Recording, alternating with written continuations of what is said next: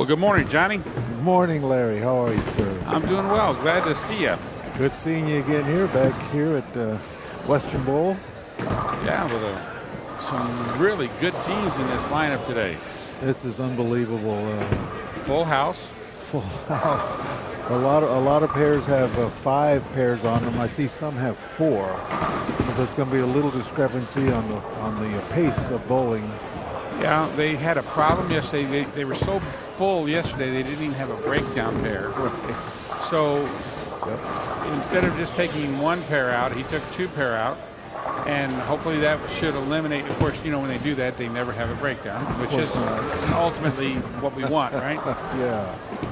But it's going to be a long day, though. I mean, it's 10 on a pair. We'll be here a full 6 hours probably, for maybe a little more than that for qualifying only. And we're already starting a little late. A lot of introductions here. And rightfully so. I mean, there are some noteworthy bowlers that are bowling in the tournament today. Of course, I liken Gene's farewell address to Bob Seger's farewell tour number 1, 2, 3, and 4. Yeah, he's talking about the Gene Vincent tournament host. We just announced that this would be his last tournament, that he is retiring. For real? Yeah, that's according to Larry. It's real. We've heard that before. So, but he'll be here, of course. Even if he doesn't bowl, of course, he'll be hosting it again next year. Right, and I also, like I said, Bob Seger. I went to 2 of his farewell concerts in years that were apart. Right. I understand. Well, Johnny, I really enjoyed doing these with you. I'm glad that I was able to get up here with Todd Stewart, who's got the channels, the YouTube channels. That's 10 Pin TV.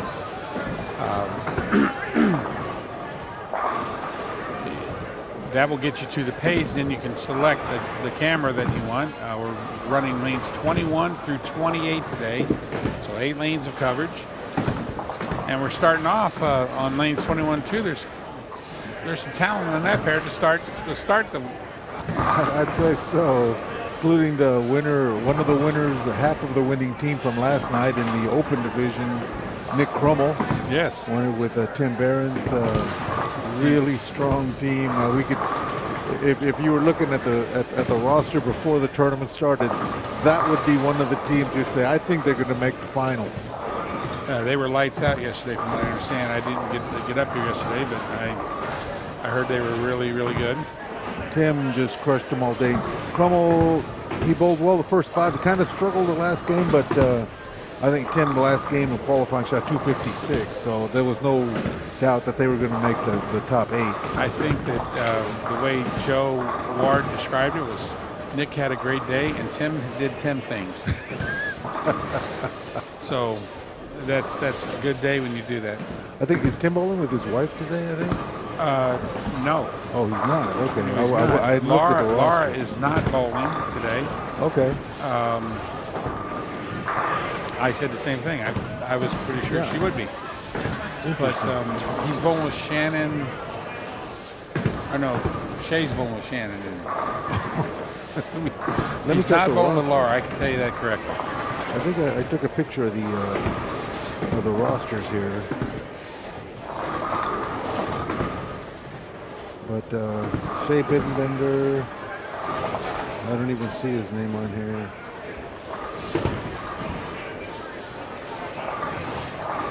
There are a lot of strong teams there, and a lot of people that support the tournament from the Peoria area where I'm from. There are a lot of Peoria people here, yes. As usual, and of course a lot from the down in the St. Louis area, from your area. We love Gene down there, Gene and Janet, and this event has drawn more and more people over the last few years, as it should. Yeah, it's really nice to see that. I love to see him support something like this that Gene is so passionate about and has been for many years, of course, supporting. How about that list of sponsors that are here? I mean, if you look at the banner that hangs above us, I mean, these are gold. Those are gold sponsors on that banner, and then there's bronze, and Is it silver? Yeah, there's silver and then bronze. So that represents not only a ton of people in this community that sponsor it, but a lot of money that's going to be given out today. Yeah, he does a good job. I mean, he's a pretty good fundraiser for the tournament. And how do you tell Gene no to anything, exactly. Right? Or Janet. I mean, he can always, that would be his secret weapon. If they tell him no, we'll send Janet. Janet would go back and say, what do you mean telling him no? So you might have to help me out with a few names. That might be something we get from Joe here, get a roster so we can kind of catch up a little bit, once we find. But I see we've got Casey Gettle and Nick Crummel on 21 and 22. Right. We've got Miss Sweet and Bobby Sweet and Kenny Combs. Yeah. We got Sammy Taylor. Sammy Taylor's bowling with that, I'm not sure. And then once again, some of these folks are new to me. I just met Jennifer White today. She'll be bowling. Jen White, yeah.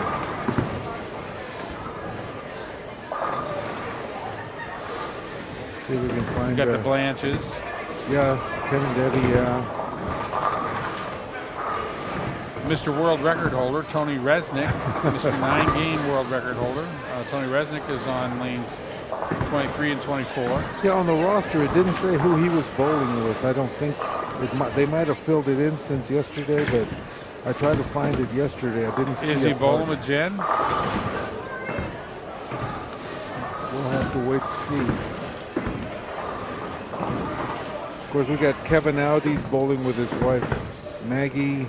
Kevin, of course, won the Open title last year with Kevin Takas. Yes, Mr. Refty. Refty, that is correct. Who is bowling down there with the lefty Jay Frost. People just have a good time at this tournament. I think it's just fun. Yeah. You'll have some that are just, of course, the very competitive ones, but I think people just, like Chad Barnes bowling with his girlfriend, Kristen Cowan down there, they're just here to have a good time.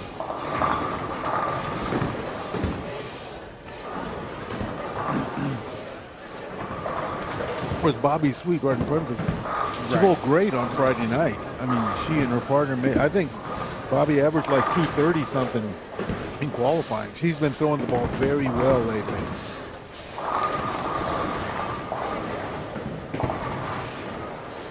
So she had no great shots that left you with 4 or less. No. Donnie would have put them on had she done that. I don't know. I don't think he's bowling. I don't think Donnie's bowling today. I thought he was. Well, he's here. He's here because his mother's bowling, Don Guerrero, and Bobby is bowling. So, but I don't think he got a partner. I think by the time he wanted to bowl, it was full. Even though now I'm sure that they could obviously accept more entries, putting 5 on a pair. Not every pair has 5 on it. So if he wanted to, but by this time, I think Kayla Johnson was supposed to bowl, but her partner Brian Davis has an injured finger, so he would have been a great. If Donnie Sweet could have bowled with Kayla Johnson, they would have been a threat to win the whole thing. You know, we got a message last night late. Joe had linked me into the Frank Vincent Facebook page because I helped promote it and things. But I know that late last night they had a late withdrawal. No kidding. Something happened, yeah, that prevented them, some folks from coming. And so, they told them if they could find somebody on a waiting list that wanted it, they would gift them their spot. Oh, wow. But it was too late to pay the money back. Yeah, Donnie is bowling. Oh, is he? Yeah, okay. He's down there on lanes 27 and 28, it looks like. Or is it? Yeah, that is him, but It looks like maybe 29 and 30. Obviously a late entry, so they wouldn't be on the roster that I have. I think practice is done. We're ready. We're ready to get this thing started. Ready to go. So it's 6 games of qualifying, correct? 6 games of qualifying, top 8 to the bracket finals. And they're going to be moving to the right, I do believe you said? They have assigned moving procedures. So they've got, okay. People on the right, I think, move to the right. People on the left move to the left, and it's not like a skip two after every game. They have assigned skipping procedures. Kind of like what the PBA does. The PBA In a way, will say skip two every game, but here, no, they move back and forth. It's not quite where you can just remember it. They have to look at their sheet to see where they're going next. So I believe our assumption that Tony Resnick and Jen Helfersy are bowling together is correct. Wow, that's a strong team. Strong team. You know, when Tony gets lined out, and if Tony can go down lane with the ball. Oh, my God. We got Todd listening in here. Todd, thanks for being part of this and bringing up the equipment, setting up. No problem. You know, Todd's donating all his time and his equipment today to this, and I really appreciate that. Todd does a lot of work with the youth down in St. Louis. You can check out some of his other tournaments on 10 Pin TV through YouTube, and then is it the JBC? What is the website for the Junior Bowlers that want to watch some incredible? JBC St. Louis, STL Louis is the channel name for the Junior Bowling Club. And we've got some incredible bowlers. You know, you'll remember a guy named Spencer Robarge that came through there, Grace Ogle, and Caitlin Ennis, all bowling college now. Kyle Fellbob, who's now graduating from Missouri Baptist and going to go on to advance his career and his education at another school. But we've really blessed with a lot of hard-working folks down there that work with the teams, and it's really a strong organization. And I'm glad to see it because in 1973 or 74, I think it was my first year, it was called the Junior Archway back then, after the adult archway tournaments. And over the years, there was a gateway that was just for the girls, and it came to the junior junior bowling conference, right? Junior Bowling Club. And then they just call them gateways because of the arch. But it's going stronger than ever. John's done a great job continuing that on, and he's got a great group like Todd and Viola. Viola David is helping, and so many others. I mean, I couldn't even begin to say all the names, so we appreciate that. But check out the junior bowling there. But today it's 6 games here at the Frank Vincent Memorial event. Yep. And I believe it's handicapped, what, 90% on 440? That's what it was yesterday? I'm guessing it's the same thing. So a lot of teams that, even though they may not have the strongest scratch bowlers, they will still be in contention to make the cut or to cash. If it was the same as yesterday, it'll be the top 20 teams cash and the top 8 advance to bracket play at the end.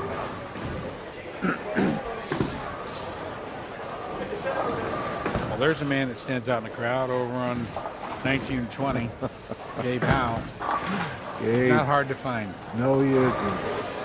What a great guy. Yeah, he and his partner Tyler Young yesterday, they had a big start, and I think they made the top 8. I'm not sure where they finished, but Tyler started out with the 297, and it's funny because later in the tournament, about like game 4, somebody else, Camden Rokita, he was bowling on the high end, and he shot a 297 also. And then he said, that's disappointing because if I had finished, it would have been my 3rd 300 this week. So he's been on a heater. Oh. There goes Crummell for his first.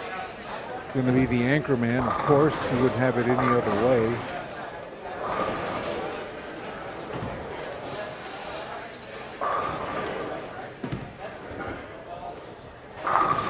Just an effortless ball. I mean, I've seen him bowl since he was a junior bowler, and you could tell this guy had next level talent. Now, he came out of the Chicago area, right? I believe that is correct. I mean, he's relatively new to St. Louis, but he's become a quick fan favorite. Oh my God, yeah. I mean, he's done well at the national level. I think he did well at the Masters one year. Just a solid player.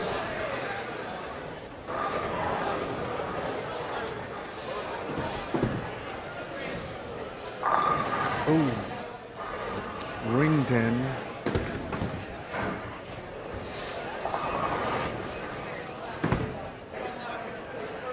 She's a pretty solid player. I'd seen her at other tournaments. Oh, Casey? Yeah. Yes. Oh, my God. Last year,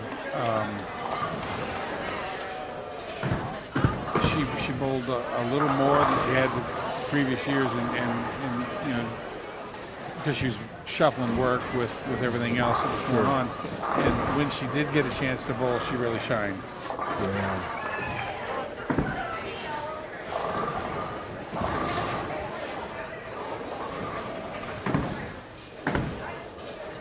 Tony Resnick going for his second frame. I don't know if you saw it, but in the first frame, he left a 5-pin. And of course, his partner raised her hand. I missed that. Tony doesn't leave many 5-pins. That's why it was a little unusual. There's Tommy Barnwell bowling on 17 and 18 to our left. That's going to be a tough team bowling with Danielle. Yes. Oh my God. She can play. Tommy's another one. When he gets warmed up and he gets lined out, he can strike a lot. Yeah, he holds the Peoria record. He shot an 886 a couple of years ago in Peoria. Well, I don't know if Benny's watching today or not. I hope he's on there, but I understand he's recovering from his knee surgery. He's been off the lanes for quite a while. I'm sure it's killing him not being able to bowl. Well, Tommy said he wanted to come today, but Mom said no. And we know who the boss is. Well, I think when Mom puts her foot down, that's probably a hard no. Yeah.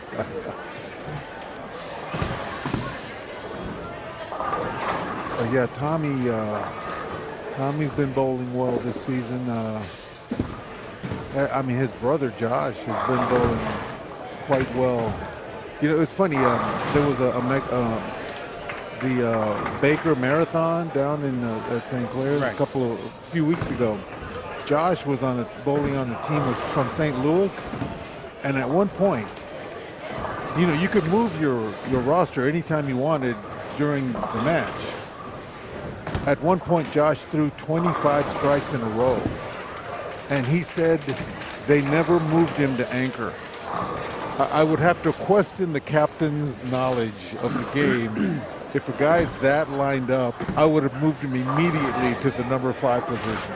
Well, Todd and I had a 2.5-hour drive up here today, and we talked a little bit about captains and bowling teams. Yeah.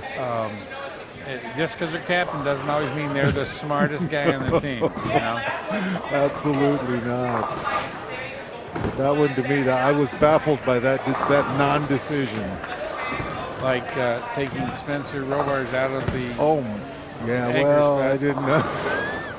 That was, I think, questionable at best when I don't know what Rick Steelsmith was thinking, but I don't know if we're talking about, of course, a televised college tournament, PBA, where Spencer Robards was the anchor bowler for Wichita State.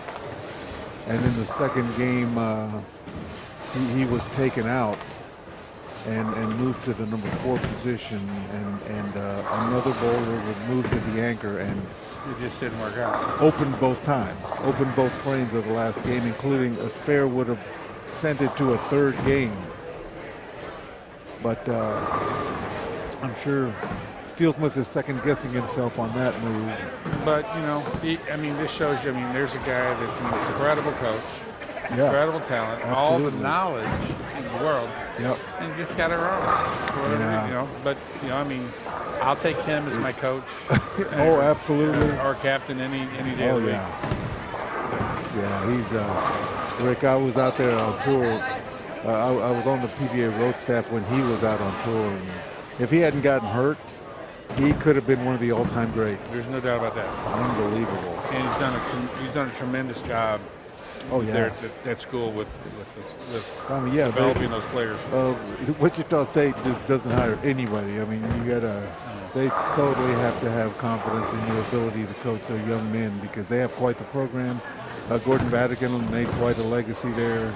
I understand I think Gordon's going to have a rotator cuff surgery next month sometime. Wish him the hope all best. goes well, yeah. Nick Crummell starts off with the front two, of course. A lot of guys are striking. Look, it's my new best friend, Jennifer White from Peoria. We just met today and already great friends, you know? Oh, sure. Yeah, she claimed the seat right next to That's yours, right. I see. Well, I'm guarding her purse as we speak. Now, do you know the gentleman on 22? I do not. That is, yeah, there's, I wish everybody That's Jennifer's partner. had, I wish everybody would have, to have a name tag. Oh, she said his name was Chris something. And it was, they wouldn't be on the roster because she just picked, got the partner like Friday night when she was here to bowl the women's tournament. But all I know is his first name is Chris. I think that's all she knows.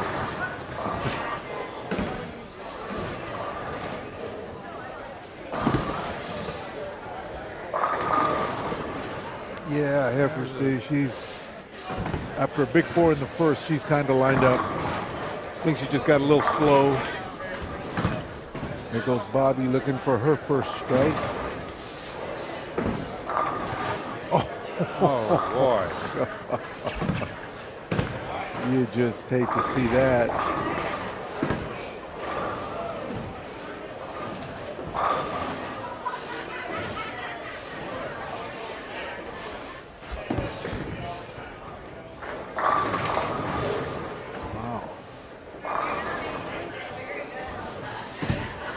Rick Coy bowling down there on 19 and 20. He bowled very well yesterday. Bowling with John Richardson, who he bowled with my son in the Baker Marathon. Team finished tied for 5th. They bowled very well together. John, former collegiate player, but Rick was really on fire yesterday. With Kenny Combs, missed it a little bit. 2-8. Still throwing the ball pretty well for one of the senior players from Peoria.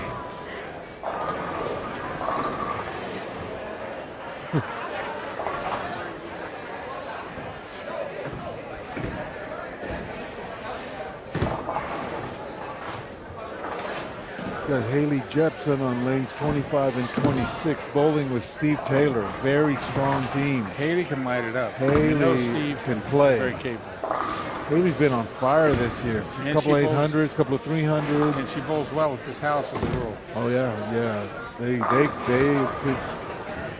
on paper one of the favorites in the tournament. They're very strong. Steve cashed with Tyler Tornow yesterday. They got a kind of a slow start. It was funny, Steve. His carry hasn't been the best in the last couple of years. He had a 300 on Monday, but his first two games were 170, 190. Then he goes 300, so he was plus for the night without a 200 game. And I believe the 4 games before that, he had not broken 200. So my son was giving him grief, saying he's bowled 7 games in a row without a 200, but he was still over. That will do it.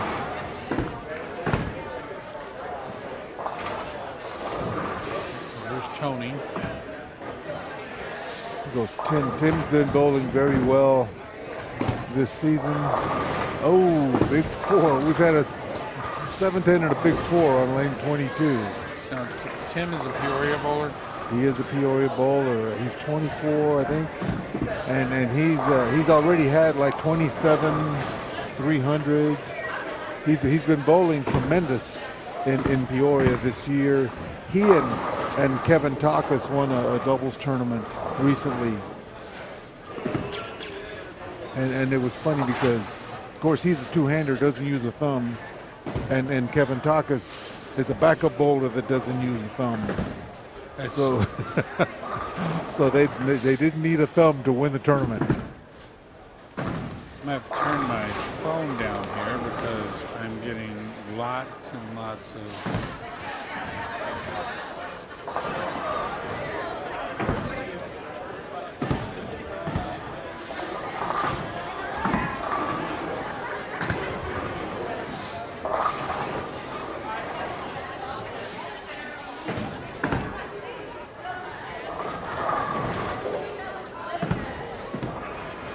That would be good.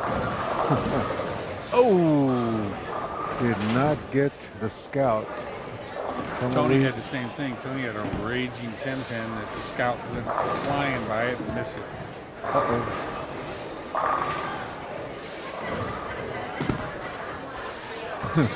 Nice follow through. Looked like she stuck a little bit, fell off, but it still had plenty to come back.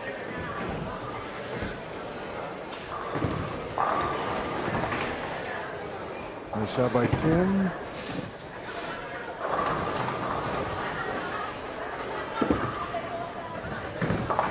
Man, Crummell is just so solid on those spares. And I mean, I know he can strike a lot, but it's the spares. You'll see all the top guys that are up there because they can spare. That keeps them at the top level. He's a tremendous spare shooter. Here goes Haley Jepson, leaves a swishing 7 pin on 25 and 6. Corey Kistner bowling with his wife. And today's Corey's birthday. Getting closer to that senior level that he's kind of waiting for, I think. Yeah. The last few times I've watched him bowl, he's bowled very well. I'm not sure. I'm not sure exactly. He's either 40. Oh, okay. So he's a couple of years away. He was born in 1975. I don't want to say he's a youngster, but that's the year I graduated from the University of Texas, he's 1975. So yeah, he's a pup, but he's not 50 yet. He's throwing the ball. He's one of the two-handers. He converted to a two-handed and has done very well with it. I think Walter Ray said that he'd messed around with it a little bit. Walter Ray's had a 300 with it. Yeah. Yeah. I had some video of him messing with it. Yep. I mean, he has. I mean, I'm sure it's got him a few extra revs that could make a difference. That's amazing when you can do that, switch back and forth. I know the best I've seen doing that, I mean, other than Walter Ray, of course, is Parker's son, Justin Bone. He can bowl two-handed or one-handed, and he's crossing with his dad in the Masters this week. He's very excited about that. Nice young man. I've had a few conversations nice. with him. And then Brandon. Brandon could be the best of them all. He could end up beating all of their records.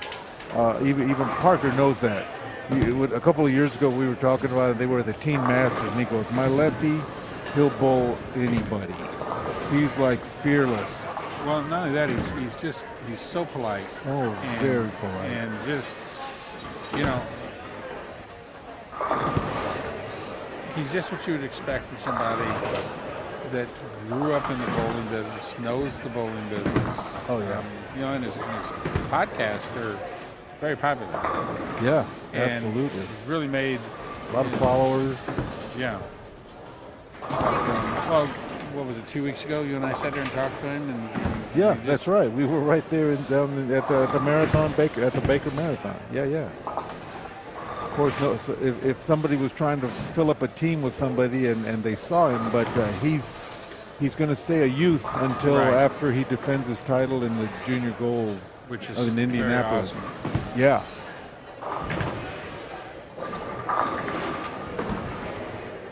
Well, Todd has got a couple of daughters that will be bowling junior gold. Oh, yeah.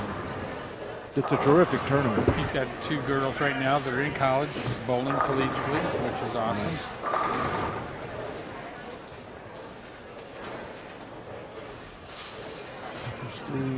Interesting. Randy and Cassidy. You always remember Brandy, and Cassidy should be easy for me to remember, but You saw Cassidy an extra year in the Imperial. I know. She was around even longer.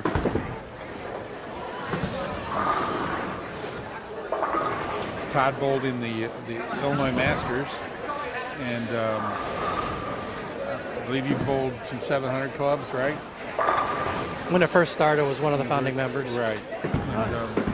he bowls a couple leagues in St. Louis, and we bowled summer league at the Orphs. You know those folks. Of course. The two-ball league there in Shrewsbury with the Pollards.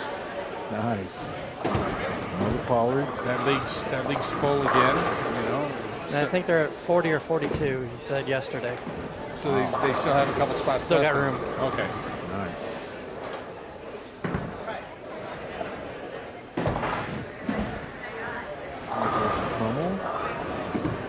Unbelievable. Love his release. Of course, that's 8 pins will stop anybody. Solid 8. That's what my son left 4 of those yesterday, and they never come in a good time. But yeah, it was. It's about as solid as you can get. Well, Johnny, let's talk about the stream today. It's a little bit different than it was the last couple of years, isn't it?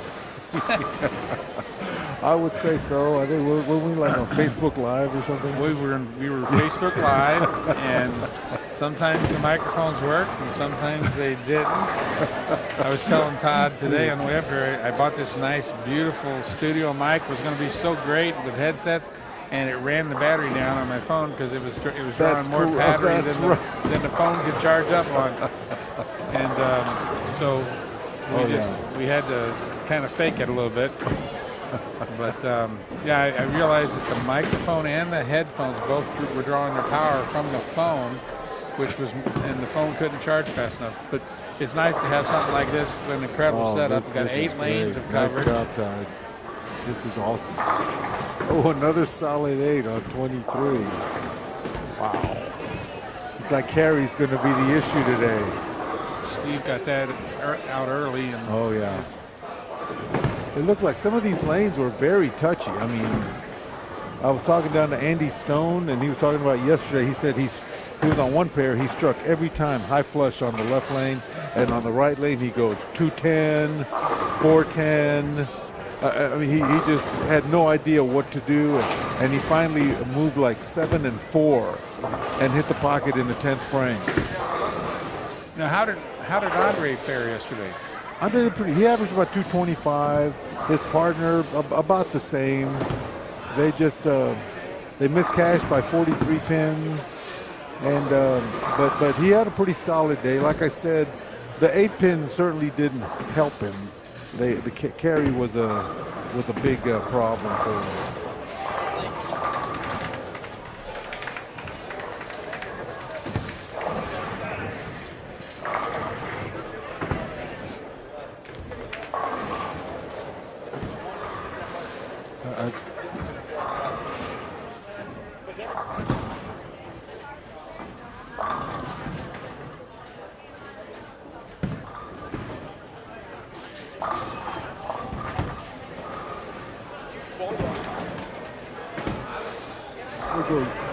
Resnick, didn't carry. Of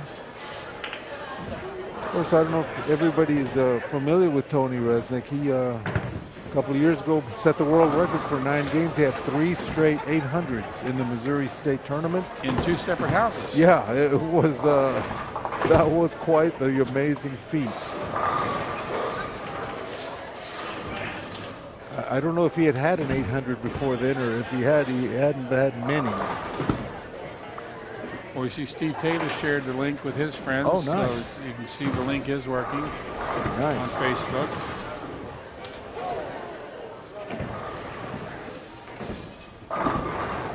You know, I want to take just a second and shout out, I don't know if they're watching yet or not, but Roy White and Victoria. Oh, my God, yes.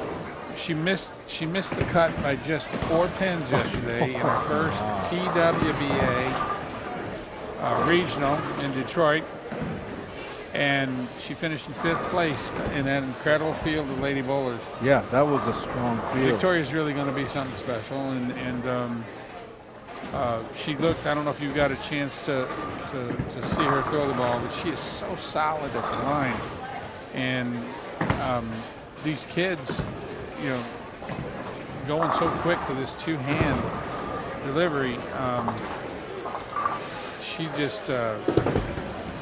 She was just killing it. She closed out game 7. She shot 248, and I think the last game 8, she was 218 or so.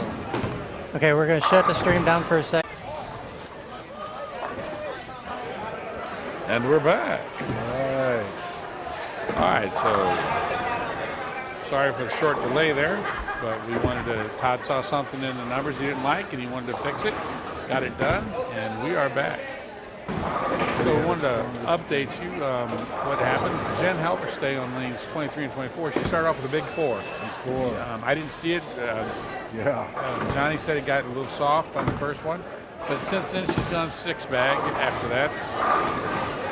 10 bag, all of them. Just crushing. Tony Resnick, who has been on the 9 train, he got solid in the pocket and carried. Throwing a bunch of good balls, just hasn't carried, but he looks like he moved out just a little bit on that one and looked good. Trying to see what John Marcella is doing. Looks like he doubled after like 4 straight spares. Right. So he's maybe getting something. Bowling on the same pair as Rick Kidd right now, another lefty. And Rick's on a 3-bagger. Maybe they're lining each other up.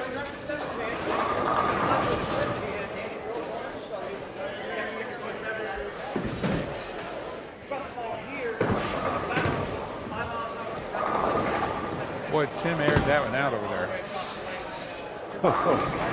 He can hum it. He threw that one out 15, 16 feet out of the lane. And Tim Bland went Brooklyn. Left a 6-pin. Now, do you know the young lady that's bowling with Rick Clay? I don't know her. No, I do not. You don't know her? I looked up her name. I didn't know who that was, but trying to find her name.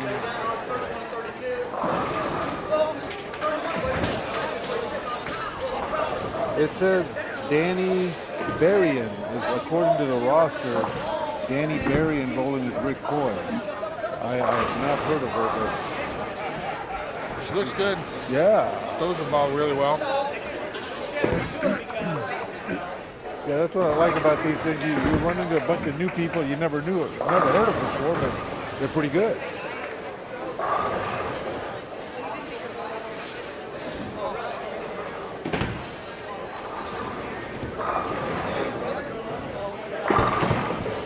Nothing wrong with that one, Casey.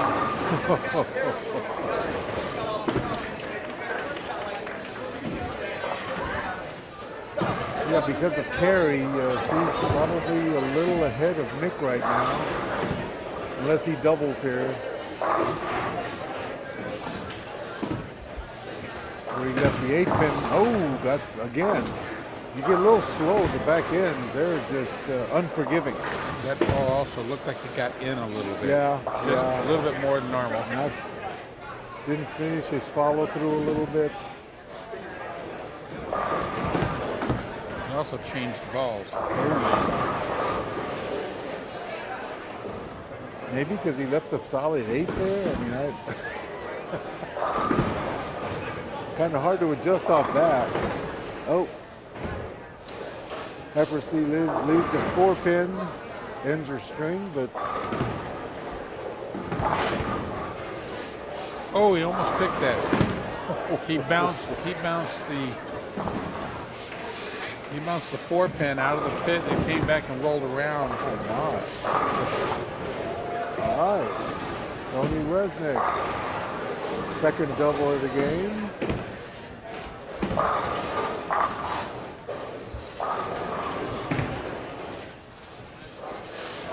Well, it doesn't look like either Haley Jepson or Steve Taylor is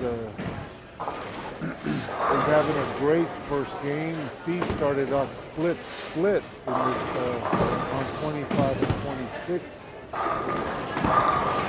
Nice strike by Steve. Double for him. A double.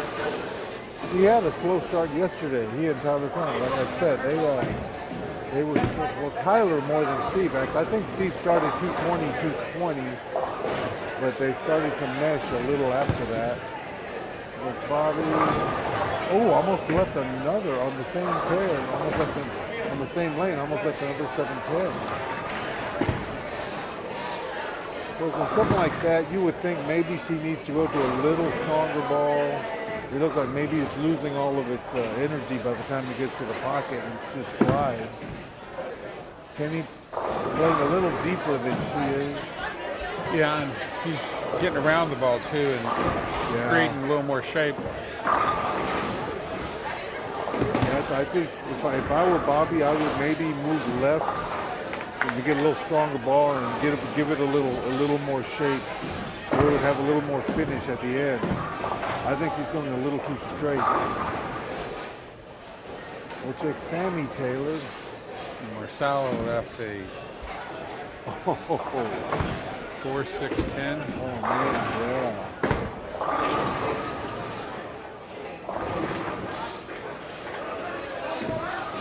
Sammy Taylor. Solid strike for a double. And his partner, whoever she is, that's not bad. Who's your partner? Amy right there. Amy Huntington? Yeah. Amy Huntington is his partner. Pretty solid ball right off the corner.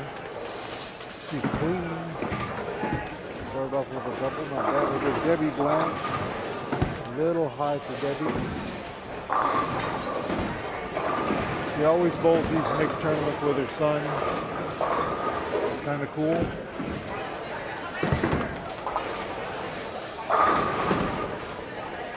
Yesterday, Tim bowled with Dillard Clark. Yeah. So they bowled okay. They didn't cash.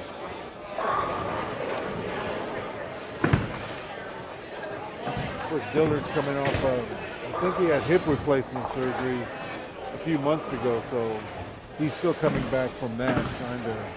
He used to be one of the top bowlers in the area. He's trying to get back to the plateau, and I'm sure one of his hopes is to get drafted in the Traveling Masters League again.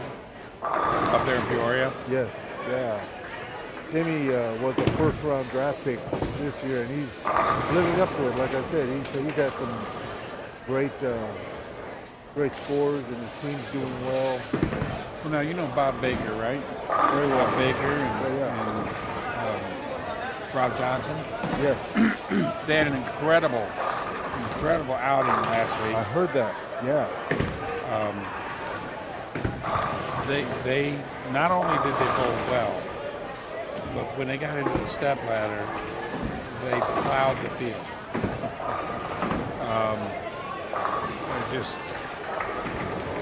I saw Dillard Clark and Tim were down there last week for that, and shout out to Rob and Bob. They just did an incredible job. Rob Johnson, he's amazing. I mean, my son has bowled a couple of tournaments with him, and Rob has won a couple of the senior stops down there. Yes, he has. Turned 50. Once he gets lined up, I mean, he's amazing because he plays almost in the dirt. He plays that outside. And he's consistent. Yeah, it doesn't overturn it. Yeah, once he gets lined up, and Bob Baker, I mean, he can just overpower lane. I believe Bob has had 8 300s this season. He is so just he bowls doubles with Don Sweet a lot. They bowl holiday doubles. Yes, they cashed and down they there a bowled few it times. well, and then they also bowled the Christmas doubles when the holiday doubles got canceled. Yeah, They came down to Concord and bowled that. Yeah. That was the first time that I had actually met him. Oh, okay. And but his game has really improved. Yeah. And look who's actually here. Who's that?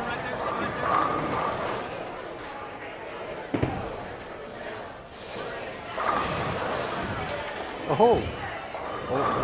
I guess he got out of the doghouse. Wow. Benny, what's up, man? Benny Barnwell shows We were up, told ladies you and got gentlemen. told no. How are we doing? How are you, man? I thought the boss said you had to stay home today. You brought her with you? No, he brought his dad. Oh, Dad wanted to come down, so Nice. she said, "Go ahead." Good seeing you, Benny.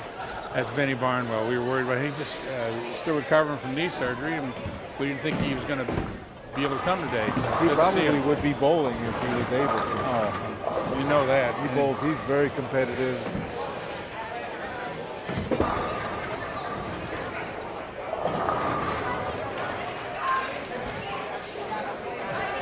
Let's see if Steve Taylor can get a turkey here. Haley finally struck again.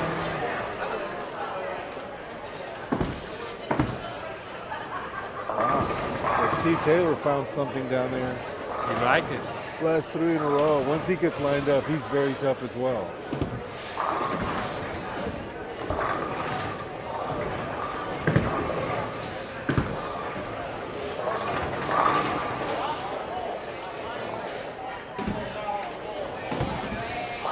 Brother Sammy's going for his 3-bagger. Oh, he's got a pretty good game going. His only open is a split in the 5th. So he struck 6 out of 7. Or pin, 6 pin rather. Still having a solid game.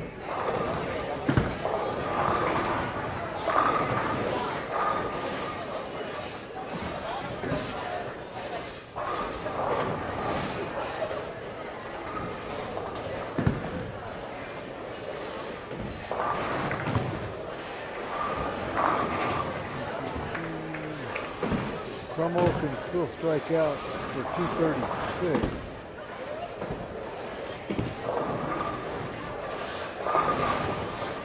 It still might not beat his girlfriend.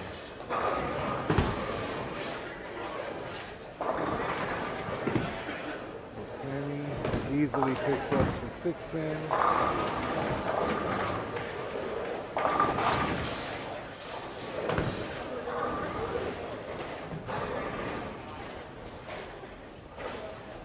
Rick Kidd was on the streak down on 25 and 6, picked up the big 4. Another way you want to end the string. There goes Crummel. Looks like he moved in a little bit. That flush. Eddie Blanche has 1 open and a double to about 190.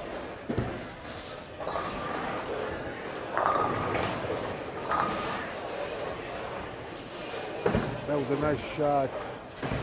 Looks like she's having the same problem that Bobby Sweet is, kind of playing a little too straight. There goes Jen White, Larry's best friend, new best friend. Oh, that's a nice ball. Oh, I don't. 5-10. That ball, it looked like the ball did not hook a lot. It was sliding when they hit the pocket, but it was actually. The aim was good, but I think she needs a little stronger ball if she's going to play there. All right, so Jen's going to shoot 230 plus. Yep. Tony needs this to be in the 2s. Yep. Oh, And she picked it. picks up the 5 goal. Tony safely picks up his 10-pin. Maybe going to try another ball. Going to try another ball on the fill ball.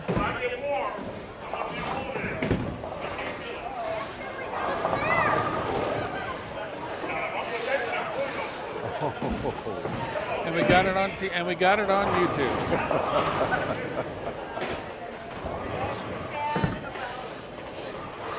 No, you should be ecstatic.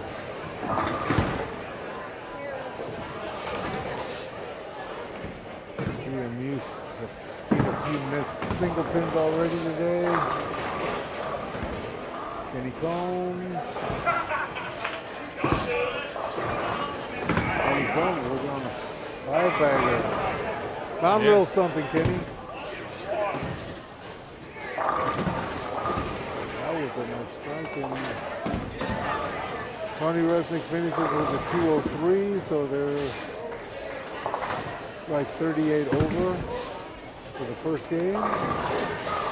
Steve Taylor leaves a solid 4-pin and a 9th.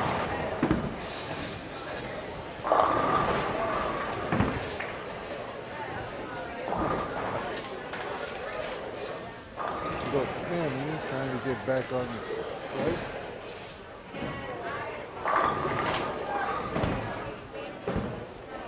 Sammy's got a nice solid game. Again, he does well in some of the senior tournaments. I would like to see him come down and bowl some more Grand Prix seniors. I think he could do well.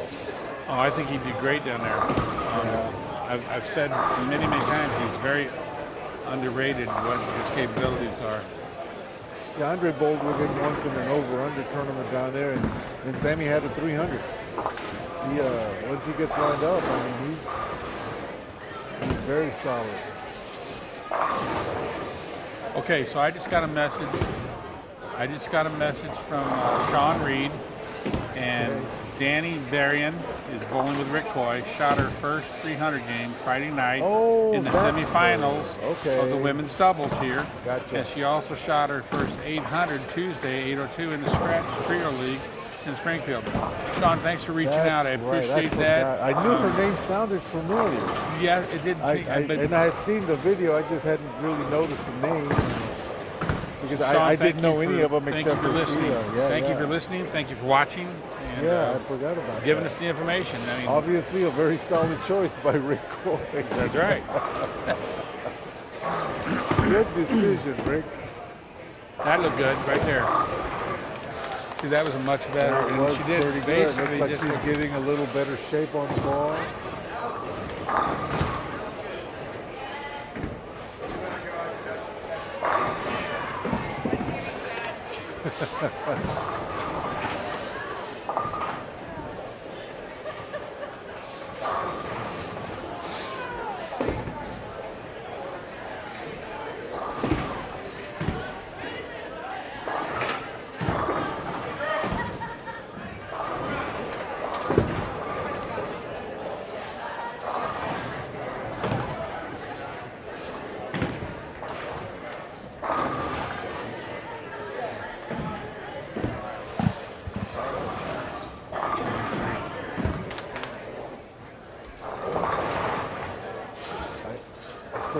I don't understand.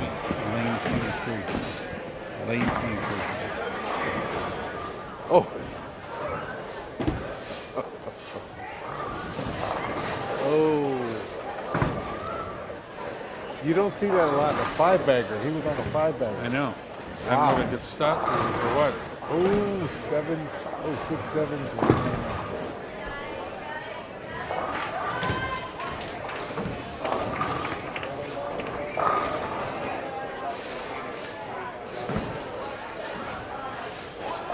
Yeah, he had a possible 247 and he ended up with a 206. Kind of disappointing. It was Tim.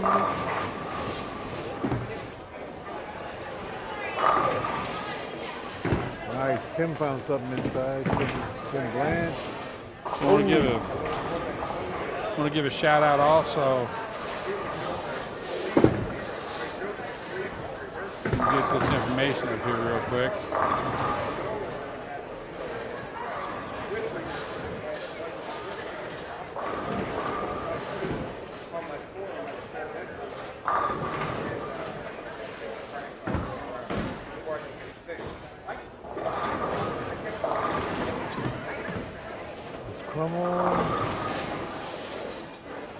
He leaves kind of a swishing 10-pin. This is kind of the struggles he was going through yesterday. Philip Berry also. Philip said he'd added some of that on the YouTube chat, and Sean gave a little more info. So thank you, Philip, for watching today and joining us on YouTube. We appreciate that. Looked like Rick Coy. Speaking of Rick and sheet 210.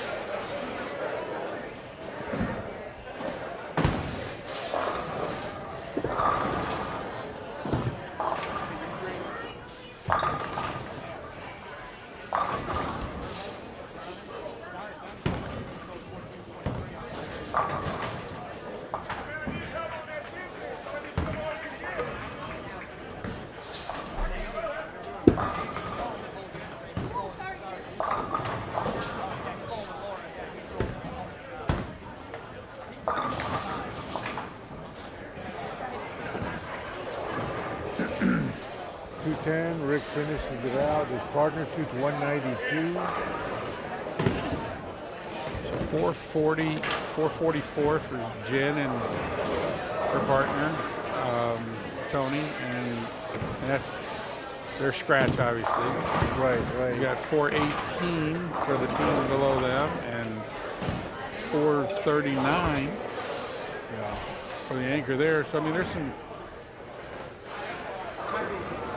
decent starting scores. Not bad at all. Of course, you don't see the 500s yet that we saw yesterday in the open division. There was like 4 or 5. There were about 500s after the first game.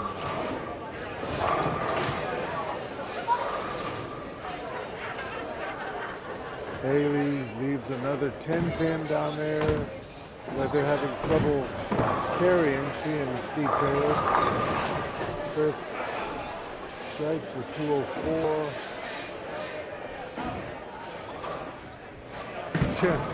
Jen White goes strong. Okay, Kenny has a 6-bagger. He's got a look. He's got a look, yeah. He bowled against my son's team in the Masters League on Monday, and it's like he couldn't miss. How'd y'all do? Happy birthday, Marine. Yeah, happy birthday. That's Corey Ooh. Kistner. Want to wish him a happy birthday.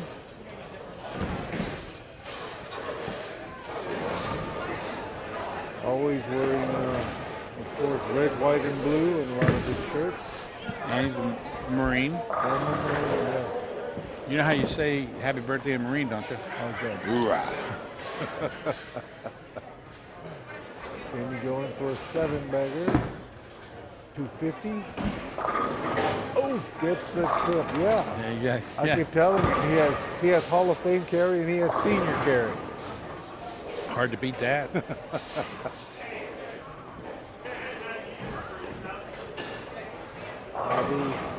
She's thrown the last 3 really great. Yep, moved in. 9 pin. Oh, boy. Wow. She threw the last 4 Well, great. shot 194. And he's going to shoot 250.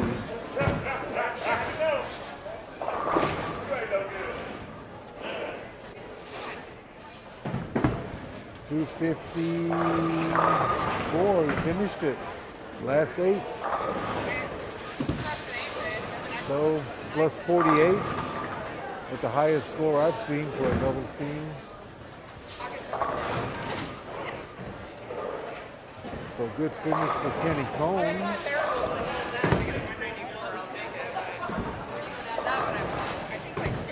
For Sammy.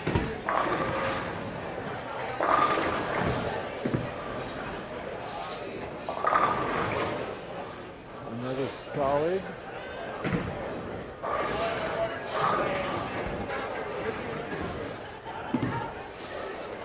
His partner, a little high, 467. She's at 230 right now. Yeah. Before she even throws in. So this is going to be a nice team game as well. Looks like we'll get Kevin Audi and his wife Maggie in front of us on 23 and 4 next game. Wow, solid. Sammy's locked in.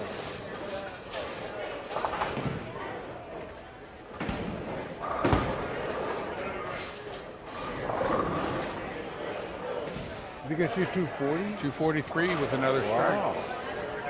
70, that'll be 70.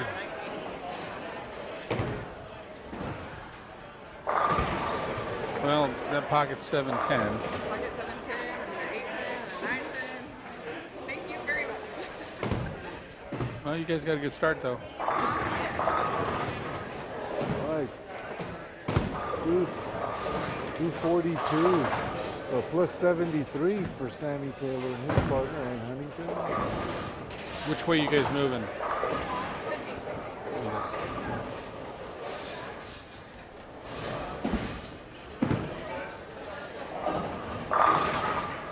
15. So now and surprisingly enough, I mean, they're finishing all about the same 5s and 4s. They're finishing real close to one another. Not bad.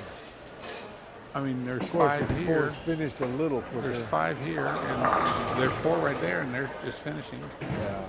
So Debbie's left. all in all, we started. So an hour for the first game, Not bad, not bad. That's right, because we started and a they'll little late. pick up. Yeah, they'll pick up faster. Yeah.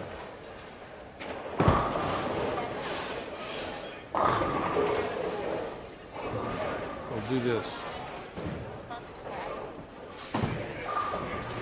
Right, we got the Kissners in front of us. When you put this over the top.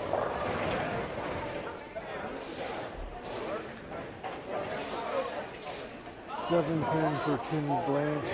Hate to see that. Because just in case I'm turned the other way. 228 with getting one. Then we can shoot 180. So they'll be a little over. 228. If she gets a spare, they'll be +8. Of course, it is a handicap tournament. I don't know how much handicap his mother gets, but they'll get some.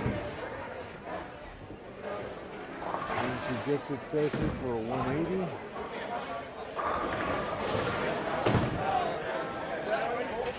And Nick Carlton struck out for 215. Partner 212. Let's see if they can finish it out.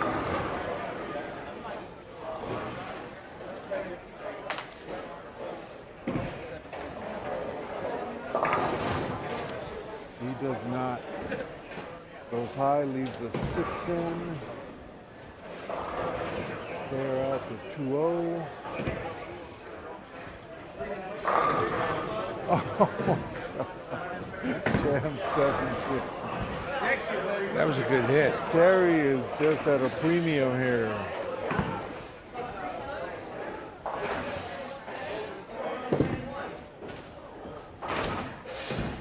Wow.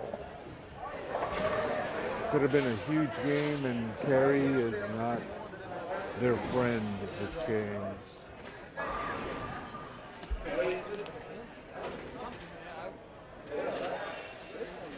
As I mentioned earlier, Nick Crummell, part of the winning team, half of the winning team, opens up the mixed doubles with a 2-0. Gets a spare. Casey's going to be 2-0.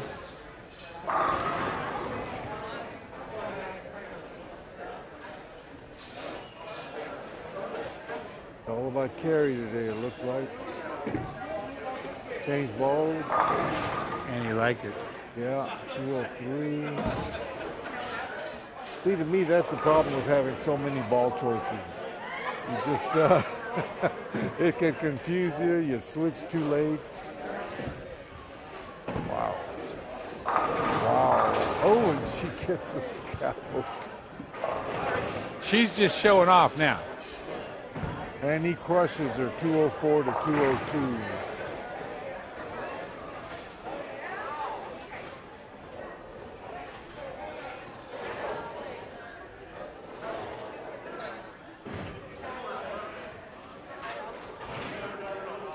Chad Barnes coming across from us here.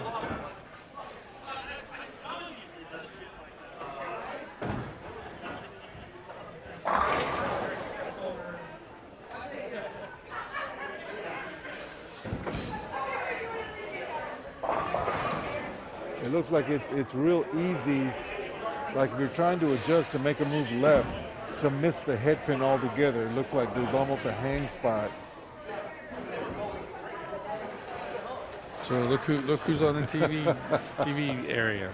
See my son Andre with his partner today, Jennifer Mowerman. I don't know how they did the first There's Shea game. Bittenbender and Ashley Ward. Wow. Yeah, we got some very familiar people to us anyway. They'll be in front of us. Kevin and Maggie Audi will be right in front of us. We've got the legendary. Kissners. Oh my God. The legendary Jody Oliver on this pair. Oh my God.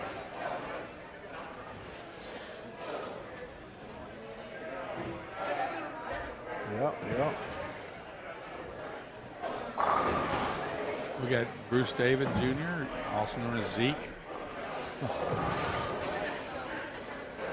There's Larry. I'm gonna give a free ad out here. A lot of people who might not know Zeke right here. He's one of the owners at St. Charles Boat and Marine. I mean, you want a boat? He's your guy. And if you're a bowler, Give he's you a really deal. your guy. Nice.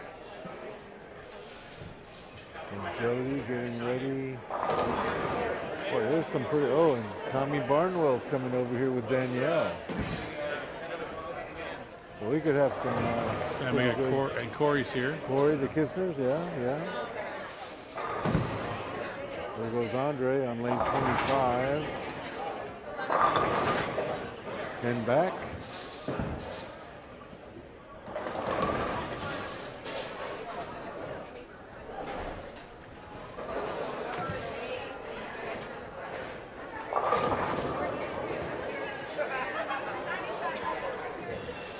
So Christine Gill had 238. Larry's working 225, is that? That is a strong team. 245, I'm sorry. Wow. So 238 and 90 245. over. Pretty strong. Christine's got a great physical game. I've always absolutely. loved her game. Right here. Yeah, and she's back here in town now. Well, I say here in town, St. Louis town. Right. She was out in Colorado for a while. Now we're glad to see her back here. Nice.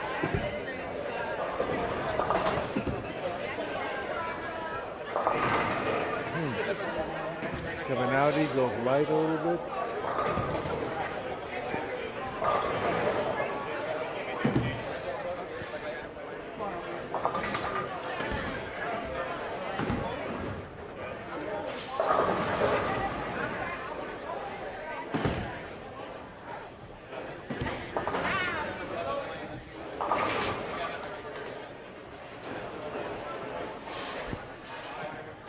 All right, and spare for Mr. Audi. Oh, there goes Danny. Oh my. That ball came back a long way for Danny. Wow. There's Corey. Oh, Get the slow roller on the 7-pin and get it out of there.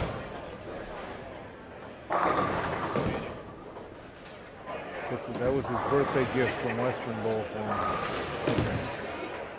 His wife. And not so lucky. Like she's having some knee issues. I hate to see anybody wearing that knee brace. You know something's, and that's her bending. That's her. Oh my God. I would hate to have that. I've been pretty lucky. Knock on wood. Never had any knee issues. There goes Miss Oliver. Strong. Wouldn't expect anything else.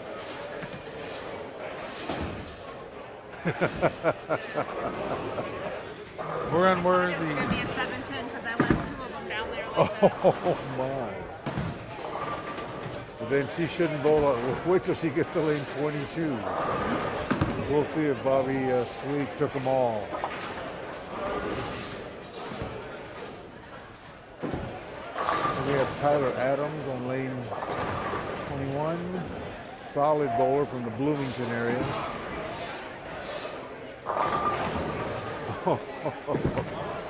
Nice carry.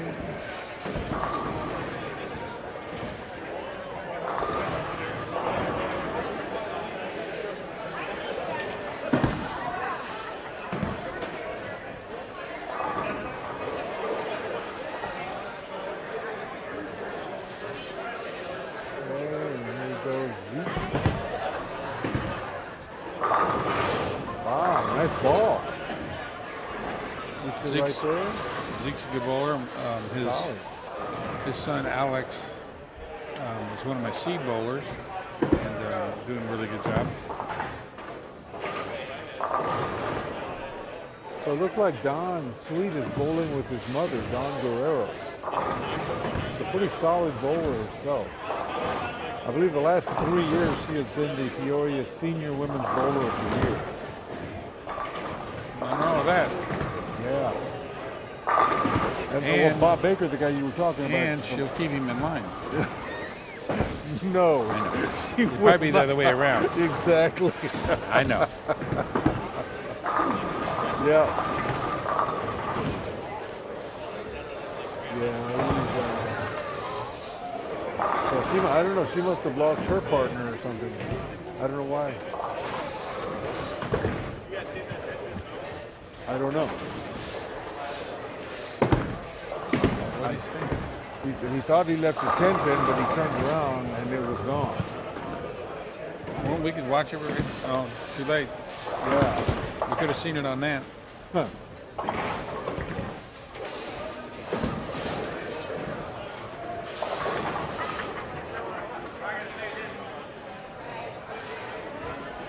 Okay. Yeah. That's channel 1, that's channel 2.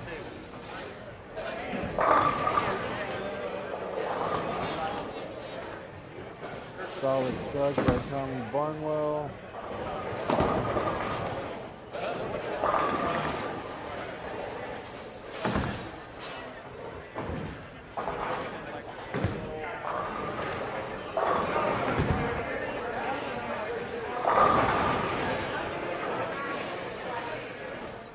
Don't see any standings posted yet. They're still probably putting them in. Joe Ward putting them in the computer.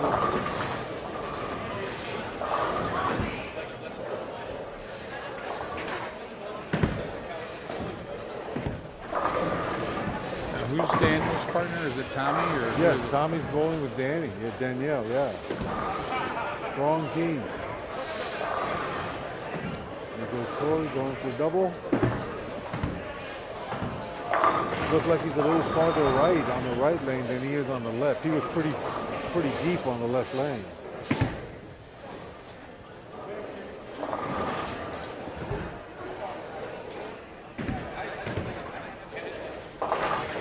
Yeah, pretty solid spare game by Danielle. Danielle and my son Andre won a doubles tournament last year. This season, but like in November, and they had never met each other before the tournament.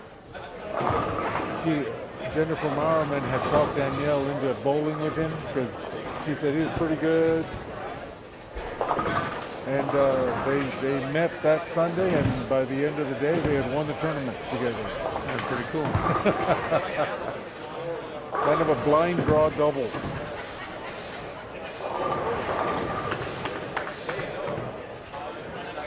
Kind of a rough start for Nick Crummell again. He left the 2-4-6-7 first ball and then chopped off the 3-4-6-7.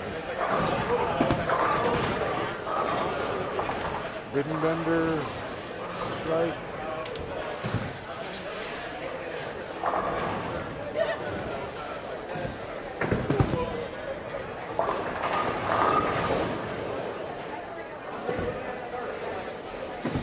Larson. Oh, missed a little bit. Gene. What's the baseball line? Just a bit outside. Bit outside. There's our tournament host. Gene Vincent says this is his last tournament. He's retiring officially. That's what he said. We've heard that before. We'll see if that's true.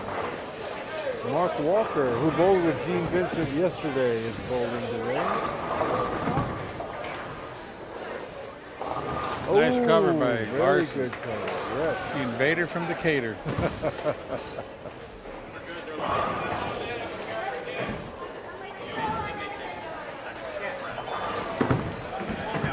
First standing should be coming up pretty soon.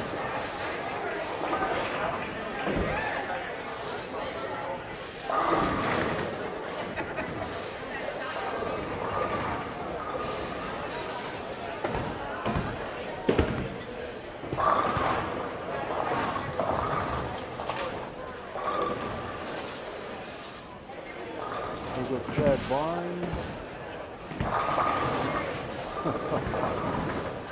Covers a few boards. Underhill 510. No, just missed it.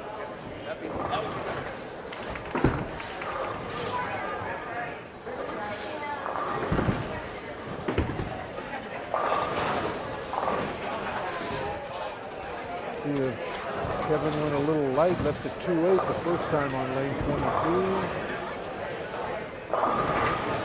Went light again. Maggie misses the headpin to the right.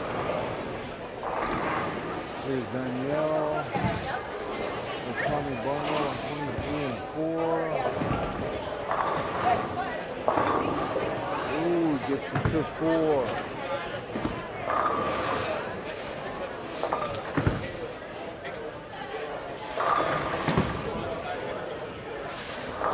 Tommy going for a double.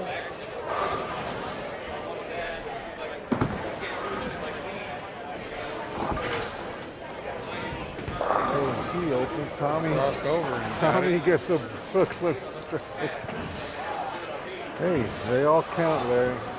Hey, I would take them. I believe it. It makes up for every time you've welded a 10-pin or See, now blower Sheila, 7 or Kristen's wife goes light on lane 22. You would think people would start moving left or getting strong. But I mean, everybody has almost gone light on the right lane. If the lanes are talking to you, people have to pay attention to when other bowlers are bowling on their lanes. Because obviously, Corey moved to, he's playing farther right on lane 22. He knows, and he's playing pretty deep on the left lane and getting to the hole. So Corey has figured it out that the right lane is tighter. You would think he would talk to his doubles partner a little bit. Ooh, gets a bucket. Andre went high on lane 26, so that lane may be hooking more. Uh-oh. We see another gutter ball on lane 23. Here goes Jody Oliver.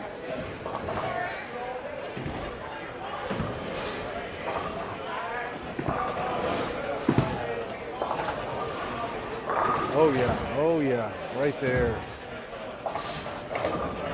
And her partner Zeke, he's playing pretty far out as well, but I'm guessing he's got a strong ball. He's got a double. Start out with a double. looks like he's using power torque. Absolutely. Wow, what a great line to the pocket, and it's strong enough that there's no chance for a weak 10.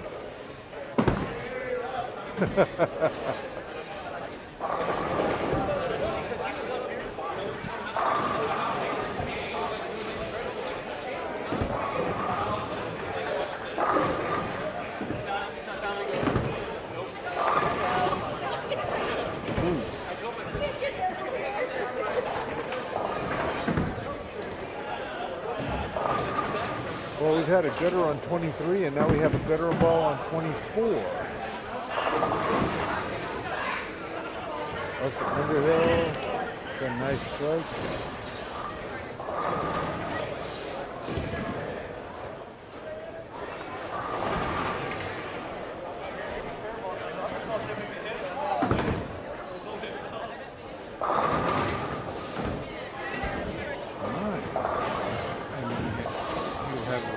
Scores are screaming.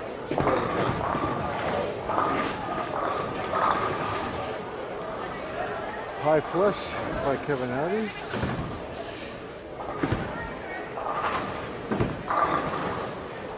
Going to the 10-pin 3D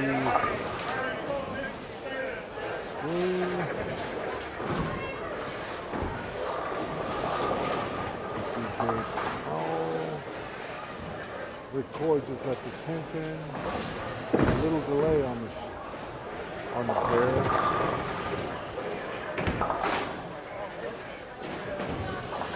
Nice. This is really. I like the Nice capabilities clear. of today's streaming. Yeah. Nice spare by Rick Coy. Here comes Big Gabe.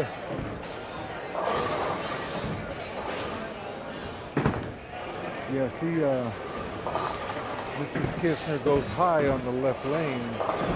Again, the lanes are talking to you. That means it's hooking more. We'll see if she makes the right adjustment. Here goes Corey Kistner on the right lane on 22. Again, he's playing a couple of arrows right than he is on the left lane as a two-hander. Given that ability, but yeah, right between the third and fourth arrow, and he's totally lined up.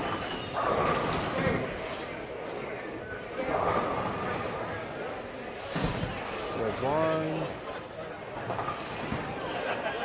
There goes Tommy Barnwell going for turkey, trying to build on that Brooklyn that he got the last frame.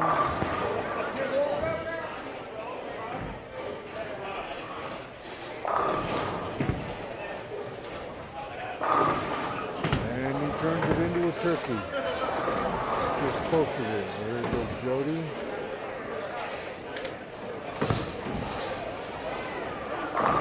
Wow, dead flush. Oh, doesn't get the scout. And San Andre on 25 leaves a 10-10.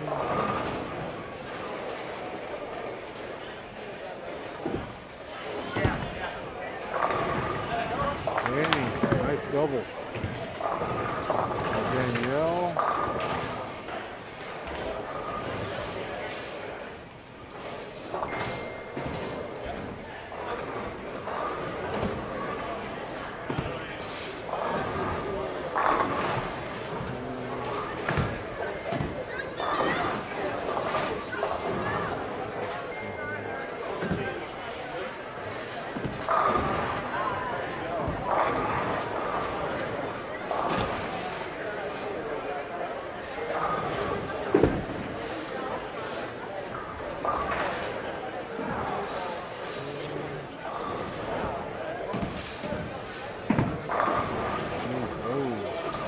Oh, nice spare by Zeke.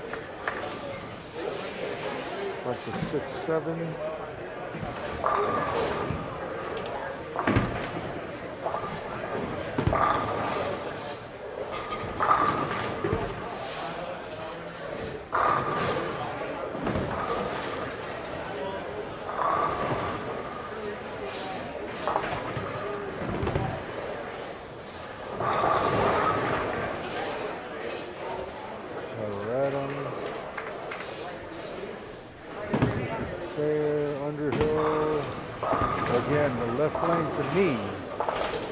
Hooking more. Everybody's going high on the left, and if you miss on the right, it looks like they're going light. So I just think these bowlers are just not paying attention to what's going on.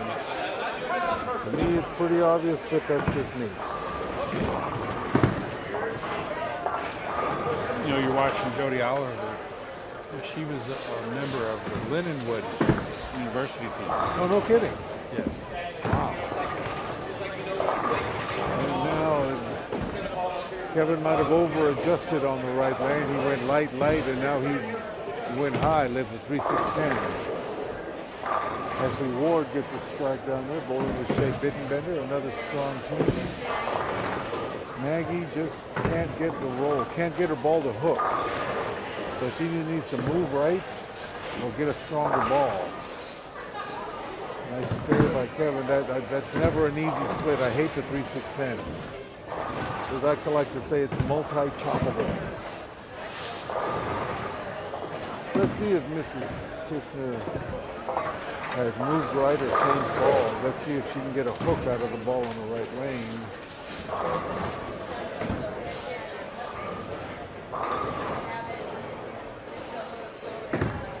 Sends it right. Again. Oh, she gets the tickle strike. Look. Tyler Adams. Oh. Thank you, Tyler. Thanks. Okay, there's Chad Barnes. 10 back. Okay, Let's not see. sure what this is going to look like on the stream, but we're going to try to throw the top 25 standings up there. Oh, there it is. Okay. Here's your standings that you guys can see, and I'll throw them up on the screen. Oh, wait a minute. Warwick and Renfro plus. Oh, they shot 500 and are leading because of their 18 pins of handicap. Chris O'Neill. Oh, dang it. Oh, Mike McWiffy.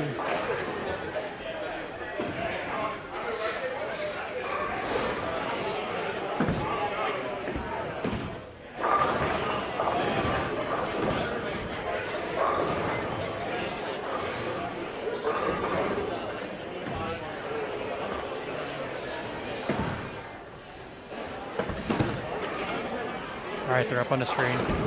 Okay. There you go. McWiffy and Walsh. They shot 500. Barrett and Sellens. Oh, Tim Barrett is bowling with Sellens, who bowled with Resnick yesterday. Sammy Taylor and Huntington are in 7th. They get 18 pins a game.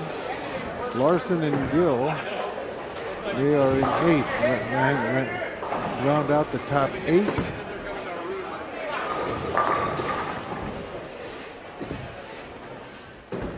Andy Stone and Laura Stone shot 463. They get 14 pins. They're in 10th.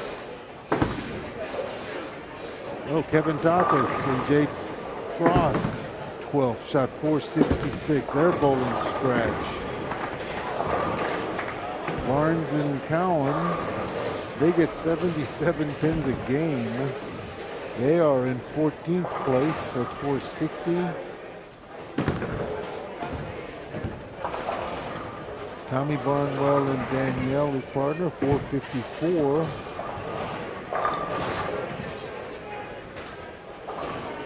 Kenny Combs, Bobby Sweet only getting 2 pins or 448 despite horrible carry by Bobby Sweet.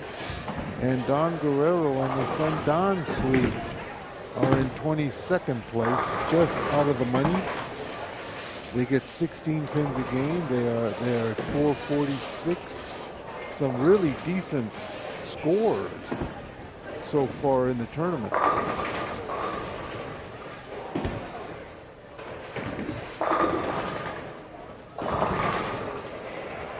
Obviously need to get a different QR code to see the scores on my phone to see it farther than 23rd.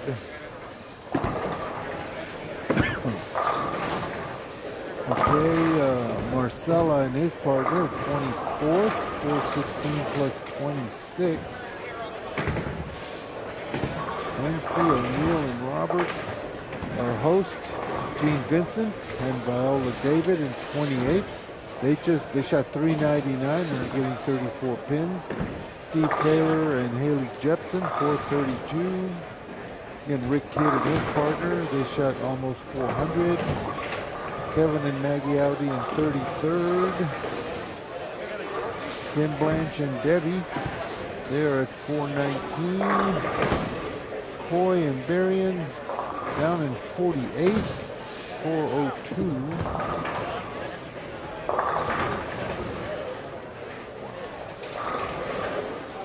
Brian Rucker, 46th. Tyler Young and his wife are down in 54th.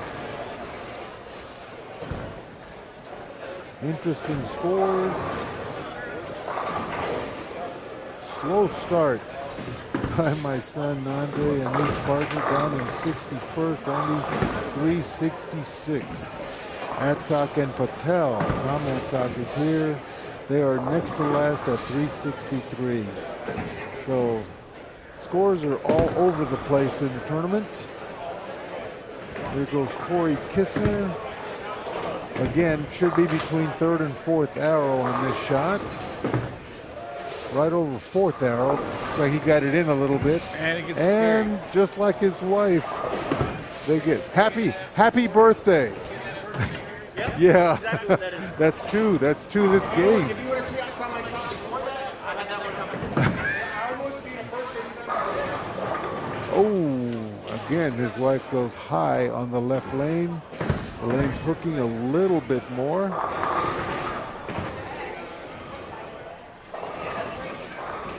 Andre going for a double on lane 25.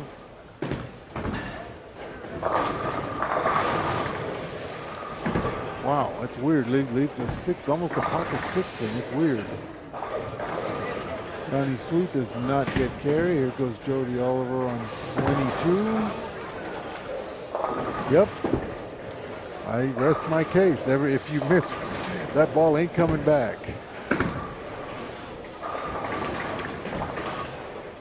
And she gets her spare. Donnie spares the 10 pin.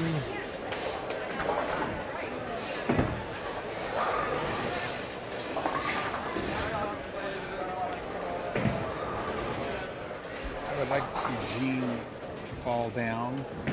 What's that? I'd like to see Gene ball down Yeah. and throw something and get down the lane with it and let, stay in the friction. He's working, he's working too hard right now. Yeah, you're right. And he's in an area where the ball, if he lets up on it at all, it's going to go left. And that would, Yeah, he doesn't have the ball speed. I mean, one of the things that goes when you get to our age, Larry. Of course, there's Mark Walker. Like I said, he bowled with Gene yesterday, and he turned 50 last year. He still throws a tremendous ball. I mean, he is a high revs guy again. That's like the third two pin I've seen trip forward in the last few minutes.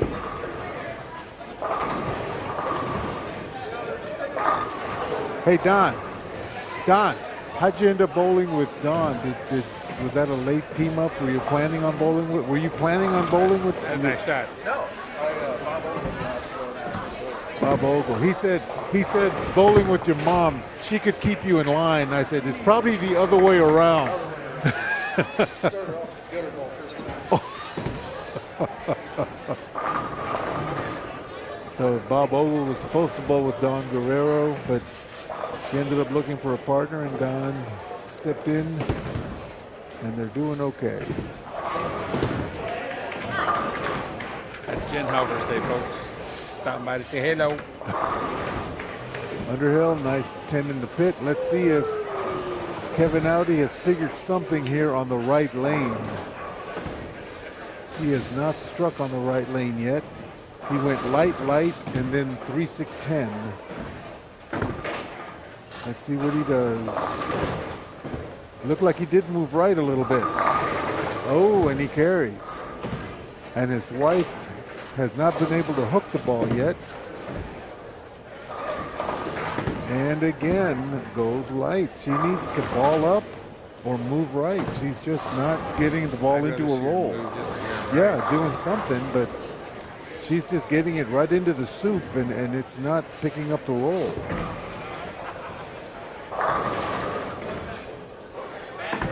Like Danny figured something out, bowling with Rick Coy, working on a turkey. Tommy gets a white strike, and Maggie chops the bucket. Let's see if, okay, there she is. Oh, trips the 10. Yeah, That's how you do it. Corey videotaped her. She wants to see what she was doing wrong. And personally, I think she was just standing in the wrong place. But that ball that she just threw looked like she had moved a little right. I don't know if she changed balls or not. Oh, another solid 8. We've seen a few of those already today, folks. Here goes Corey. And on the right lane, he was playing right at the 4th arrow. Let's see where this one crosses the arrows here. I think he's a little deeper. It's about the same, but it hit right. Yeah. What's going on, Lynn? How you doing? It's fine. Birthday carry. Getting ready to cook Hey, Johnny an Dad. omelet. That was awesome yesterday. Thank you. It's called birthday carry. That's what I told him. David, Sure, absolutely. Not a problem.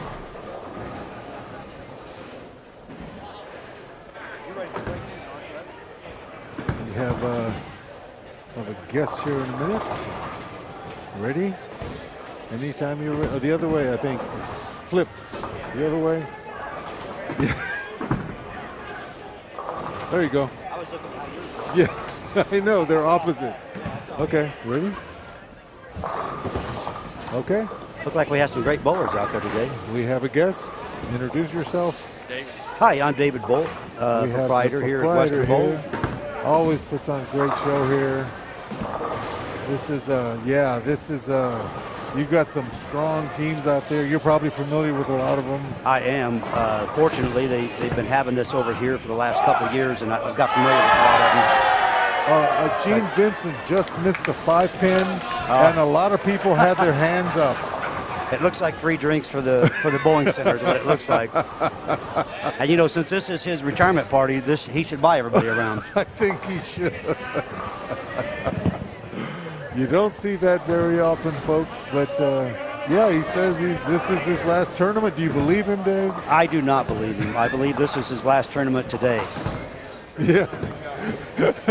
Starting next week, it'll be a whole nother thing. So is everybody lining up at the bar, Gene, or what are we doing? I ain't doing crap.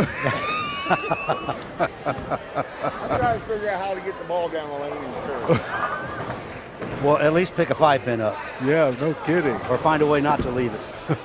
No, a lot of great bowlers out here. I really enjoy them coming around. And I seen lady got her first 300 Friday night. Yeah. God, you can't beat that. I Bowling love seeing with Rick first Coy. 300s. Oh, yeah, absolutely. I think she's bowling here today, isn't she? Yeah, she's bowling with Rick Coy. Okay, nice. Yes. And somebody said that she also had her first 800 earlier this week. So Oh, wow, that is she's on a great. heater. Oh, yeah, without a doubt. Yeah. And I was looking at the scores after the first game. There was a couple of 500s. You expected that yesterday with the open division, but exactly. It's amazing to see the mixed couples shooting 500s. They were like 4 or 5 of them. It was unbelievable. Yesterday, I think I seen at least 6 front 11s. Yeah. Oh my God. Two or three finished. Of course, Jason Queen obviously is going to finish. Yeah. And the other ones, I probably had a good look. They just something went wrong. Yeah. Camden Rokita, he finished with a 297 on the pair right after Jason Queen shot 300. Yeah. And he said that if he had finished it, it would have been his third 300 this week. Holy cow. So he's Wow. on a heater as He well. is too. And he's a great bowler. I Oh like my him. God, Yeah. very solid. And we got Corey Kistner. It's his birthday today. Oh, that's right. That's Yep. right. Tommy Adcox was like Friday, wasn't it? Yeah, that's right. yeah. He turned 61, yeah. But Corey's inching towards, he's 2 years away from senior status. And he's going to be a force, I think, when he gets bowls the PBA stops, the PBA 50 stops. Oh, without a doubt. I talked to several people that are right on the edge of that, and they can't wait to get there. I think Jason Queen. Oh, yeah, Jason you're Queen right. said he's like a year away, and he said, or maybe less than that, and, Yeah. and he can't wait to get on it. See, Jason, he also needs a couple of more USBCs to qualify for Hall of Fame, USBC Hall of Fame. Okay. But unlike Tommy, Jason, he had some kids and he wanted to see them play basketball, baseball, whatever. So when he stopped going to the USBC. Okay. But yeah. now you need 20. 20 is a magic number, and I think he's like at 18. Oh, great. So great. a couple of more, and I think he's going to have a pretty good shot at being inducted into the USBC Hall of Fame. I can see that. And Such a great bowler. And as a member of the USBC Hall of Fame committee, I will definitely give him a little push. Nice. And very deserving, too. Very deserving. Absolutely. Just what a great representative for our sport. Just unbelievable. I do have my 20 in if you want to give me the... Just send in your resume. That's all Look, I got. We got to see those it. guys are professionals, and there's a reason they bowl on the tour and I don't. Yeah. Jason, he was out there for a little bit. He was, he's trying to run his family business too. Yes, he did. Yes, he And did. so that takes a lot of time. It was glad to see him out yesterday. If I remember correctly, one of the shows he made, he shot like 260, but I believe Guppy Troop shot like 279 at him or something. Yes. it was. I mean, he bowled so good on TV. Did not get full reward on it. Yeah. But yeah, he was just. I mean, the way his game, you can't get into a lot of trouble. No, he's got a very simple game. Yeah. And he's very accurate. And So yeah, his great to grandpa, see him. he always told me his grandpa worked with him every day at the bowling center. I mean, and he just grinded out each and every day. And he tried to keep his game as simple as possible, so he didn't have to go through the changes, the transition. Absolutely. Just keeps it in line. I mean, almost like Tommy Adcock, but Tommy throws with a little more force behind Yes. it. Yes. He has a You know, little more power behind his game. He's You a look at- taller guy. Yeah, you'd look at Jason and you'd think that he just plays down and in everywhere until you see him crossing 25 going out. I'm just like, holy cow, this guy's just got the complete game. And so as Tommy does, Tommy just lit up the senior division in the regionals last year. I mean, just lit it up. Yeah, I keep pushing Tommy to submit his Hall of Fame credentials because he has not turned anything in for Hall of Fame. Okay. And I think, to me, in the Veterans Committee, I think he would be a strong candidate. Oh, without a doubt. And see, he's got one eagle, and he doesn't think his resume is strong enough. But he was the tournament leader at the USBC Senior Masters. Yes. Made Yes. TV show that the USBC Senior US Open. I mean, to me, he's got more than enough. But I think he's so humble. He just doesn't see himself as a Hall of Famer. Exactly. But like I said, I would advocate for him if he sent it in, I would be one of his strongest advocates. Oh, without a doubt. Without a doubt. And I would love to see him get in because I think he would have a good chance. He's made a big name of himself. He has. As a senior player that everybody at the table would know who he is. I think now he's helping run Spare Time just a little bit over in Decatur. Yeah. So he's getting the management side of it. Yeah. Yeah, he's got a well-rounded game. But let's hope, I can finally talk him into it one of these days because, like I said, might as well enjoy it while you can. I mean, that's if he gets exactly in, right. you're a Hall of Famer. Yep. Doesn't matter if it's a performance or senior or veteran. Hell, meritorious service. I mean, you're a Hall of Famer. Yeah, that's exactly right. So I know there are some bowlers that have gotten into the veterans, and that they kind of feel slighted. But you're a Hall of Famer. Who cares? That's right. That's right. You deserve it. I don't know anybody that asks them what they got in for. Exactly. Are you in the? Yes, I'm in the Hall of Fame, USBC Hall of Fame. Yeah, not a lot of people can say it. No. So who's looking the best out here today? There have been a couple of good games. What's your name? Gil and Larry Larson. And, and we saw them. They shot like 480, 490. Oh, nice. They Larry were was up lighting there. it up yesterday. Yeah. I'd say every time I looked up, he had the front 6 or 7. Yeah. When he gets lined up, very solid. We another strong team here. Tommy Barnwell and Danielle Varick. She was on the Sam Houston team that won the state title, the national title in college. Okay. She's solid. Nice. She has a solid game. She and my son Andre actually won a doubles tournament earlier this season. They had never met before that day. Okay. Because Jennifer Mowerman, who's bowling with my son today, she fixed him up basically. Okay. They had never met. She shows up on Sunday morning, and by that afternoon, they were tournament champions. Wow, that's great. But she's just solid. Yeah, Jennifer said, she bowled in college. She kind of buried the lead. Said, she was on the national championship team in college. Nothing wrong with that. Yeah. Now, the guy in the maroon shirt, he's the one that won yesterday, right? Nick Crummell, yes. Nick Crummell and Tim Barron. Tim Barron's bowling with somebody. They're both bowling today. Nick is kind of, it looked like he's straightened out. He's got a 4-bagger. He had a 203 in the first game, left a solid A, left a couple of splits. He was kind of fishing around. They must have been a little different than they were yesterday. But thumbs a little swelled up from bowling a little 6 bit, games yesterday. Maybe a little celebration. Actually, he might have bowled 9 games yesterday with the step ladder. So. Oh, yeah. But, he bowled great yesterday. Tommy Barnwell, again, that's Danny's partner, Danielle's partner. Okay. He's out of Peoria, correct? Yeah, solid. He has a Peoria record. He had an 886 series a couple of years ago. Oh wow! Very solid bowler. Yeah, he bowled with Travis Anderson. They've been bowling together since juniors, and solid team yesterday. Travis struggled a little bit. Tommy, he's oh, his father's here. His father's getting over knee surgery, or he would probably be bowling.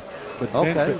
Benny Barnwell, his Roy Barnwell, his grandfather. They're the bowling Barnwells. They're known in Peoria area. Oh, yeah, I know absolutely. that. For, Yeah, he's got brother Josh, very solid bowler as well.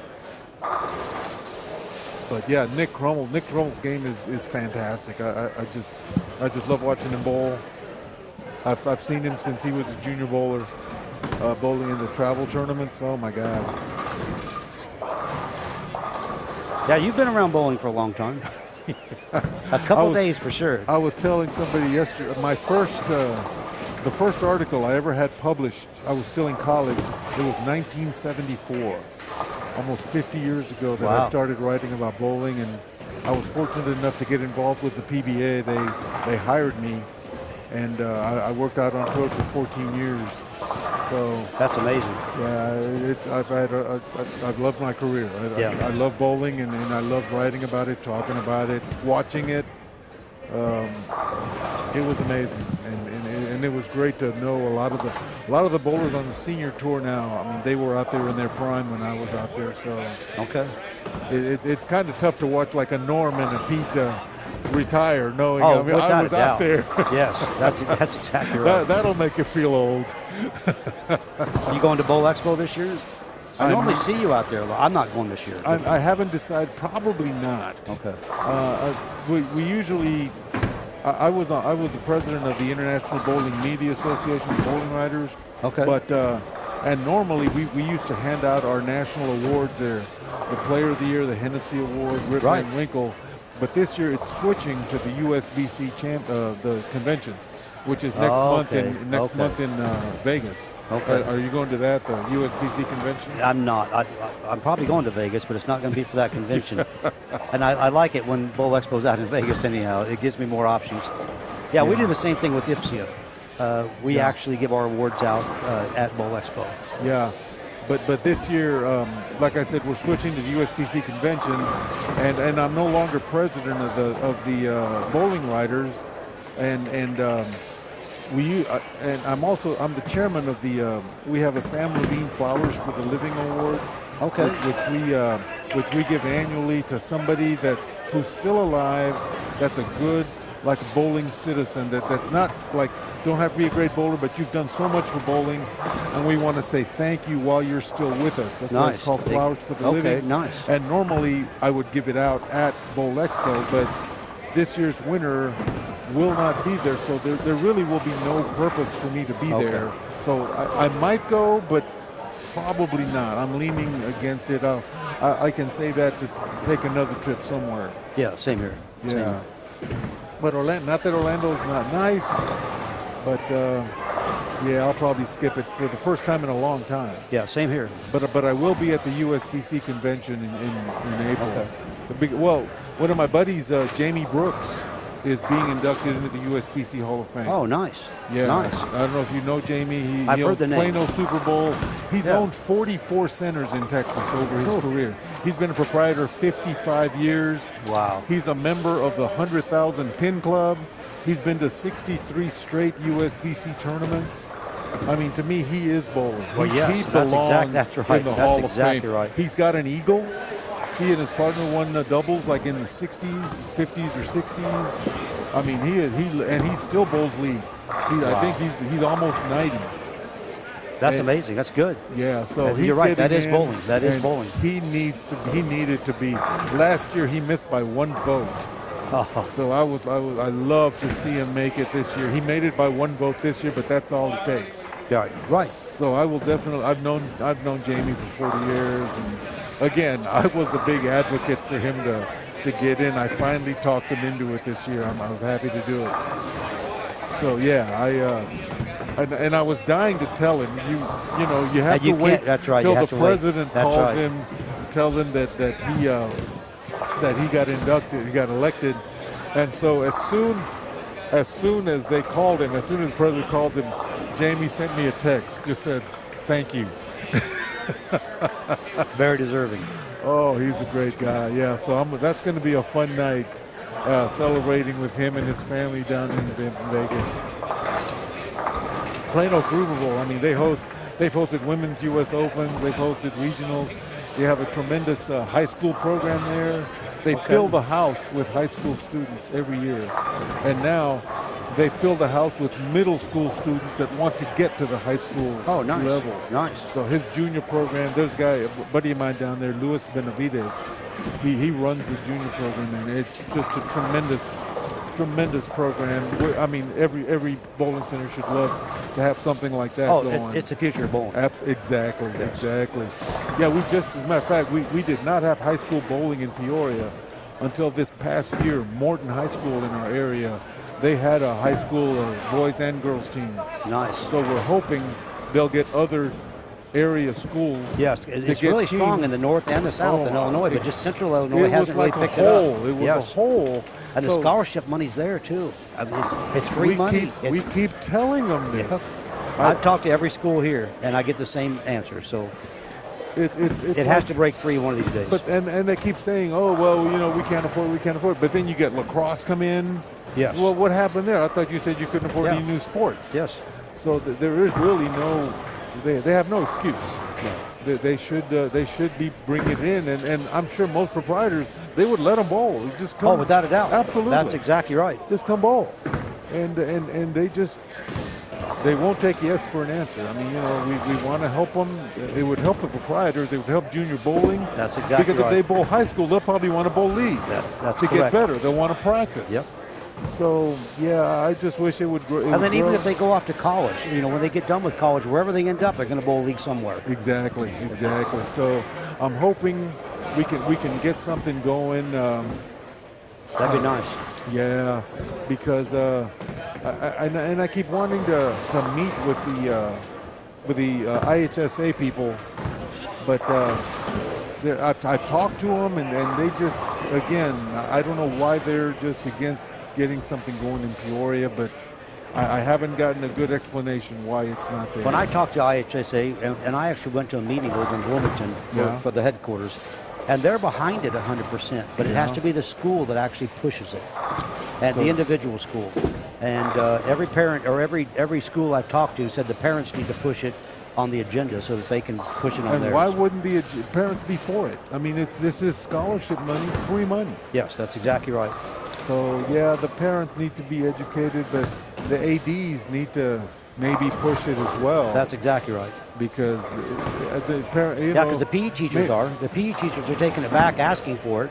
Maybe I'm thinking maybe we could talk to the PTA, the Parent Teachers that would Associations. Be the that would be the answer right there. They're the captive audience. Yes. And this is something that will help your kid earn money for college. That's exactly right. Maybe we're attacking it the wrong way. Right. Most of the parents I talk to, they're thinking little Johnny's going to be the next pro football player. And 1% of kids actually make it in any pro, and it may be less than that. Yeah. Give them a chance at bowling. I mean, bowling's been around for a long time, and they can bowl for life. That's exactly right. The rest of your life. I've seen. I did a story a couple of years ago about a bunch of 90-year-olds that are still bowling league in Peoria, and John Mark Manzone, the president, the editor of the Bowlers Journal, he actually mentioned my story in a column. Oh, nice. That he was trying to show people, that you can bowl forever. It's a forever sport. Yes. So I've written for the Bowlers Journal, but that's the first time they've written about a story about what I wrote. I've been pretty lucky that people are still asking me to write. I still write for a couple of bowling magazines. And well, you have great articles. It makes it a little easier. I appreciate. Yeah, I appreciate it. Yeah. But yeah, it's hard to believe next year will be 50 years I've been a bowling writer. Cool. So something I don't see a lot of here, and I see it in a lot of youth, and that's two-handed bowlers. Oh my God. I've only seen one or two here. Yeah. And no females yet, I don't believe, in this particular squad. No. But when you go to junior gold or anything else, you're top 24. I mean, it's the future of the sport. It really is. And I used to be against it, and now I push it. You know what? The kids have fun. Yeah. And they're actually bowling great. I mean, the rev rate they get, oh my God. The hook they get out of it. I'm very impressed with the youth today. The last couple of years, I've helped the guy named Gary Beck. He runs Team Masters. Yeah, we're going to have one here. Are you really? Yes, one of the qualifying tournaments? Yes. Nice. Yeah, last year was the first time. I mean, there have been a couple of female two-handers, but they were only okay. Right. Last year, we had Victoria White. She bowled. I don't know if you've heard of Victoria. I've heard the name. She's the best I've ever seen. A two-hand. She's like 6 foot, and her follow-through is. She's been working with Ron Hoppy. Oh, nice. Up in, I know up in Ron. Seattle, Yeah, and Utah. He yeah. worked with her, and he told me that she was the first female to make the first cut at the Teen Masters ever as a two-hander. Yeah. And so I did a story about her, and I talked to Ron Hoppy about her, and he says that she's probably going to be the most sought-after female bowler in collegiate when they recruit. Wow, he goes, yeah. she's going to be the most sought-after recruit ever. And she bowled a PWBA regional yesterday and finished 5th. She missed the top 4 by 4 pins. Holy cow, yeah. She's like 16. She's got a great future ahead of her. She's solid. Oh yeah. Okay, well I'm gonna let nice talking to you. yeah, great seeing you again, Johnny. All right. And thanks for the omelet yesterday. That was awesome. Have a great day.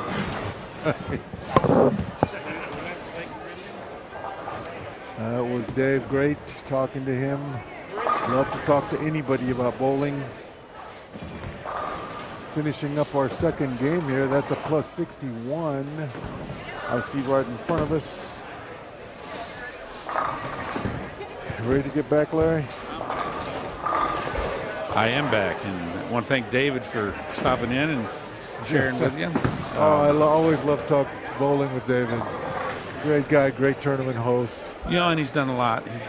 I mean, this is a lot. He absolutely has. You know, and he surrenders these houses. Yeah. While you were gone, Nick Kroll apparently has figured out his equipment problem. He went split spare, and then he's got the next 6. Well, I saw that he changed the ball in frame 3, and he's still using the same ball. So apparently that was the right move. Underhill just split for the second time in a row on the left lane. The lane I say hooks more, but so I don't know. There goes Crummell for 7-bagger. Uh-oh, looked like he stuck a little bit. And he still carried. Yeah. Yeah, you could see him coming up short there. Well, I was down there while you and David were talking. I did a quick run through, and I saw some guys. Saw Tom Adcock. I saw Tim Barrett, his partner. Somebody had the front 8 down there. Wow. I got distracted though. Somebody came and talked to me, and I didn't get to see who it was. I came on back down this way, but. Wow, there are some big scores today. I was telling Dave that there was like 3 or 4 or 500 games the first game. Well, right here you had 236, 225. That's 461. Yeah. And we don't know if they have any handicap on top of that or not. Yeah, that's the thing about you got to wait till the standings come out. And I haven't. Is that a score sheet? Let me get the QR code on there.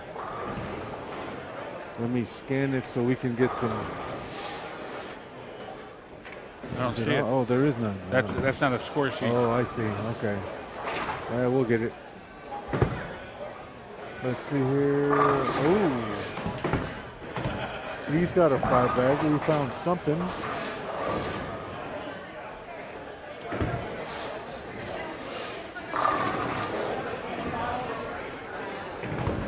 Oh no, Andre, my son, will be right in front of us on 21 and 22 with Jennifer. Hope they did better game 2.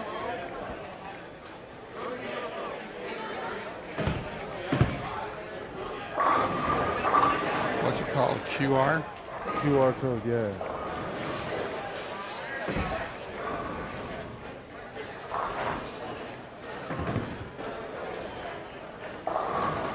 $7,191. There was 4. Don't know if there'll be 4 or 5 in front of us. Don Sweet working on a spare.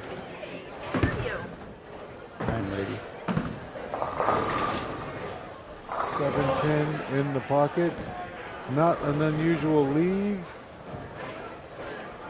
Don trying to throw a double. Wington, Christine Gill. Don Guerrero, 7-10, does not get the carry.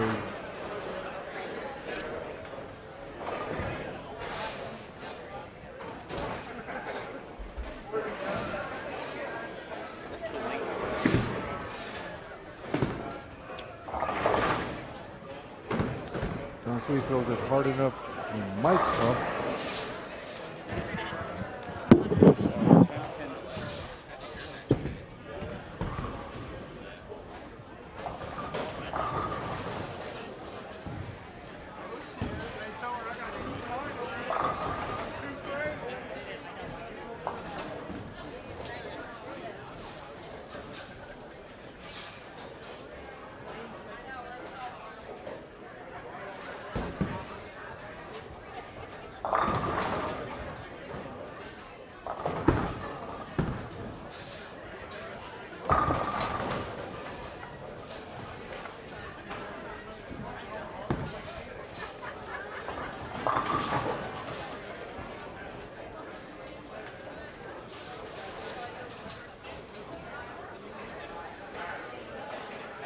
I think we're going to have a couple of pretty good bowlers in front of us. Ashley Roach Bittenbender, one of the top bowlers in St. Louis for many years. I believe a 6-time St. Louis Bowler of the Year. One of the top amateurs I've seen.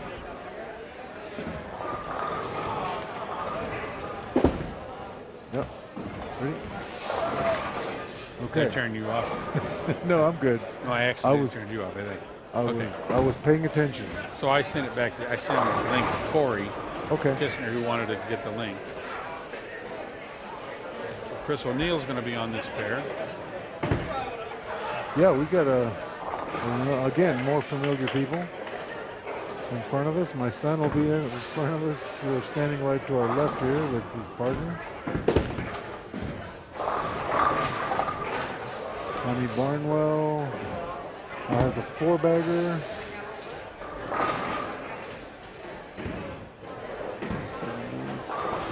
Possible 250 for Tommy. Strike out for 259, it looks like. Danielle, his partner, can strike out for 236. Chris. How's it going? See ya. So it's Tommy going for 250 here. He can carry here.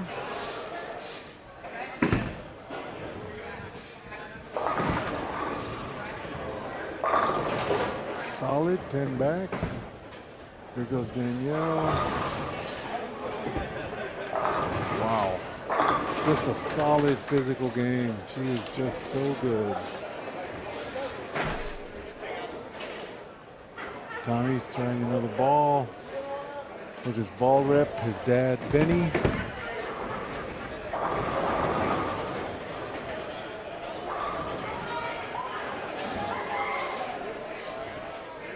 Danielle going for the turkey that would give her put her in the 230s. So 490 wouldn't be bad to get off this pair with. Wow.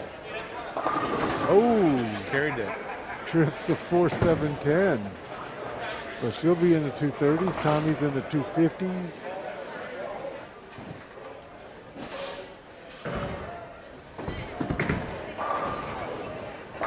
Again, they had to be one of the favorites, at least to make the cut.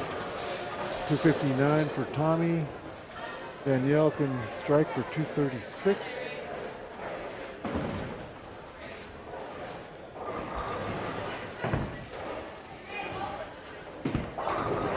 Cut that out a little. Yep. 2-pin, 235. 494, pretty solid.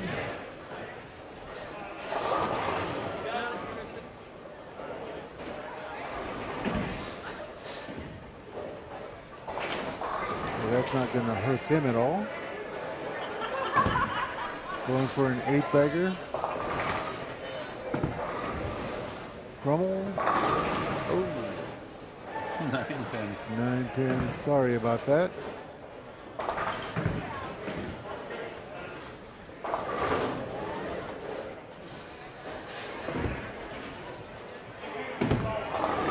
Ooh, 2, 8, 10.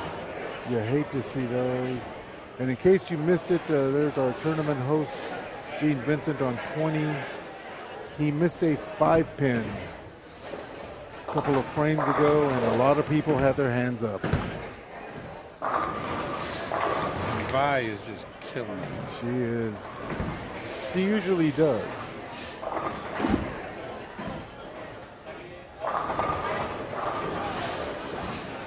So it looks like Como might try a different ball.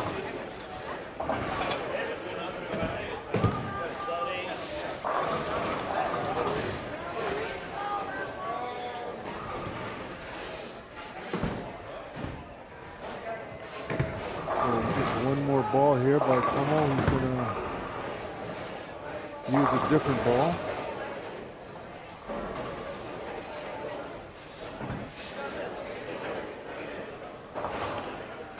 Gene Vincent finishing out a 170, it looks like. And he gets a strike.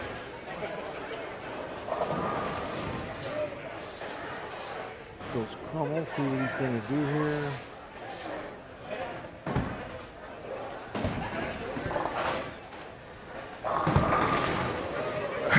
Back-to-back 9 pins on the right lane.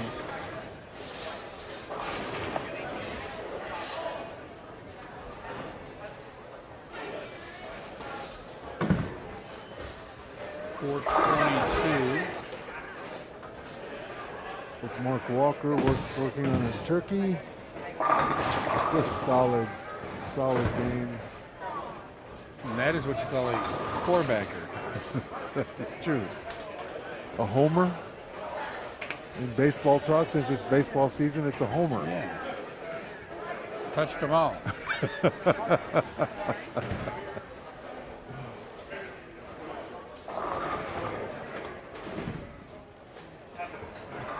From St. Louis, Mike Shannon would say, "Get up, baby, get up." You excited for baseball season?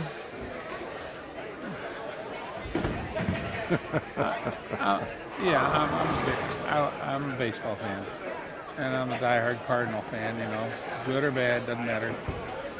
We're lucky that we're mostly good. I'm excited about some of these young players. Yeah. I'm hoping to get there. I've not been to the new stadium. I mean, I was at the old one for a couple of times. I have not been to the new one, but Have you been to any new stadium? No, I mean seriously. Yes. In any city in the United States? Because they're all exactly the same. They're all cookie cutters. I'm probably going to go down to St. Louis if I can get the Astros are playing at St. Louis because everybody plays everybody this year. And I would have gone to Chicago to see the Cubs play the Astros, but this year the Astros are playing the Cubs in Houston. But St. Louis is playing them in St. Louis. So I'm a lifetime Astros fan, so I'll that checks. give it a shot. Well, I mean, my uncle took Mr. History. Yeah. Where were the Astros at before they were in Houston? What did the Astros just be?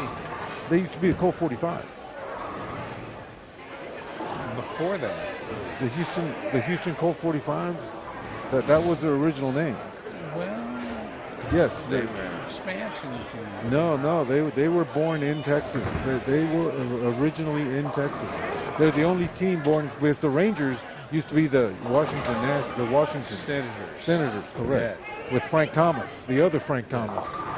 But yeah, the original. Yeah. But no, the Astros to me, they were the Colt 45s. But where'd they come from? I don't. Were what division? What league?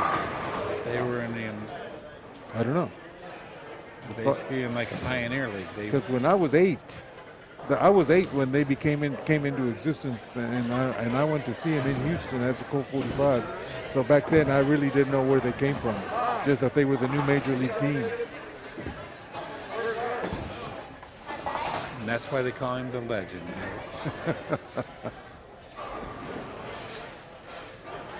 Well, they got to wait till everybody's done before they start their next game again. That's what they did yesterday. They had to wait till everybody's done.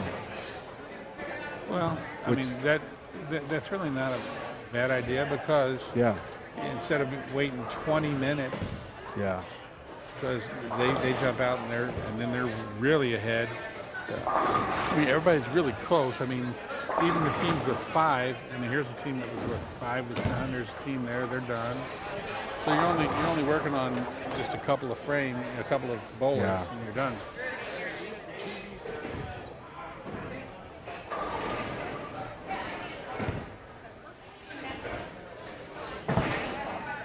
Although one pair has already started, the one with Kevin Audi just do a spare. Oh, here goes my son. They're starting on 21 and 2. We'll see if Andre can get it going here. They need a big game. It looks like they're all done. They're just moving. They're in transition now. Andre just gets a little slow roller, gets a scout. Let's see if his partner can, how she does on the hooking lane here. It didn't. Okay, he's got it. Fixing it. Oh, and she carries a light mixer. Thank goodness she was on the hooking lane. Got it in the soup a little bit. Here's Shea Bittenbender.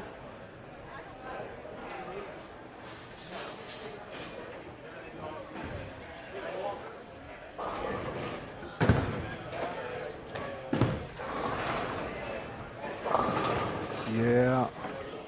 On the tight lane, leaves a 2. Doesn't surprise me at all. Let's see what his partner does. Ashley Ward.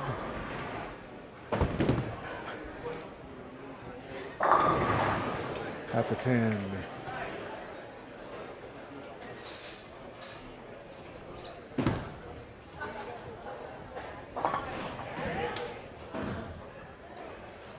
See if we can get people cleared up in front of us here.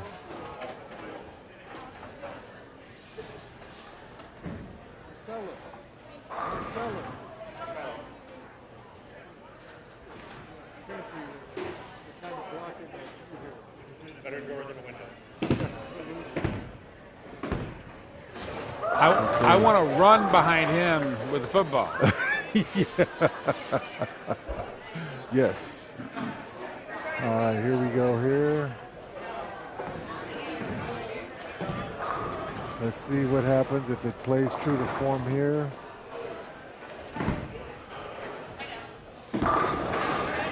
Oh, that's good. Yeah, she got that. That had good shape on it. Very nice ball.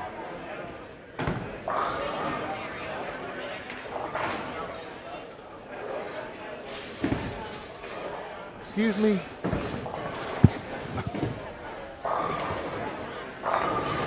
Oh, O'Neal gets a nice, solid mixer. Get her to move a little. Could she move? Yeah, could she move? Yeah, oh, that's good. Thank you. Always try to see what's going on here. Oh, solid. Marcellus Clay. You know, last year he did really well. Last year Did he? He threw the ball really well. That was solid. That was like the perfect place to play it.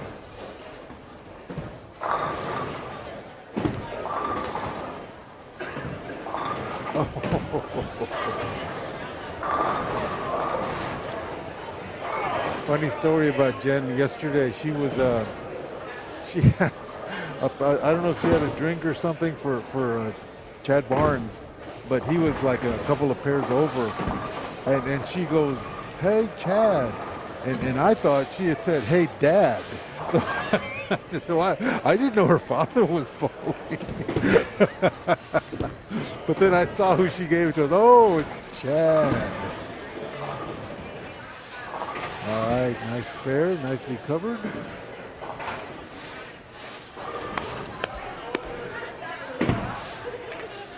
Okay. Oh, Come on, come on.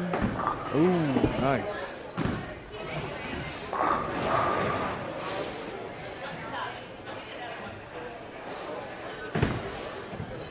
Five. Yeah, I don't know a lot of these people. That I think they should have to wear name shirts if you don't know them.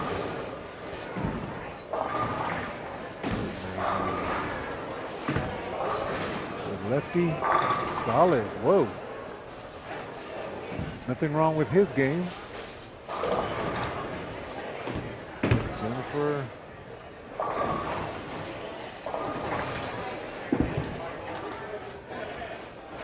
A whiffed 6-pin on lane 24. Uh-oh. Yep. Yeah, that's off her hand. That was not gonna hit the pocket solid. You're saying it's cold out there. We got Tim Barrett, who made a major move. He was down on 5 and 6, and he's now on 25 and 26. Wow. Yeah.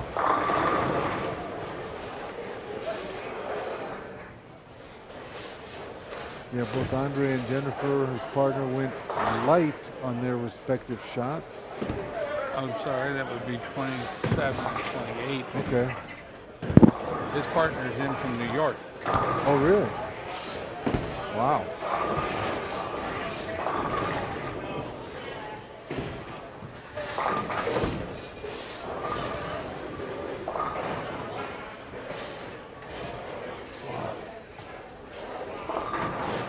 With Ashley Ward.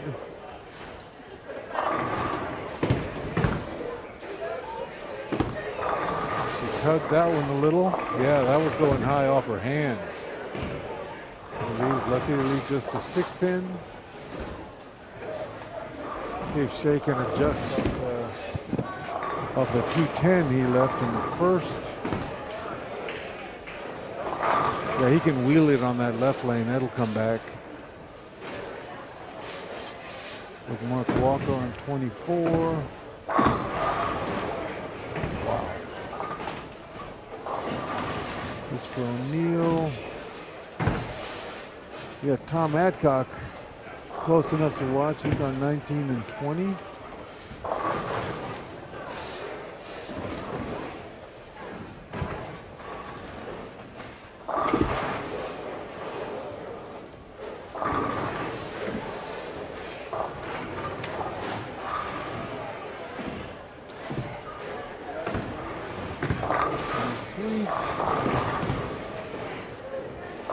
Got that in just a hair, O'Neill.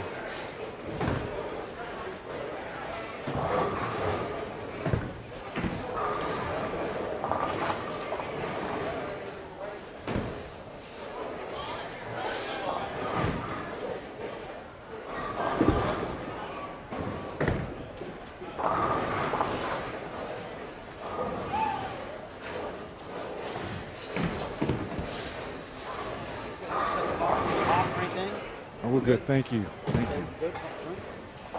Thank you.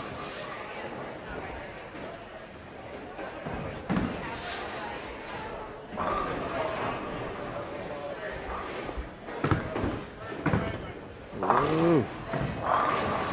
Good cover. Yeah, that's pretty good.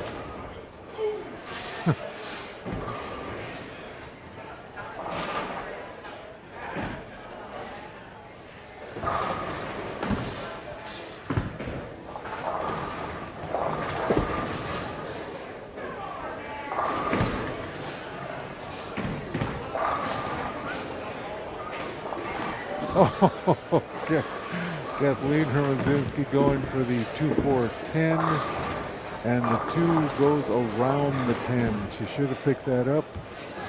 Just a bad break. Who she's bowling with? I didn't recognize the gentleman.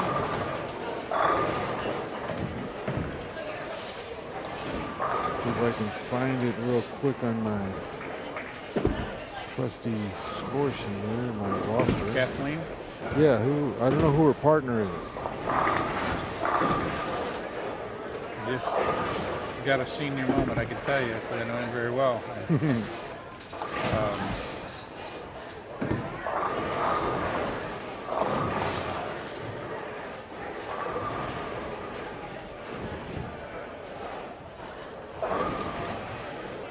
Looked like Shea was supposed to be bowling with Natalie Tackett. Shea on the original roster.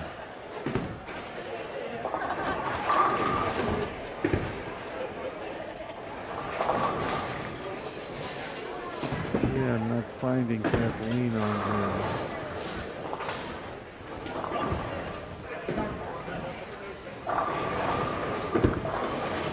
Michael Wilcox. Oh, is that him? Okay. I knew it'd come to me. Here goes Andre on 22. That's a good shot. A little light again. That right lane. It's going to be slick pretty much all day.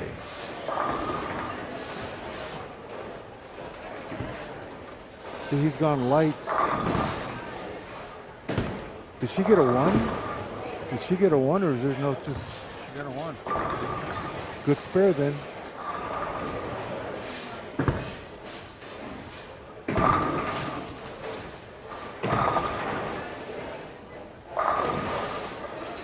See if Andre needs to ball up or move right. I mean, he's gone light. Back-to-back shots.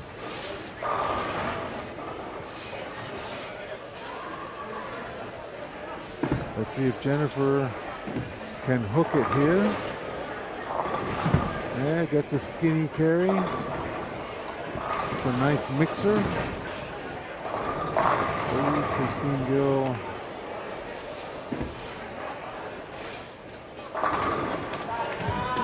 That was is that Vincent's son-in-law there? In Yes. the red? Yeah. Nice move by Shea. Nice double.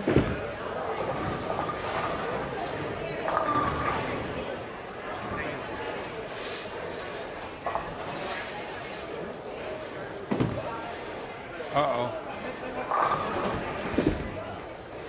Yeah, that lane, you miss in, it's going left.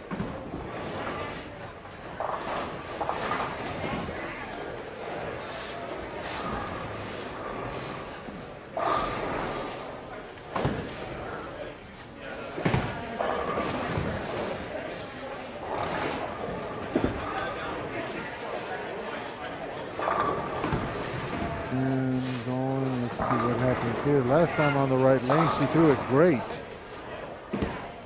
Yeah, that looks good too. Oh, it went high.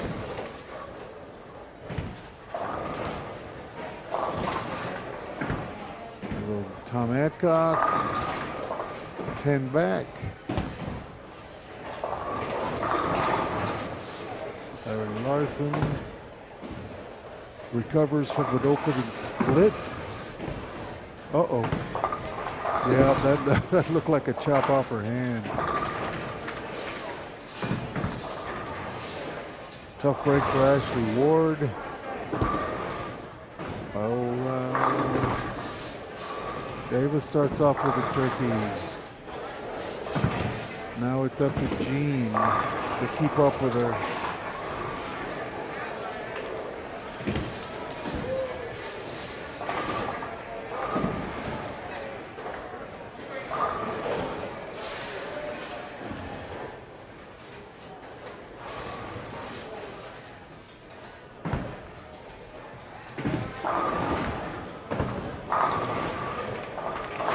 Oh, good.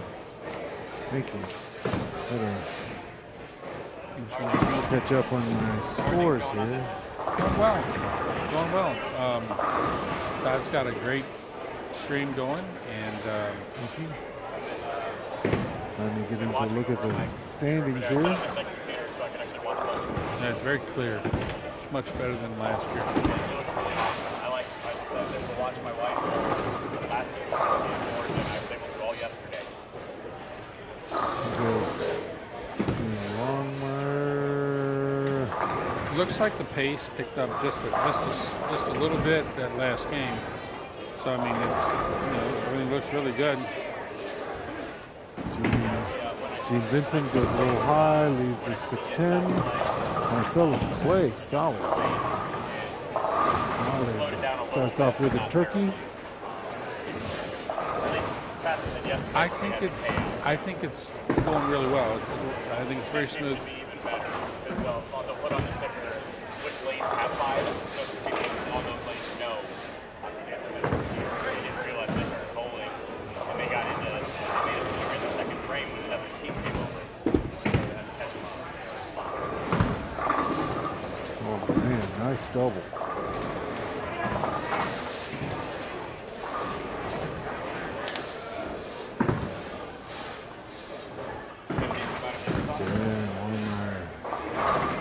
It's been up and down. A lot of people come in and come out. We're getting a lot of I'm getting a lot of comments on my Facebook page.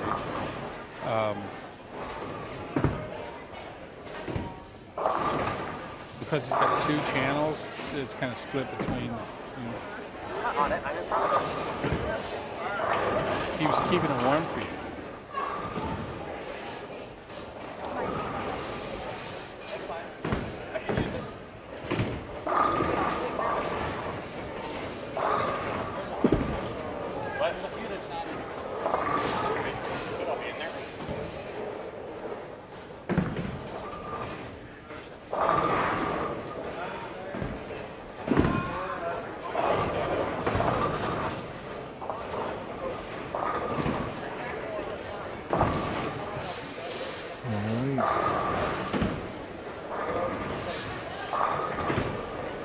Walker, a nice 1. Oh, 7-pin.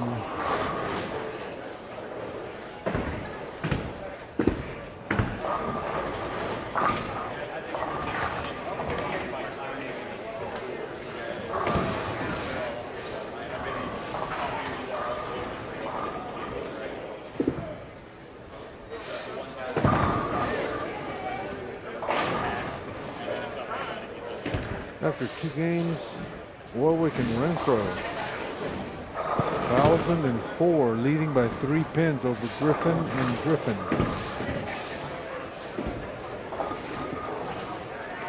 And Neil and Bartolone, who are right in front of us, they are in 3rd at 983. McWethy and Walsh, 959. Culbertson and Shipman are 5th. 955, getting 54 pins of handicap. And Tommy Barnwell and Danielle Varick, they're in 6th place after a nice 480 game, 490.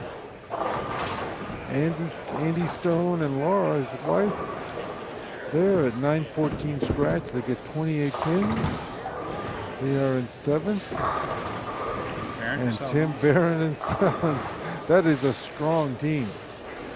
I mean, Sellens bowled great yesterday, bowling with Resnick. And then you got just 8 pins off of the bracket. You've got Bruce David and Jody Oliver. Oh, yeah. And Sammy Taylor and Huntington, 10th. Larson and Gill, 12th at 918. Still 118 over. Rick Kidd and his partner, 16th. Barnes and Cowan, Chad Barnes and Kristen Cowan. In 18th, Takas and Frost. They're bowling well, 84 over for 2. And our host, Gene Vincent and Viola down, still in the money in 20th. So let's see how some of the individuals are bowling.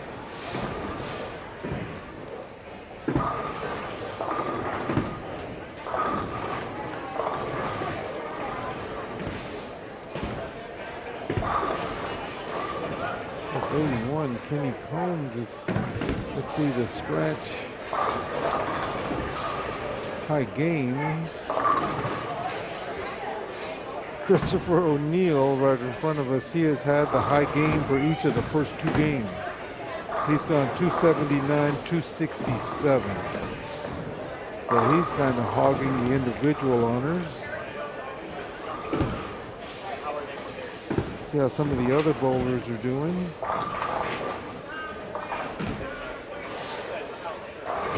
Kevin Takas, 42 over. Jake Frost, 42. So that's a pretty good team.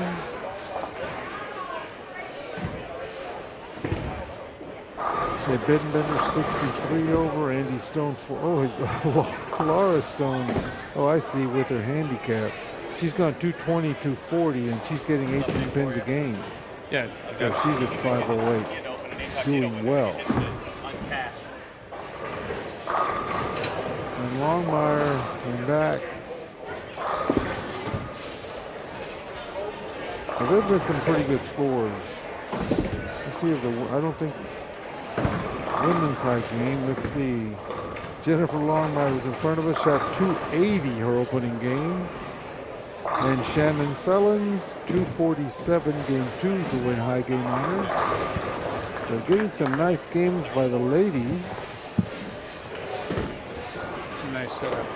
A lot better than.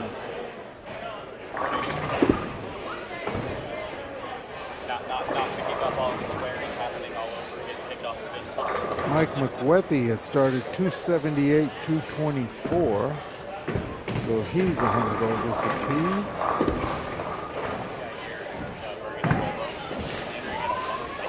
504.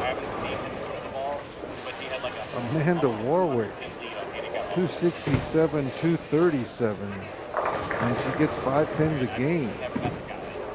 So she's at 514 for two. Where's she bowl? Shannon Sullins has gone 260, 247. So the ladies are putting up some pretty big numbers.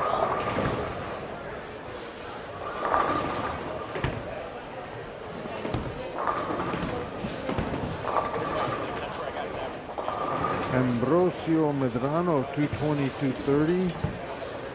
He's at 464. Tyler Adams, 250, his first game.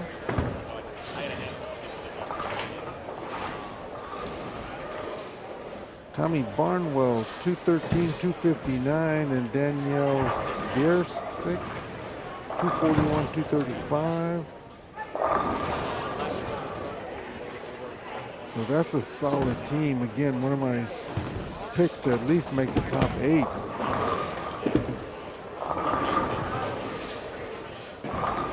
Kenny Combs, 254, 227, plus 81.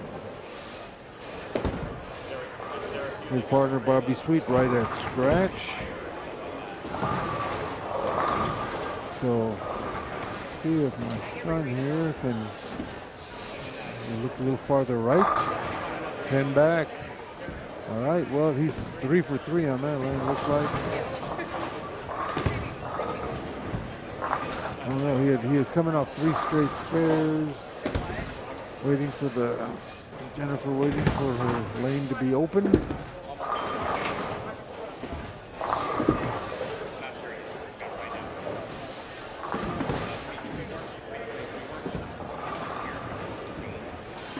I have to admit, I've seen quite a few more gutter balls than I thought I'd see today. Just saw another one down on lane 18 and 19. Shea, solid in the pocket again. There goes Jennifer. She's gone light. Let's see if she's adjusted.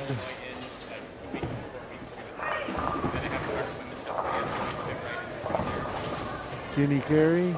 It's a mixer. There goes Larry Larson.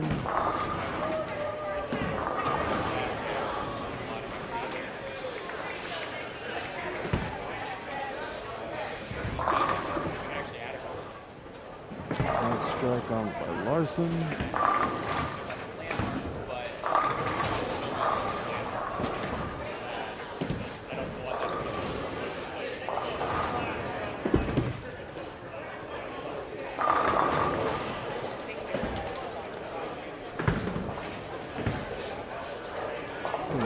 Currently in 3rd place, O'Neill and Barcolone. See if O'Neill could keep it going. Like I said, he's won the first 2 high game pots in the tournament so far.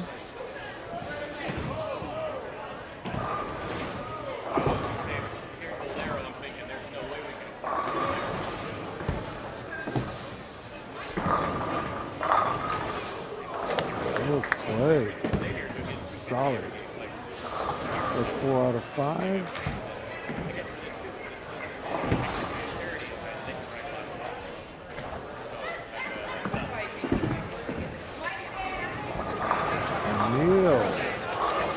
keeping up his torrid pace here. He struck 4 out of 5.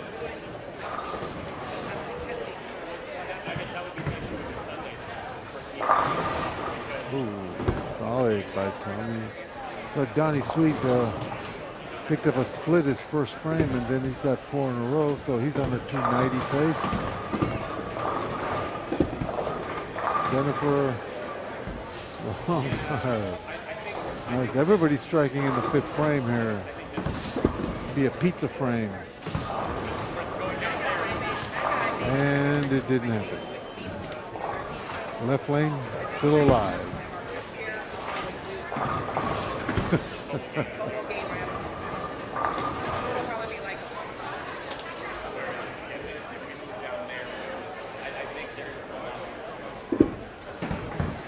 Viola, oh, trips a 6-8. Got the front 6.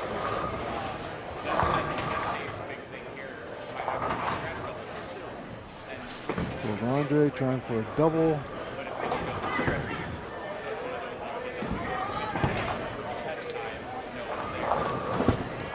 Mark Walker on 23, going for a 3-bagger, trying for 5 out of 6. And does not. 3, 4, 6, 7.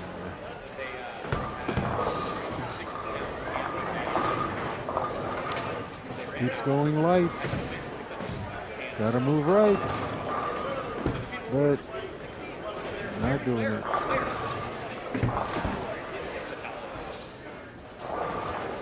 Another gutter ball on lane 20.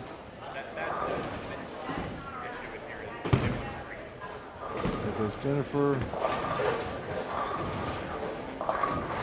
Ooh, almost left the 4-6. Leaves just 4-pin. Andre going safely picks up the spare, but went light again.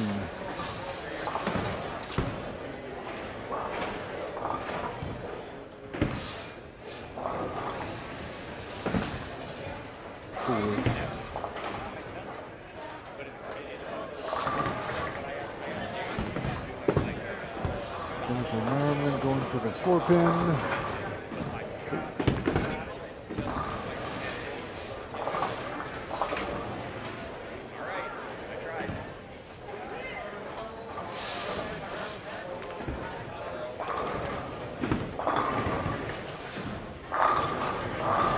Nice solid double for Shea. 4 out of 6. Now Ashley going for a 3-bagger, recovering from a chop in the 3rd.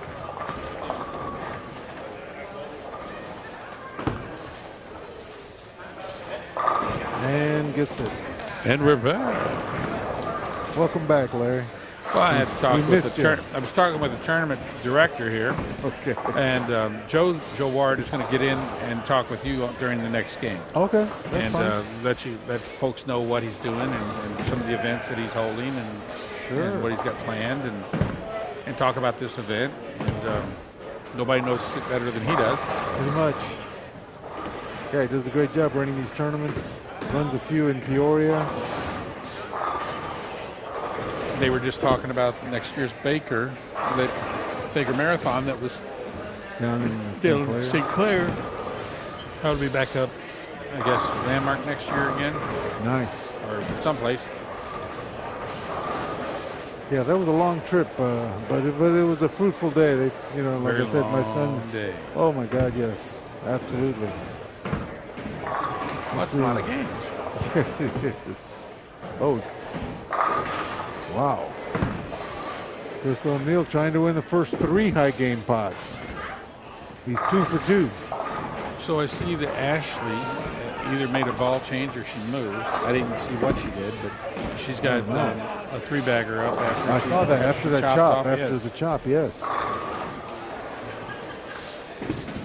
Wow. Oh, I think he throws hit a- up a little. He hit up just a little bit on But he that throws one. a great ball. Oh my God! Solid physical game. Yes. And they got matching shirts. That's beautiful. Oh, little high. 6-pin. Alcott leaves a 10.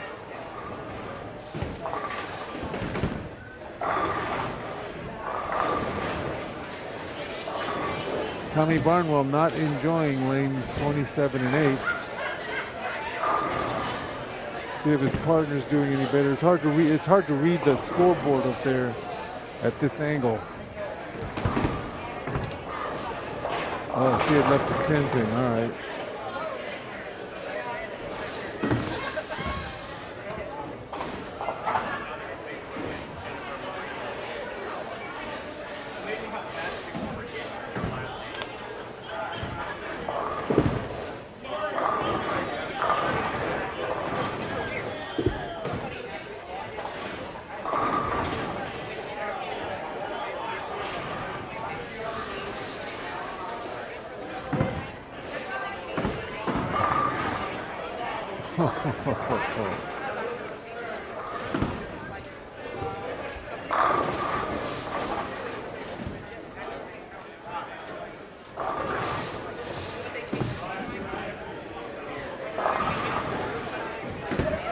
It's amazing. The top two teams on the standings, Larry, are both handicap teams.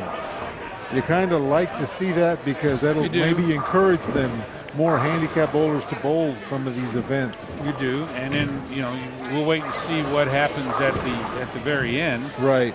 I have an old belief that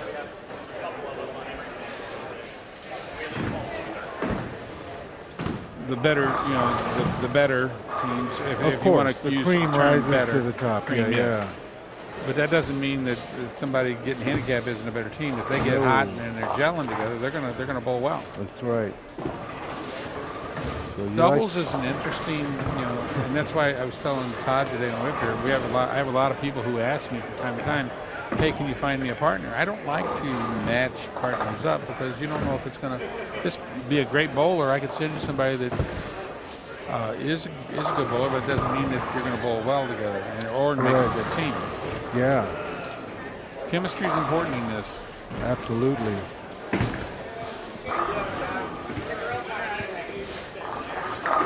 Oh, And then Maddie told me the last game, Mommy, you knocked down the pit. So I got a strike. I texted him the second game. He's like, no, she went to the other room. it's nice to see that a lot of these bowlers have their families, their kids watching them at home on the live stream. With Ashley Ward obviously made a little change. Going 4 in a row, pretty solid. Yeah, got that out a little bit. Even her partner was urging it to hook, but she got that in the soup a little bit. See if Shea going for a turkey. Oh, gets the scout. Shea is so solid. I mean, Oh yeah. for the I've watched him bowl. Obviously now I've watched him bowl a lot. Being at all my tournaments and watching him bowl. I've watched him bowl just incredible. I've watched him bowl good, and I've watched him bowl when he wasn't really having a great day. Okay, which is very, very rare. Yeah, got to be rare. But the one thing I've always told about him is I'm sure that he's got the same fire in him that somebody that's very expressive does, but he doesn't show it. Okay, he's always even keel. He's always polite. He's always a sportsman, and he protects the integrity of the game. Always has, and I believe always will. And he's just a quality individual. He's a great person. And that's not to say somebody that screams and hollers and yells isn't a great person. Right. But there's some people that amp themselves up that way, and there's some people that don't. But it's just he's just a great sportsman. Oh yeah. What does he do? Do you know what he does for a living? Works for Enterprise. Oh, no kidding. And I don't know what he does, but I know he works for Enterprise. Did you ever ask him if he ever thought about, trying to against the big boys? I always wonder. I mean, to me, he's talented enough. Without a doubt, without a shadow of a doubt. But I mean, he is very busy with his work, and let's just face it, he does pretty well as an amateur. Yes, he does. Absolutely. I mean, he does pretty well. Yeah, but pro card does limit you some of the things you can do. Well, I mean, yesterday's a prime example. I mean, for guys like him or Tim and Nick Crummell, I mean, there are pros that don't, unless you're in a major, there are pros that don't make in a regional what they made yesterday. Well, I think Crummell has a card. He is does a member. still have his card. Yeah. But he's not out there. No, he's going after it. Right, not touring one. He's quite honestly, he's probably making more money as an amateur in an amateur event right now. Correct. But yeah, because to me, Bittenbender, he's like, I don't know if you ever heard of an amateur down in San Antonio named Joe Vito. See, he never got a card. One year he won the Super Hoinky. One year he made the TV show in the Masters as an amateur, and he was the best action bowler. His partner was Norm Duke when Norm was 16. They were doubles partners, and they would bowl anybody. Pretty good partner to have. But Joe Vito, I mean, he's a legend. Name's a lot familiar, of people, but a lot I of don't- people know I can't Joe see it. Vito, and he to me was the best amateur that never went pro, never got a card. And to me, Shea is in that area. I mean, his physical game is unbelievable. It doesn't matter what kind of shot it is. Sport, Exactly, yeah. house, modified. I mean, there's a lot of bowlers down in St. Louis that are real. I mean, Tim Barron. I mean, Sorry, so There's that's a young very man- big there's a bowling young- area. There's another young man down in St. Louis that I still say that it's just not his time yet, but he's certainly capable. Cody Aldridge. I don't know if you've ever watched Cody throw the ball. No. Oh my God. His day's coming. I mean, and he doesn't care if they're hard. He doesn't care if they're easy. He just, give him something to shoot for, and he'll go for it. Nice. Now, Cody's excitable. Sure. We call him enthusiastic. But I'm gonna tell you something. When it's time to lace him up, I think it was 2 years ago. Probably the toughest field I'd ever had. It was 3 years ago. I'm sorry, it was 3 years ago. Because 2 years ago, Matt Russo won it. But 3 years ago, probably the toughest field we'd ever fielded for the term match play championship. Cody walked right through it and won it. And he beat a very, very difficult step ladder. Nice. And he didn't do it by a little bit. He did it by a lot. That was the year that Rick Coy won the senior division. Okay. So, I mean, Cody's a guy that if he gets the opportunity, I really believe, that he's going to make a name for himself in the sport. Nice. Now, have you talked to Spencer Robards? Is his future on the Pro Tour? Is he looking forward to that? Just I biding don't his think time? that's changed since the kid touched a bowling ball. I don't get to talk to Spencer hardly at all anymore. I mean, I used to get a chance to talk to him once in a while. I do talk to his brother. Yeah. Another fine kid. Lake's just an incredible guy. But I don't think Spencer's dream has ever changed. I don't think it will. And I think you're looking at one of the best to ever throw the ball ever. He's fantastic. In our time. That's right. I mean, I don't. I might offend somebody when I say this, but I mean, you can't take a modern day bowler, and say he's the greatest bowler that ever bowled. Right. Because I don't think they've paid their dues. They're the greatest of our time, maybe. Yeah. But how do you take somebody that won with rubber, one with plastic, one with urethane, one with resin, over 4 or 5 decades. Yeah. Won in all those events. Watch the oil change, watch the lane surface change. How do you say that somebody who just came in the last 10 to 15 years is better than them? Yeah. You can't. You know, it's just like the argument with King James. I'm sorry. Right. You know, I personally, is he a dominant player right now? Absolutely. But I could hold 5 hands up, okay, 25 fingers and thumbs of people who I think are still here. Oh, yeah. I agree.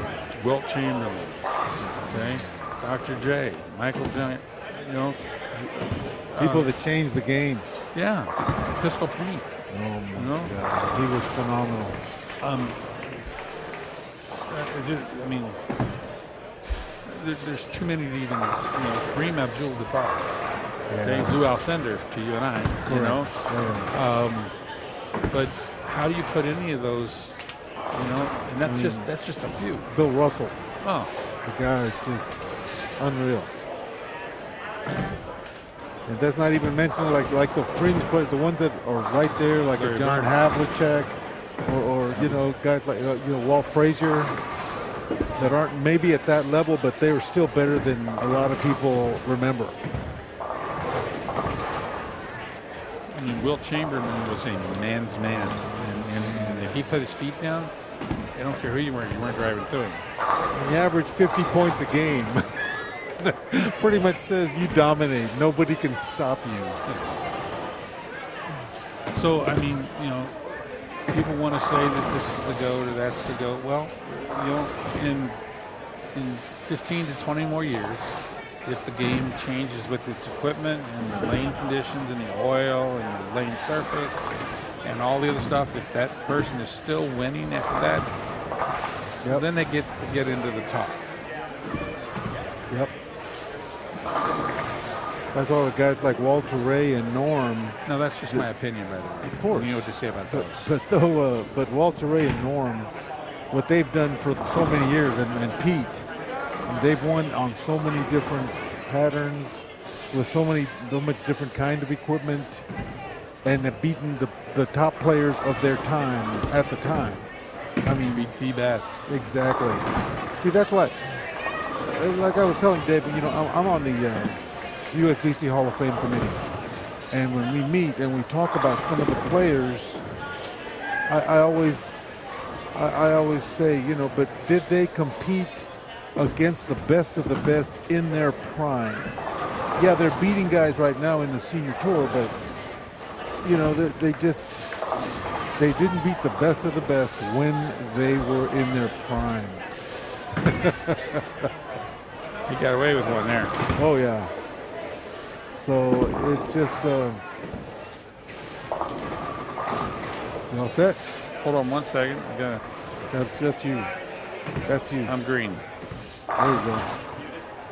I think we're getting a guest here in a minute. We'll keep watching the bowling here, see if Shea can build on his 4-bagger here. Jennifer.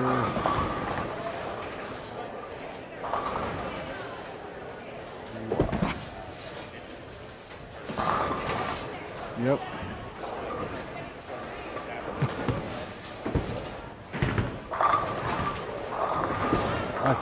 I saw it.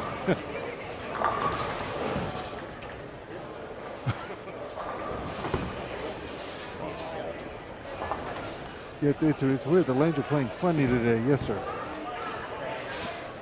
What's that? Oh, okay. Oh, I see that. Somebody's got the front 8. All right. All right. I have not heard of a 300 yet today, so this will be. Just got the front 8. Do you know who that is? He's got the front 8. Gonna find out. Yeah.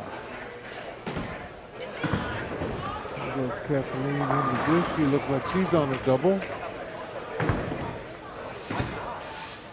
Let's see. 4-pin. Denied. Spare for Differ. Oh! Gene Vincent trips out the 4-9.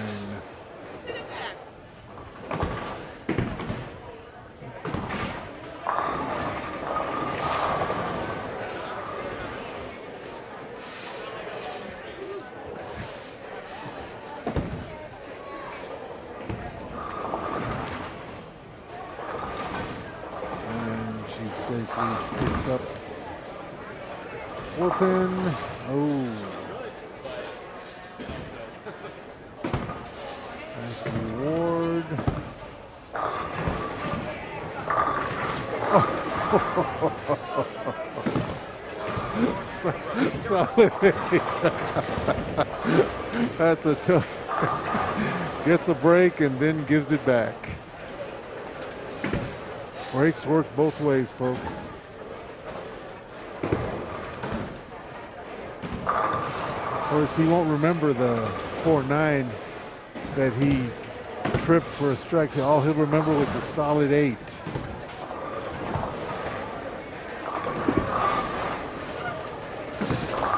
Oh, Viola leaves it 2-7.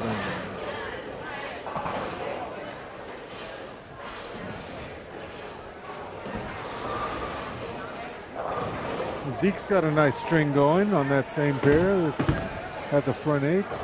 But he's got like a 6-bagger going.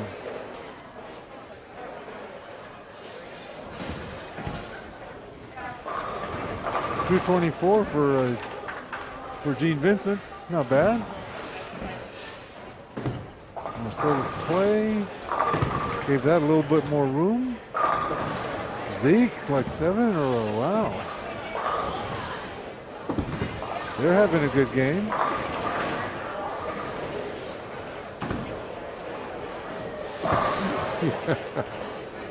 Well, hello, Todd. Hi, Hello. Todd. Getting lots of compliments on the stream. We're going to switch channel 1 to channel 2 in a second for the guy with the front 8. Nice. Is that a guy or a girl? That, I assume guy, but I might be wrong. We shall find out.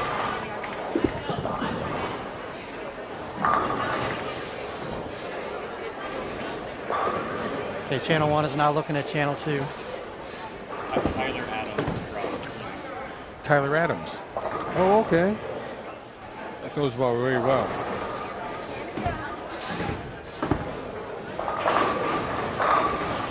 You had just commented on him when he was over here. Exactly. Oh, he's solid. Solid Bloomington bowler, yeah.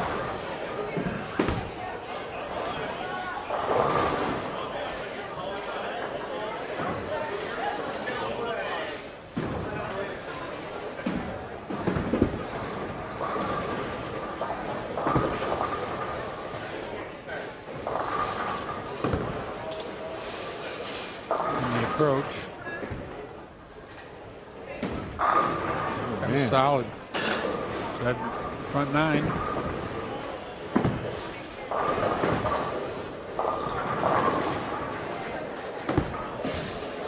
Is that Walker? Walker closed out with what, a 6-bagger for 240? Oh, nice, yeah.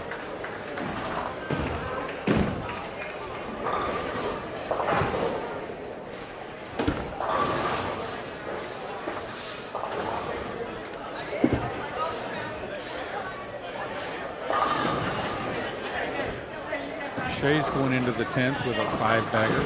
Ooh.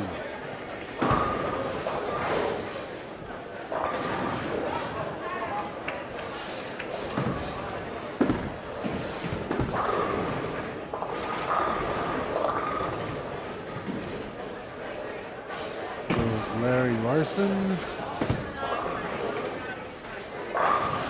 Nice, nice. Smooth. I love watching Larry's got such a solid game. And a nice guy. One of the best bowlers. Another good, happy guy. Oh, absolutely. Oh. Gil chops the Durban. 36910.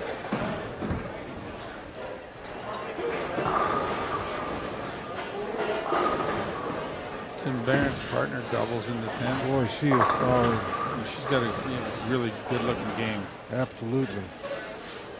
She, I saw on her Facebook page, she had apparently she bowls nationals with Carolyn Doran-Bauer. Well, so she's on the strong team there.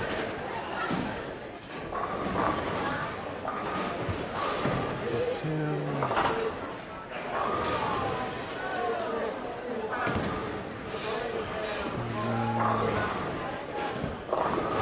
Oh, Andre just tripped out the bucket. 2-pin forward, of course.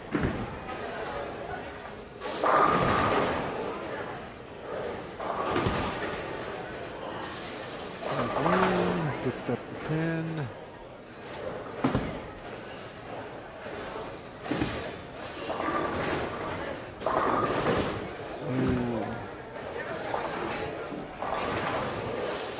Andre trying to get to 200 here.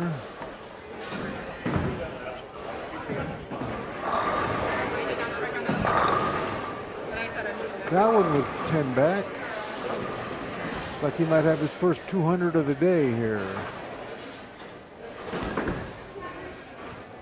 Yeah, there's some good scores down there on 25 and 26. Yeah.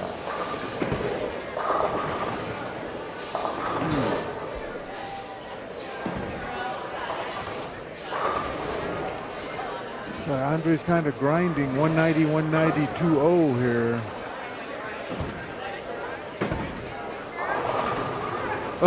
Trips out the bucket again.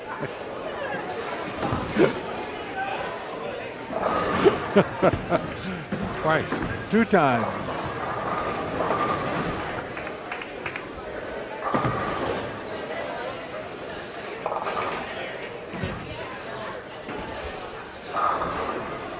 Oh, they shot an even 400. Their high game of the day so far. The GOAT, Garrett Lawson. Shea, he's got 256 available left. Garrett Lawson, the fellow on lane 26, a couple of years ago, he had a 300 at USBC. So he can play deep, kind of rips it from inside. And at the USBC, sometimes that's what it takes. Oh, O'Neal. Looks like it's not going to be 3 straight high games for O'Neal. Oh, we got Tim Barrett coming up right in front of us next game. That's good.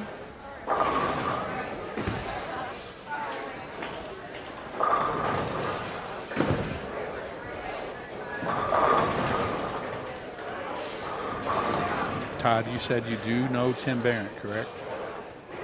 Is he working at ours right now? No. That won the league?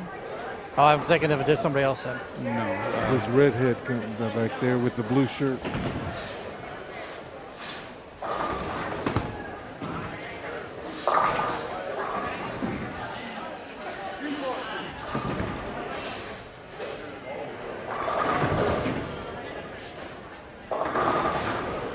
What'd you finish with that game?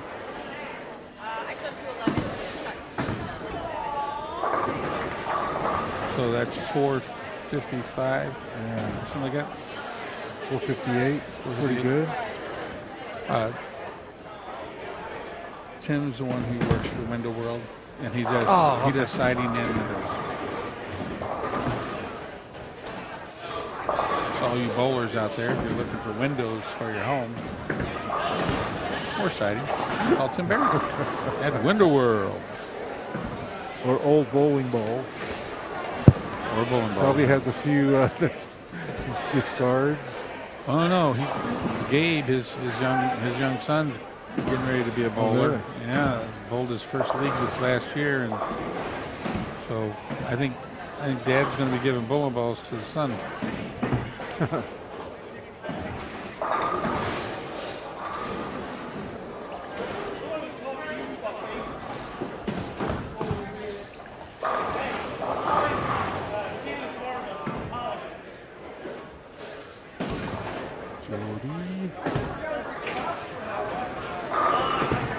Man. I think Zeke's going to go off the sheet here. He threw the last 10. He went open spare, 10-bagger.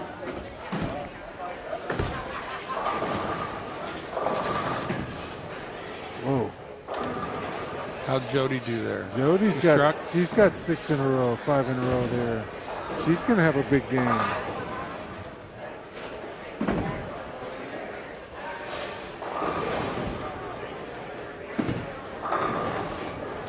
So Shea finished with 254. Nice.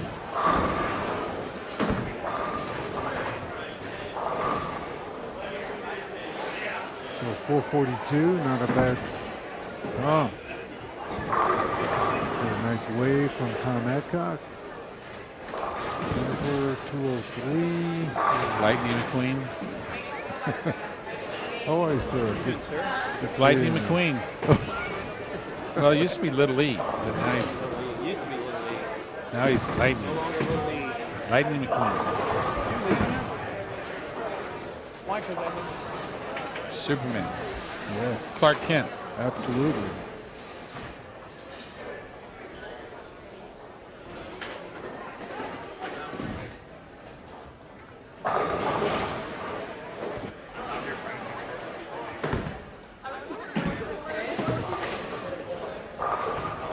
All right, so Here goes Tyler Adams. Tyler's up now in the 10th frame. Yep, 10th frame. And I Change believe channel 1 over to channel 2 Todd's for going that. to change channels. Okay.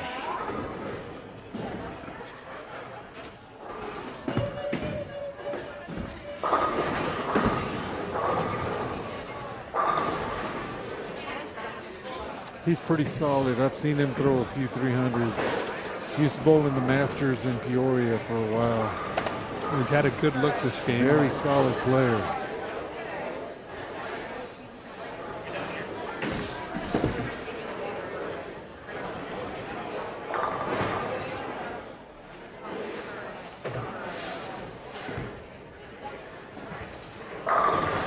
That's a just no-doubter. No doubt at all. 10 back.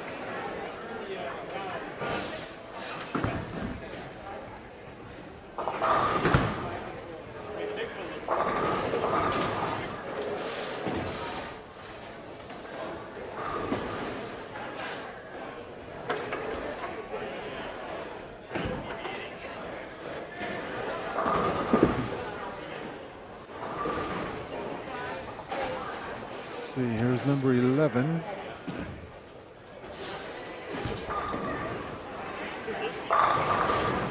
Just unbelievable. I imagine when you've had so many, it probably doesn't even faze you when you get to this point, you would think. Oh, you got to think he's a little nervous on this last shot. Yeah, well, my last one was in 1994.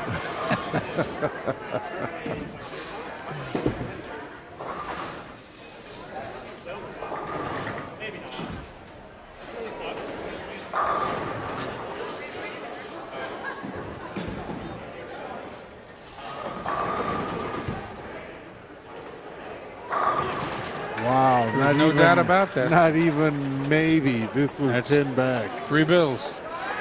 First one today that I've heard of. I mean, the first one, I think. yeah, I mean, there wasn't any the first 2 games, no high games.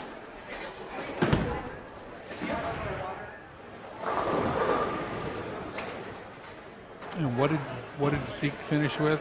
I think 269 or 260 something. No, I think he had 280. I thought he went open spare. He must have gone spare. So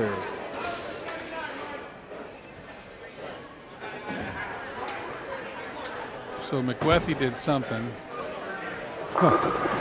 He's always doing something. See how Ashley's doing.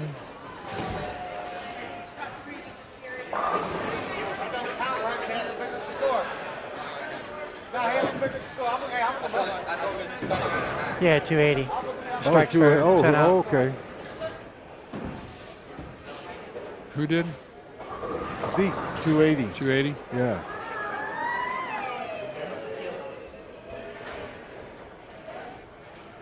Goes Larry. Going for turkey. Trips the 6. Oh, McGuethy shot 300 too. Oh my God. McGuethy shot 300. That's what it was. He was struggling to high heaven yesterday. He could not knock down 10 to save his life. All of a sudden we have 2 in one game. Well, that's what happened yesterday too. When Jason Queen shot when somebody else shot one the same game.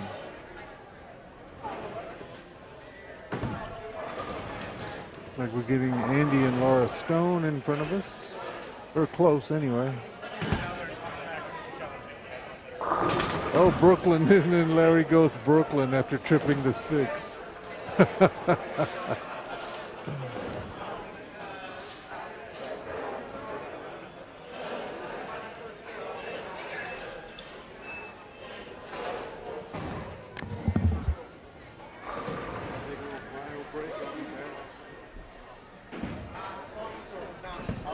We're going to take just a brief break while they change lanes here.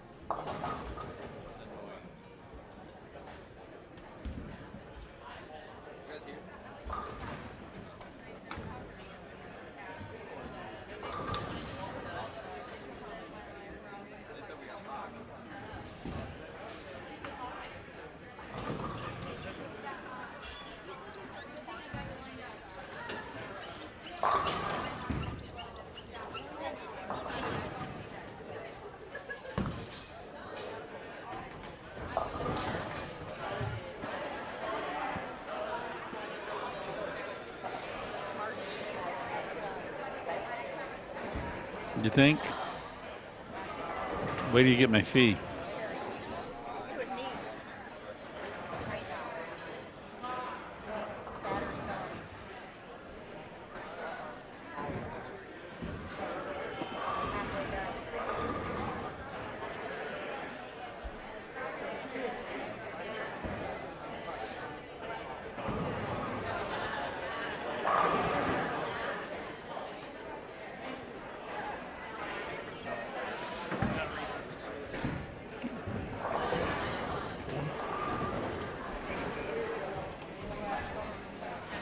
We're getting ready to start game 4.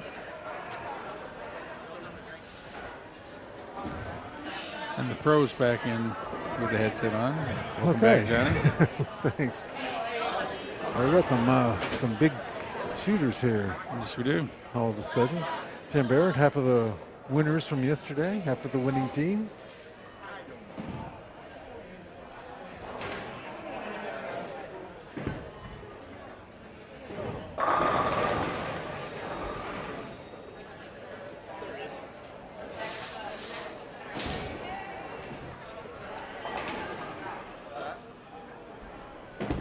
Till everybody finishes, I guess. So everybody shows up on this pair. Some pairs have started, some are just finishing up. Some pairs have 10 bowlers, some pairs have 8, so it's never going to be. We are underway here. Oh, here we go. Oh, this is the gentleman from the pro shop at Peoria, right? Who's that? No, that's not Tony Schnack. No, that's I don't know who that is. No, Tony's a little shorter, but he would be wearing a cap, so.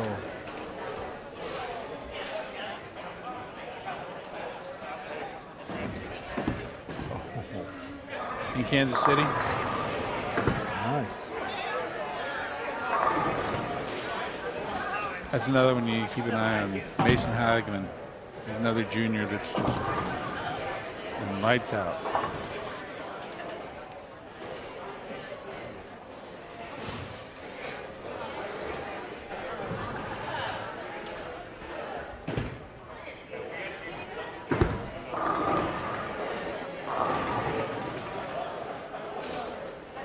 Renfro, Warwick and Renfro.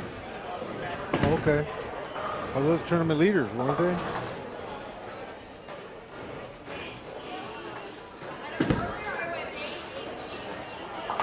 Yeah, they were leading. Huh.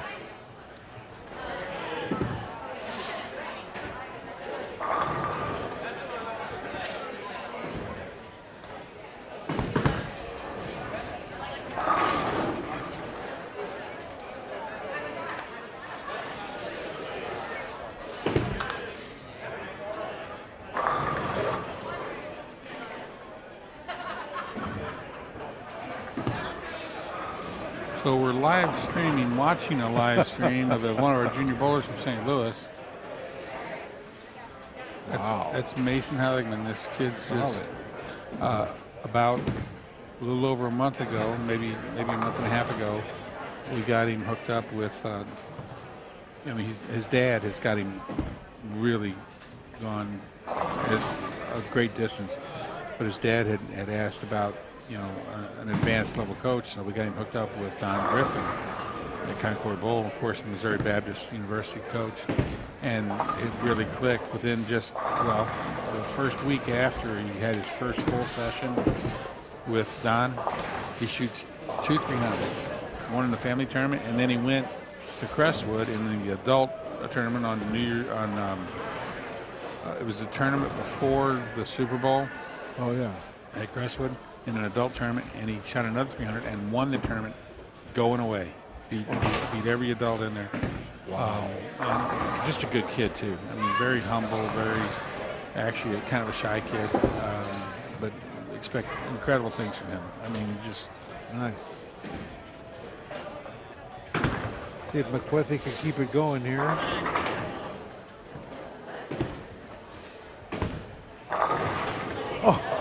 You gotta be kidding me.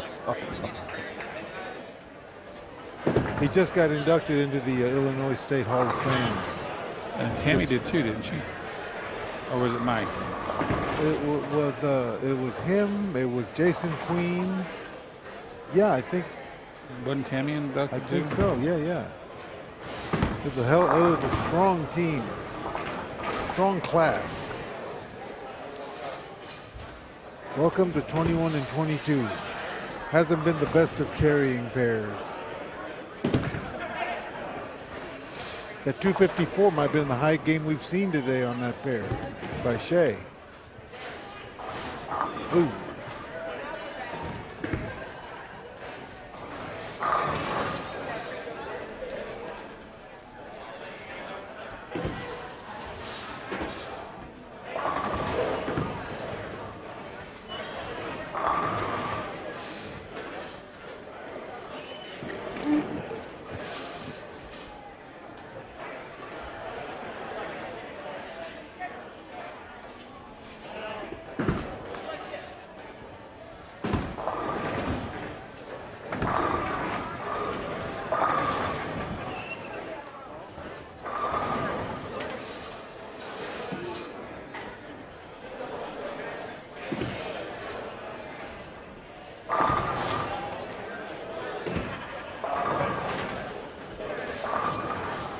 Mike's getting blocked on his video view, just like we do. Yep. I understand. That happens to my wife, Janine, and I all the time. Happens to me and her. Tell her to move. When we're watching Andre Gobo League or a tournament, I mean, it's inevitable. Somebody will stand right in front of her. Uh-oh. Yep. Even Tim Barron struggled. This is the pair that Nick Crummell struggled on. So, yeah, Tim is gets a nice 4 count. I'm sure. Oh, Andy's taking a picture of it. Andy's taking a picture of the 4 count by Tim Barrett. I'm sure It'll end up on Quality Shots Facebook post. That's for you, Don Sweet.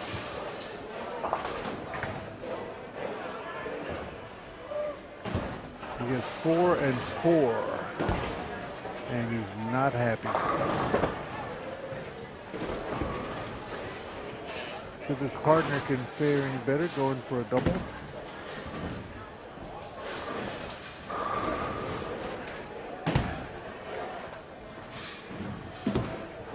Oh, that looks pretty good.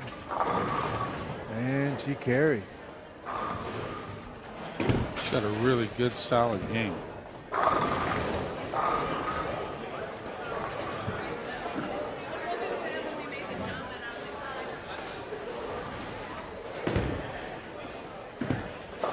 Withy.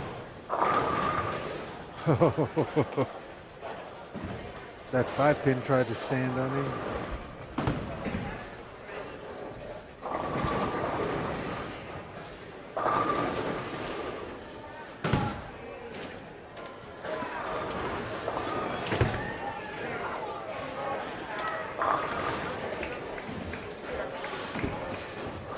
A nice reward.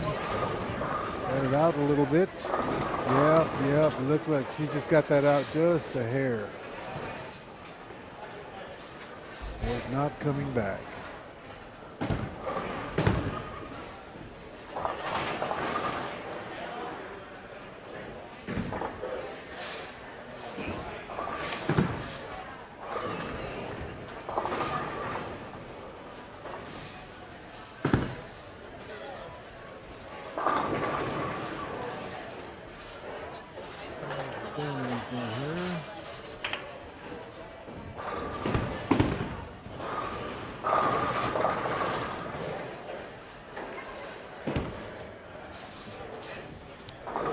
Nice spitter. Never an easy one. Fails. Do a TV pair, somebody was right in front of you.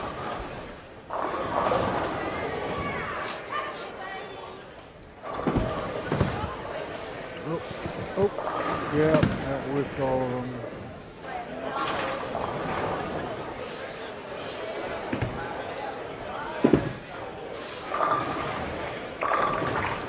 That was solid.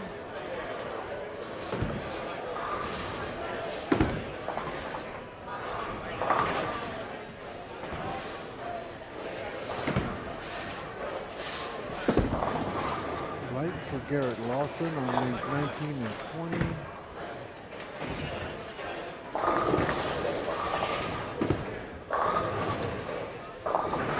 Ooh.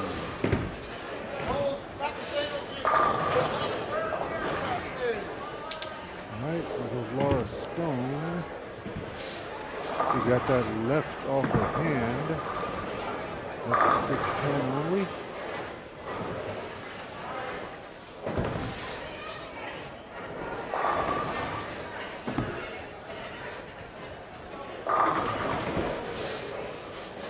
Looks like it's taking a quick poll around here, Larry. It looks like of the guys wearing caps, 4 of them are wearing it bill forward, and only 1 youngster has it with the bill backward. So it's 80%.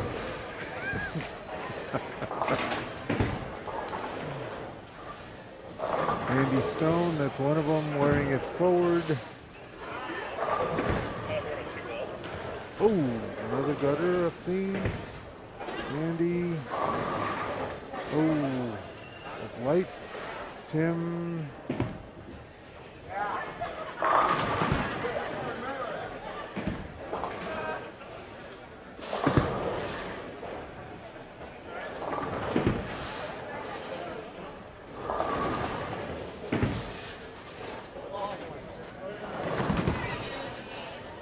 All right, Andy picks up the spare. Oh, a double gutter. We just saw a double gutter on lane 24. Which is okay. Only one way to go from there. Just Well, I can see that lane. I can't see this one. Oh, no 710 on that one, Mike.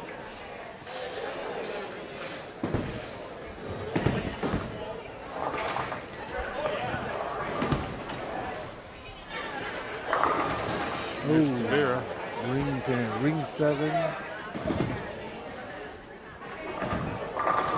Oh my.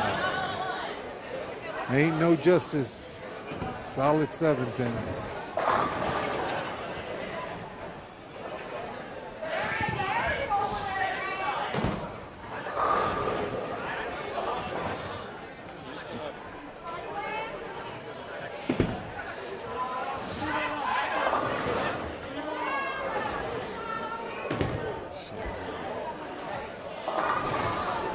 Yeah, you didn't see it, but Shannon, that 7-pin, oh my God, it was right there. Should have gone.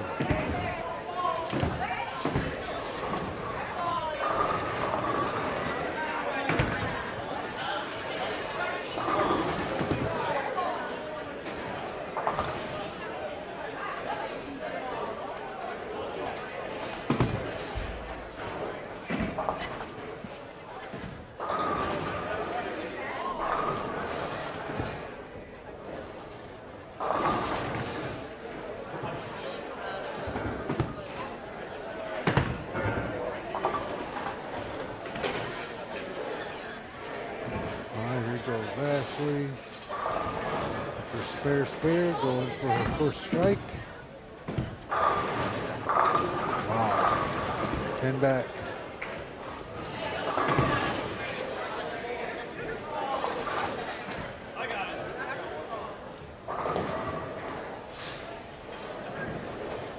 Kathleen Hermazinski trying for 3 in a row to start game 4.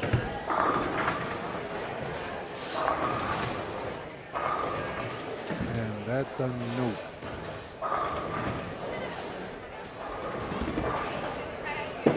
Oh. Looks like we have another lefty here.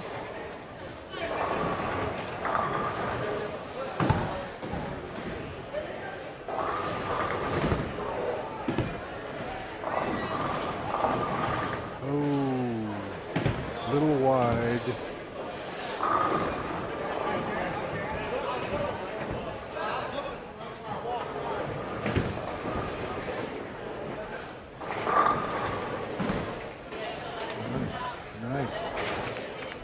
Solid for the backward cap. Oh, kind of close.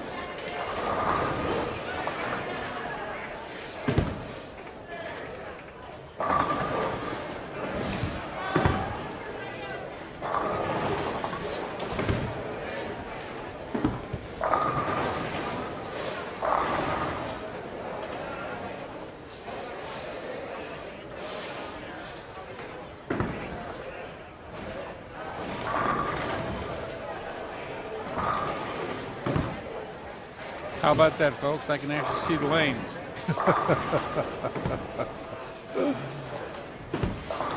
Only for a little while here. Yeah, for a couple more seconds. Yeah. There, they're gone. All right, here goes Shannon and Tim again. Shannon should have the front 3. A double and 7, and let the 7-pin spare. Andy Stone jumps on it. Oh, got that wide. Yeah, I didn't think that was going to come back. Not on that lane. Of course, mad at herself. Here goes Tim Barrett going for a double, and I think he's going to get it. I believe so. Yeah, I think once he lines up. Oh, he got it wide. Oh, my God. No, he's frustrated. Can't get lined up. You know, this pair has been tough. Like I said, 254 is a high game we've had. And it took Shea Bittenbender to do that.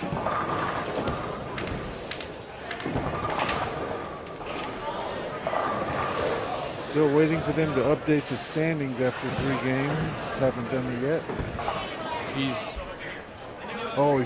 still working on it. Okay. He must be missing a couple.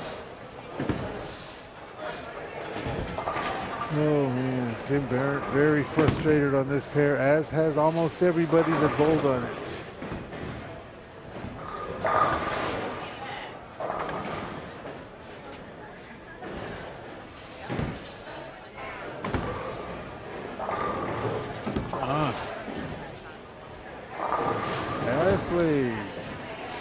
a double. Nice. Who? Ashley Ward. Who? I'm sorry. I'm Tammy looking. Walsh. Tammy Walsh. There's so many good bowlers from that area. Right. I keep calling them by the other names. But yeah, I don't. Of course. So Tyler Young bowling down there. He threw a solid strike. He had a 290. He opened with a 297 yesterday. Oh my!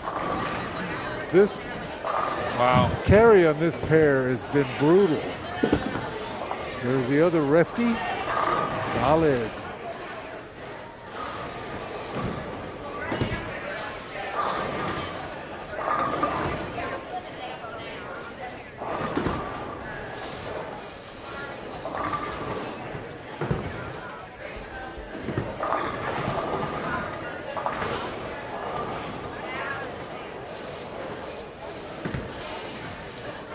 Mike McQuaid, he had kind of a unique release. He just kind of spins it off his hand, but he does it the same every time.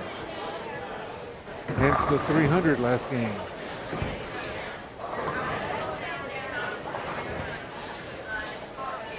I don't think Camden Rokita's bowling today, his partner from yesterday. I have not seen him at all.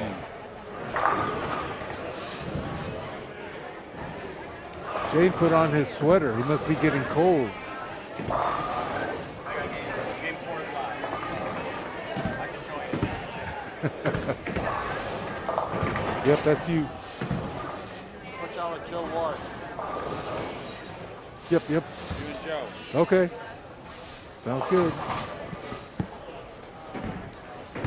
Hi, Joe. Hey, Johnny, how you doing? So, guest here, we got Joe Ward running the tournament and getting everything up to speed after game 3, I guess, halfway done the qualifying. Joe, how's it going so far? So far, so good. We just had our first breakdown of the day on 3 and 4. Fortunately, we had 1 and 2 open, so that's an easy move. Okay. So yeah, pretty smooth going there. And they were only in the first frame, so they're not even behind yet. So far, the scores today seem to be a little bit lower than yesterday all around. I see that. Yeah. Still some good ones. Had 2 300s last game, which I'm sure you guys, I think you saw one of them on screen. Yeah, so. one of them was right there. The other one, yeah, we could hear it. Yeah. They had a really slow roller. They even had to correct the score in the no screen. kidding. Yeah, Mike McQuetty gave him a 299 instead of the 300. So. What tripped out late? Was it 10 pin? Or? Yeah. It was late messenger knocked it out. That's pretty fun. You had a couple yesterday, so not too bad. Yeah. Then I think my favorite one still got to be Danny's in the semifinals on Friday night. Oh yeah. It was her first career 300. That's and fantastic. she was a lot of fun to watch. If you get a chance to see the video of her, I did see. I saw her 10th frame. That nice. raw emotion is something special. Too bad it wasn't the last game, though, because after that, she's kind of had a letdown. Yeah, and that's one of those things is there's no way to follow that up. and yeah, especially your first one. Yeah, just a little bit of nerves and got to calm down from the adrenaline of shooting 3 to bowl the finals. Yeah, that'd be tough. That's why it's really weird. A lot of the guys on the PBA tour that have had 300 early, they usually don't win the tournament. Right. If it's not the title game, they're probably not going to win. Right, and then they're professionals, and exactly, they've had dozens and hundreds, and but yeah, it was really exciting. She had just had her first 800 on Tuesday. That's what I heard. Yeah. Yeah, because we really weren't familiar with her. We really didn't know about her. And then Sean Reed texted Larry, said she just had a 300 and 800 last week. So, and then of course, as soon as he said that, I said, oh, Danny, of course. Right. I saw it myself. It just didn't click. But yeah, Rick Hoy looked like he picked a pretty good partner this week. Yeah. I haven't seen what she's been doing today so far. When I'm running things, I have a nasty habit of having no idea what's happening out there. I know exactly how you feel.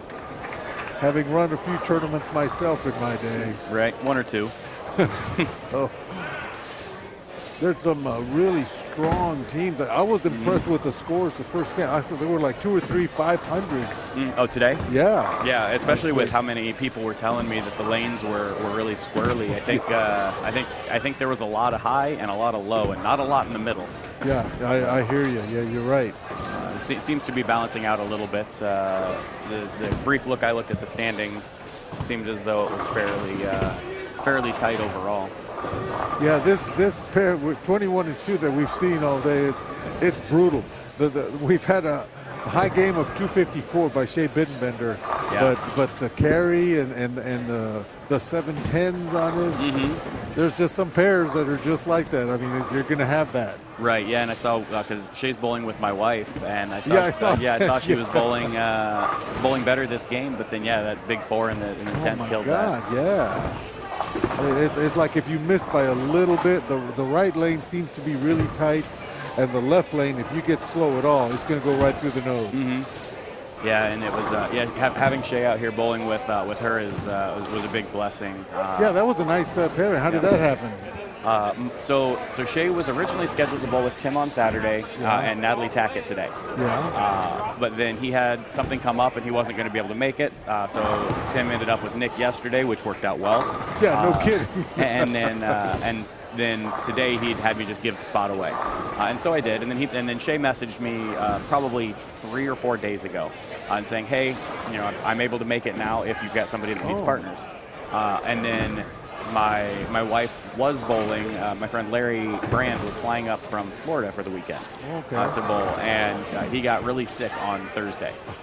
Ended up in urgent care Thursday morning, and so I messaged Shay because he was supposed to bowl both days. He was bowling with Joey Zerniak yesterday, and then my wife today.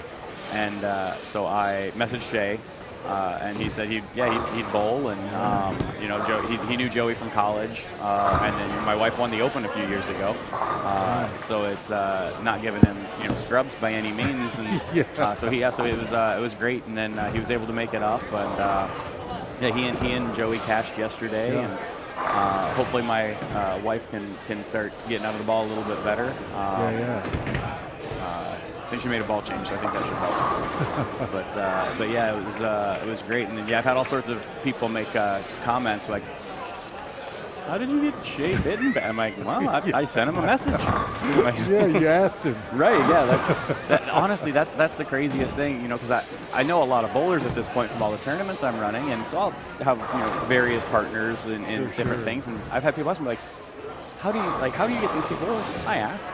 Because a lot of the times people are like, "Oh yeah," they assume they're bowling with somebody else. They assume they're bowling and already bowling somebody. Like nobody has the prettiest girl to the prom because they think she's going with somebody else. Or they're nervous and they're scared. I had Cam Crow bowled yesterday, shot like 1570 or something with a 210 the last game. Right. Yeah, he absolutely killed it. Well, he had asked me to if anybody needed somebody to.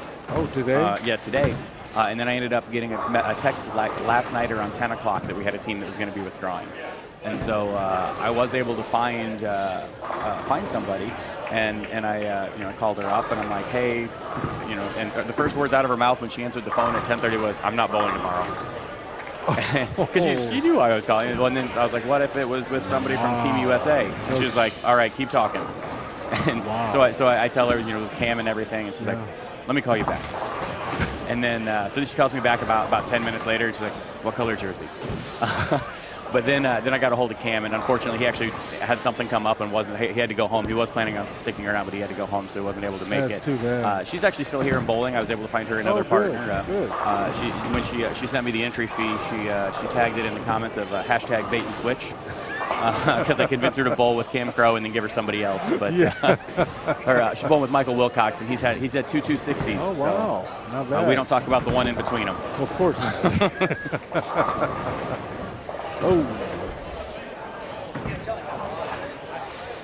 Oh, somebody's got the front 6. Yeah, on our Griner. I think Griner, one of the Griners. Okay. This guy, I think. No, this guy right in front of you. Okay. I think that's him. That was one of the Griners, but because they've got names on jerseys for the Griners. But. Oh, that's right. Then it wasn't him. Well, whoever he is, I think he's got the front 6. Yeah. Shay's 250. Better watch out for high TV. You're right. Well, high camera 1 pair.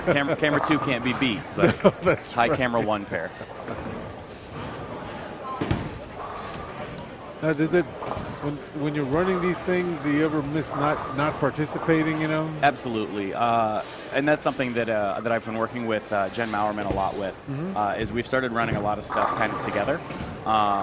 We basically we've started putting each other's names on about everything that we've been doing. That way we can each bowl some too, because she's felt the same way. Is she'll run all these tournaments and never gets to bowl. Fortunately for Jen and for myself, a lot of the times it's Amanda. Okay, Amanda. She hit. So they won Friday night. They retained their title because they won last year too. And then yesterday she started game 1 with a 268, and I think she did the same today. She's been absolutely killing it this weekend. Wow. Yeah, with the software that I'm using with the Bowler's Eye, Jen and I are able to actually bowl while we're running tournaments for some of them. Yes. Events like this, I'm not even going to try. No. But some of ours, like we run the River City tournaments in Peoria. There we go. We run the River City tournaments in Peoria. And those are monthly events there, and for those we could bowl them while we run them. I still don't because I'm extremely superstitious, and the last time I did, bad things happened both on the lanes and the tournament, so I don't. But Jen's bowled a couple of them while she's run them, and I think she even bowled her Anchor Girl trios this last year while running it. Oh yeah, I think she finished 3rd or something. Yeah, finished 3rd while running the tournament. Wow. That's a lot of headaches. That it is. Smokes.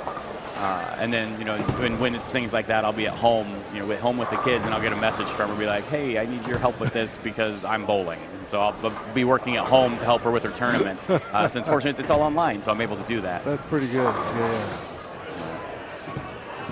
Not bad at all. And then I said we've got a few other tournament directors in the house today bowling too. See, Ashley Bluford's up here from down in St. Louis. Okay.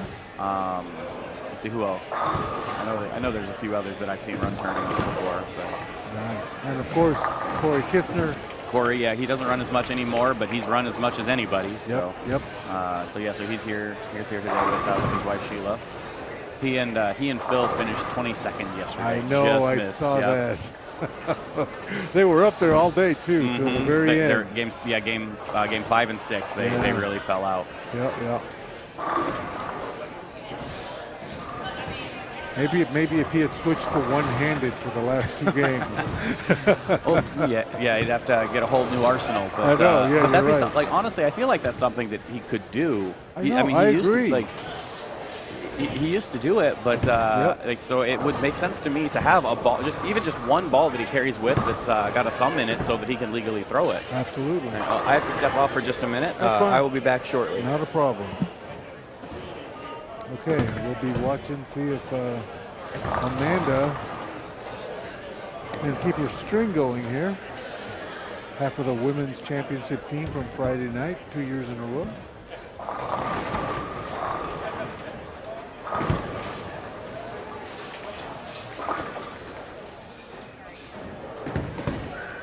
Runner, 10 back, and here goes Amanda. Working on the 7-bagger like we were talking about. High game on the pair so far that we've seen is 254. Throws one more, so pretty much be guaranteed of beating that.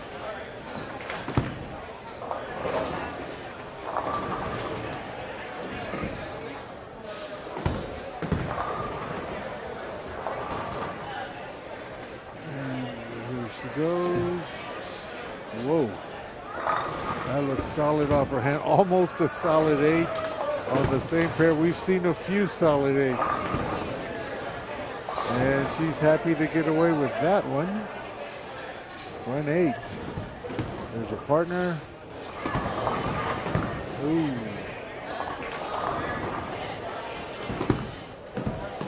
And it looks like they're in 4th place. So this game certainly will not hurt them. Let's see how we're doing on the high games. Of course, Tyler Adams, 300. Bruce David, 280. So apparently Mike McWethy did not get into the high game pots. High game with handicap. Let's see, women's high games. Shannon Sellers right in front of us had 247 game 2. Viola David 259 bowling with our host. Yes, it's her. Yeah, absolutely. Yeah, we're watching that. Oh yeah. Oh yeah. Yeah, they're in. Oh, here he comes. Getting Joe back here. Set.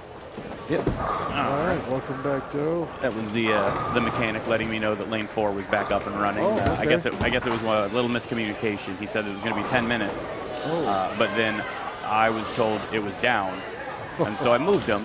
And then they got about 4 frames into the next lane, and they're like, "It's back up." I'm like, "Well, I've already moved him, so we'll keep it out of play, and if we need it later, we can use it. But future games, I'll just keep them on 1 and 2. Once I move a pair, I'm not going to throw it back in." Sure. Always a tough call, tournament director. But you got to make it. You got to stick to it. And it's always something new. It's never. Tell me about it. It is never a consistent like, "Oh, hey, this is the problem that you have." It's like, "Oh, okay, yeah." No, there's no book that tells you exactly what to do and everything. It's just fly by the seat of your pants and make something up and hope you did it right. It's funny. One of the first times that I was running a TV finals for the PBA, we had, of course, a lane breakdown. And when they're practicing before the show, I always told them, practice on the alternate lane, because if there is a breakdown, you get no practice. Right. You just keep game going. So, of course, we had a breakdown, and Ernie Schlegel was bowling, so we had to go to the alternate. He goes, "Well, how many practice I get?" Ernie, you get none. He goes, "Well, then when I throw it, I'm going to give him, tell him what he's doing." So he throws it in the gutter, so he doesn't give his opponent a read on the lane. That's Ernie. I feel like the pins are a little more important, but okay. I couldn't believe when he did it. I said, "Wow, thanks, Ernie." Right? Yeah. Okay. You never know what to expect out there. Yeah, once you've got your mind made up on something. That also just goes to show you the different level that those PBA guys are. Is they know he could watch me and know exactly what his is going to do. Exactly. Yeah. Whereas it takes me half a game to know to know where my next shot might go.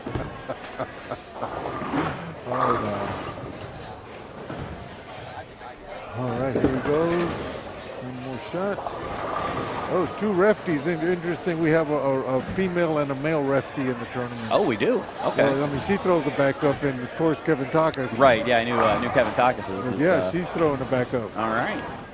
We had on Friday night actually the ones who lost to Danny's 300 to Danny and Sheila. They had one of them was throwing a house ball, not a house ball, but like a plastic conventional grip. Yeah. And she was just throwing it straight up the middle. And she averaged. She was over average on the day. She's shooting in the 150s and 160s all day on her like 140 average. Wow. And then actually there goes Marianne now. She was the other one. She was 118 average. Okay, here goes Amanda. Oh, ring 10. It looked like she got it out. A little hair. On the left lane, that would have come back. But the right lane, I've noticed, is a little tighter. Yeah. So she probably caught the little puddle. Yeah, and that's one of those that probably knew off her hand, be like, uh-oh. Oh, yeah, but it comes back and looks good. Look. Yeah. Hurry. But yeah, no, that semifinal with them was a lot of fun. It was the first tournament either of them had ever bowled. Oh wow! And yeah, they did well, and it was they were super sweet ladies, and it was why we've always wanted to do the ladies doubles was for things like that. People who don't normally bowl tournaments. And yeah, they did well, and they ended up getting third place. And I personally, at tournaments like this, I like to see the handicappers at the top because that will encourage other. Oh wow, they're up there. Yep. I can beat her. Agreed. Absolutely agreed. So yeah, it's always good to see them up there. Yeah, there is always that level of, your scratch bowlers or scratch bowlers for a reason. But yeah, I always like to have, if I've got half the field is handicap, I'd like for half my finals to be 2. Exactly. Or even if it's 5 scratch and 3 handicap. Okay, like that's still within reason. But yeah. Well, I was talking to Vince Pollard at Landmark about the tournaments, and he asked for recommendations. What would get more people bowling? And I looked at the format he had, and he had 80% of 220. And I go, Vince, every finalist is going to be a scratch bowler.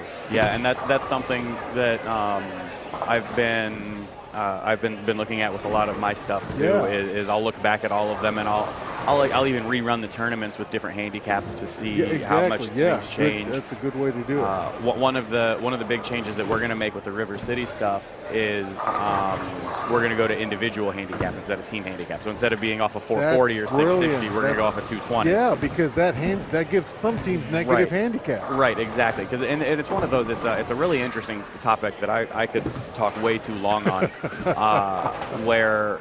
Because it looks weird when you're like, oh, well, this team averages 440 because they've got 2 220s and they get no handicap. And this team averages 440 because they're 240 and 200 and they get 16 pins.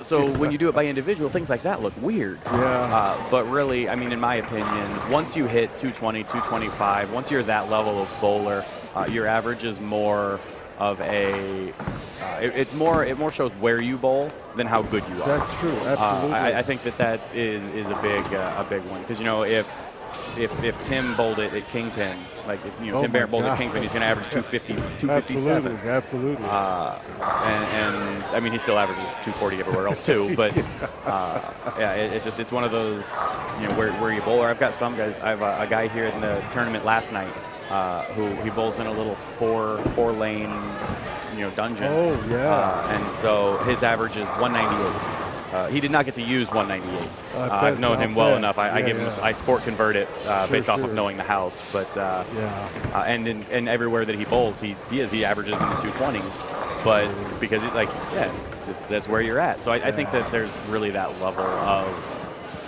you've got a scratch bowler. You don't necessarily want to have them take away the handicap bowler's pins, and that's a great way to do it. I wish everybody would do that.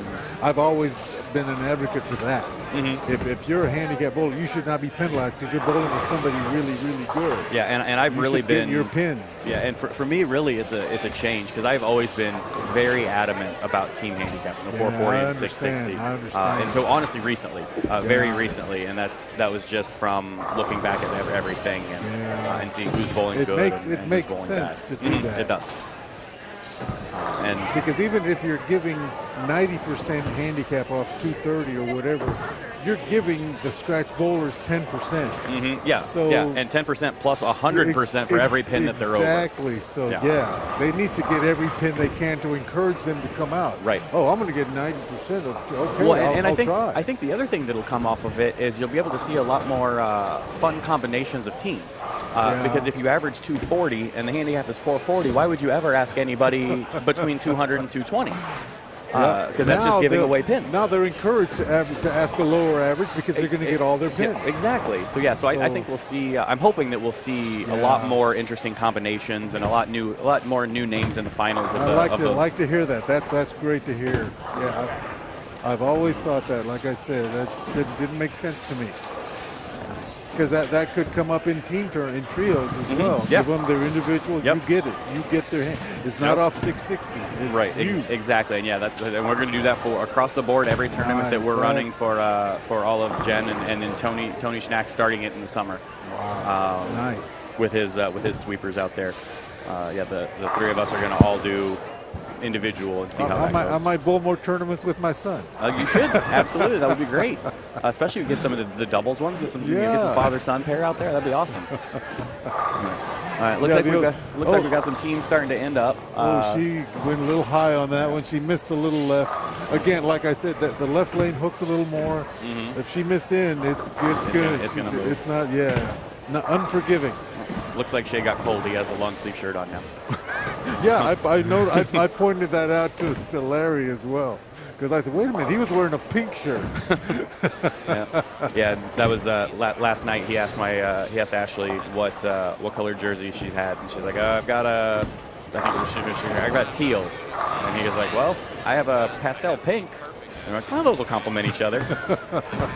Looks like people are starting to wrap up a little bit, so I'm going to go man my station. Not a problem. For, Larry will be back shortly. Sounds good. Appreciate you guys having me on. Talked a little Oh bit. man, that's been fun. Yeah, I'll talk bowling with anybody. Yeah.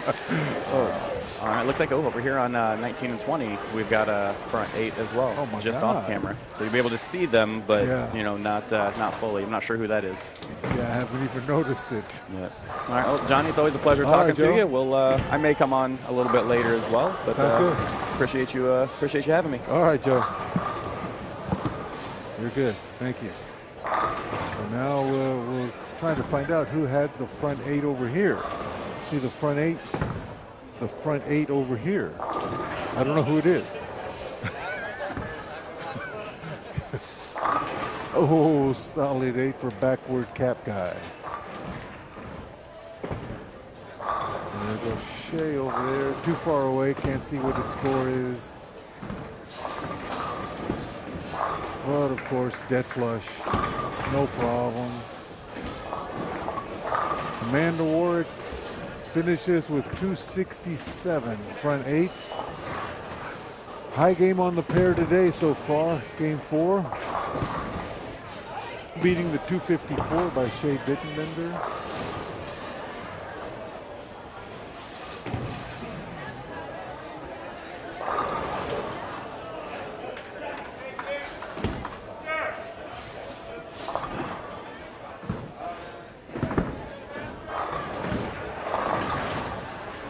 Tim Barron goes high. That won't hurt you in the standings, Amanda. Hop on there, John.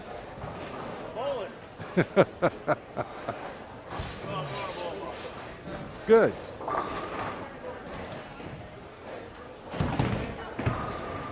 Goes Kathleen.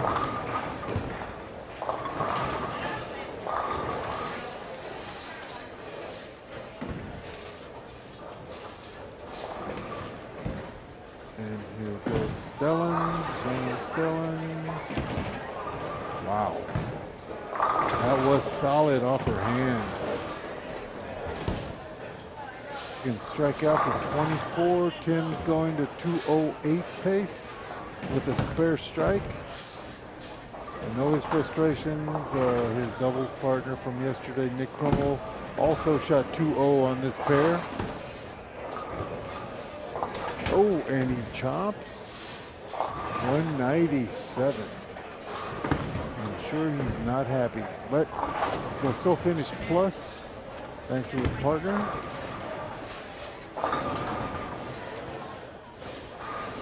The GOAT gets one in the ninth. Gary Lawson. Hey, who's got the front 8? Who's got the front 8?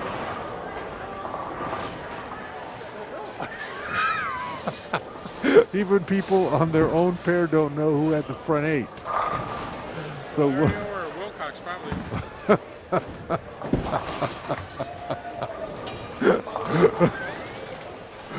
So Andy Stone working on a 5-bagger of his own. Mike McWethy gets a strike. Can still shoot 207. Oh, Stellans did double. Still shoot in the 220s. So they'll pick up 20 pins in the standings. Oh. Hey, how you doing? Welcome back, Larry. I feel much better now. Good deal. I was Had a nice chat with Joe. Yes, you did. I was getting lightheaded, and I hadn't eaten anything, Oh, I breakfast or understand. lunch, and Sure. that medicine just. The pins were starting to move, so I better get something to eat. Oh, yeah. Oh, and Laura Stone just chops the 6 off the 10. There goes McQuithy trying to salvage a deuce. Oh, Yes. oh, Got the late roll. it's a mixer 7-pin to fall. So I heard you ask a question about who's got the front 8 over here. My guess is it's either Wilcox or Solarium. But I hadn't seen anybody throw it, so I don't know. Yep, the guy with the bucket hat. He's John Solario from Okay. St. Louis. Very solid player.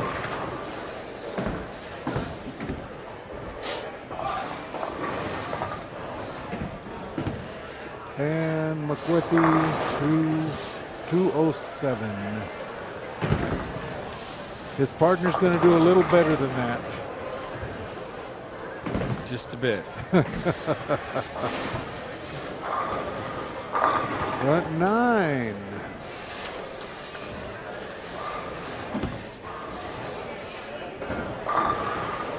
Man, is she good. Tammy certainly is. Unbelievable. Tammy won one of my events down in Quonset in Crystal City, Missouri. Beat a very tough field. I think she was on a team with Laura Stone and Bobby Sweet that shot a Baker 300 game, a women's Baker 300 a couple of years ago. I did a story about him because I didn't think that happened very often. In college bowling, probably, once in a while, but yeah. these were just 5 friends that got together. Not as often as with men's team. No, for sure. But I checked with USBC; they don't keep track of men and women shooting Baker 300s. I do remember when Jerry Anderson and Leroy Barnhop and them. They were the first, and they made the at cover of the bowling magazine. National event.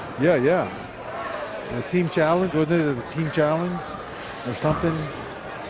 257, picked up 64 pins. That's pretty good. Won't hurt them at all. See where they were. They were third, I They were believe. third. Wow. And they picked up pins. All right. And of course, Renfro shoots 267. So and they get handicapped. So they didn't pick it. I think they might have lost pins to the team that was right behind them. I know that They might have gone around them. Warwick and Renfro might have gone around McWethy. They were down. They were behind. They were behind by 19 pins. I know that Oh no, by only Viola, David, and 32. Gene Vincent. Viola's whacking them. Oh, she is totally. She's, Yeah. I mean, this game too.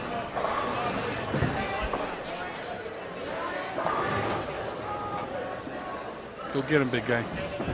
Go get him.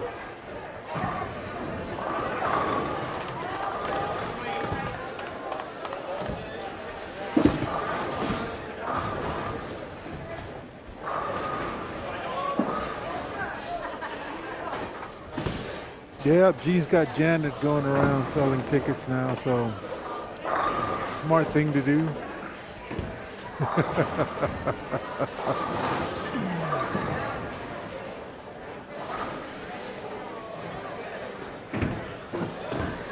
On the pitch.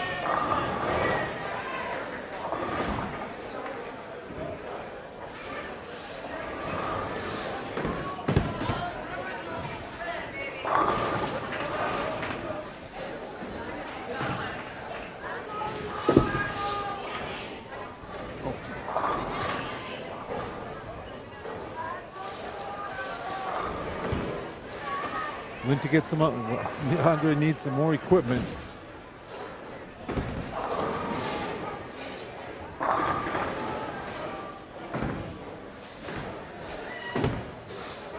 right.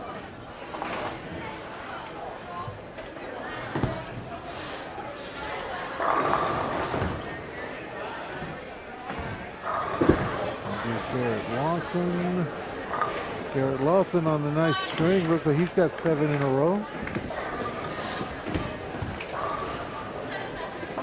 Oh, 3-6. Almost went through the nose.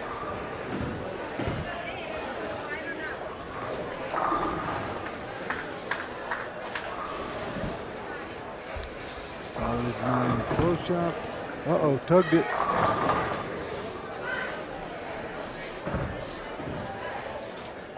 Usually when that happens, Kathleen Hermazinski's the first one to say everybody's hands go up. But she didn't say that since he's her doubles partner. A little respect there, I guess. She reluctantly raised her hand now. Okay. And that is the lane where Gene Vincent missed his.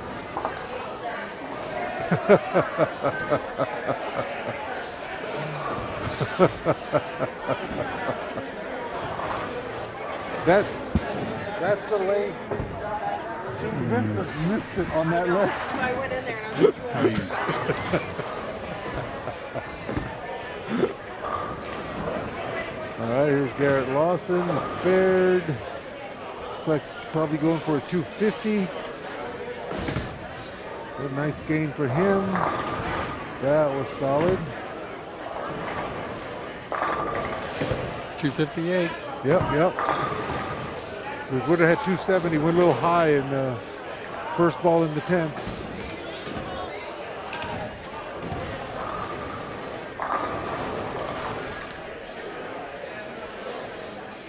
Well, this Darren Dunning, I mean, I'm guessing, I mean, isn't he like a 240 average in St. Louis? I mean, High 230s. oh my God, what a heck of a physical game. Yes. Solid bowler. You know, he's the definition of what I always say. If you're around the pocket, Yeah, good things are going to happen. yeah. He is really, I've seen him put up some, he bowls a lot in the Peoria area. Yes, he does. Yeah, so he does well usually. He travels with that group. Yeah.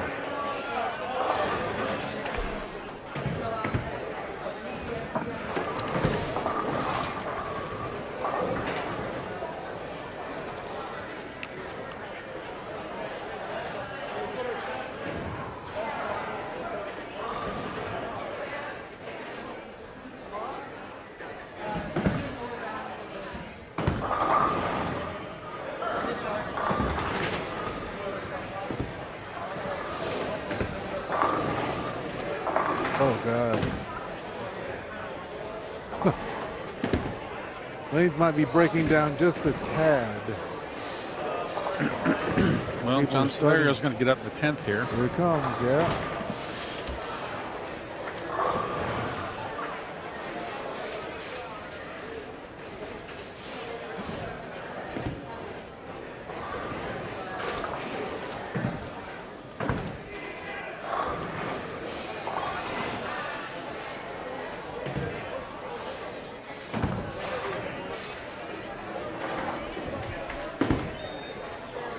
It's funny, the two high games on this pair happened this game, and they were both by women.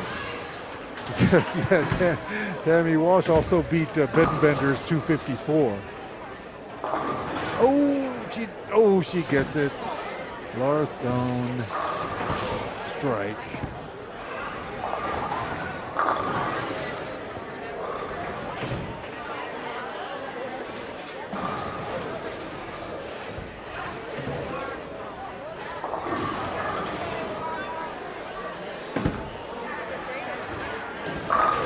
Oh, solid 8. Seen that a was few a of solid those. 8. Seen a few of those, Larry. Laura doubles, takes advantage of that break. You know, it's good to see Laura bowling again. I mean, there were, what, 2 or 3 years where she wasn't able to bowl. Yeah. Yeah, it's funny. During the COVID shutdown, she set up like cushions in her basement where she could practice her physical game. Because I did a story about that at the Journal Star a couple of years ago. About how bowlers were coping with the shutdown. She finished strong, 234. Andy had 225, and Solerio's up in the 10th now. There he goes. That got wide. Oh my! Did you The see that ball never skate? had a It didn't even- chance. yeah.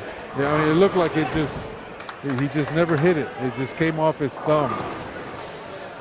Maybe he was worried because Stone and Garrett Lawson had both gone high, but you don't give it that much room. That ball ain't coming back. Now he'll be lucky for 270. Looks like a 260 something here, unless he can convert this. Oh, thanks. Nope, 260 something.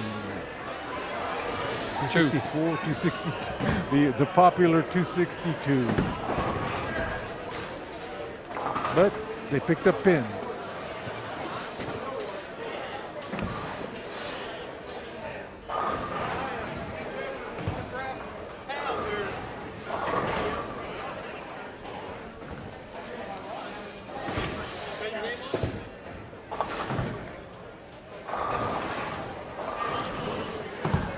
Let's see who we get here next.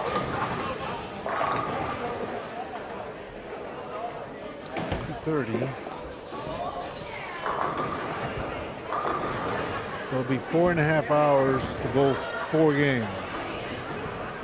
Still going to be a long day.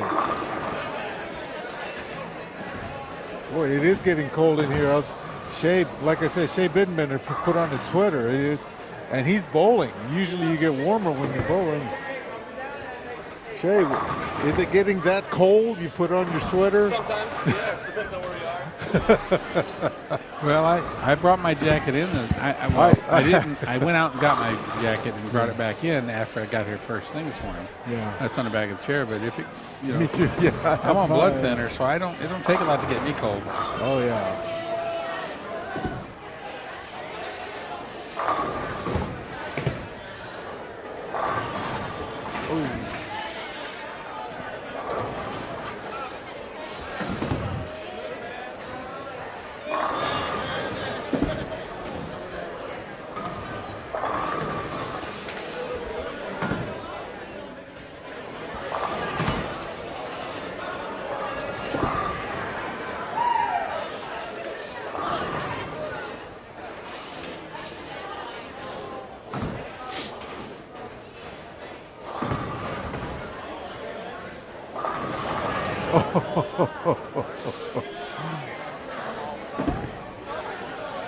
Nice finish, Laura. Nice finish.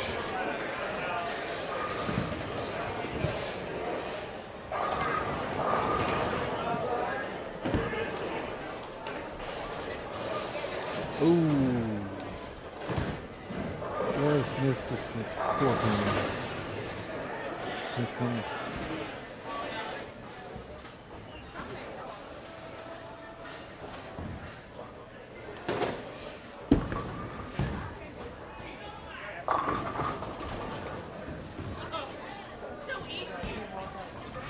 Kids that all the time.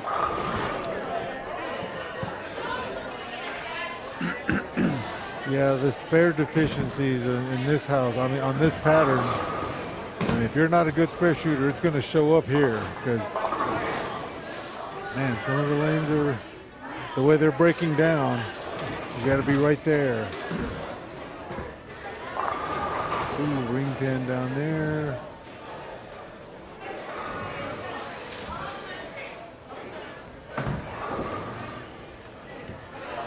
Like Darren Dunning kind of struggled on this pair on 23 and 24. He's not having a great game.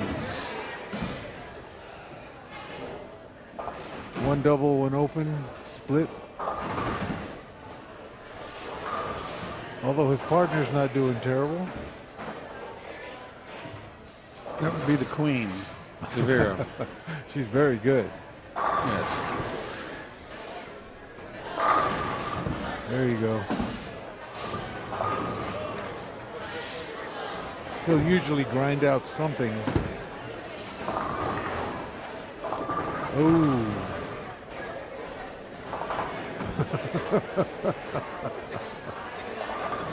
That's just slow speed, sir.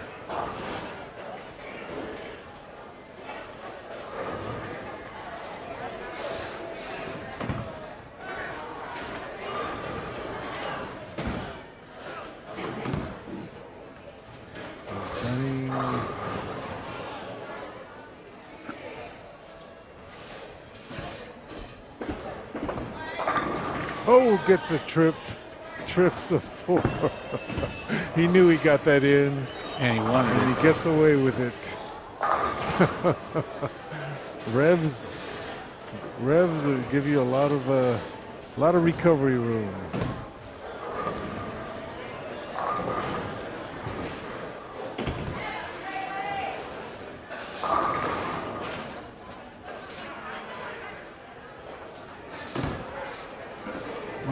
Just finish it out, Darren.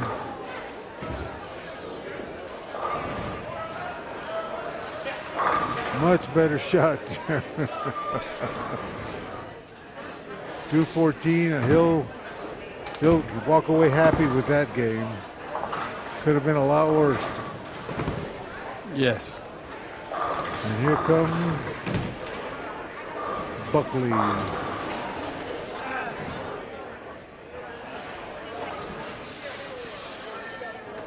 Eddie Bird's post of the pattern at the Masters. Oh, really? I had not seen that.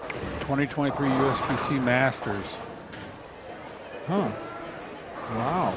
That's asymmetric pattern. A little bit. A little extra on the left there.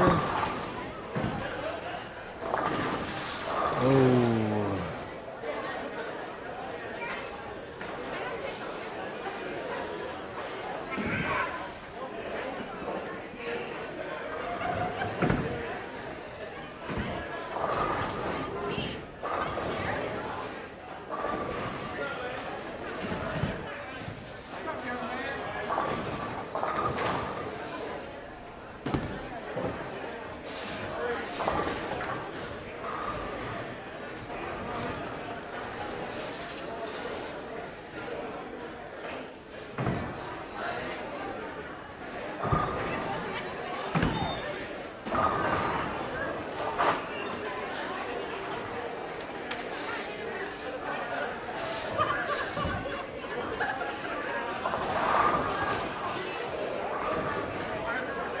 Just watch, they've got the NCAA game up there, San Diego State against Creighton. Like a pretty good game, but of course I don't really care about this game. Waiting for the main game after this one. I wonder who that is going to be. Texas, Miami. That's going to be a toughie. Oh, this one is very competitive. I'm kind of surprised. San Diego State, well, I guess they both look pretty good in the last round.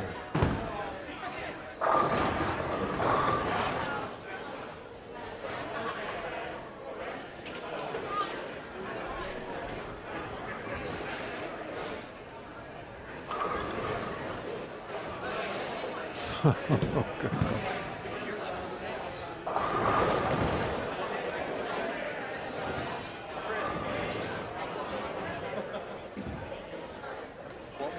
What was the final score in Mason's game? No idea. I just trying to see if I was trying to do the same thing. it looked like he projected. They're trying to keep track of another live stream. Frame 4 and 5. I didn't see anything else after that. Let's see who we got going here. It's hard to keep track of another live stream when you're working on a live stream. It is, but you got to check out that boy, Mason. Multitasking. Got to stay in the know, you know. That's right.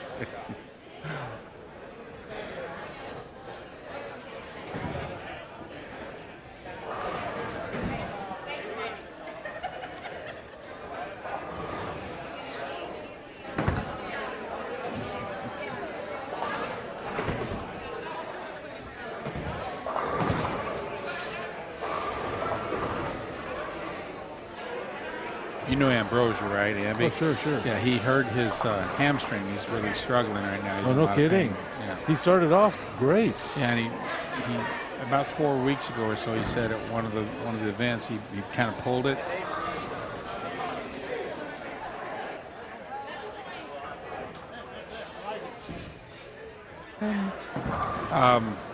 Yeah, and he says it's just hurting him so bad that he took an ibuprofen, but he said it's hadn't kicked in That's yet. bad. That's always bad. And he can't. It's on his plant leg, so he can't.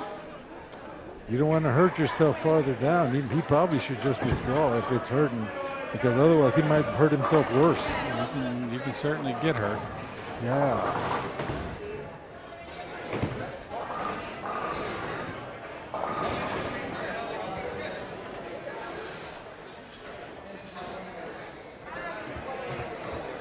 That's always really tough. It's a tough decision to withdraw from a tournament. I remember when I was tournament director and guys would come up to me and said that something was hurting. And my first question would be, if you were in the cash, would you withdraw? Or could you finish?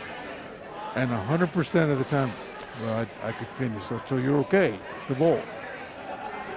I'm no doctor, but it's up to you.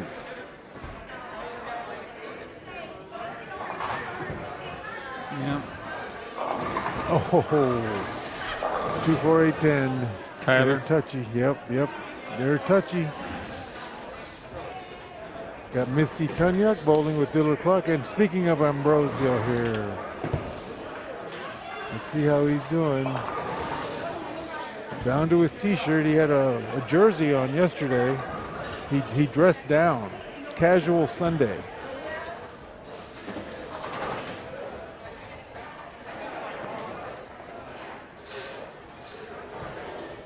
Man, he's walking around, but we'll see how he He's looks. stretching it out. Yeah, we can watch him and see how You'll how see he's standing looking. up a lot straighter than normal. Yeah.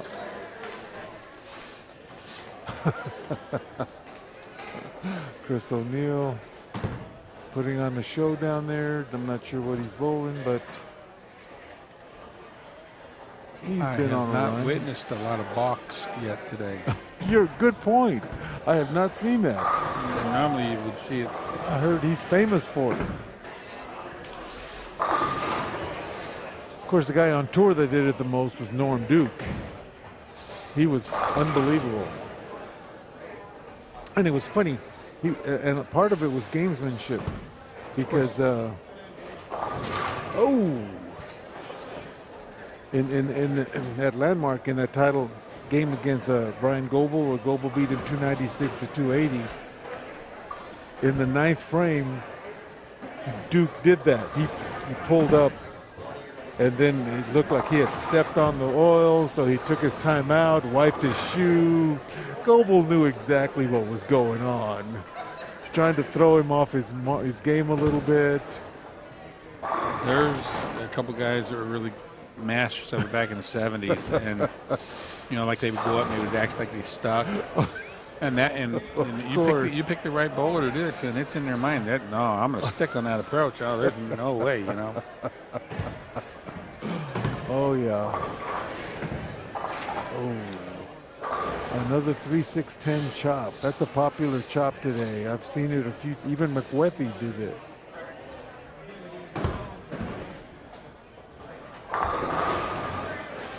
Okay, we get Andy Stone in front of us and his wife Laura, coming off a big, like a 458 game, last game, something like that.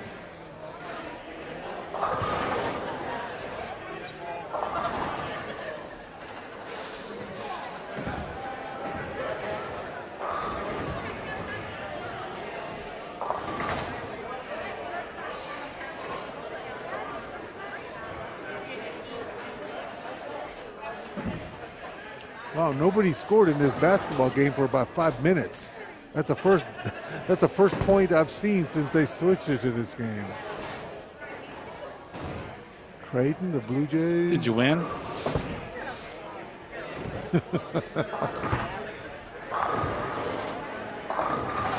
Oh. Creighton opens up a 3-point lead. Second half.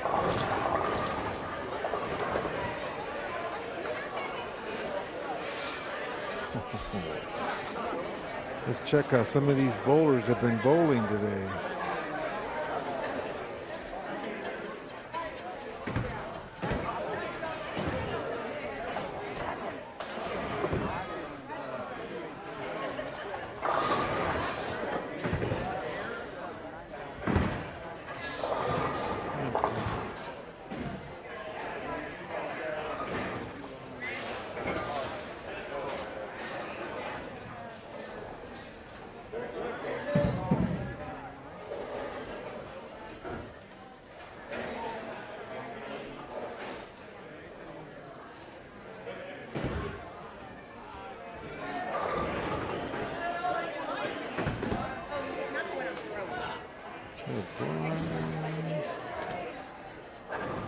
to go over the individual scores. Ooh, Danny Berrien not bowling very well today, but probably still on the high from shooting to 300 a couple of days ago. Tony Resnick, 667. Steve Taylor, 682, and Haley Jepson, 642. John Marcella, 724 for his first three.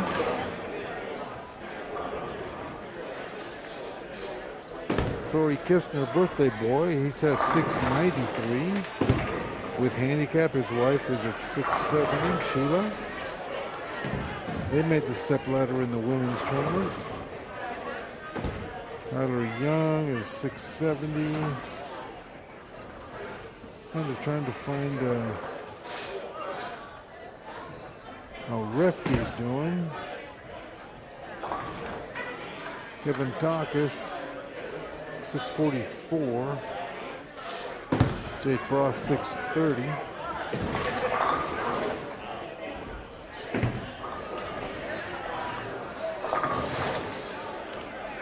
So finally getting going here. Nothing's happening on 21 and 2.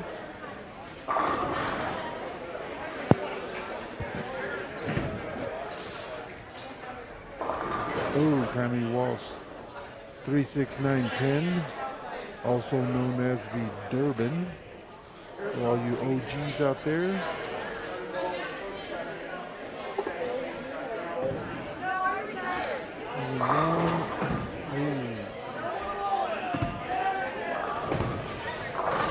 Wethy starts off with a strike on 25 and 6. Like everybody's here for 21 and 2.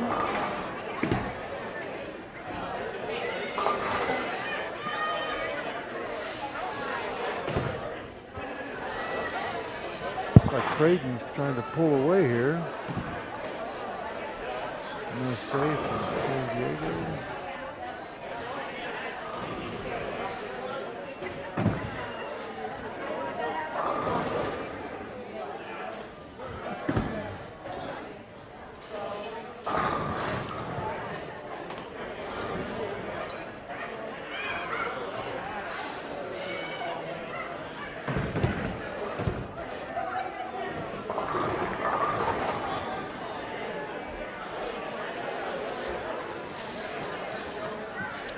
Getting ready to start game 5.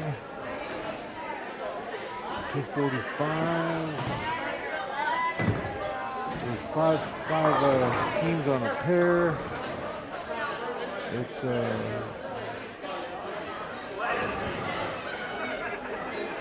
going to take. This is like 4.5 hours to go 4 games. Tyler Young. With his wife Jordan.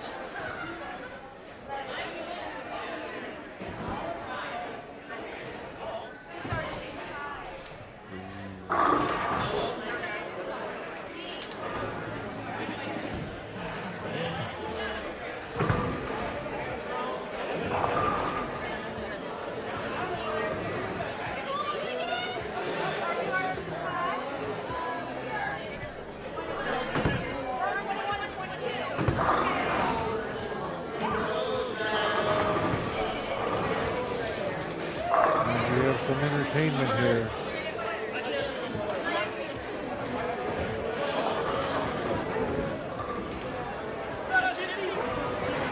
All right, finally getting ready to go. Hi, John. What's up, fellas? Taking John Marcella score. Oh, Steve, 270. All right, John, you're up there. Complained the whole time. Well, but we all know Steve Taylor, right?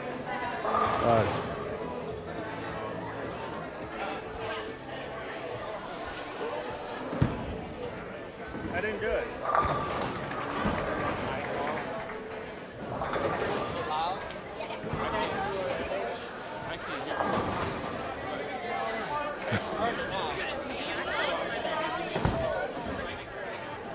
Is that going to pick up too much?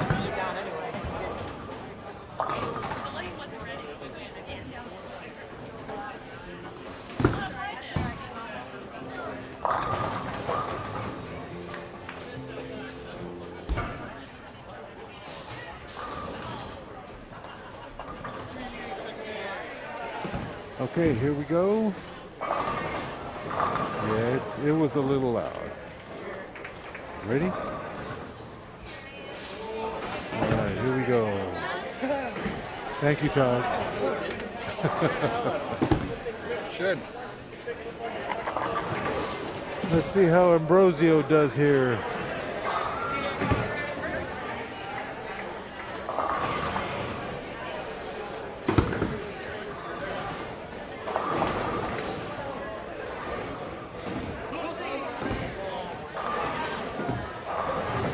Ambrosio on 24. Maybe tweaked something in his leg. Doesn't look comfortable up there. Tugged it. Went a little high on 24. Goes Misty Toniak.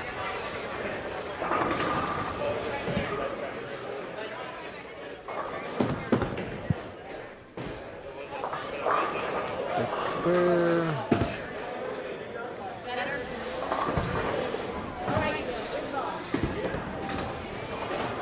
Yeah, Ambrosio doesn't look good. I don't know. He should withdraw.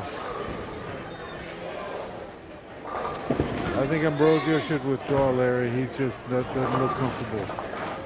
You can tell by his delivery. He's limping. He's limping. He's going to hurt himself.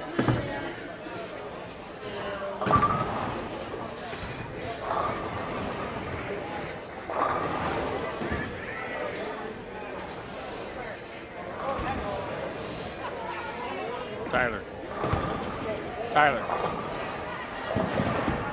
Hey, Tyler. Yep, Ambrosio definitely will finish the tournament.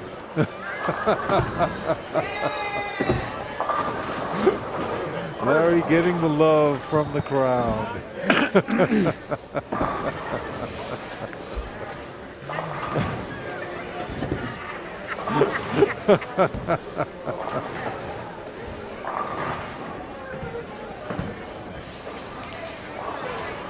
I paid for that, by the way.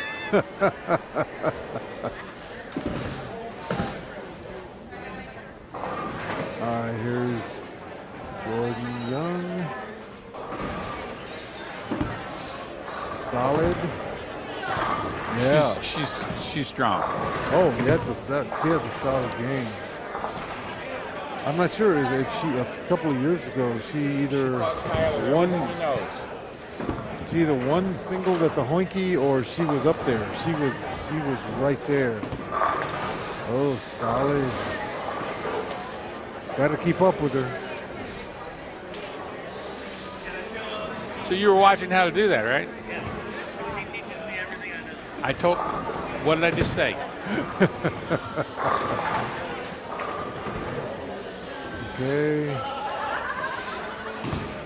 So a couple of bowling spouses next to each other. We got Andy and Laura Stone right next to them on 23 and 24. They just had a big game 4. Oh, past Brooklyn. Yeah.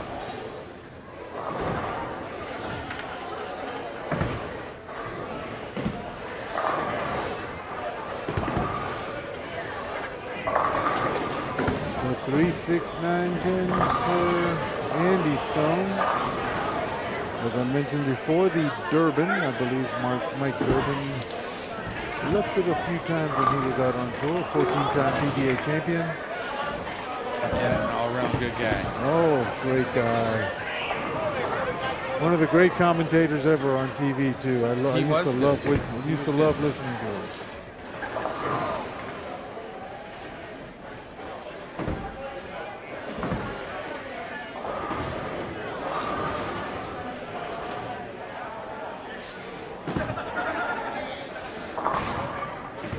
And he made it look easy, but that is a tough spare, folks. You don't want to see the 36910 a lot. Nice swisher. There goes Dillard Clark on lane 24.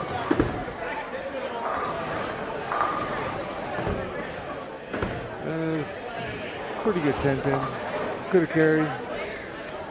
Now he's got to go with spare ball.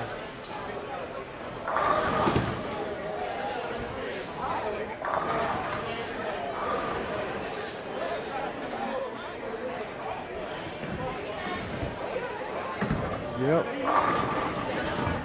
That should have been his first ball in the 10th. You're talking about Mike Durbin. I want to say it was either 75 or 76, 1975 or 76. There happened to be the junior archway program in St. Louis, but there happened to be a big regional, Midwest regional at Quonset Lanes, and it happened to work out where it was one of those perfect storm type things where all the national players were out already. Right. And it was a between point. So everybody was there. Dick Weber, Earl Anthony, Don Johnson, George Pappas, Ernie Schlegel, Dale Eagle. They were all there. And it was a true pro-am. So we bowled on the 2 or 3 pros and 2 or 3 juniors. We went to the right and they went to the left. And so we crossed with multiple pros. But Mike Durbin was there, and I remember I had kind of like the dream cross. The only way it would have been better is if Don Johnson had crossed with me. But I had of course my all-time favorite of all time, Dick Weber. Then I had Earl Anthony. Wow. And then I had Ray Orr. Oh my God.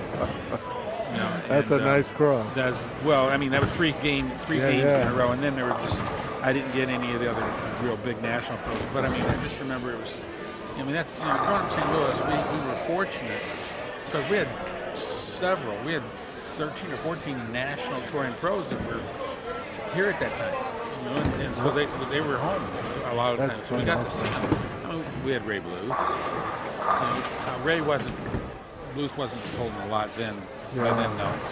But what a great guy Durbin was. He was. George Pappas too. A lot of people forget how good George was. Yeah, George was. He was great with the crowds. He just loved it. He was a great promoter for bowling. I know it was 75 because he gave me a 5V yellow dot. Oh, no kidding? Yeah, it was one of those, they'd drill up, Lickstein would drill them up and give them. And of course, when they come to the roll age, we'd be there to ball hawk for them, so we'd get lots of freebies. But George had a ball, and it's like, hey, you can have this. It's not what I wanted. And he came back 2 games later and goes, hey, Stone. And I said, yeah. He goes, well, I need it back. I'll give it back to you when I'm done. I'll be sure you get it back. Oh, yeah. Heck, Duke's done that on TV. He gave somebody a ball in the crowd. Can I get that back? So it was just, I'm pretty sure that, I'd have to go back and look, but I'm pretty sure that Ray Orff ended up winning that region. Nice. Ray Orff was fantastic. Yeah, I think he beat Norm Meyer. Okay. In the finals. I think that was the year. Oh! Don McLaren was running it. I remember Don.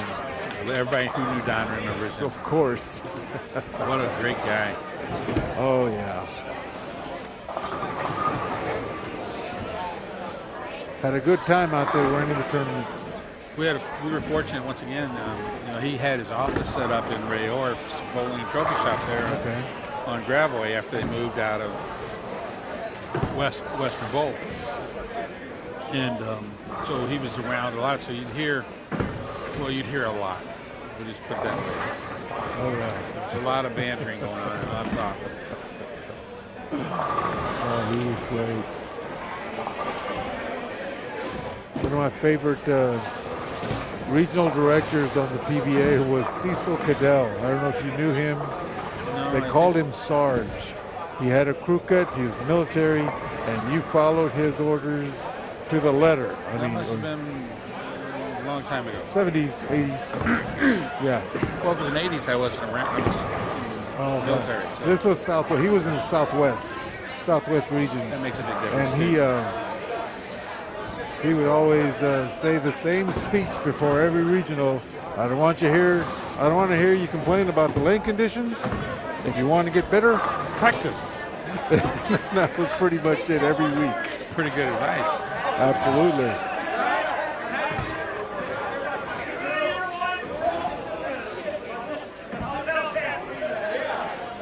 It was one of my favorite stories when I was on the tour staff.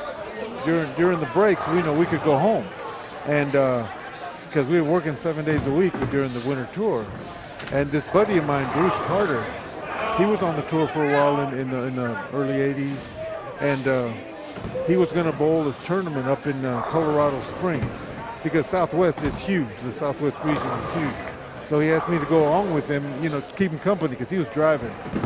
So we were from Austin. So I said, I'm going to take my stuff. Who knows? Maybe they'll have an opening spot and I can bowl in the regional as a non-member. So we get up there, and of course the tournament's full. Back then they only had a certain number, and there was a waiting list. So I said, I'm just going to put my name on the waiting list, right? So then we come in for practice the next day, and my name is on the roster. It's on the pairing sheet. And there was still a waiting list. And I've never been a member. So I go to Cecil, and I go, Cecil, thanks for putting me in the tournament, but I'm not a member, and you have some members that are on the standby list. They should get first dibs. Then he thought about it, and he goes, they've had all year to sign up for this regional, and they didn't sign up until 2 days ago. So it's their fault that they didn't get in. He goes, besides, they're not very good. Oh, wow. So he put me in the tournament, and I ended up getting last cash. That's awesome. Made the most of the break that was given to you. Exactly. So that was pretty funny.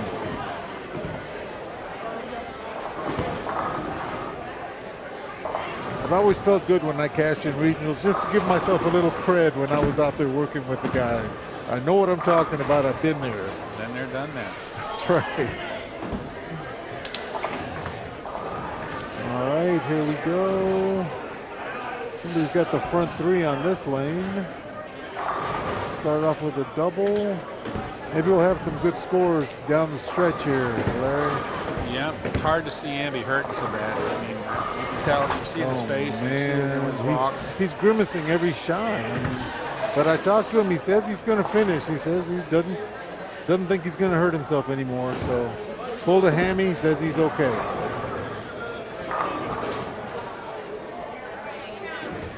Oh.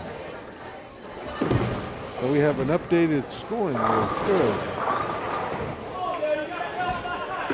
Okay. The Griffins are still leading, and if you look, I mean, they're getting after 4 games 264 pins of handicap, and they're only ahead by 45 pins over McQueffey and Tammy Walsh. So they're just. I like to see these handicap teams. There's only one scratch team in the top 8. If you look down the 11th, Orrin Evans, they're getting 100 pins a game, and they're in 11th place. So there are some really pretty good scores. The handicappers are kind of shining in today's tournament. Warwick and Renfro, I think they remained in 4th place. They just had a big game. Lawson and Johnson just moved into 6th place. Stone and Stone just had a big 450. They're in 7th. And the mother-son team, Don Guerrero and Donnie Sweet, they're in 8th place, tied for 8th. So this is there are some very interesting teams here near the top. Steve Taylor, Haley Jepson Steve Taylor just had a 270 game, and they are tied for 20th, tied for 21st. So tied for last cash. And Dunning and Buckley are like only 6 pins behind them. And Buckley chopped in the 10th frame. Otherwise, they would have been ahead of them. That's how close some of these spots are. Pippen, Ward. Okay, Ward and Bidbender, they're down in 28th. Audis have moved up a little bit, down in 29th. Tyler Young and Jordan right in front of us, they're in 34th. Tim Blanche, Debbie Blanche, mother son, down to 37th. Underhill and Adams, 38th. Holmes and Bobby Sweet, 39th. Mazinski Wilcox tied for 40th. Chris Barnes and Cowan, 42nd. Takas and Frost, they're down in 46th. And Tom Adcock, they're not doing as well as they probably had hoped, I'm sure. Tunyuk and Clark are in 49th. Griner and Griner, we just saw them, 54th. Coy and Berrien, they're in 60th. Thought they would do a little better than they have been. So you never know what's going to happen. Thank you. It looks like Larry was saying, you either had it. There's almost no middle class in the tournament. You're either way up there in scoring, or you're struggling to shoot 200. So some teams just never figured it out. Yeah, Shea Bittenbender's leading the men's singles scratch at 986 over Christopher O'Neill, 946, so 40-pin lead tied with John Marsala, and just 2 more pins back at 944 is Bruce David, Tyler Adams at 942. Tony Resnick's on the outside looking in at the top 5 at just 5 pins back at 937. Wow.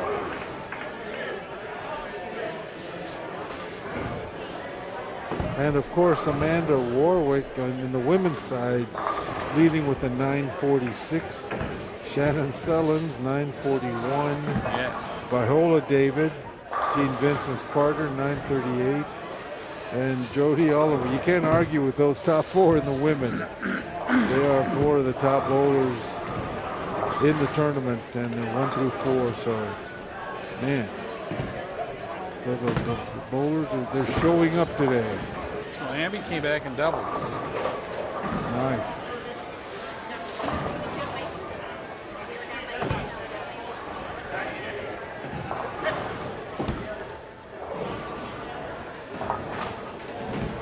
Nice spare. Copy with 278. Worthy picks up the 3610. Oh, little squasher on lane 20.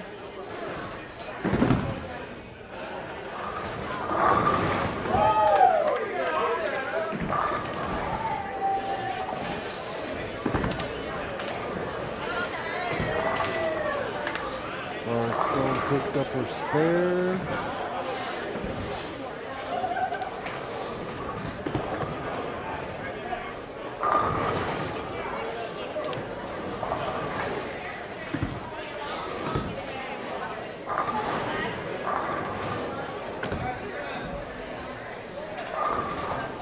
Was Andy Stone going for a 3-bagger?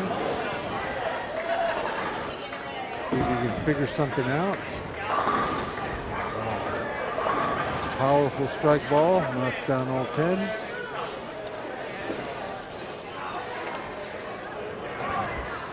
Got the first 3 again. Going for a 4-bagger. Over here.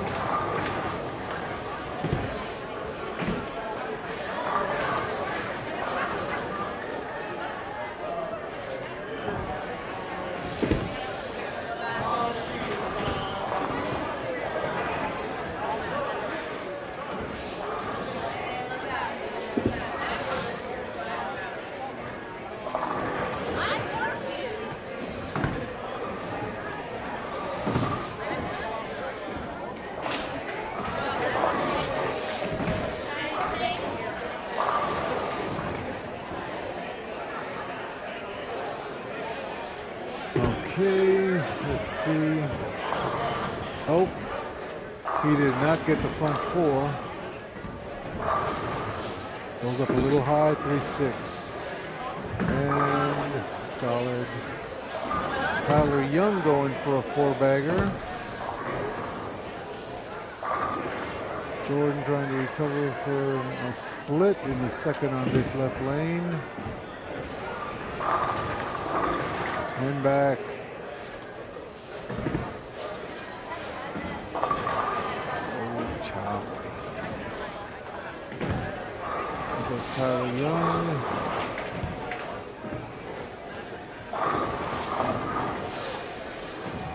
A little light. Everything but the 7.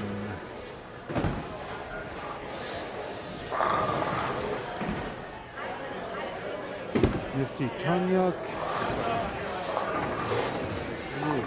Couldn't break up the 4-6. Here goes Dillard Clark, her partner. He's on the front four. Whoa. See if Dillard can pull up some stuff from the past.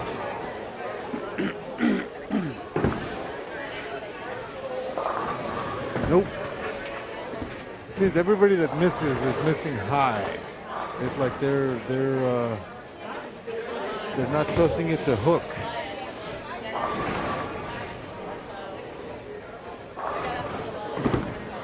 But at this point, game 5, I imagine they're starting to move a little bit.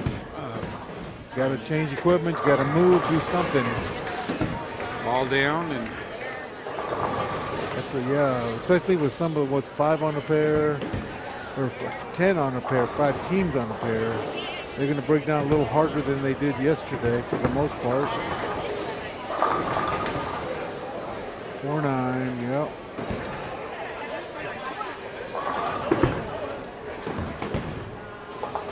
And he chops. The 3-6 has been left twice in a row on 24 and nobody's picked it up yet. See if he can pick up the 4-9 here.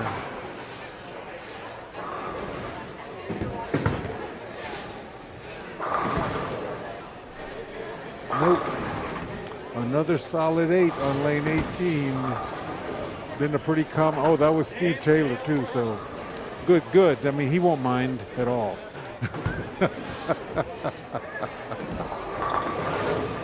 I guess he's crossing with John Marsala, and Marsala was here that and Steve was coming off at 270, and Marsala said that he complained the whole game. So he's probably thinking about an 8-pin he left yesterday in game 2 qualifying. But he left this one right away here on lane 18.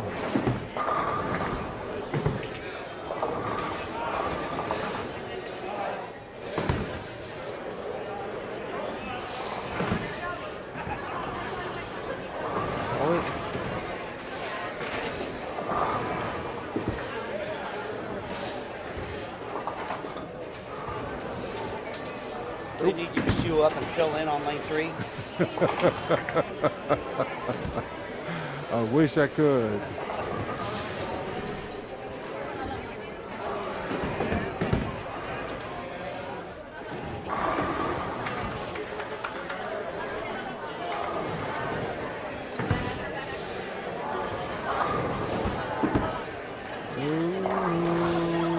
Sammy was able to cover the 10-pin. Although it didn't look like it felt very good when he did it. No. Oh, Laura Stone, not solid strike. Andy going for a 4-bagger. say four-bagger? Going for a four-bagger. As in, and 4 in a row. Going for a homer. A four-bagger. That's right.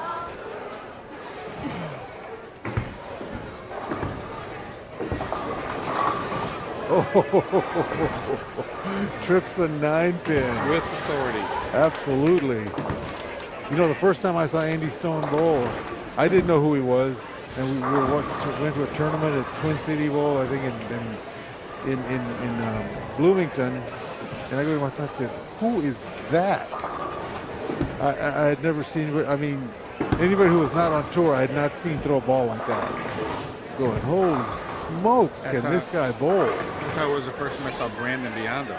Oh God, I'll bet. I didn't know who he was. I mean, oh yeah. The first time I saw him, I was like, "Is he on the PBA?" No, not yet. He was probably a junior bowler when you saw him. He was already adult. He was an adult. He was bowling with. I don't remember who his partner was down in Springfield at Kevin Williams Super Doubles down there, but man. Yep. And then him and Chris Prather came and oh they my bowled God! my events and they won a doubles event in St. Louis. Yeah, you know, I was talking to Chris Prather, and he said that a lot of the tournaments, he said he won't bowl tournaments anymore because when he would enter tournaments, they would lose entries. People would say, "I'm not going to bowl if Chris Prather's bowling." So he stopped bowling tournaments that probably could have. You know, I had a few people that would ask me, "Why are you letting pros bowl these tournaments?" Because it's a house shot. Yeah. Absolutely. It's a house shot. Yep. Should be able to compete. It's just carry. It's just carry, yeah. And Here's Jordan. Oh, solid. there's two ways to look at it. I mean,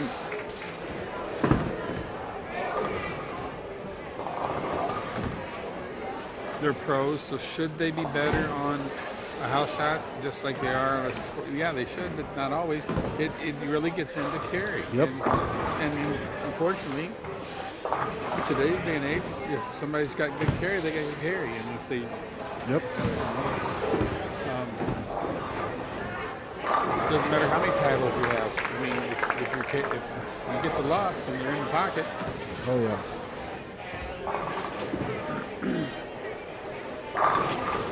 Boom.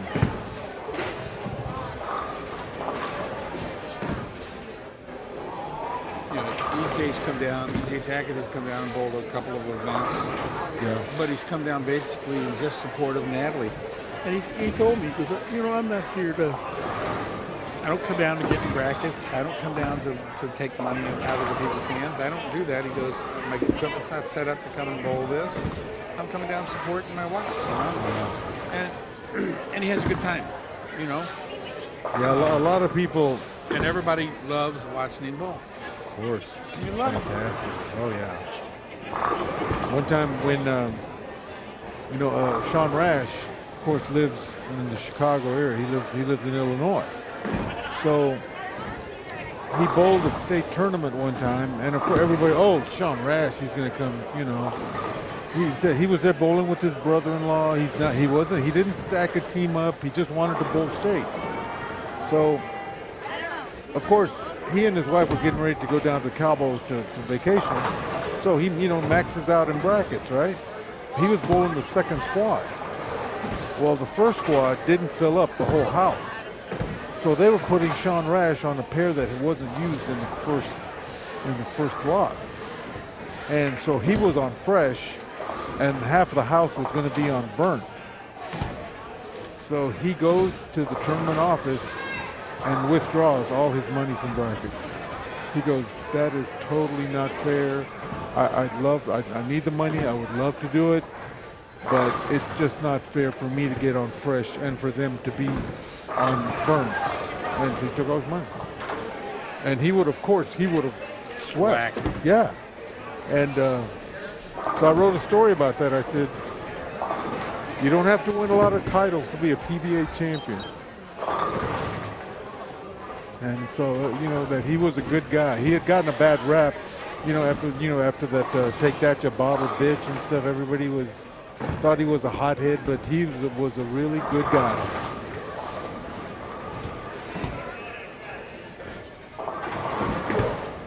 And he was also a guy, I did an obit about Jim Doty, the proprietor of Woodland, and Sean was very close to Jim Doty. He and Doty's son were like Jeremy, they were like brothers. So I definitely had to talk to Sean when I wrote the obit. Jim was a really good guy. Yeah.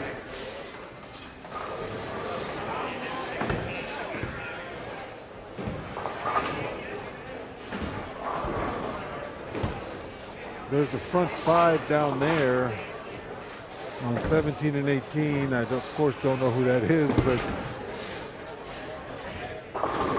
Ooh. We got the front seven over there on 25, 26. On the top, on the right. Okay, yeah. Let's see who that is. One of our TV pairs.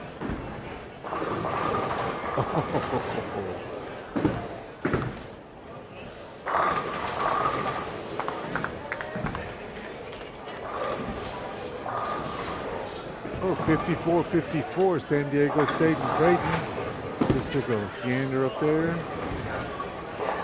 Minute 42 to go in the game. Wow. Which means that'll take about 7.5 to 8 minutes to play. Oh, of course. There'll be free throws and timeouts, TV timeouts. Oh, then there'll be 15 minutes. Here goes Ambrosio working on a strike, so he likes one of the lanes. Watch his left leg. Oh, he didn't grab it. Nope.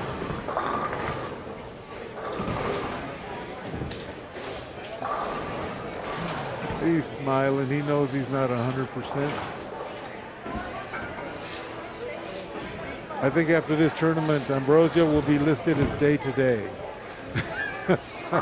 He'll be on the IR. Yeah. No, I saw him down there on 27, 28, and I could tell he wasn't bending over like he normally does. I mean, he wasn't. Right. And so he came back up there and he said, "Yeah, I hurt my hamstring."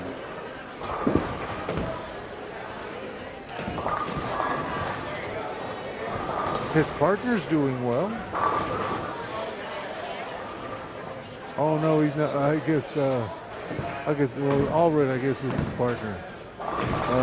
Gene Vince's daughter. Yeah. Yeah.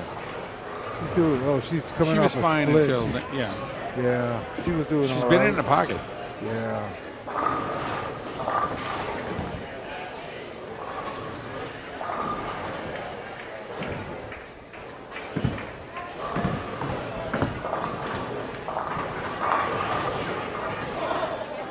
Oh, another 7-10 on 22. That was a blower 7-10 also. Yep.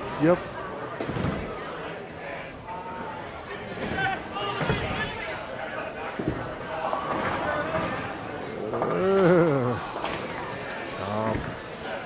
There goes Laura Stone. Oh my goodness. 3-6, 7-10. Back to back. She picked up the last split she left. I don't know what it was though.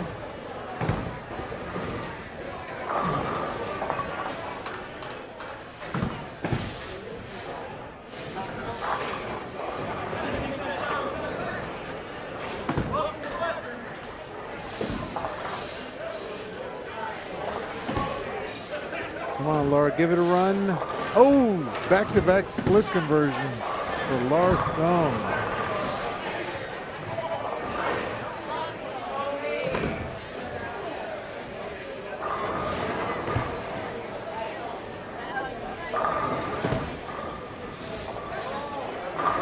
Okay, we have a six-pack alert on lane 23. Okay, Rob. I just thought I'd throw that in there. See if you were listening. I'm never not listening. Andy Stone going for a 6-timer here. Oh, wow. Wow. How many revs do you think that was? Oh, my God. See, somebody like that I think he could do something out there on tour. Yeah, absolutely. Unreal. What talent. You can't teach that many revs. I mean, it's unbelievable. You either can or you can't do it. Exactly. I mean, you look at a guy like a Marshall Kent. I mean, he gets almost 500 revs on a one-hander. Him and EJ. I mean, they're phenoms. And I'm sure he's right up there. Andy Stone is right up there in revs. I think it'd be cool to find out how many he does have. It's a lot. You know, it's funny. When I was doing the Teen Masters, there was a big John Nunn, the kid that won it a couple of years ago. His rev rate is 565. Yeah. And it's just ridiculous how much rev. And he's a two-hander, and he looks like a football player, but his mother said, you're either going to play football or you're going to bowl. And because if you play football, you might not be able to bowl if you get hurt. So he said, I chose bowling.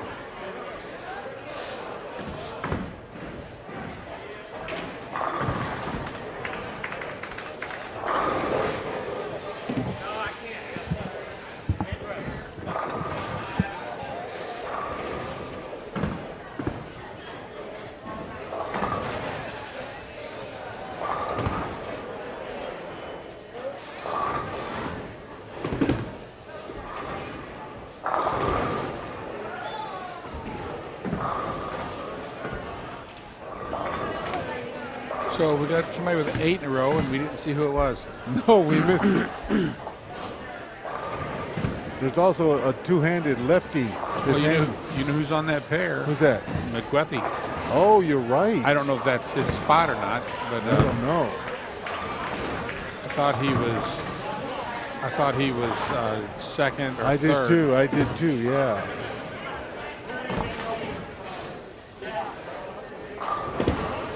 We'll find out here in a minute, because I'm going to be watching. There was another youngster in the Teen Masters. His name is Bryce Oliver. He's a two-handed lefty. I think he goes to Pikeville, but his rev rate is 545. And I think eventually you'll probably see him if they give the tour a try. This guy is the real deal. He is really talented. I think he finished in the Masters first 1 year, second the next. A tough tournament. How old is he? He's probably a sophomore in college right now.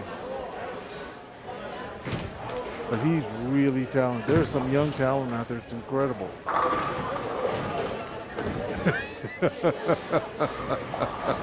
Ambrosia. You only got to throw one ball to hurt less.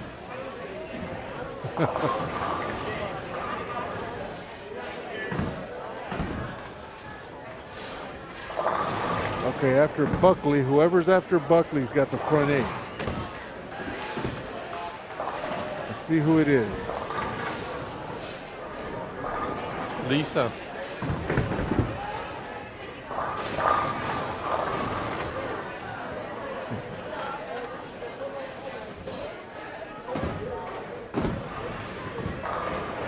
Is it Lisa Thames? Is that her name? Wow. Let's see. Lisa Tim. Okay. So what's her partner? It's a guy. Yeah. Yep.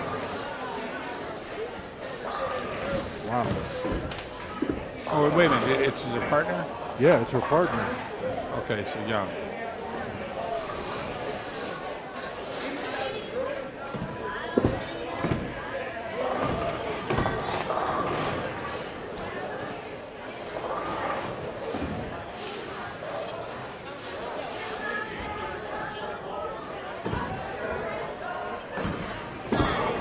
Lefty? No. No righty. Right-hander. Oh, no, No, lefty. He is a lefty. lefty, yeah. Traditional lefty. Oh. Yeah, he did not look comfortable on that at all. Andy Crutch. Wow. Are they close? Oh, they're in 7th place going into this game. So Who was? Andy Stones? Stone and Law, yeah.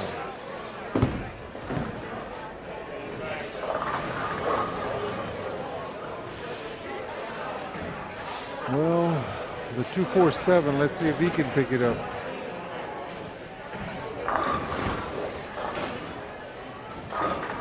Got it. I think he got it Brooklyn.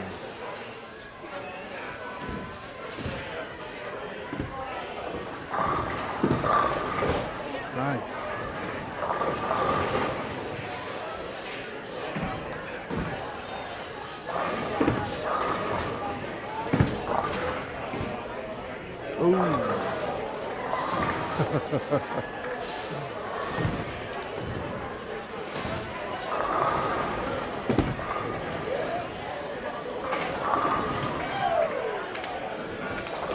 Double up for Misty Tunyak.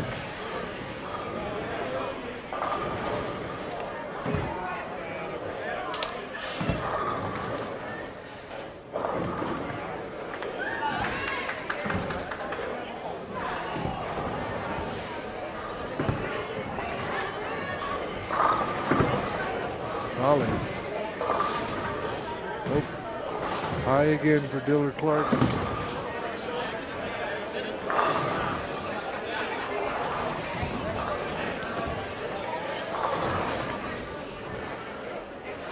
Still one more game to go.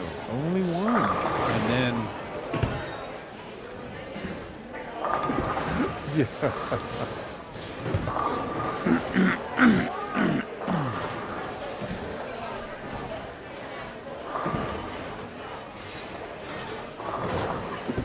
Oh, I have seen more gutter balls today than I thought. I've seen 12 of them. Right, just around here. well, we had a lady earlier that had a double. Yeah, gutter. double gutter on this pair. I mean, this is incredible.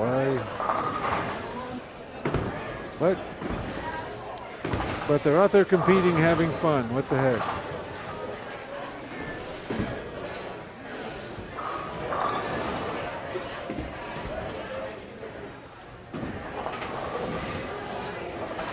Ambrosio going for a double.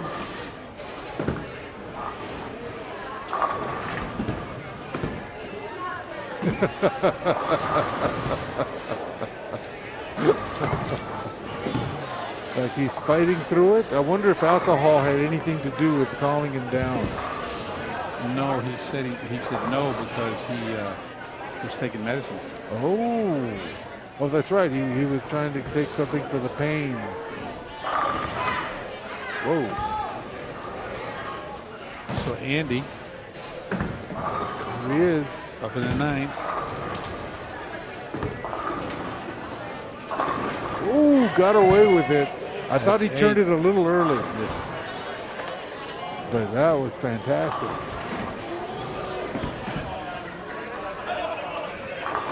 Oh, 5-pin. Little Brooklyn there, Law.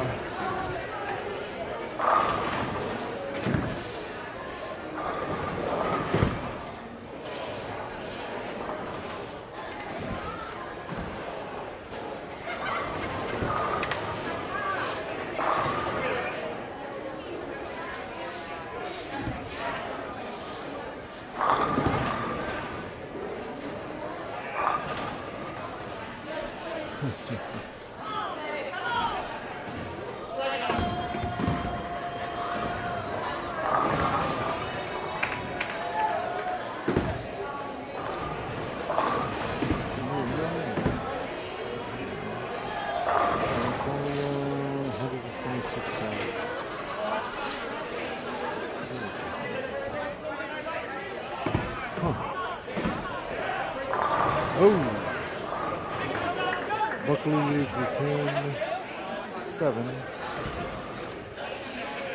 Let's see if Dillard can keep it off the nose here on the left lane.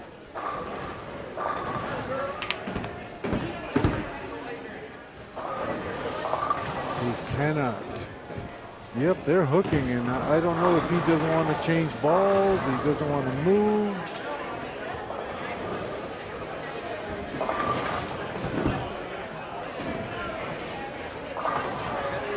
Oh, final, San Diego State, 57-56. Wow.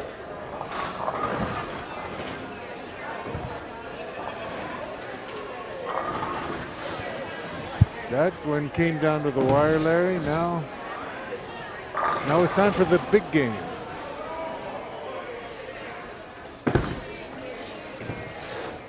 The Sheep versus who? I mean the Longhorns? Against the U. The university calls itself the U. Is that Miami?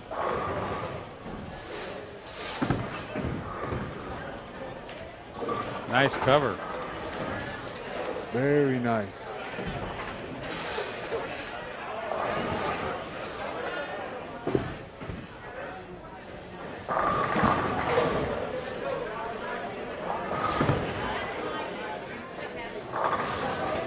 Oh, 5-7. Look at the splits that he's left this game. He can get this one. 7-10. Yeah. Look at all the red circles. Oh my God. 4-9. Wow. She's thrown a solid game. A little six-bagger there. Sorry, I didn't give a six-pack alert.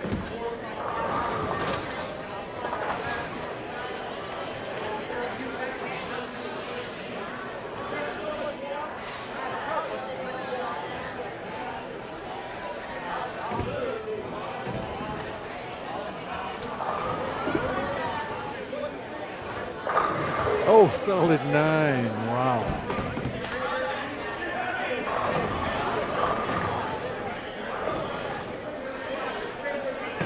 Hi.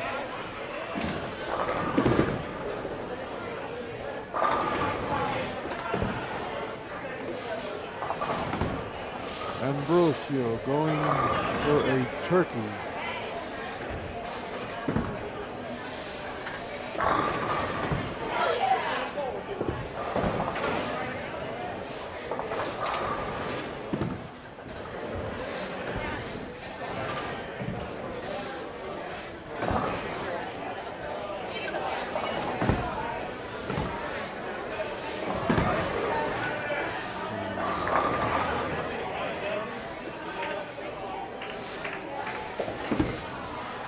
Come on, Jordan. Light. We had to tuck it back in. I had to tuck it back in. Put it to bed. You left it open. Oh, wrong one.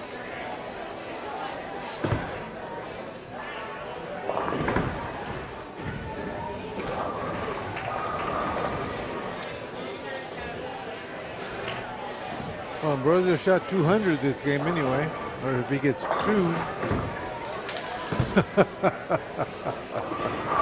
A little high mixer for Tyler Young.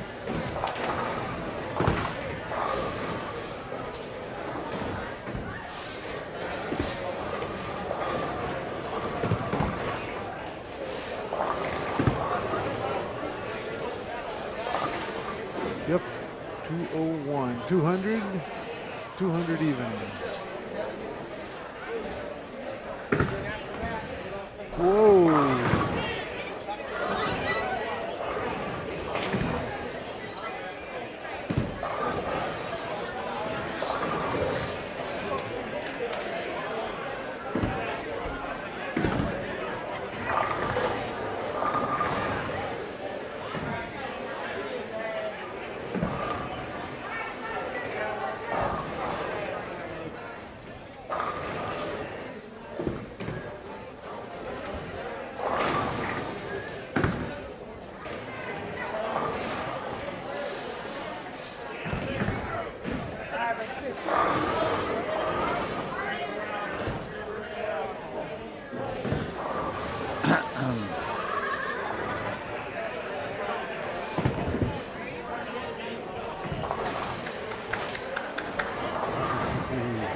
pair. Oh, Laura.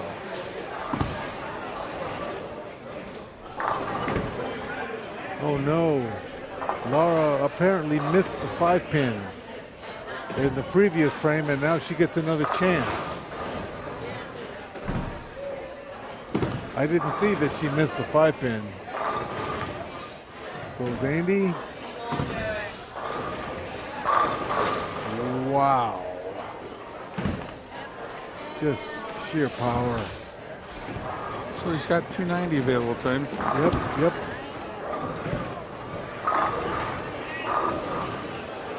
And she can save 190 if she spares this 5-pin.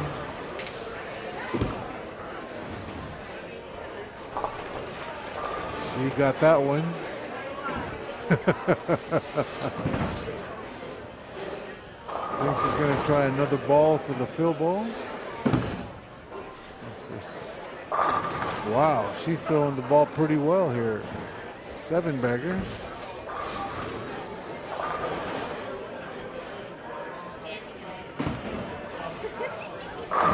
Oh, ring 10. Looked like he got it out just a hair. That's 279 the hardest way. Yeah.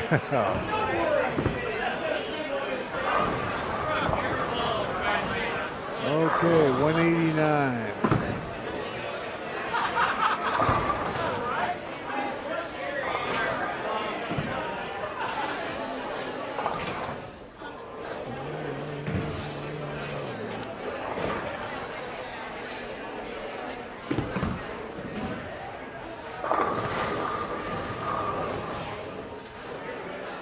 That's 240 the hard way with 2 opens at the last 9.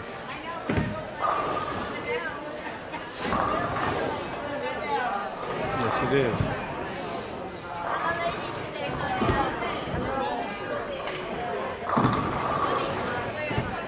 Oh, got it a little wide. 243 with an 8-bagger.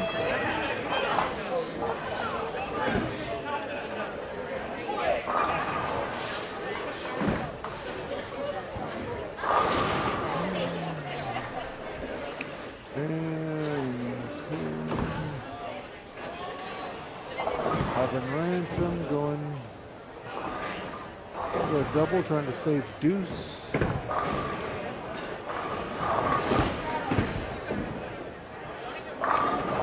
And she does. Nice double.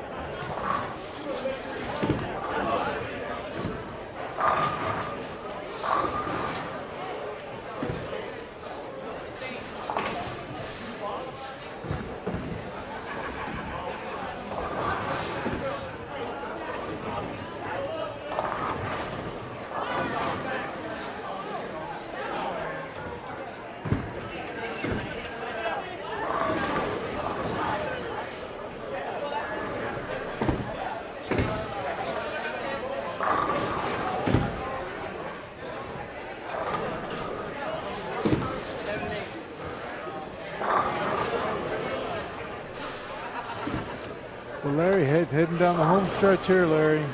One more game qualifying. Oh. Hey, she kicked it.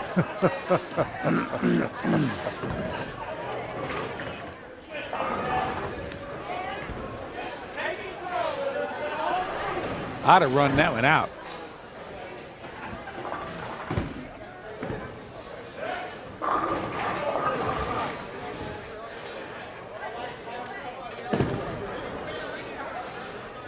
Looks like Devere put up a crooked number. Who's that? Looks like Devere put up a crooked number. 2 something. Yeah. Oh, wing 10.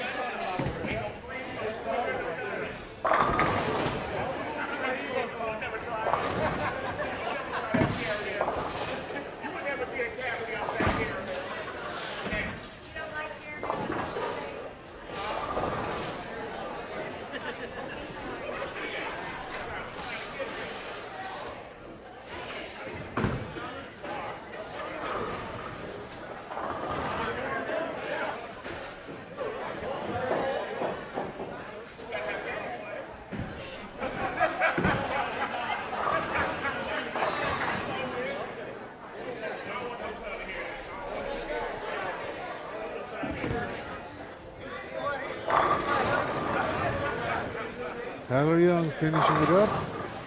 I had to tuck it in while you left it open.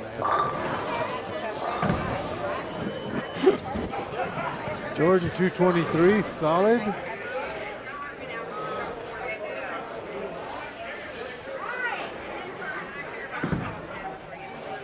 Tyler closing out at 250, so they'll make up a lot of ground. Woo. They were just out of the cash. They were like 70 out of the cash, and they're going to pick up like 80 pins here.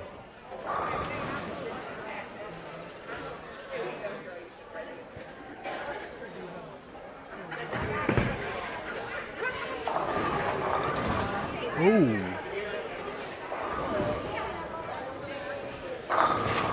258. So pick up 81 pins that game. That's, like I said, they were just out of the cash. They were down in 34th place. So that might actually move them very close to the cash. Just throw that way, Johnny Campos. Just throw that way. It'll strike. Too bad you couldn't carry this game. That 7 pin, too bad you didn't carry. Well, you know, you still have to make good shots from your approach to the foul line. You still got to be good.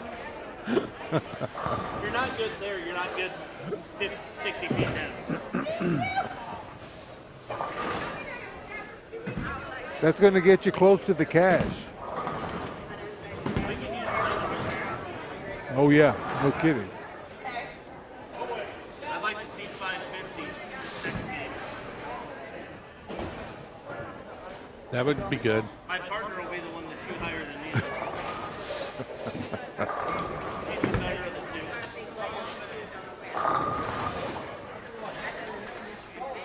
People closing up game 5 here. Nope. Big hook.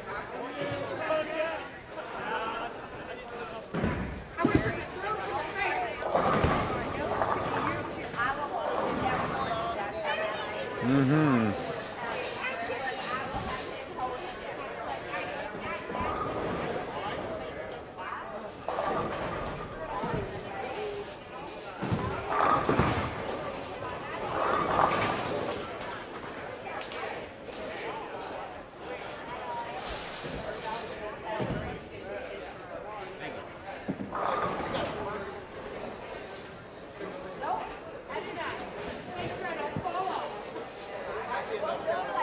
Hey Tim, that ought to be good for another 2 or 3% off on a window deal, shouldn't it?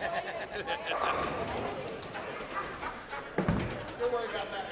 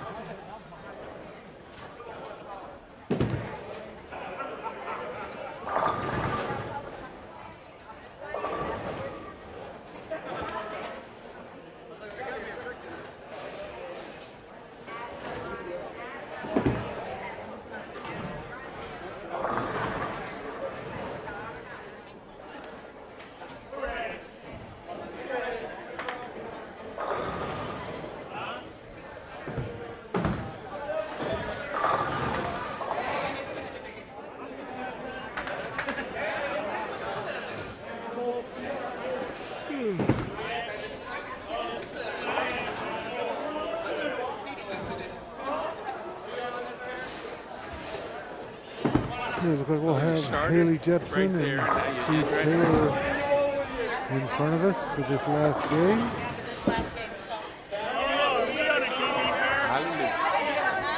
John Marsala going to be on one of the TV pairs.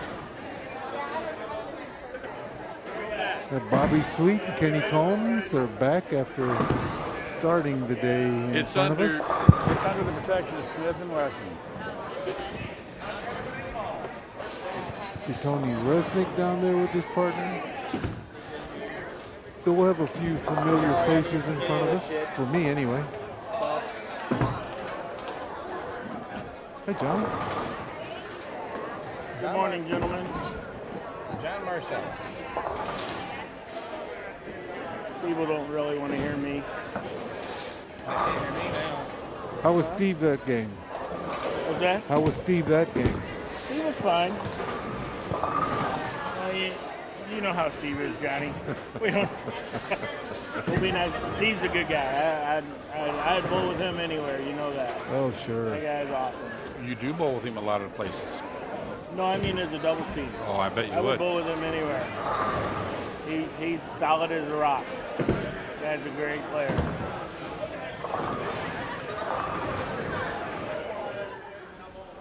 Trying to keep up with Shea and the young guys. I think I'm doing all right. If you look at singles, I think Singles, you're doing great. in the last game. Or actually tied for second. We shot 242, so I mean I got to be close, right? 40, 50 things behind Shea. You were in the We top expect 5. that. You were in the top 5. If I'm in the top 5 in singles, I'm happy as hell. Oh, shit. What'd you shoot that last game? I shot 242 the last game. That's good. Zeke had 244. He was 2 pins behind me, so I know me and him are tied.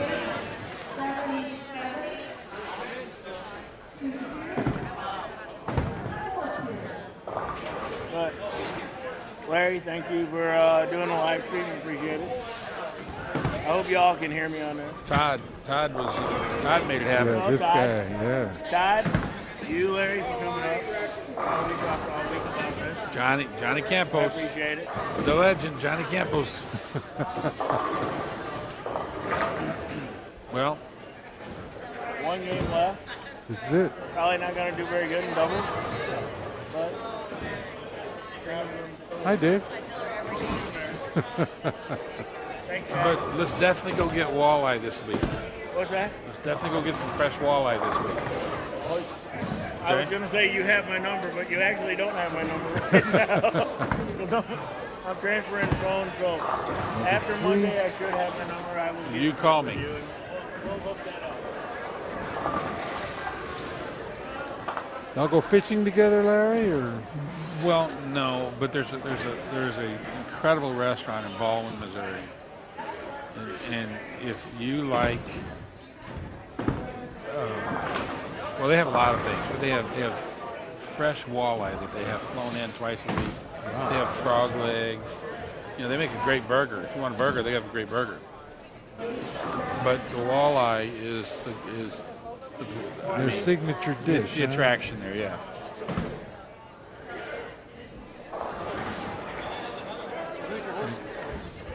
Who's your horse in this race? You've seen everybody go through. Who's your horse in this race? Man. McQuevy and Walsh are tough. It's hard to get past them. They could both beat you. Yes.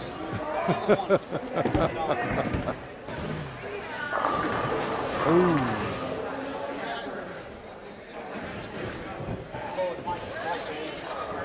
It is. Of course, I mean Andy and Laura Stone. I mean, they just shot. Andy just shot 279. Very soft. No.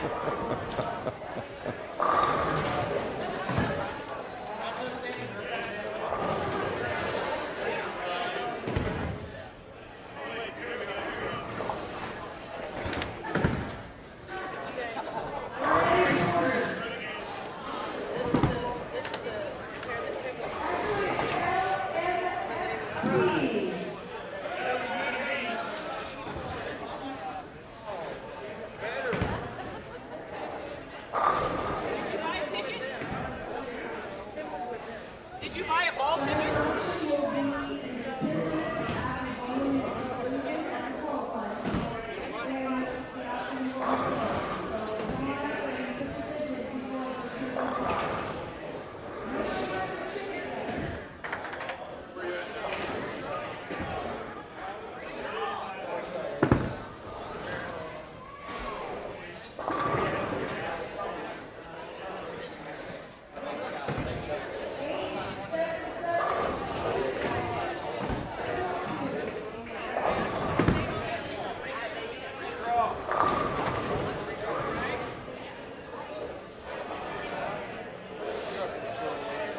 Yes, sir. St. Louis.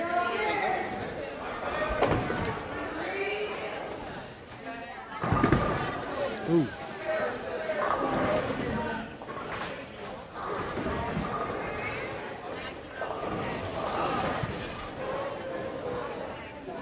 All right, about to get going here. 6 hours, so Larry's from Tired City right now. it's been a long day of sitting.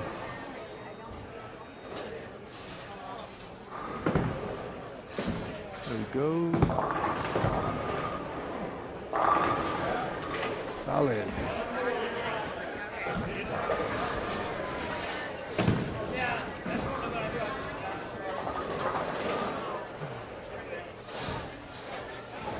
There goes Jen White.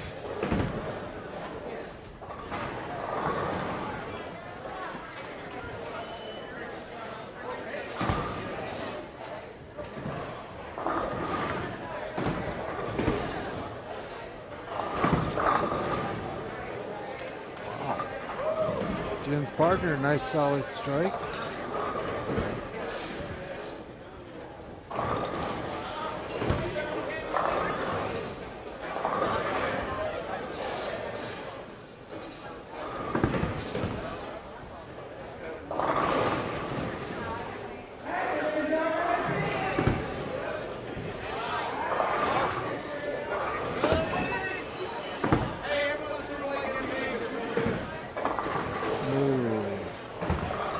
A lot of people are going to be going high this last game, Larry. Oh, high flush for Bobby. Bobby Sweet.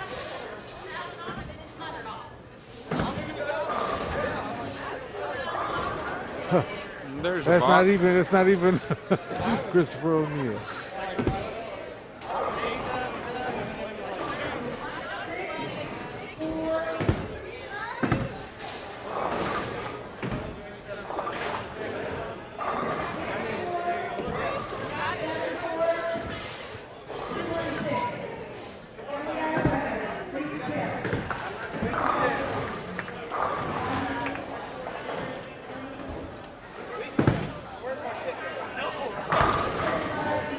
Kenny Combs. If you can keep the speed up on this one. Ooh, high flush. Just That's his enough. his maple moxie. It's showing up today.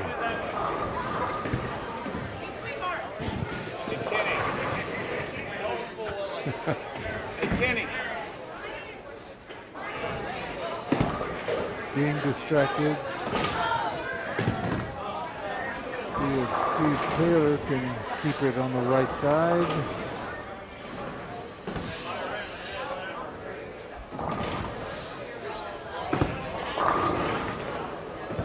Still going high. Steve Taylor still going high. Talking to himself.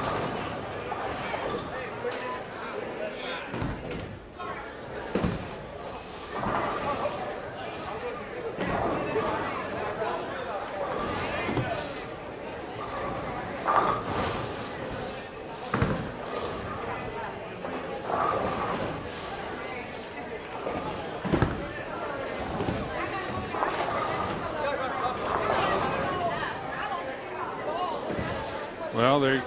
You see that? See that.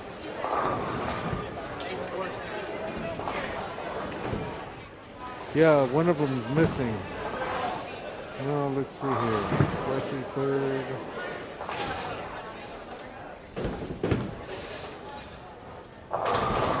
With the 81 pins, Tyler and Jordan Young went from out of the cash to 15th place.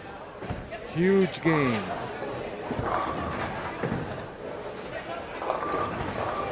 They're only 66 out of the finals now. Steve is and Haley are only 42. Whoa! Out of the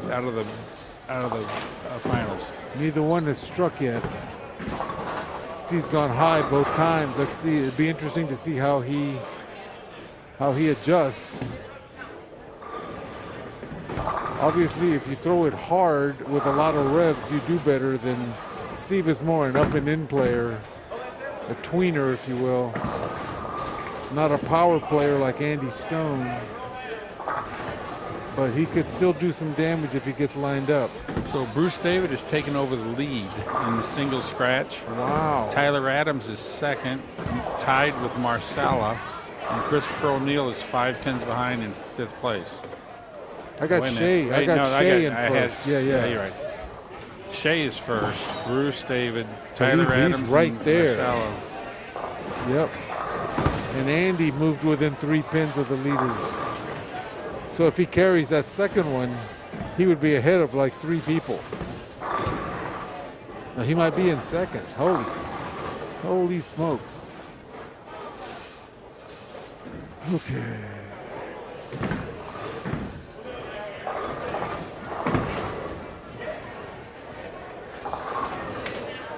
And Viola David is leading the women, so the Davids could actually sweep.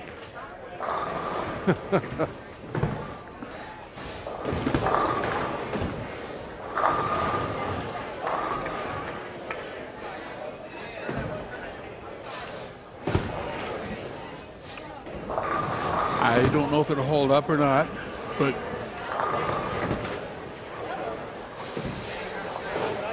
there's the results. The results are up on the screen. You can see. Yeah, this is there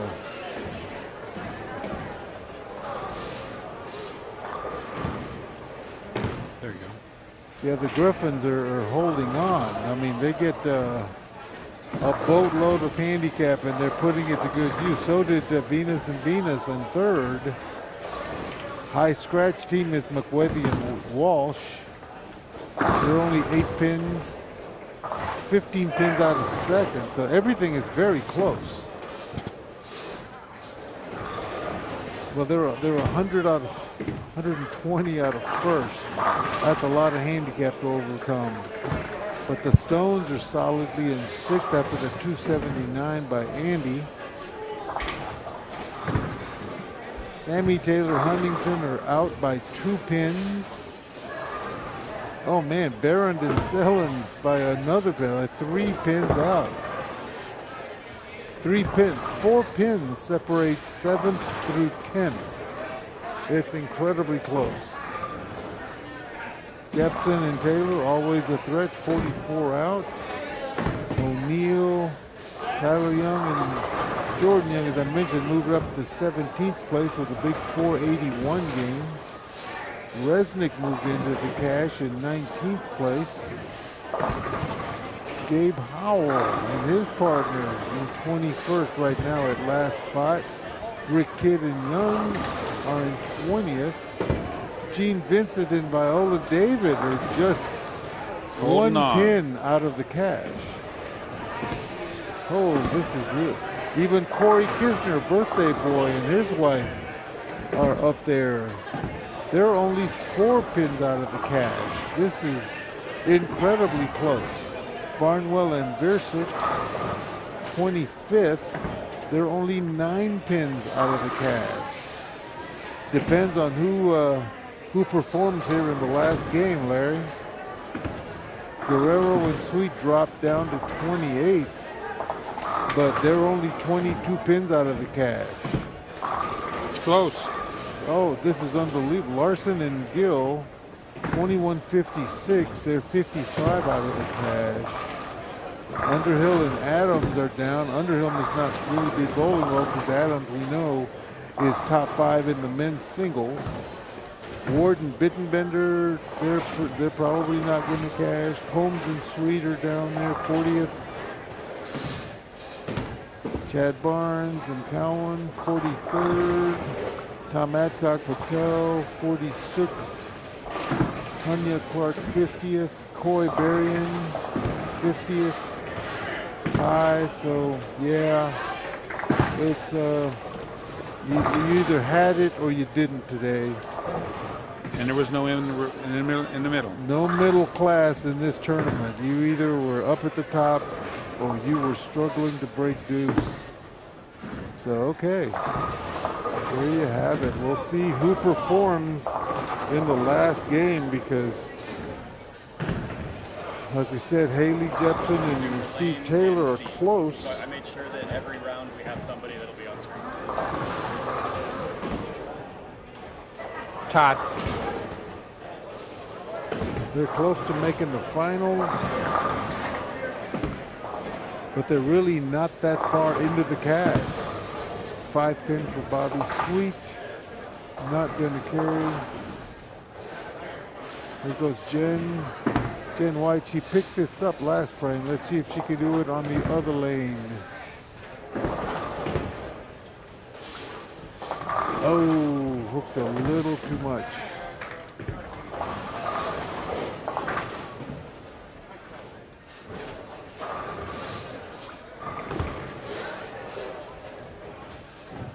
Bobby Sweet for the all-important 5-pin.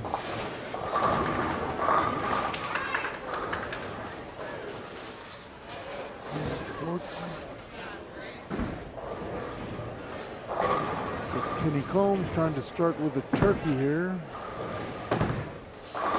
And he does. Like I said, he's got that maple moxie. When they're hooking like this, he gets his ball to work. There goes Haley Jepson going for her first strike here. Oh, And she trips kicks a it. 4. That'll get him closer. Let's see if Steve can keep up with her.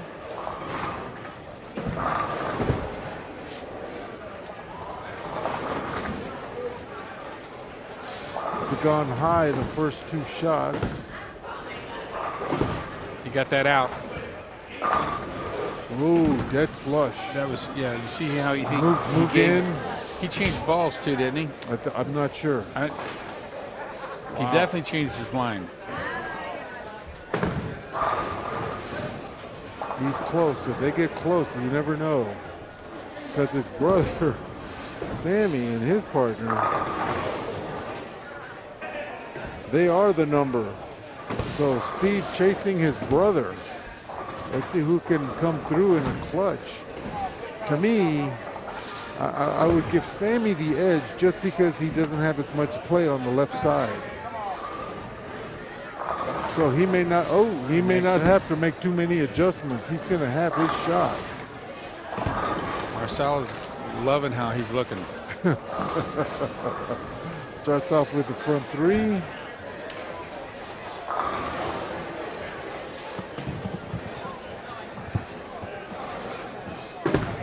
You ever go to any of his cookouts when you're down in St. Louis? No. He's always grilling something. He's always showing me he's cooking. And I know it's good. I've never been invited to one of them. We don't live very close to each other. Oh, really? I mean, he's in U City and I'm in the county, Jefferson County. You know, I'm probably 35, 40 minutes from him. Yeah. But that would be worth the trip, though.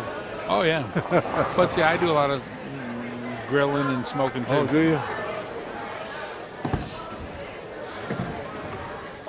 Wow, that was a good shot. Matter of fact, I have cooked for him. Oh.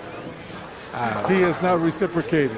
Last year, I cooked for him, Pete Weber for their birthdays because they're just a couple days apart. Yeah. I had some custom cut ribeyes. Wow. And I made some Italian potatoes. And we went to the Concord Bowl, and Dan Beeman, of course, was there, and I, and Jerry Anderson. And I mean, these were 1 3/4 thick, you know, a little over 1.25 pounds each ribeyes. And of course, we had salad, Caesar salad, and Italian potatoes, and then the steak. And we cooked it right there at the bowling on the grill, on the outside grills. Pete Weber said, yes, please, any other time you want to do it. Nice. Yeah, Pete's birthday and John's birthday are only a couple days apart.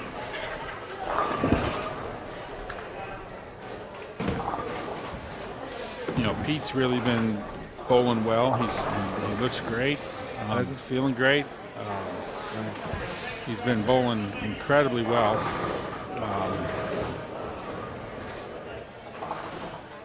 He had a good time up at the event up there in Michigan. I'm sorry, Ohio. Oh, right. Uh-oh. Of course, a Hall of Fame dinner and everything. Oh, yeah, that's fantastic. Tony just chopped off the 3-6-10. That's something you won't ever see him do. I mean, he just don't do that. Yep.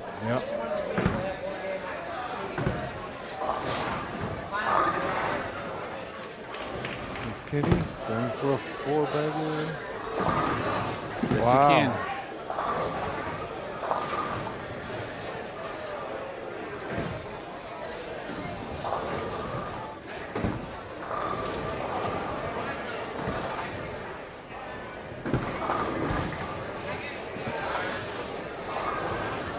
Here goes Steve, hoping for a double.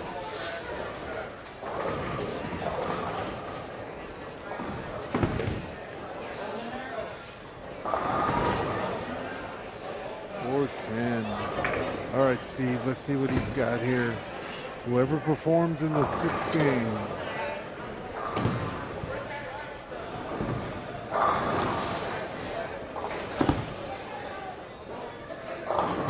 Oh, gets a mixer.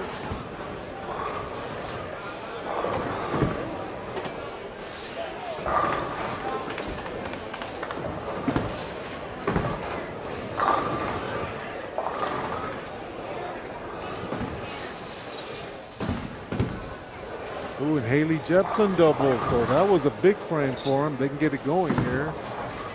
He'll maybe be able to run down his brother going for a double here on lane 20.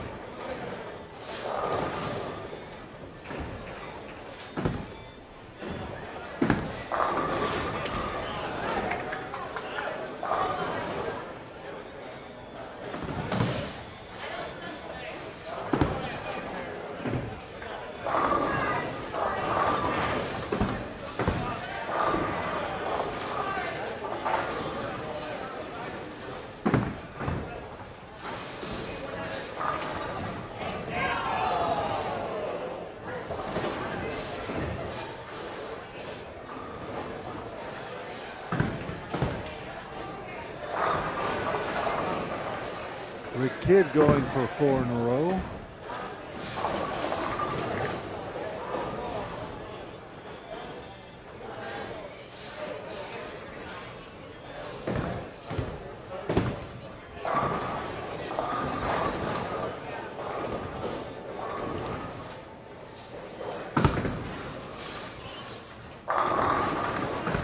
Solid.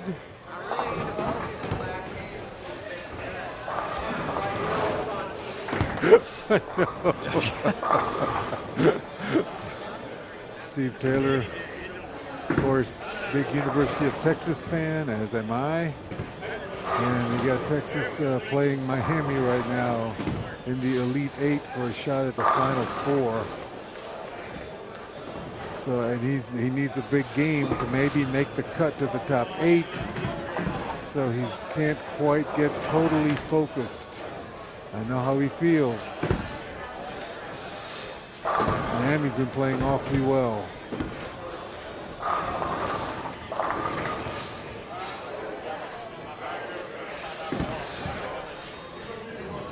You can't throw bricks like that. No.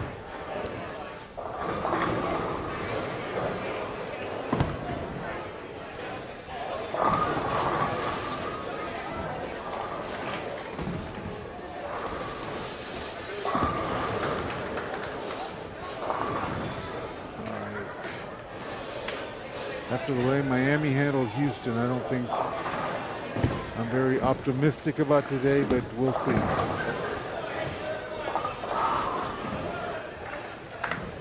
Almost an easy layup.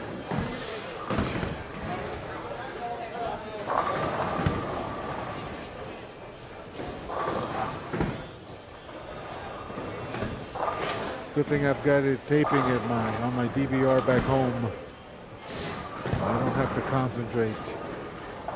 You're not looking too bad out there, youngster. I'm throwing it pretty good for a new guy.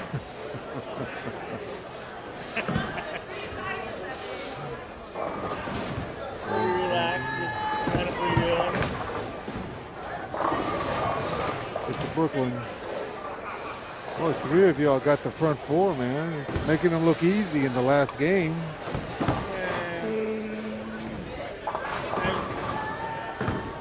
You guys on my career would say you are left-handed.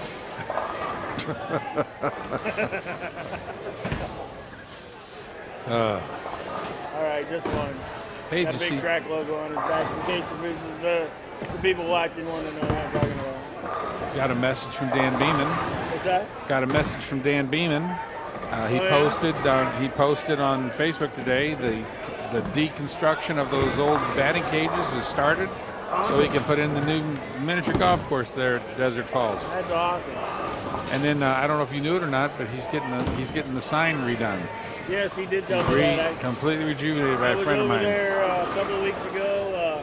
Don Urban drilled a couple of boom balls for me, and I was talking with Dan, and he told me the sign was getting replaced. Nostalgic, an historic sign for bowling alleys You in know St. what? Louis. Not only is Dan my sponsor, I can't promote that guy enough. He has done so much for bowling, and just in the 2 centers that he has, that he runs, St. Charles and Concord, he has put thousands of dollars into both centers to make them some of the best in St. Louis. And I definitely, as a bowler, appreciate it. As a friend, I appreciate it even more. And look what he did for the kids at St. Charles last year. What's that? Look what he did at Christmas for the kids at St. Charles. Oh, yeah. Gave every kid a bowling ball, fantastic. anything they wanted. He's such a great proprietor. I love him to death. I can't thank him enough. Now especially for what he's helping me with. And now he's bringing the juniors to Concord. He's going to start the junior program at Concord. That's awesome. Yeah, it's awesome. We'll keep it rolling, buddy. Trying, Keep it going, John. just out here having fun. You should try that more often. Try that more often. I need to be this relaxed. You look totally relaxed today. You really do. Yeah, I feel relaxed today, and that's a good thing.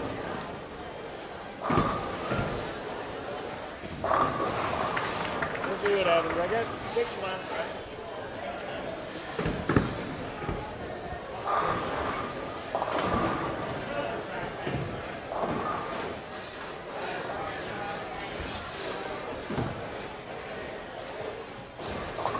Texas 9-2. This game's over.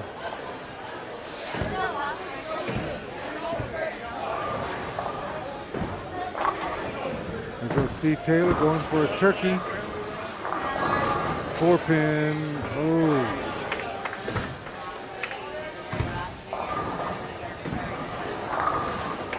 Huntington, nice strike.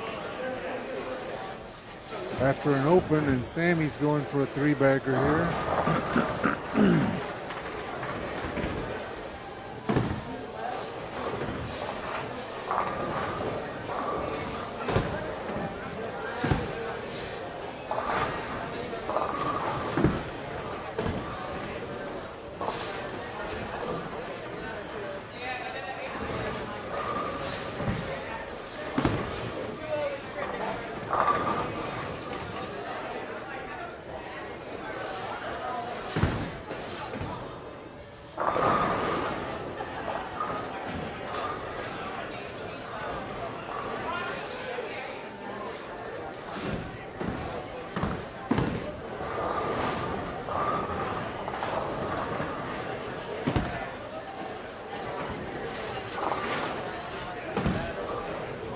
Sammy.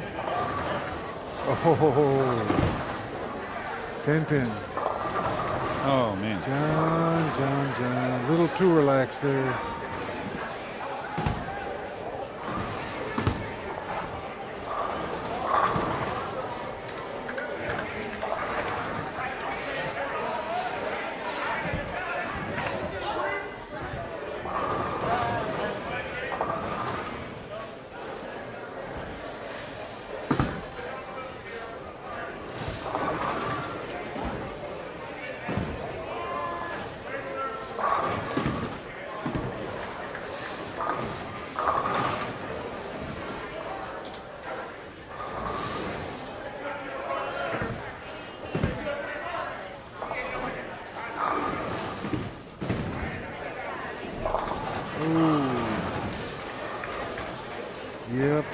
lanes are hooking, folks.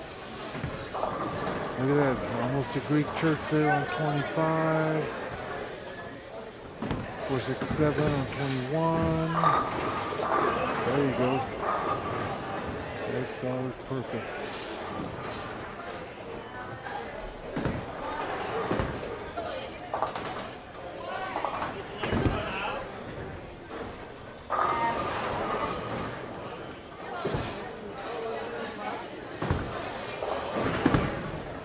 Good kid trying to stay perfect. Oh, did I mention they were hooking, folks?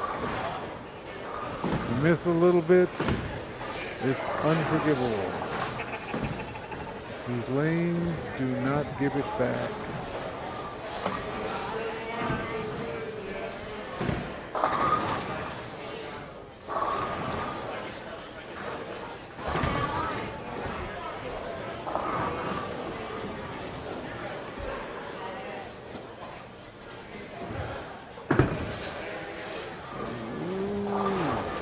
Quite, Rick. So no front fives on lanes 23 and 24. I don't see any strings alive anywhere, actually. Starting from the first. Oh, a spare four-bagger. We got it over on 19. We got the front four. I can't even see it. Oh yeah, oh, it's a crumble, isn't it? Oh no, it's not. Oh, it's Lisa Tim. Okay.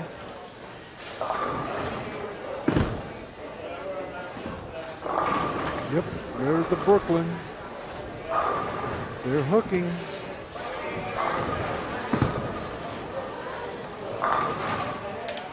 And in the pit, Kenny Combs is split.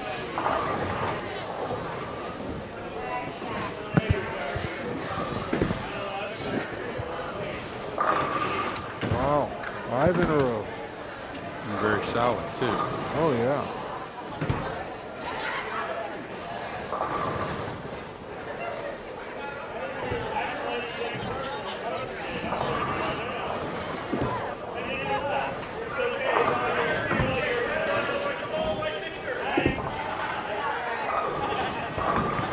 Solid 9. Oh, boom.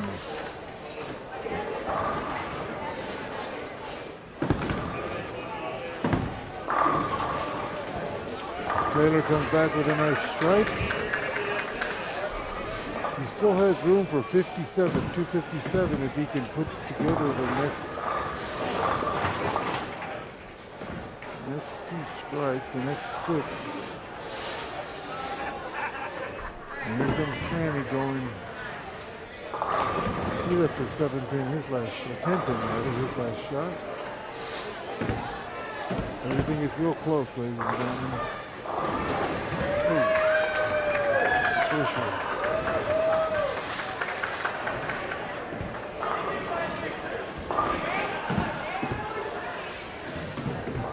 Sammy. Yep. Came in the pit for Sammy. Now his partner trying to double. Haley Jepson struck.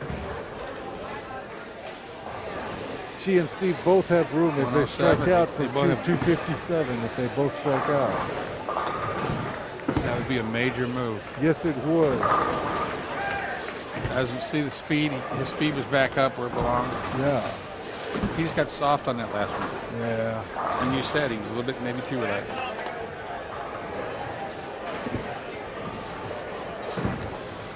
Ooh.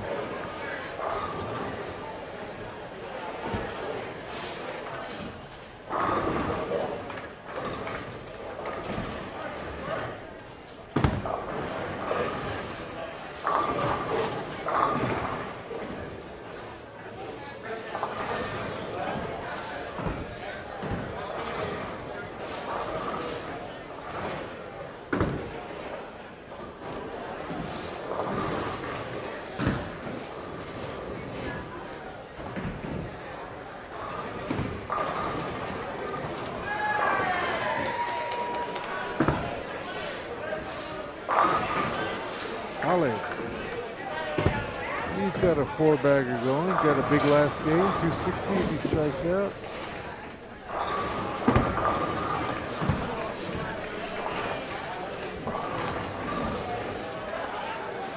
Well, Rick Kidd's got a pretty solid game for the biggest guys he is. Yeah. Yeah, her last 2 strikes have been just 10 and 10 back. Here she goes. 11-9 now. Oh.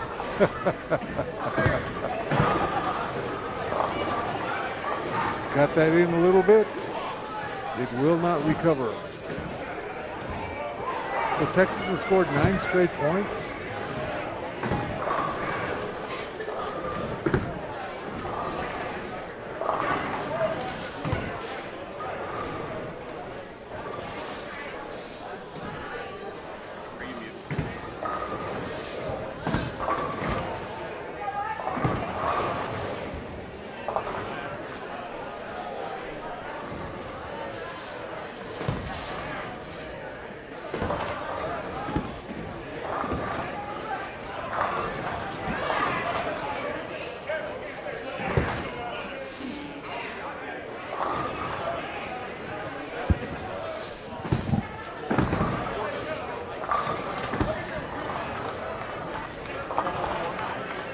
Yeah, we've seen a lot of those chops today.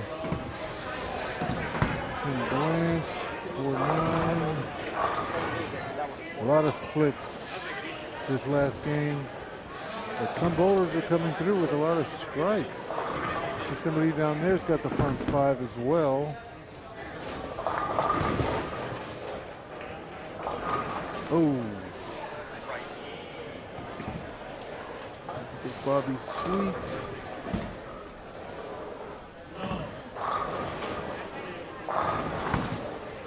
Nick Crummel, 19.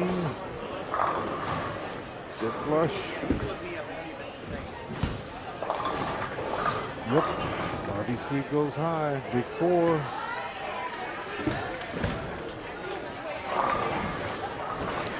Swisher strike.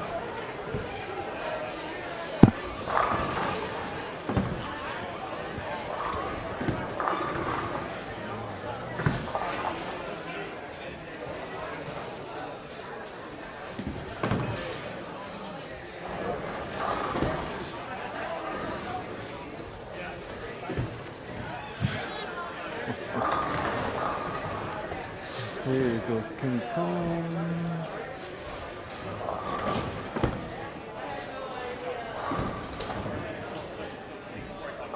Yeah, at this point it's pretty frustrating when you're trying to bowl on your regular shot, but you know that they are hooking with a lot of play today. So a lot of games on those lanes, they'll be moving. With a strike, nice swisher by Kenny, gets a mixer. There goes Haley Jepson. She and Steve need to start striking to have a shot to catch Steve's brother Sammy. Yeah, Haley had that way out. They're not hooking that much, Haley. Here comes Steve, maybe he can throw a double. Went a little high last time, left a 4-pin on this right lane. See if he adjusts.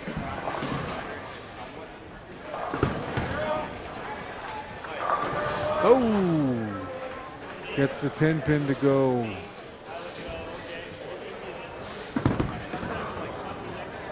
Haley cleans up her spare. She can shoot 230 still. Steve is still can max out at 257.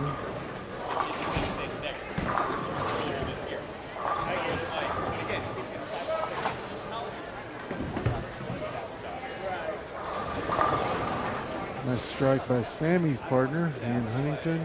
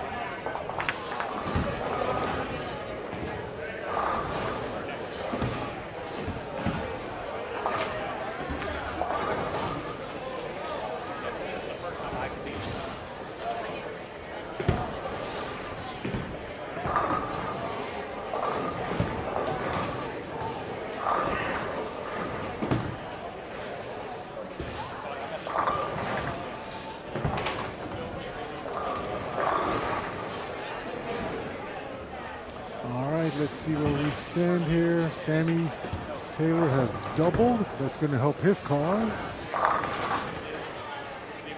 John Marcello came back with a double after that split. He got a little soft on. Yep. Another girl past Brooklyn.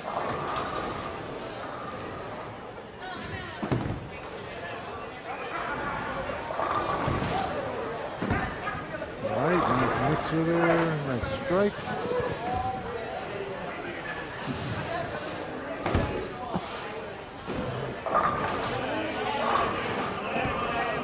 So with John Marsala, with the exception of the fifth frame where he got a little slow and soft with the ball, he's back on track. Yep. Solid. Couple of solid strikes after that. And Nick Crummell is doing exactly what I said he would do and what he's done all year long. His last game, he's going to lay it all out there. And he's only 30-something pins out, I think. That's right. Of the single, total pinfall. Yep.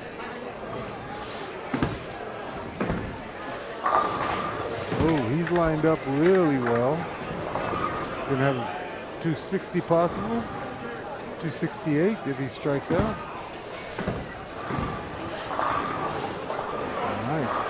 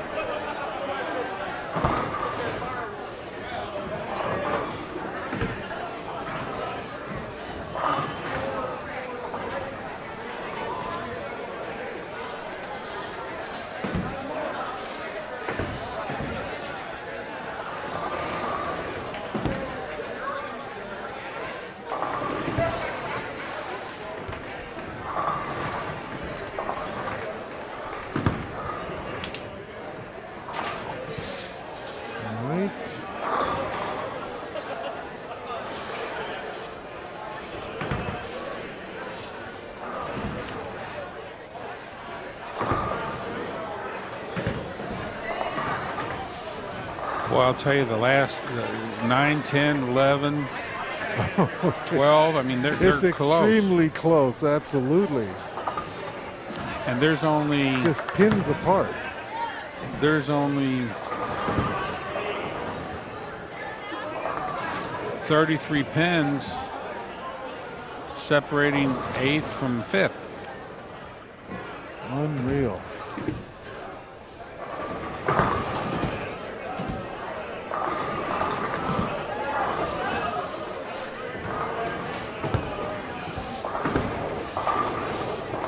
And like I was telling Joe, I mean, it's nice to see the handicap teams up there. Let them know that they can compete against these scratch bowlers in the right conditions.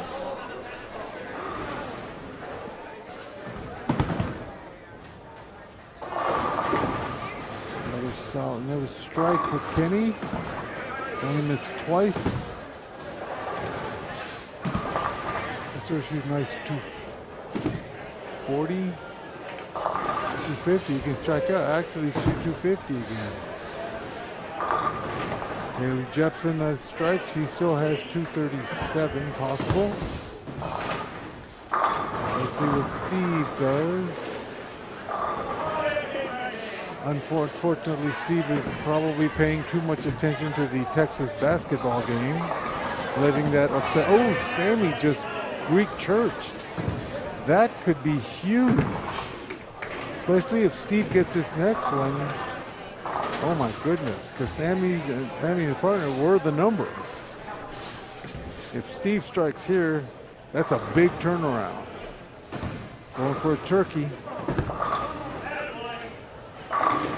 Wow. That was a big turnaround in this frame, folks.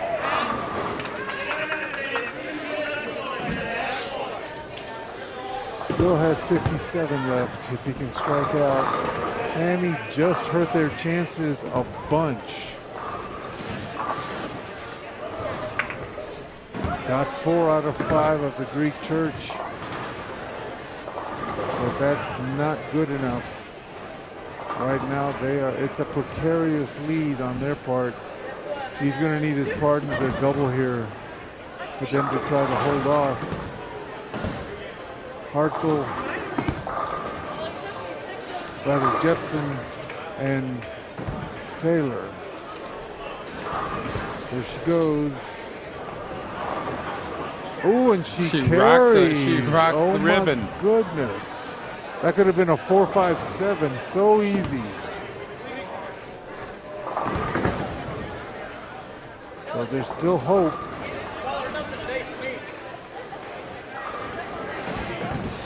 Your partner picked you up. Your partner picked you up. That's why we're hovering right around the bracket.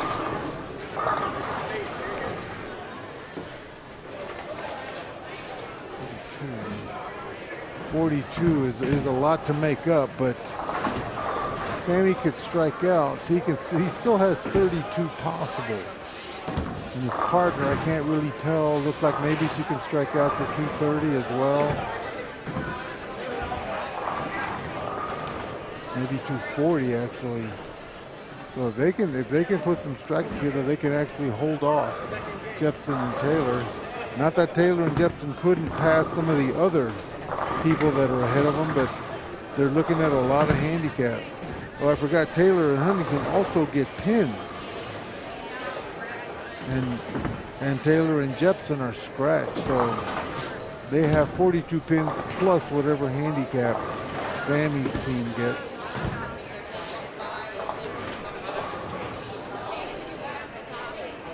Because Sammy's team gets 18 pins handicap. So technically, Steve and Haley are 60 pins behind them. Not just 42, they are 60. That's a lot to make up in one game. But it's still possible.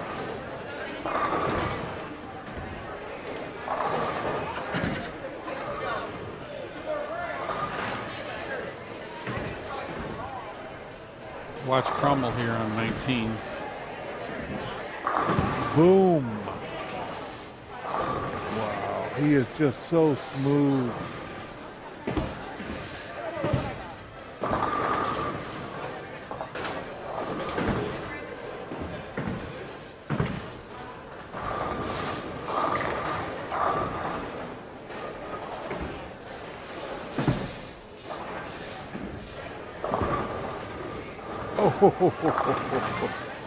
Jen White gets one off the wall. Big scout.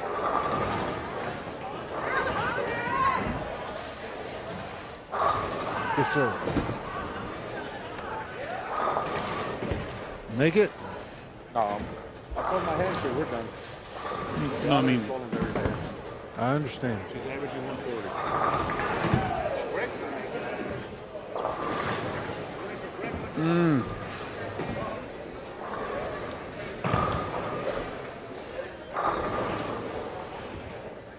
Greg's very close.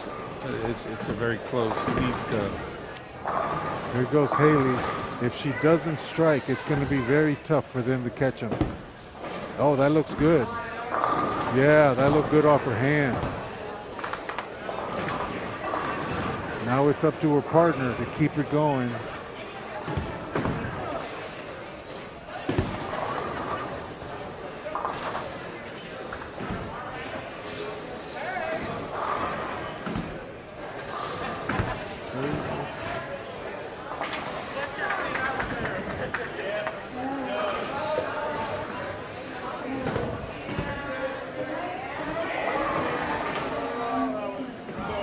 There goes Steve Taylor. Big shot here. Big shot. Wow. See, here's the thing that Amby wasn't realizing. See, right now, Jono is the number. It's 2287. Taylor and Huntington were just 2 pins behind them. Yeah. Okay. But Taylor and Jepson are just 44 pins back. What happened? What happened? Gene's throwing his last ball. Oh.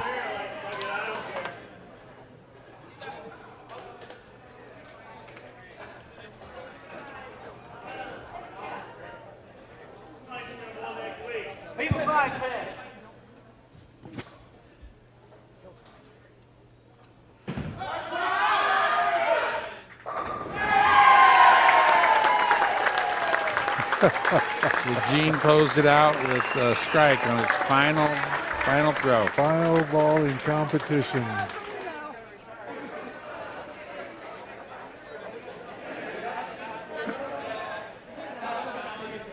Well, it wasn't his last, his 10th frame. Oh, I see. It might have been his last ball, but I thought that was like his fill ball or something. 5-pin. Everybody got their hand up. Look. He's already missed one today, folks, so this is not a good. Oh, it's a 5-10.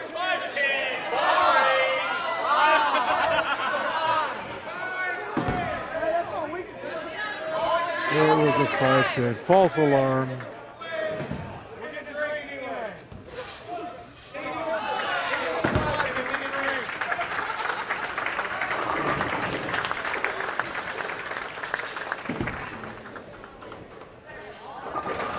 All right. Good spare. Let's see if Sammy can come back.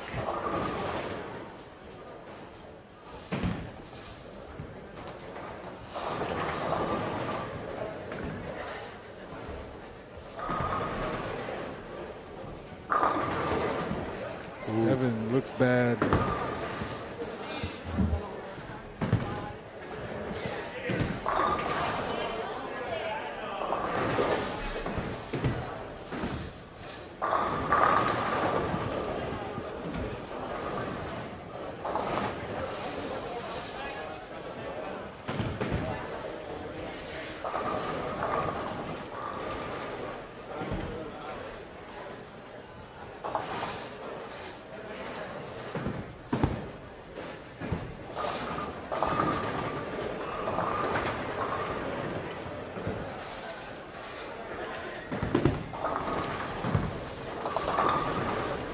Marcella still striking, another 4-bagger.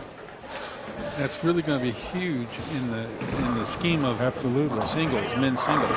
Another strike for Crummel. Shoot that 270.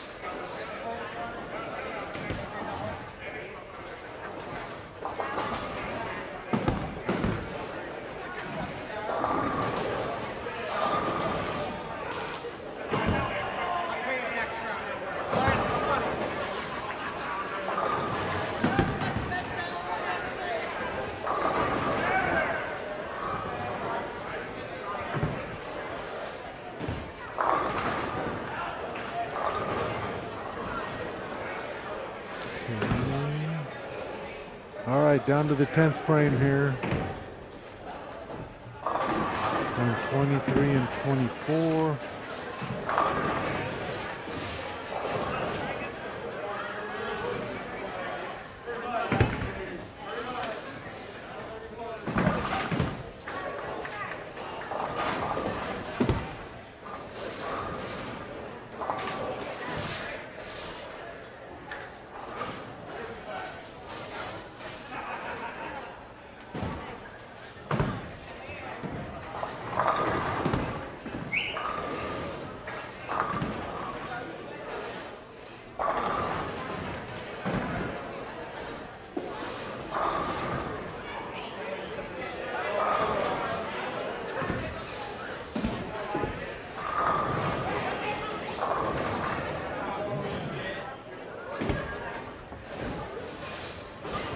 Oh, that's an open frame. Trey for. Oh.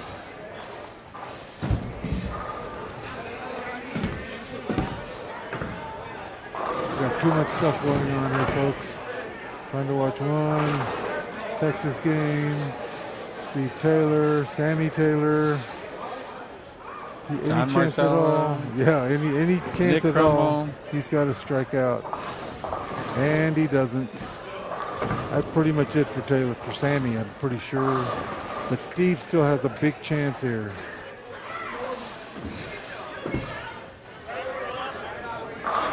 Ooh, ring 10 for Bobby Sweet. Has not been her day. She left a lot of single pins the first game. 8 pin, 9 pin, 7-10 in the pocket.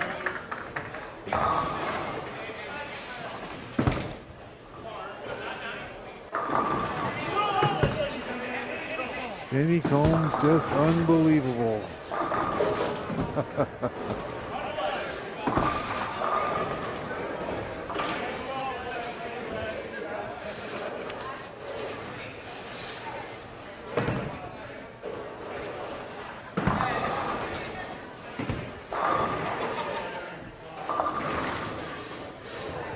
Nope, Huntington did not strike. Pretty sure they're done. They don't have a chance to make the top 8. Oh, 4 pin for Kenny, 240. Yep. 245 with a spare.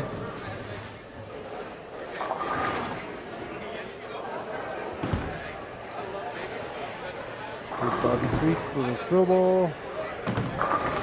Of course, fill balls always carry.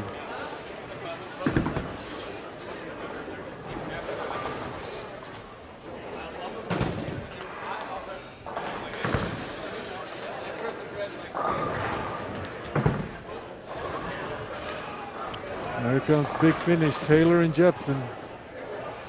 They're in prime position to make the cut.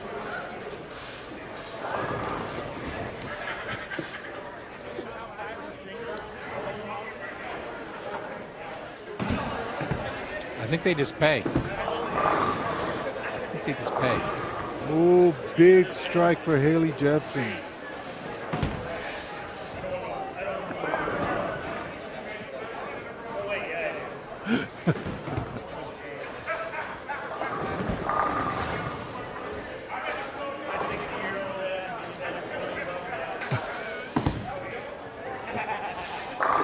Oh, ring 10 for Taylor. They can both shoot 230. Wow. What's Medrano doing? I have no idea. Oh, and Jepson goes high. She's going to be in the 220s. You can still pick up 50 pins. I mean, it's not like nothing.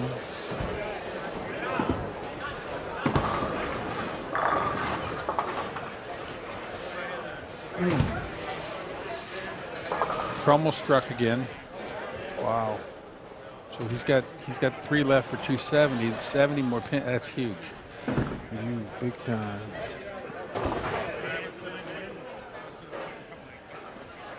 $223 for Jepson. 236. Yeah. 59. Nothing to sneeze at there. Ooh. 57. Picked up 57 pins.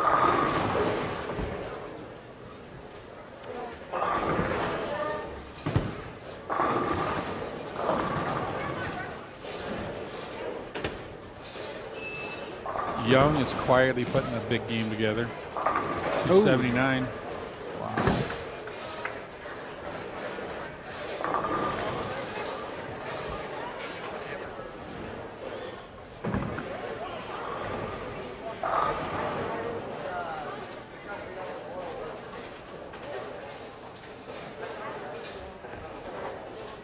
Yeah, they were pretty far out. It'll just be high game fight if he's in it.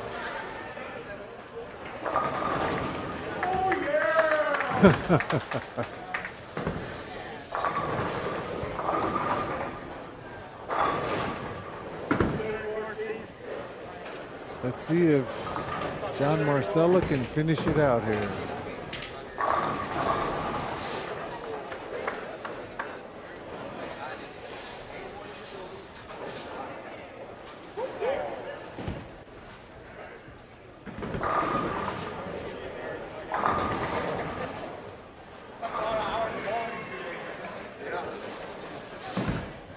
Oh, wait a minute. You guys have 6 more to go. I got 6 more to go. I wish. I might need 6 more for the other guys. Are you ready? You're ready for B Squad. B Squad coming up. Definitely a different play than yesterday. They played very different. It is John. Started out good. Run it out against these young pups.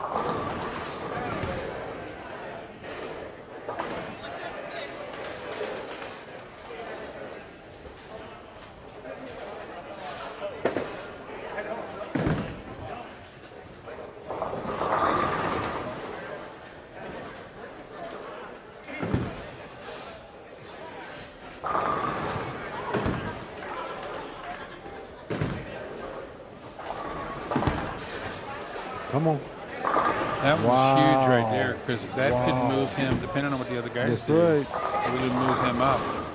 Wow.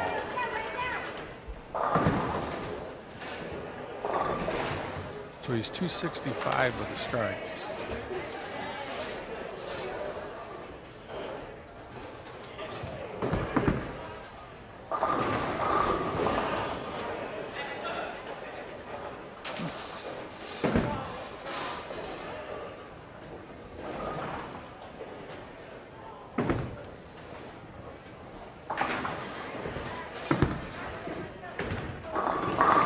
Wow. What a Close game. it out, 265. Wow.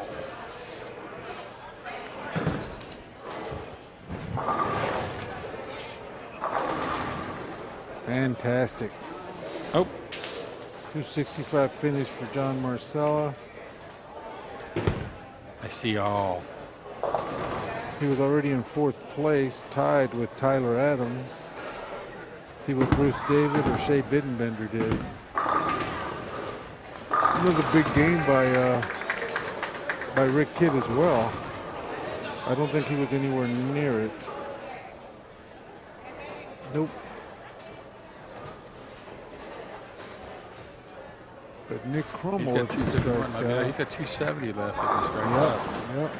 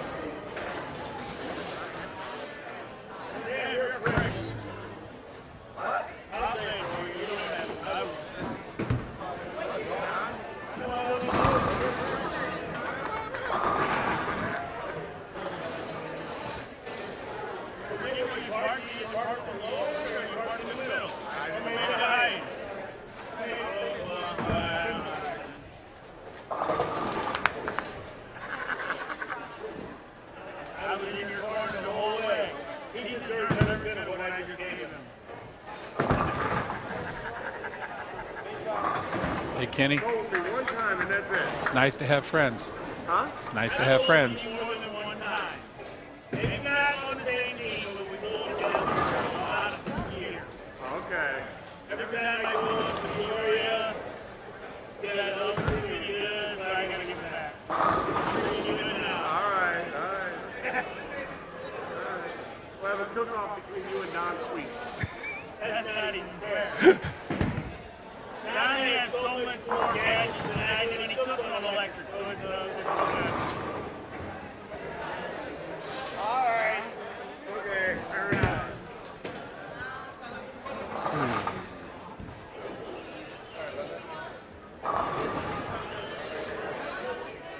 Okay. I think Tim Blanche just wanted to get out of the way for Nick Crummell. Later. Maybe.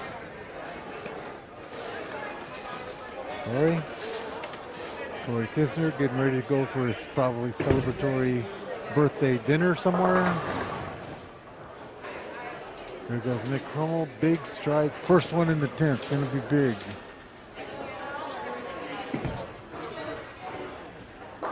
Oh, I thought that checked up a little early. I thought too. I thought wow, it looked like he let up just a hair.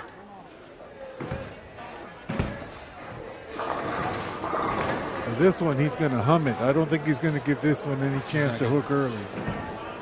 This could be at warp speed here.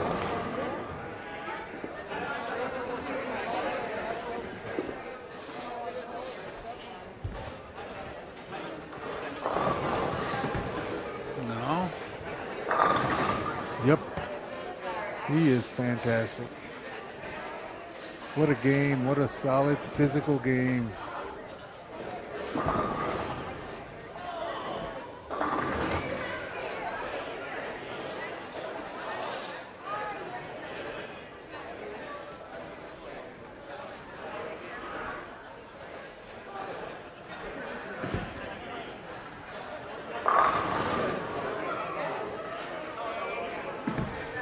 This for 270. Check it. Wow. 270. And he catches Marcella by 5 pins. not enough to pass Marcella.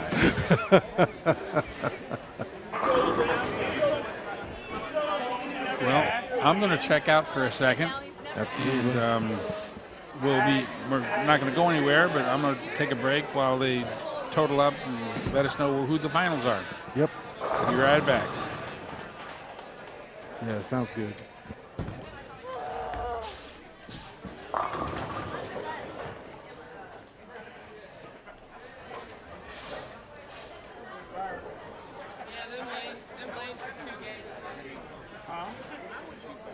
I have no idea, but I think I might have won. I know that I had 265. I'm 1453.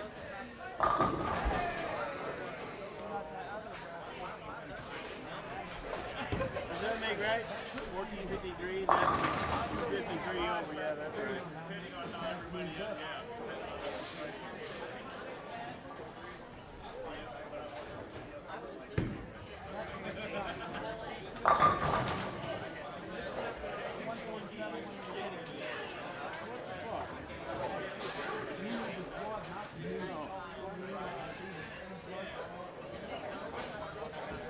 No, well, my score's right, I'm sure.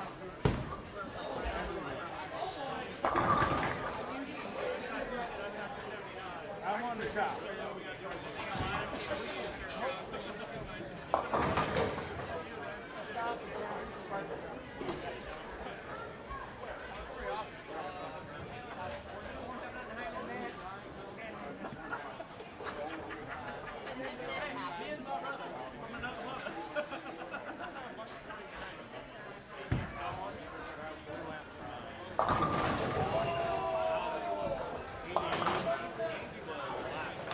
It's good to see you again. I know it's been a long time. And when Dean told me that he was going to do it, I'm like, hey, she was the USBC president, right? Back in 2010. I remember her from the egg trial. Well, actually, after I got 300, you were the first person to come down the next game and said, I hear you had a really good game. And I went like 1 or 2 or 3 or 4, whatever it was, and I'm like, yeah, that was so cool. I mean, and then they don't recognize me on the USBC website. I was so mad. Like, come on, I'm 47 years old. I'm 300 and taking USA trials. And I did it against Michael House. Actually, EJ Tackett's dad came down. I went to the restroom and I was coming back. EJ Tackett's dad goes, did Haugen just shoot 300? I go, no, that was me. It was so cool.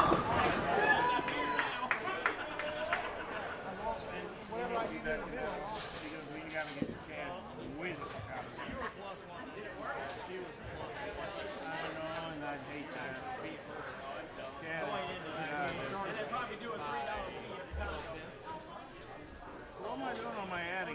I can't add. Okay, so that comes up 23.33. So that's 133 over.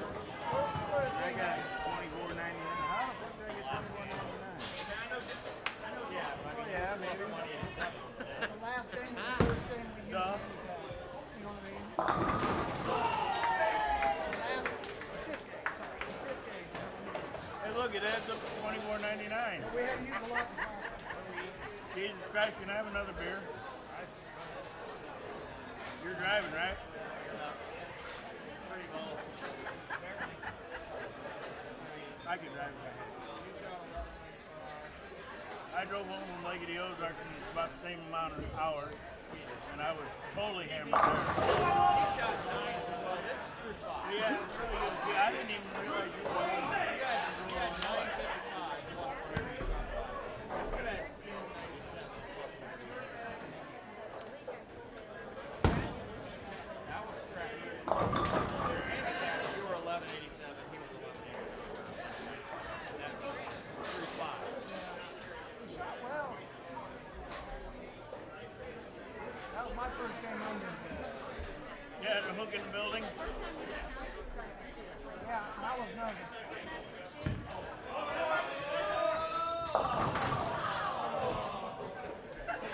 Isn't Chad about turned up? Yeah, he's been forever.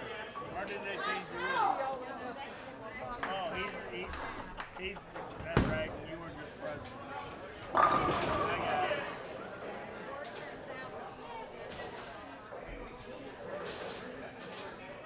We need to get rid of him, and you know that. Exactly. Everybody that's on the board now, well, not everybody, but most everybody on the board now, and that's why nobody else can get in, because they're all his cronies. Rick Ramsey's been trying to get in here. I would like to see Rick on the board because Rick's a really good guy, and he's super smart about bowling in general. He would be an asset to the board, and he's not in Chad's group, so Forever on here. well, as always, it's good to see you, and I'm glad to see you. And Yeah. All you do is go to bowler. hopefully, I get down there next year. I Roll know. down. Today was a That's little why I rough was for telling me, you but guys exactly what you're scoring. I mean, she's a sweetheart. She's a sweetheart. You just don't think about it. You just It is what it is. I kind of knew when I came in what I was going to do. Like, so focus more on what I was doing, and not too much on the team. But when she started off with 217, I'm like, oh, I know she can. And then her husband was trying to help her, and she was like going against whatever he was saying. I'm like, and then she'd ask me, and I'm like, kind of agreeing with what he's saying. And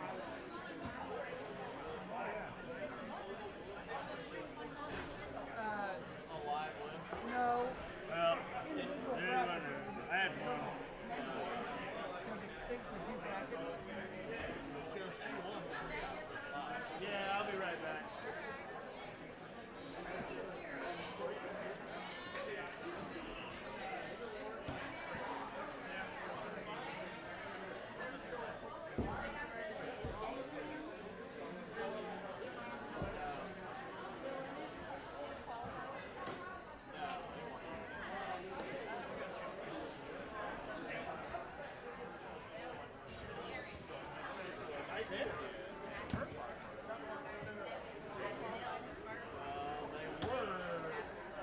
They were 16 out. Depends on what they did.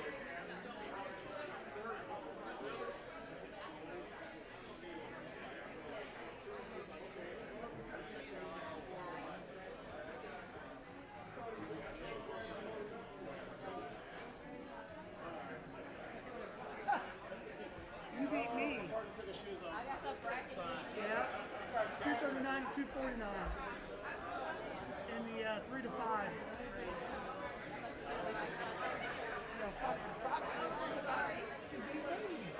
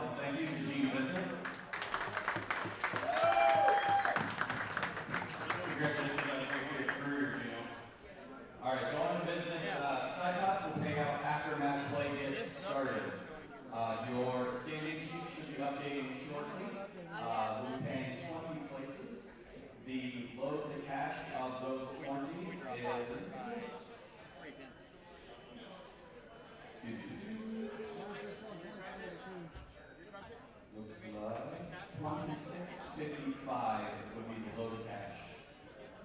The number 1 and 2 seeds will receive 2 buys and go straight to the semifinal. We'll have lanes 31 and 32 on, 31, 32, and 11 and 12 on to stay loose.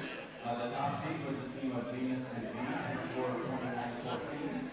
The second seed was Kentucky and Walsh at 28-24.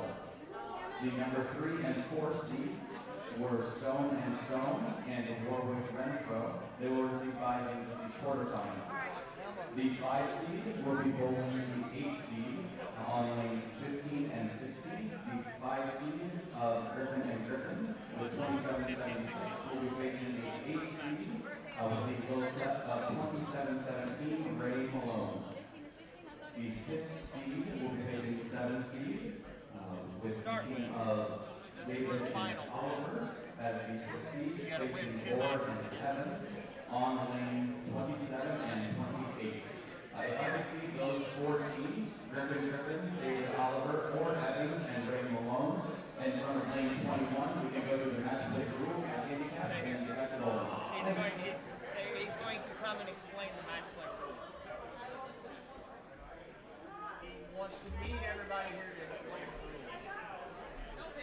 I heard him say who dropped the safety wrong? Yes. Fair enough. Both really good. How many games are you supposed to bowl? Until we lose. Until we lose. We bowl until we lose.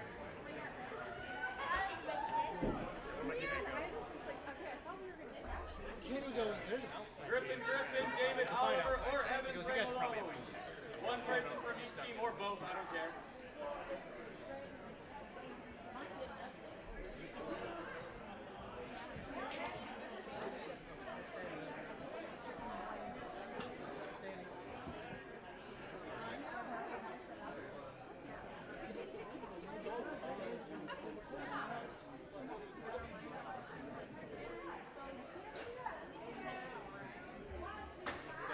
So, what we've got here is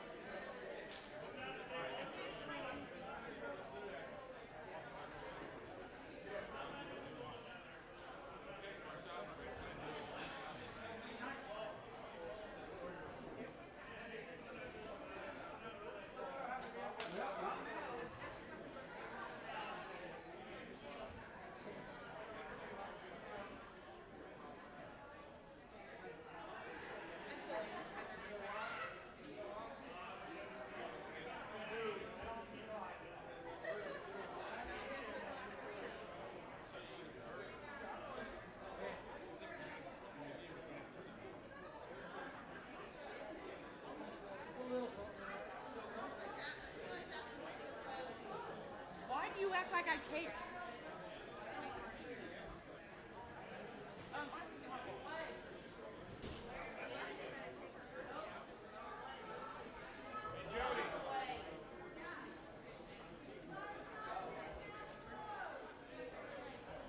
Black cat.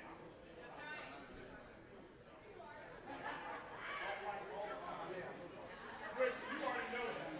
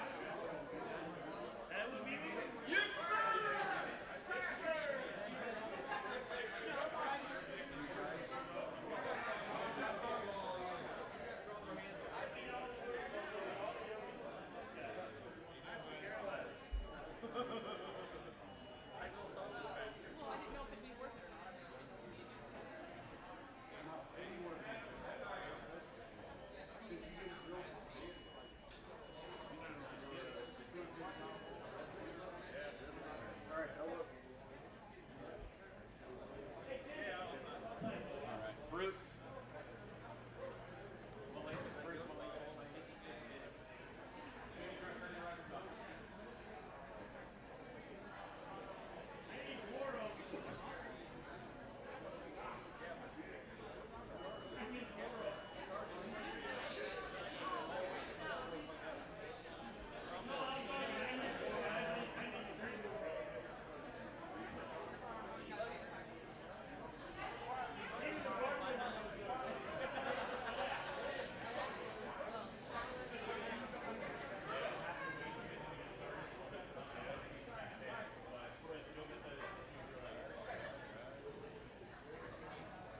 And then remember, follow your partners.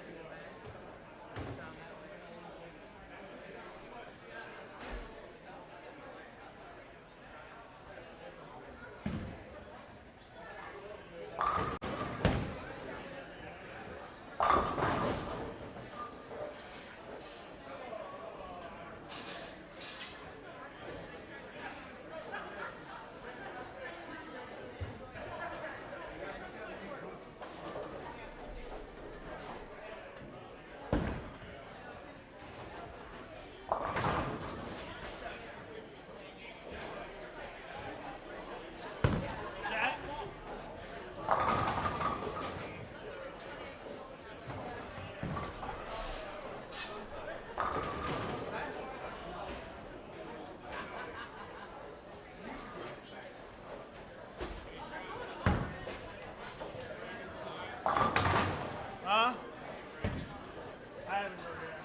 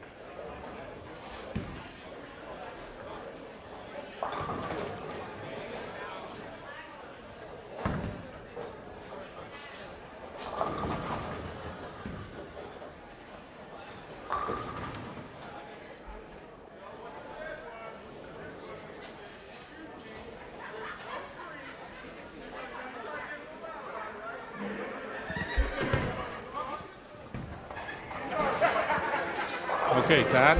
Yes. Okay, it's just you and me now. Yes, it is. The legend, Mr. Johnny Campos, has gone back to the promised land of Peoria.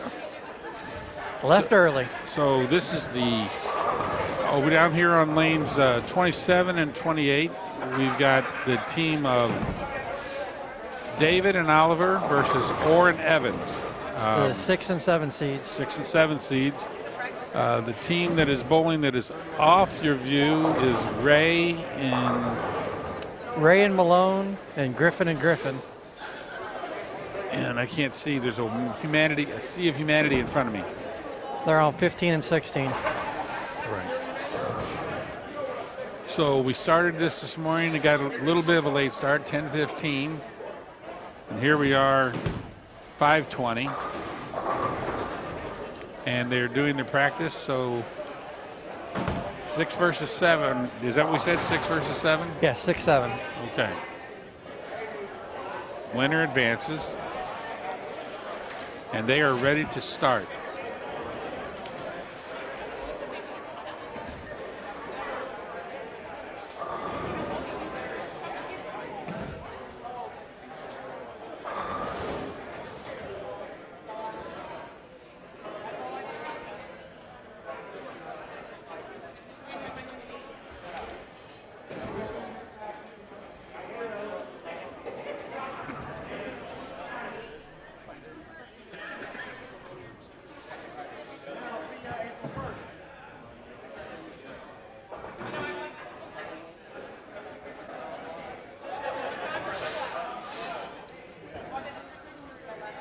Leading off for Oliver David will be Jody Oliver.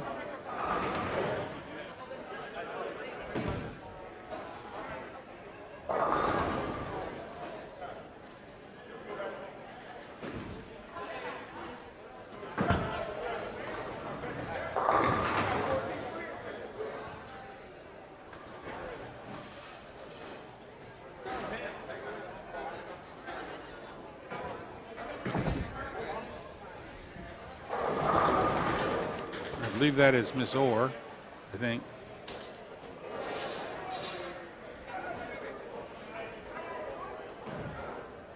Or maybe that's Evans. That looks like, that must have been Evans.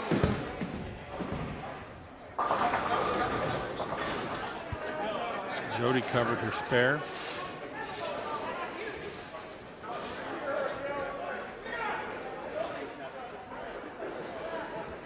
And now we have Orr.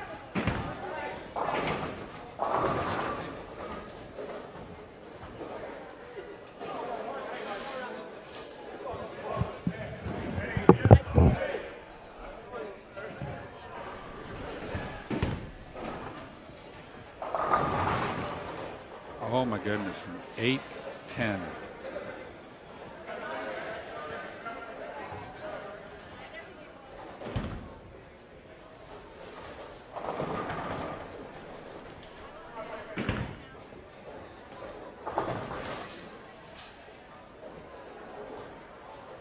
Get my money so I can go to home and go to work.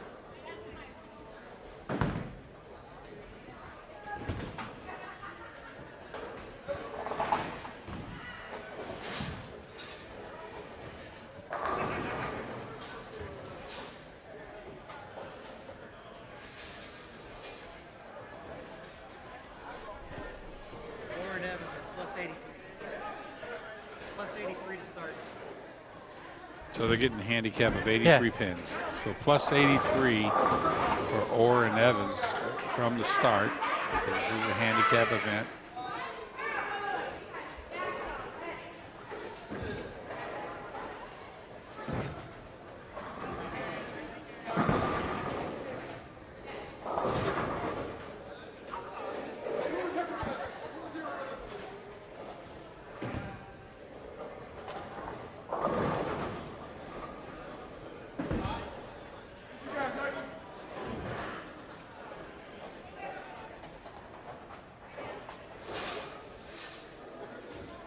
So if you're just joining us again, this is the Frank Vincent Memorial Tournament, and this is the first bracket team ranked 6 versus 7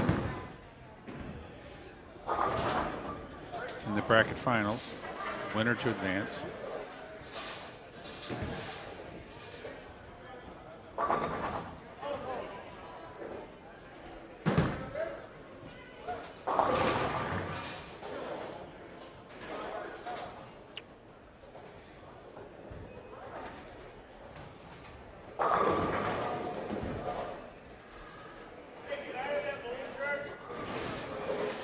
So you know, Todd, both these teams struck a lot to get here today, and strikes have been few and far between. And there's just a second strike of the 4 frames or 5 frames now.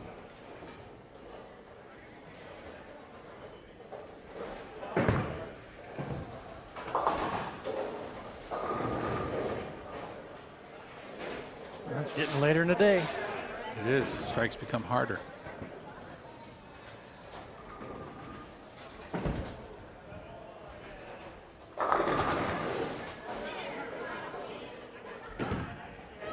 There were lots of hands raised today, and there's a few raised right now as Evans leaves the 5-pin.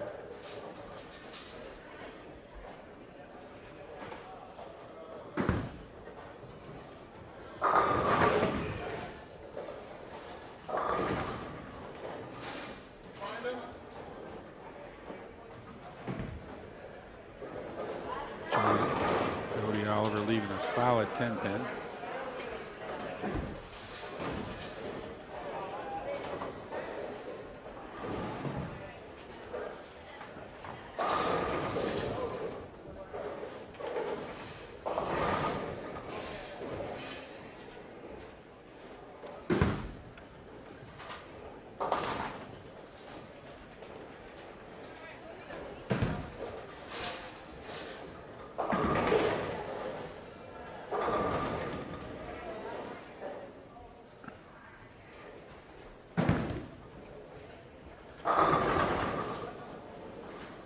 That was a good delivery.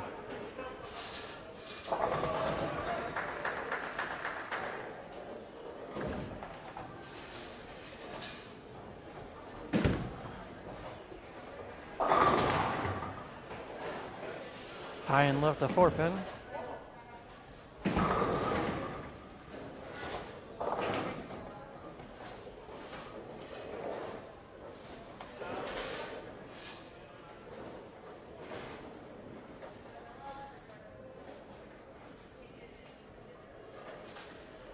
That's your tournament director, Joe Ward, came into the field of view there.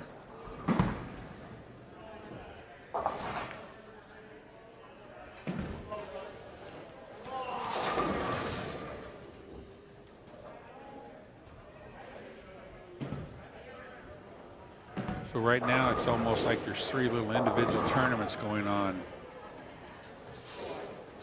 And in a way, there's 3 roll-offs going on. We're watching one of them right now. I think there's like 2 roll-offs going. Is that a practice down there? That's a practice pair, and 31 and 32 are a practice pair also. Oh, okay.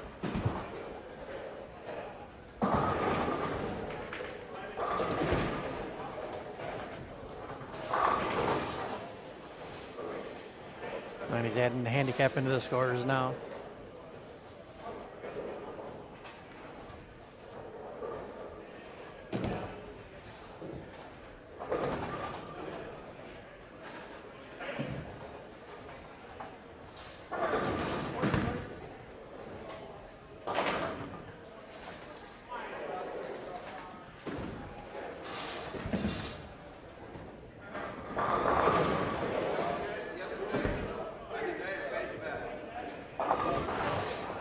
Oh, she charried it.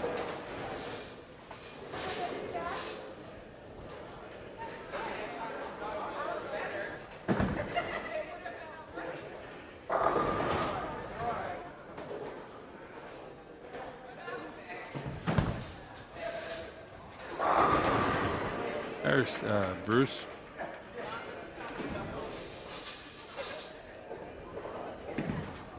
Now, is it Rick Orr? What is that? What's his first name? Rick? That I don't know.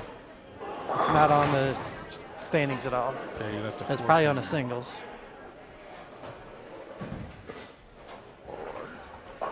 little bit of a disadvantage when I don't know everybody at this tournament like I would at my own.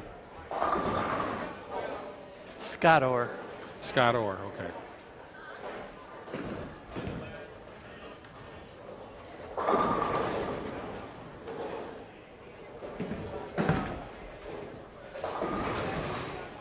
And he missed that 4-pin.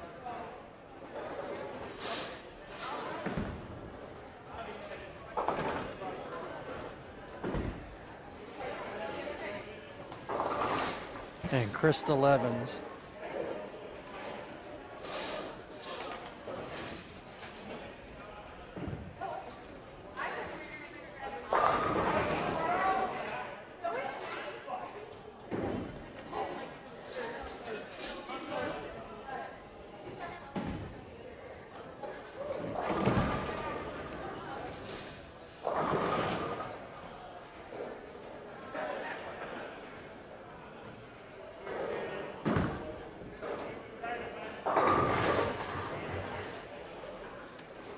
Well, strikes are still hard to come by.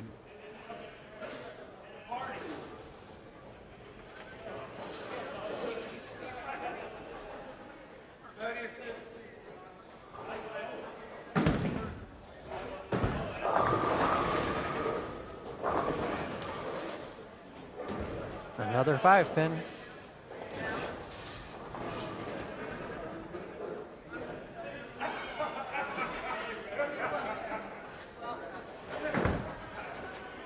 Jody covers the. Oh, she missed it to the left.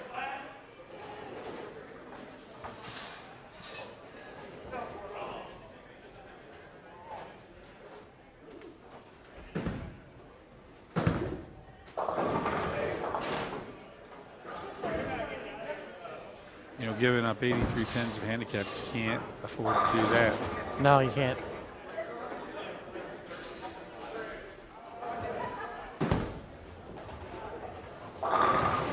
There, he tripped the 4 that time.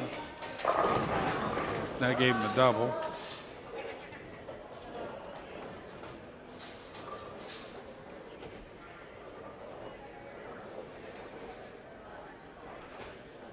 So look like after 5, the deficit's down to 54.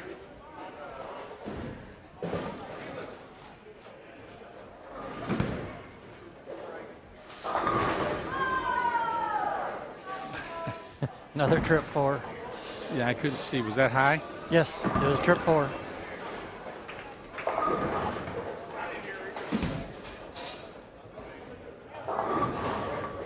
Oh, big 4.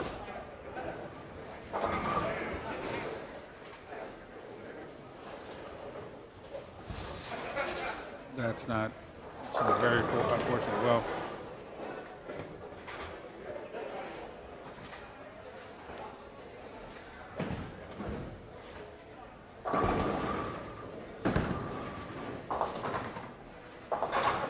So 8 out.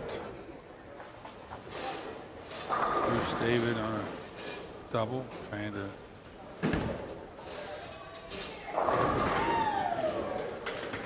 Three-bagger.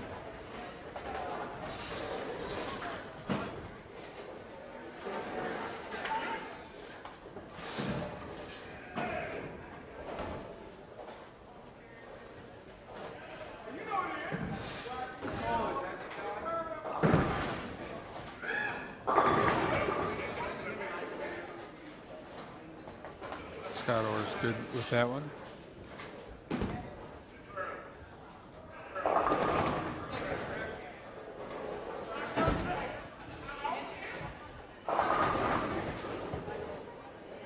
Baby split from Miss Evans.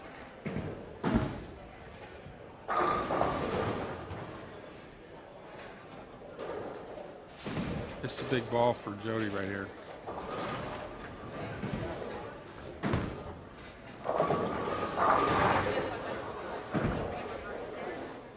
Didn't bet.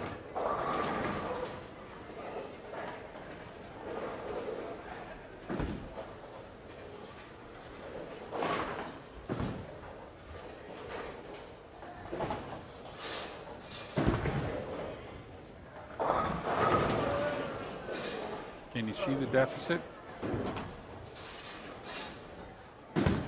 Not real good. Oh, I wouldn't worry.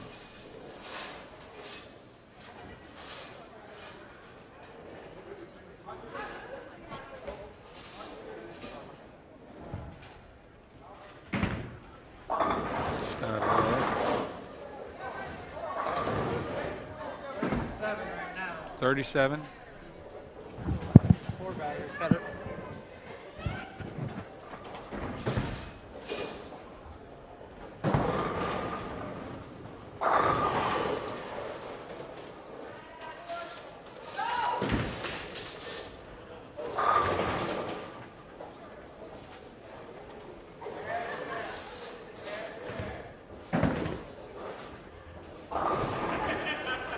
You backdoored it. See that? Trip that 4.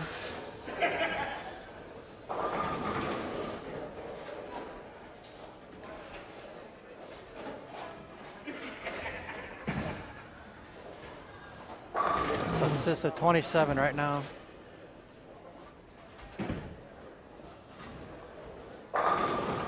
Evans is up in her 8th frame, correct? Yes.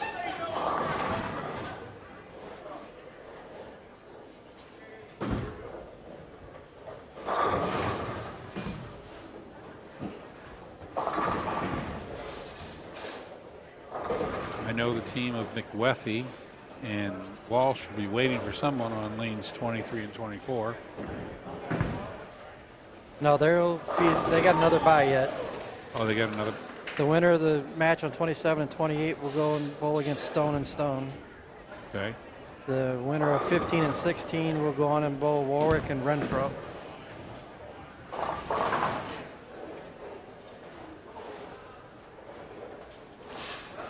And that match will be on 25 and 26.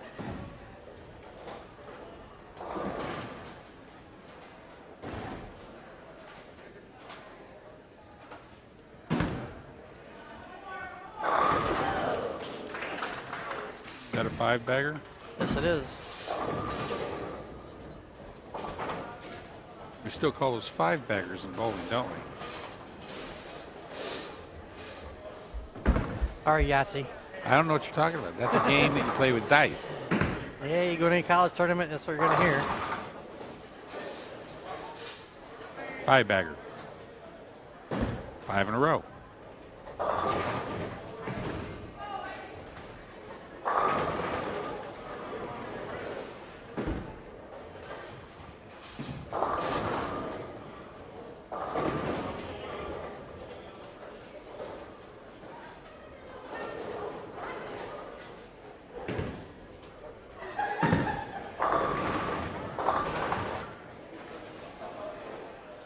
Scott was able to cover.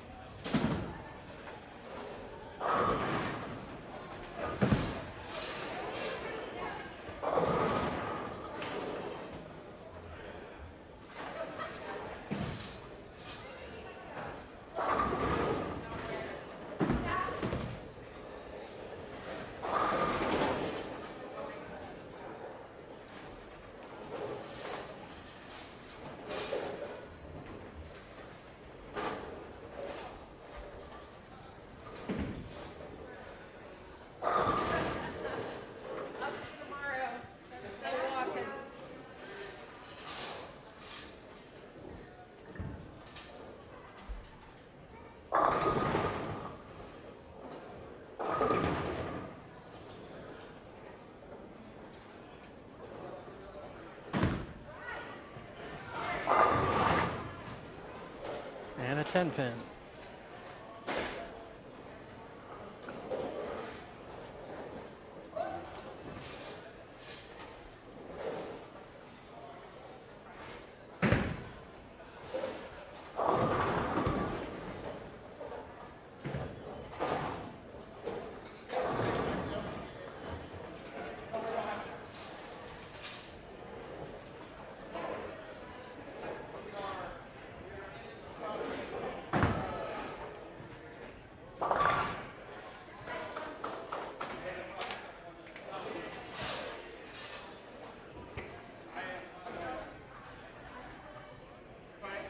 Got the elbow clappers again.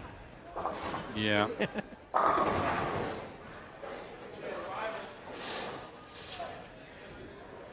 Tony.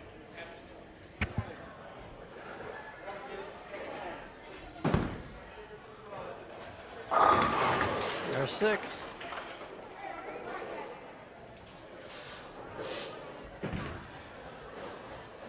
That puts them +7 right now. So they made up the 83 deficit.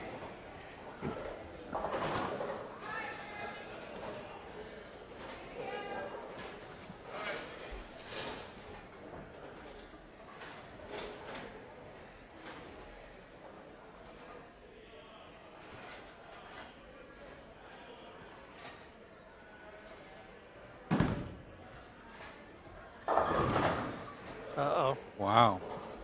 Is that Greek? Yes, it is.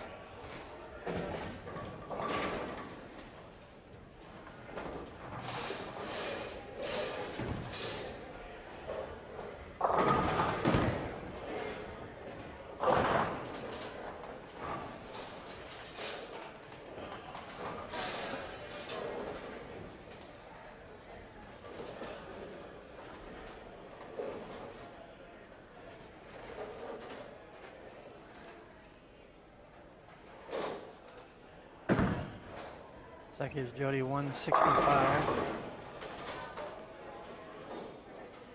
166.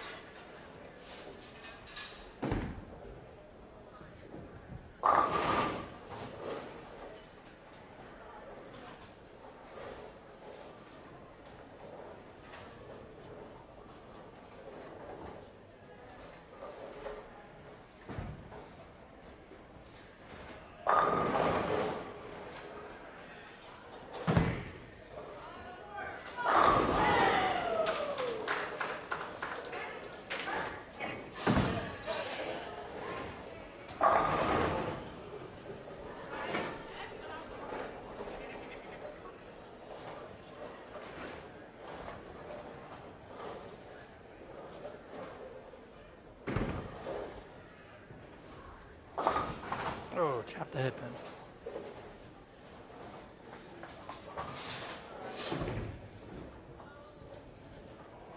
Gives Crystal 123.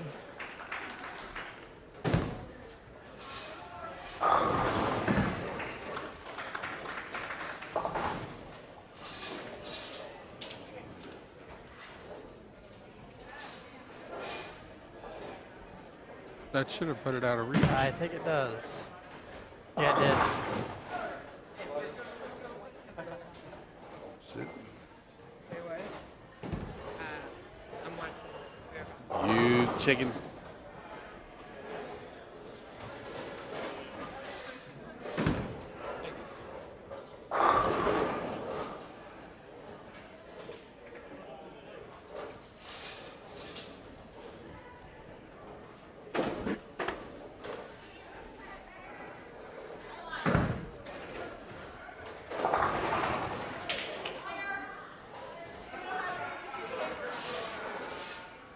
I gave them a total of 424 for David and Oliver.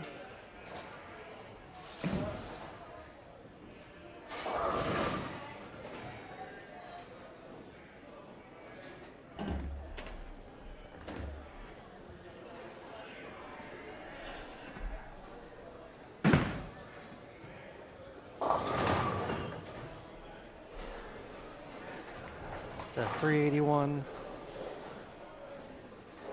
for Orrin Evans. How much? 381.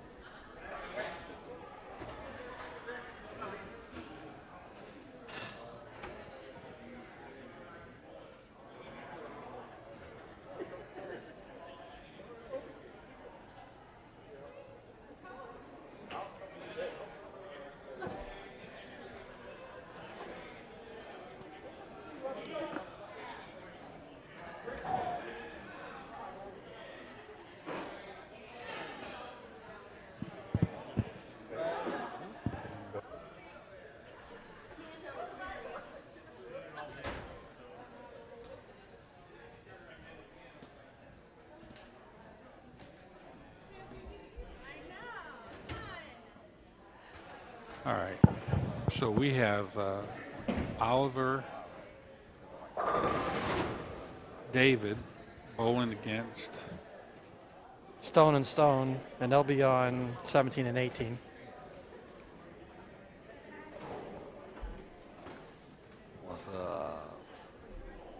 On 25 and 26, will be Warwick and Renfro against the winner of who on 15 and 16, whoever that was.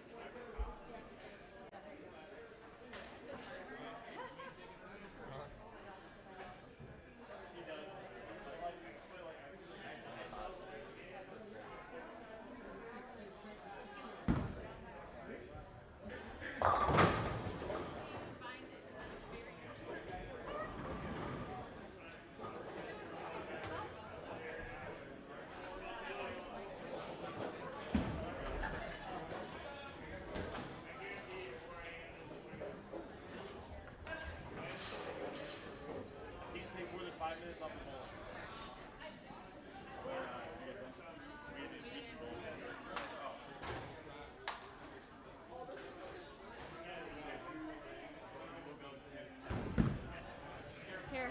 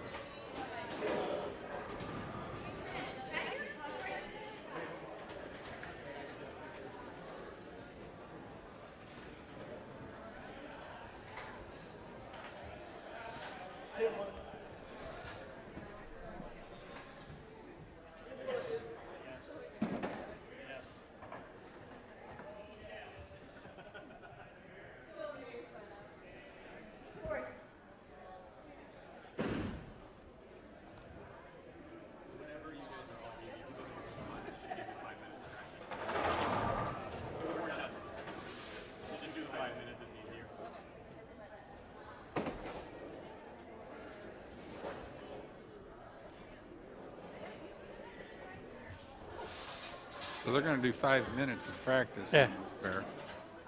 And he's right. Whether you get 2 and 2 and or whatever, it's 5 minutes. I'm pretty sure it's Griffin and Griffin, the ones that moved on down here, because they were in first for a while and they dropped to 5th. So they'll have a 48-pin handicap advantage. Griffin and Griffin are bowling. Warwick and Renfro. Warwick and Renfro.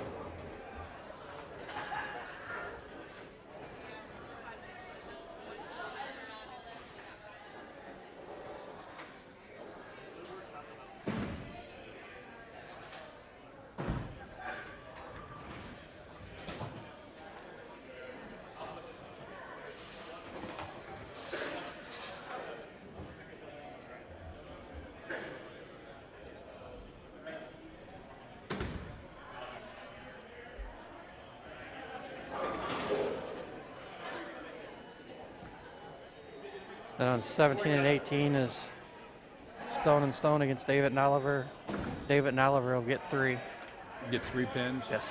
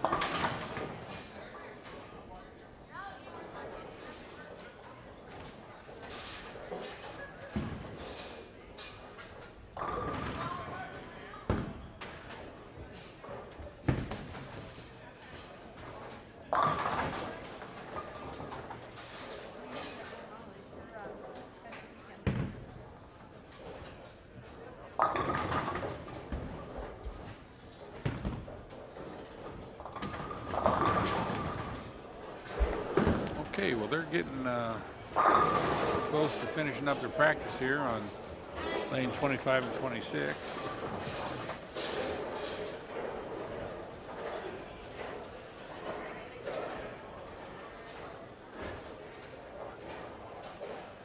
Who has the advantage in this match? Griffin and Griffin by 48. They get 48. 48 pins, okay.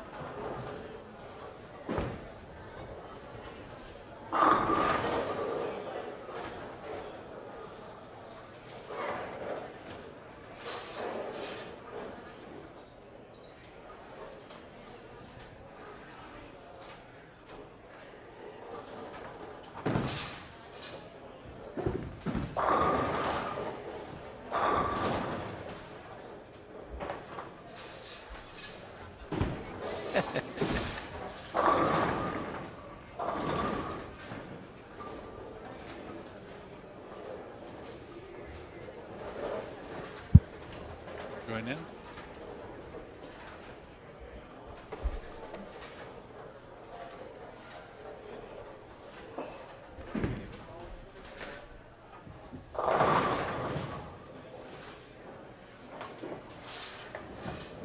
We're going to welcome Greg Madrano in here.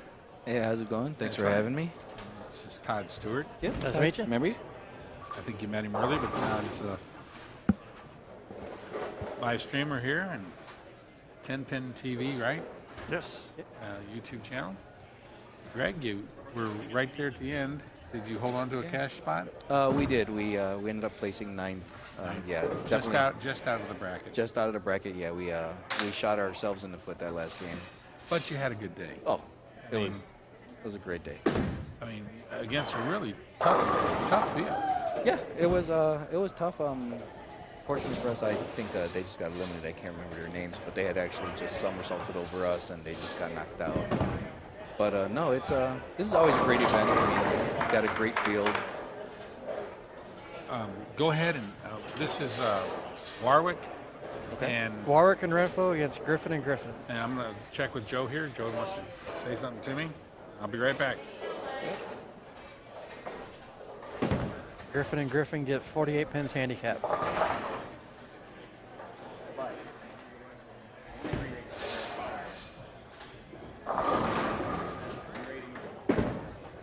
That held line. I mean, Kara's playing a little squirrely for us too.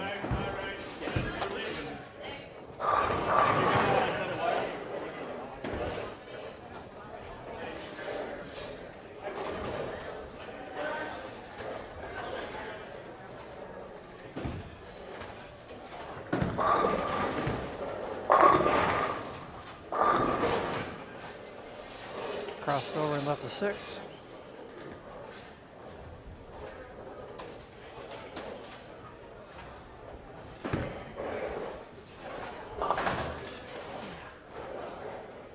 Nice easy clean up there.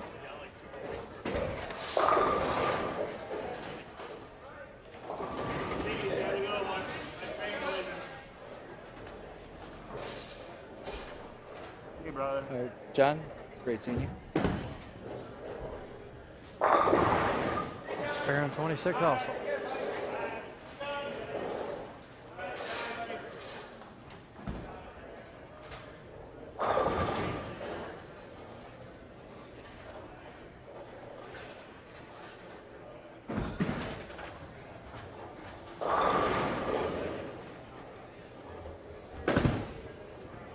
Oh, looks losing inside. Surprisingly, the shot held up inside a lot for us, even if he tugged it in. I saw people going deeper and deeper all day. Yeah.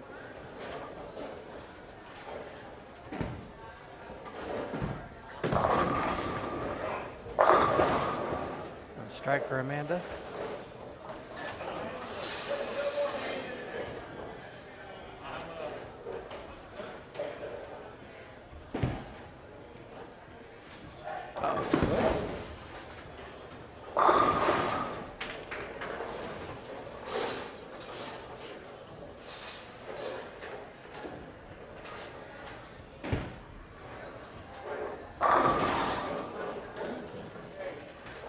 Nice solid hit.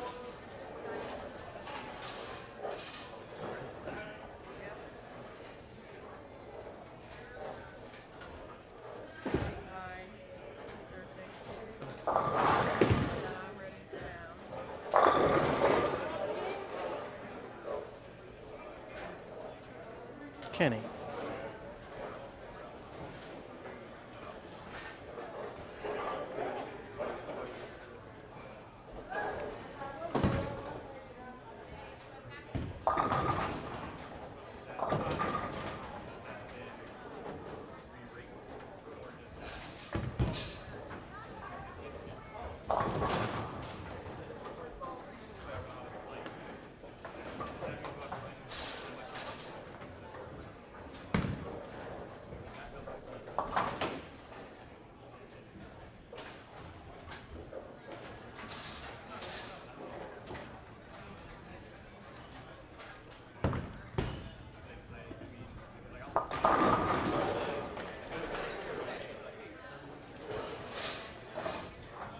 Strike for Kenny.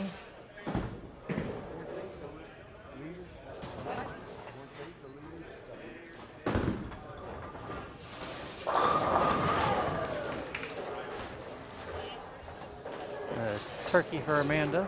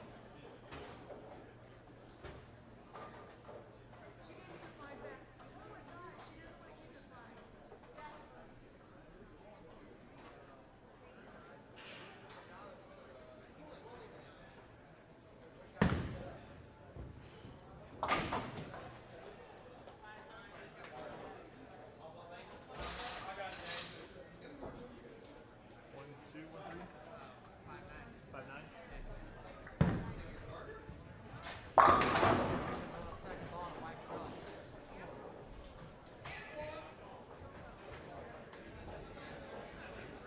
also means that Okay, Todd. Thanks for patience. Oh yeah. Had to go on YouTube to find out what she left that the machine wiped off. She left a 5.9 that wiped it off. Scored a strike.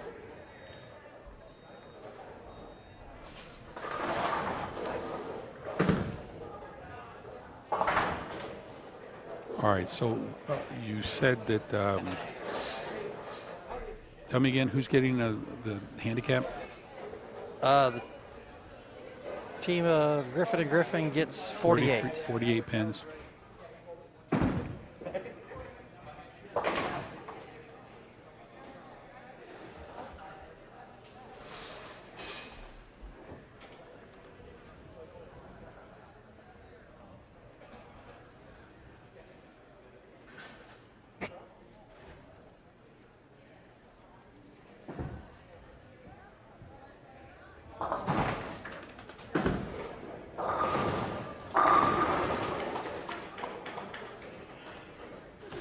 And they've Griffin and Griffin are +8 after 5 frames.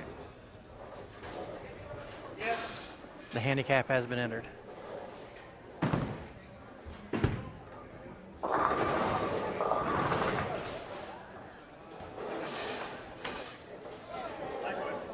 So you said the handicap has been added? Yes. Okay. So Griffin are an 8-pin advantage after 5.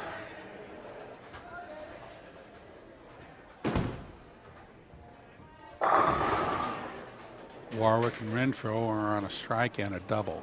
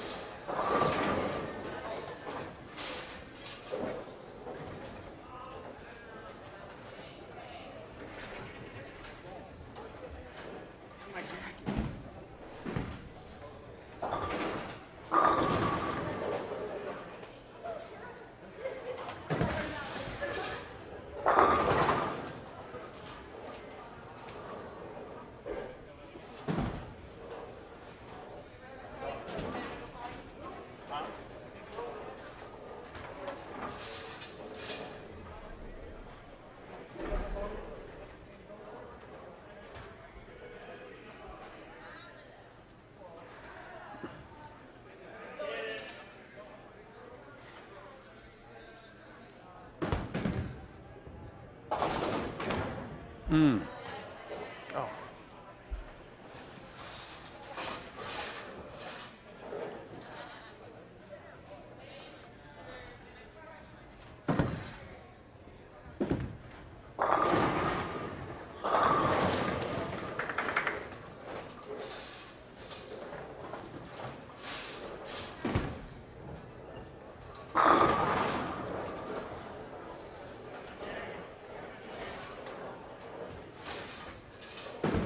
Renfro has a 3-bagger.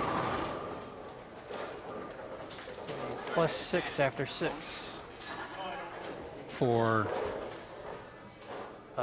Griffin and Griffin. Griffin and Griffin still up by 6 pins. Okay.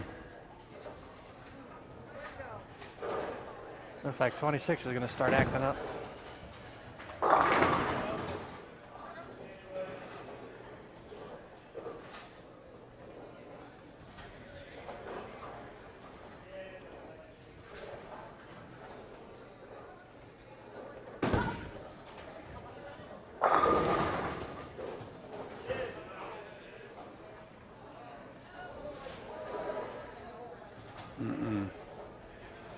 There he goes.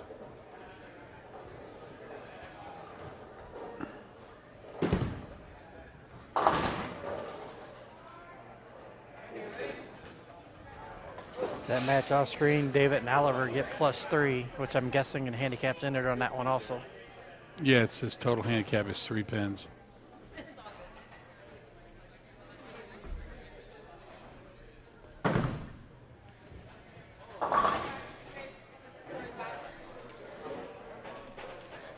So we're up by 6 pins right now.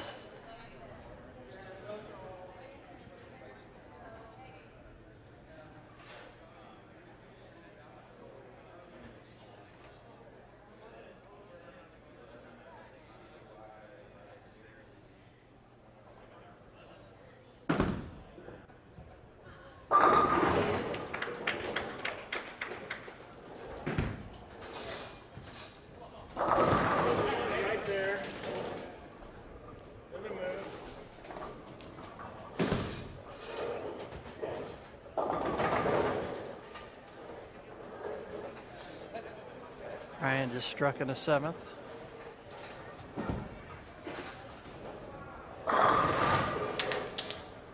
Warwick has struck in her 7th.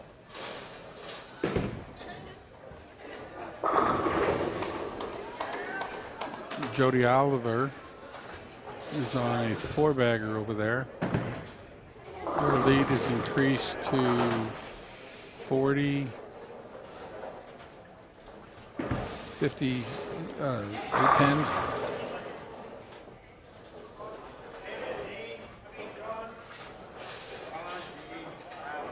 Like it's at least 40, and that should put it out of reach.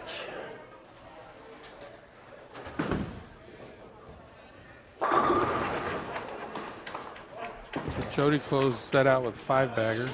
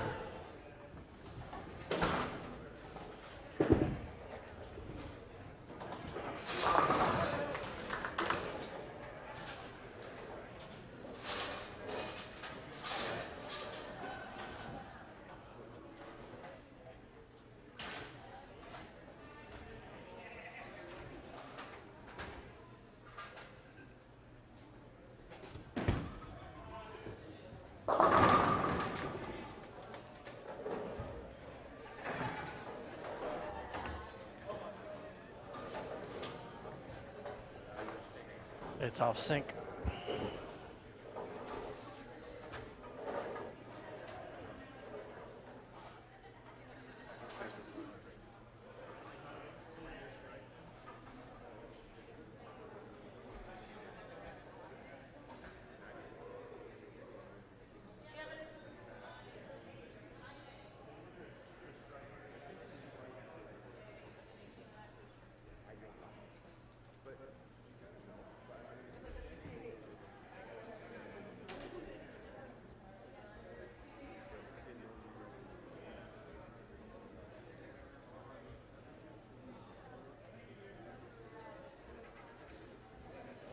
Okay, so the team of Oliver and David wins over Stone and Stone. We are waiting for the outcome. You're leaving, are you? Wait till this match.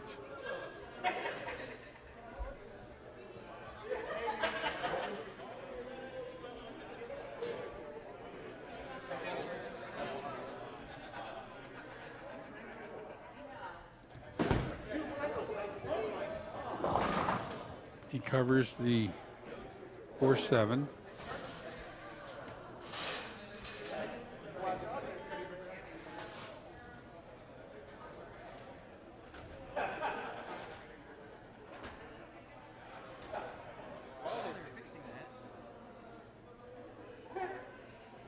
That one's not on.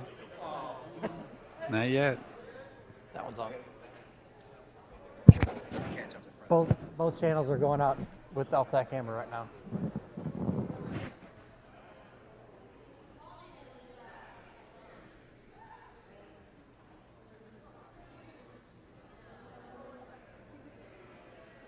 Looks like Oliver and,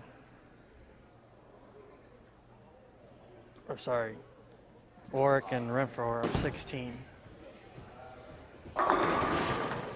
They're up 16 as of right now. Yeah.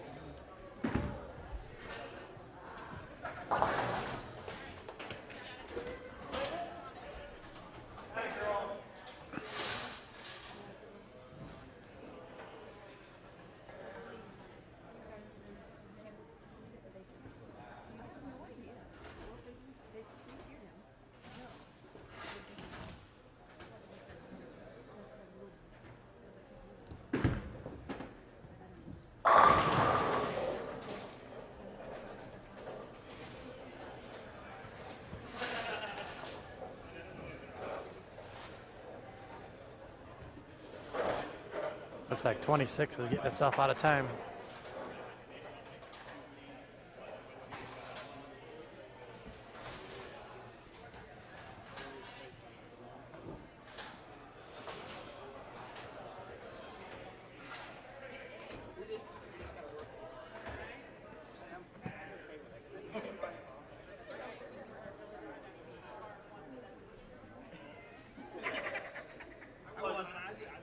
There is something that is happening, but not to you guys, because it's inside the bracket. Okay.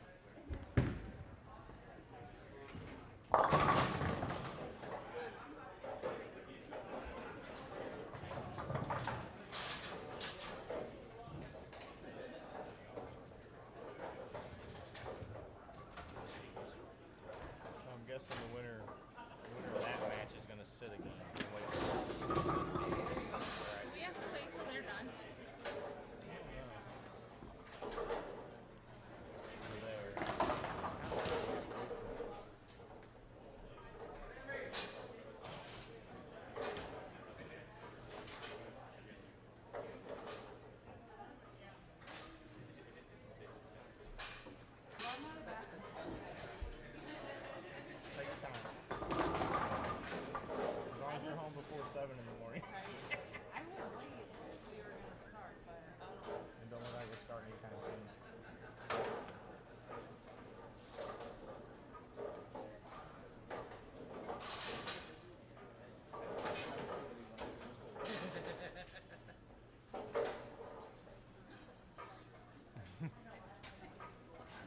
Go get my pullovers in one of my bags down there and sit on it. Bet.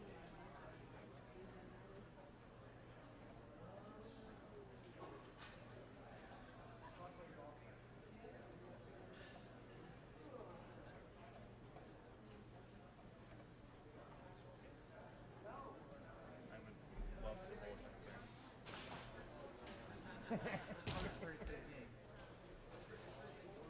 Well, yesterday, me and Chris Ray, we got moved before we even started. Chris Ray 4. Yeah. No, 7 and 8. 7 and 8, yeah. Yeah, because we were on 5. Yeah, we're on 5 and 6. Honestly, You guys not as will bad win as this yesterday. Just this last few little. I mean, yesterday was I had to do. Yesterday was all the lane stuff gonna and win then this one? building the lane stuff for today to make today run smooth. So honestly, today was pretty smooth. I didn't know what Alright.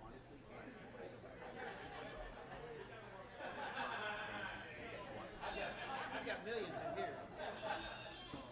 Yeah. Right. And that like Okay, so he does just goes right there. Anything on 25 and everything on 25. this is no. no. This is not in a match play like this. How close is our? I can't see. Yeah. Well, I mean, how close is the game? Because I can't see anything. That says that. 30 or 40. So enough. Well, so if you're up, are you also 125? No. Yeah. Okay. So. Oh, no. With a 10 frame fill. Oh, no, with an extra ball. Okay. So I would say.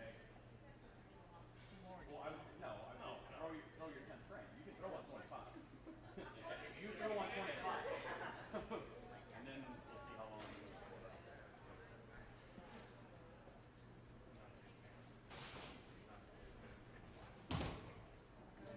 That's never good.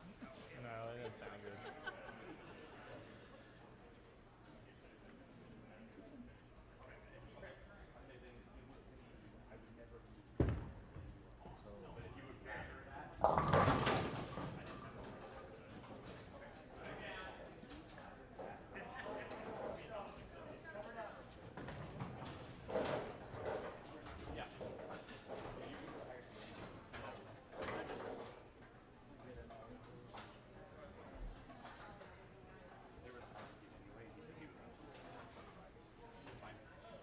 I've never do it to you, but if you want, like, you'd rather do that than wait for you.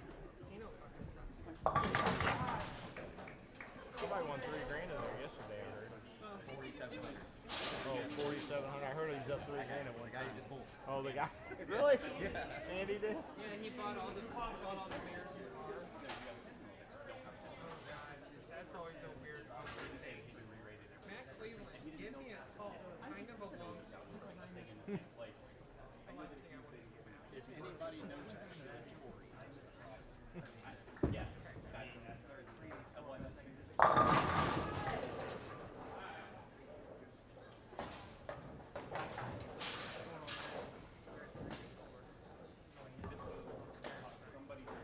Both have neither one of them bowled the 10th frame yet?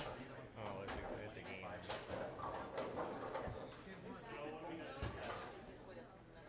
Do you need to flip it now? Hey, Dave, so yeah, go ahead and put them on 25. So they would have been doing the right, but I would have let you. I said we'll wait. He said I don't want to wait. I mean, maybe. Watch it, go ahead and fix it now. Joe, when you got hips like mine, you let me. I heard somebody say that they hired the mechanic that used to work here. He's like in Arizona or something, and he's moving back. So he's supposed to be coming back here to get this place straight back out, but he won't be here for like another couple of weeks or something.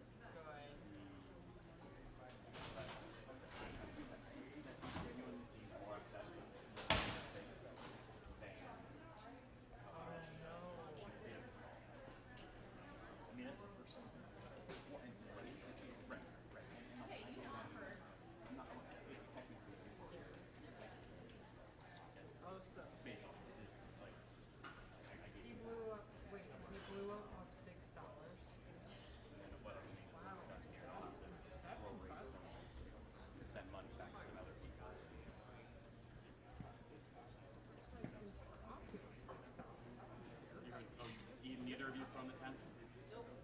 They're 384 and they're spare and a strike going in. So. Do what? Oh. You got it back. I've got it if they want it. I've got the score. He's got the I score know what back it here. is. Okay. It's 384 and, well, I can get her scores. They're going in with the spare and a strike, and they got 384 going in. Yeah. Hey, Aaron, can you have them turn off the text sign? They won't bowl on 26. We just want to see the scores.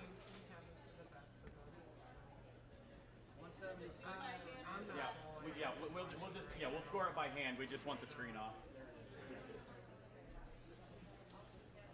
Oh, hey, we're good.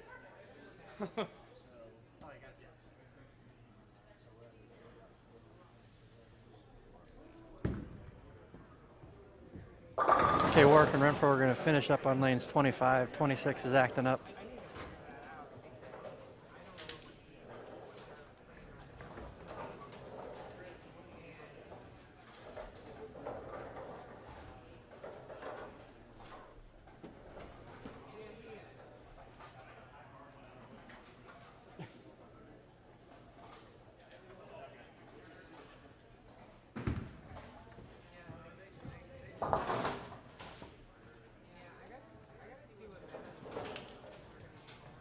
And with that spare, Amanda needs 8 pins, not even 8, 7 pins to win.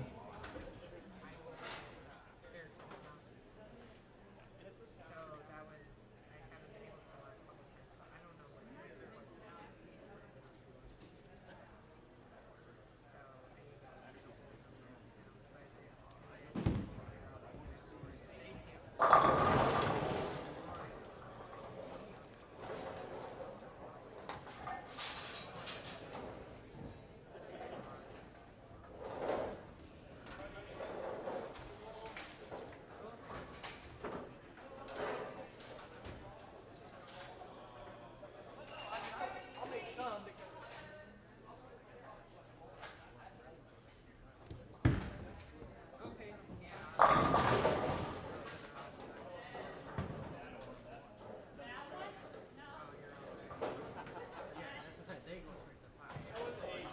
Let's see what happens.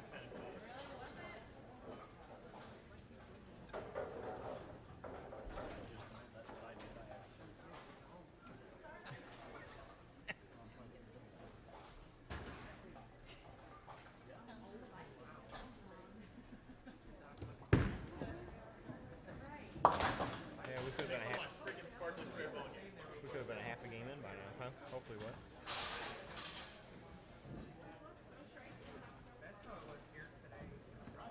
He should be there by now.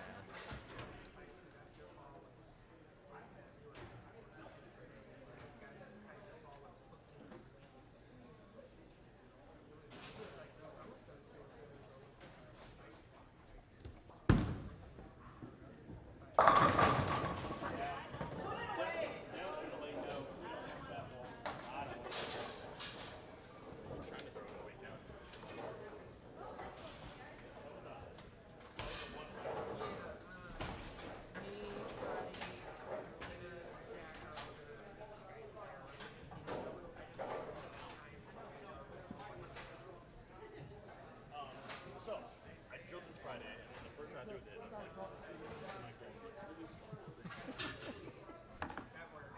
Made a friend. You made friends. 2,000, so I hit it. But I think it's probably going to live in. That was the old guy from yesterday, right?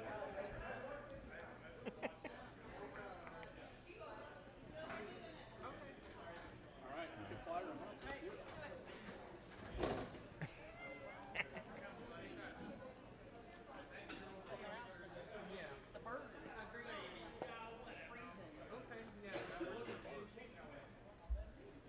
Let's go. Thanks, man. And I will see you, I guess, Friday.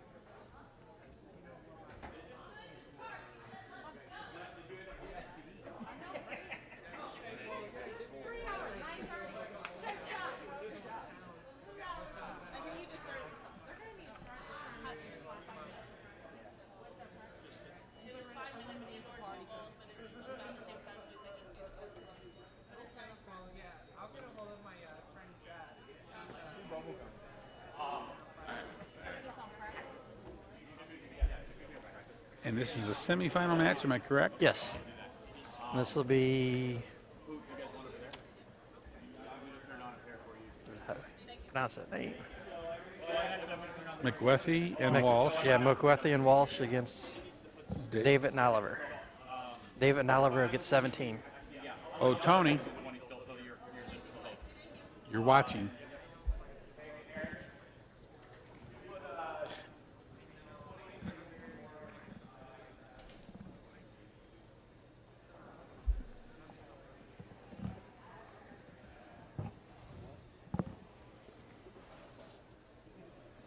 So they had practice yet?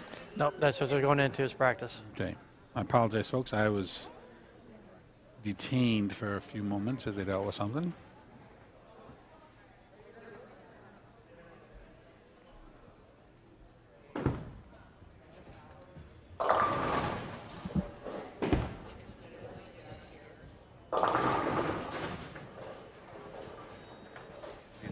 Taking off, my friend?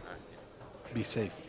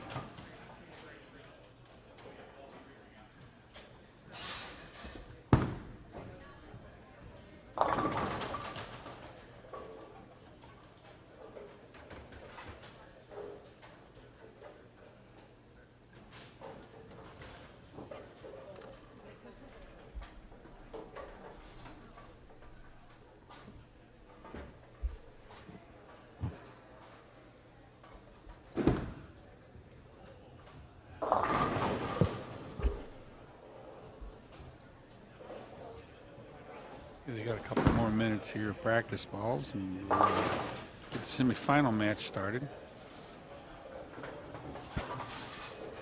So I guess the finals will be the winner of this match against Warwick and Renfro? Yes. Is that correct?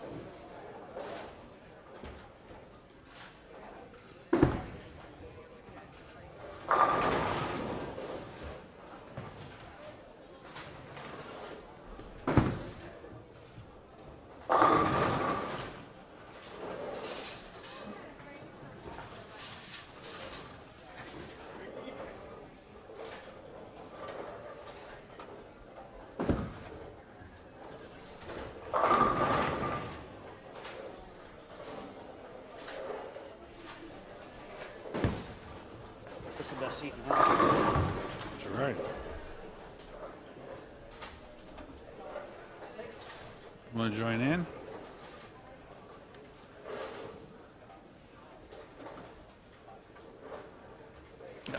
Oh, hit the mute button. Fine. Well, David Bolt, proprietor here at Western Lanes. How we doing, Larry? Doing fine. Thanks for joining us again. Thank you. So, another year, another great event, and I couldn't believe the quality of bowlers here today. I mean, normally they're good, but these guys are great today. there were some really good teams. Seen a couple 800s and 300s out there. And Yeah. if you're not averaging 240, you're just not making the cut. Yeah. And we've got some top bowlers right here. Yeah, it's a very, very, really good final. Tammy and Mike just got voted into the State Hall of Fame here just a week ago. So. And we've got Jody Oliver, who was a Lindenwood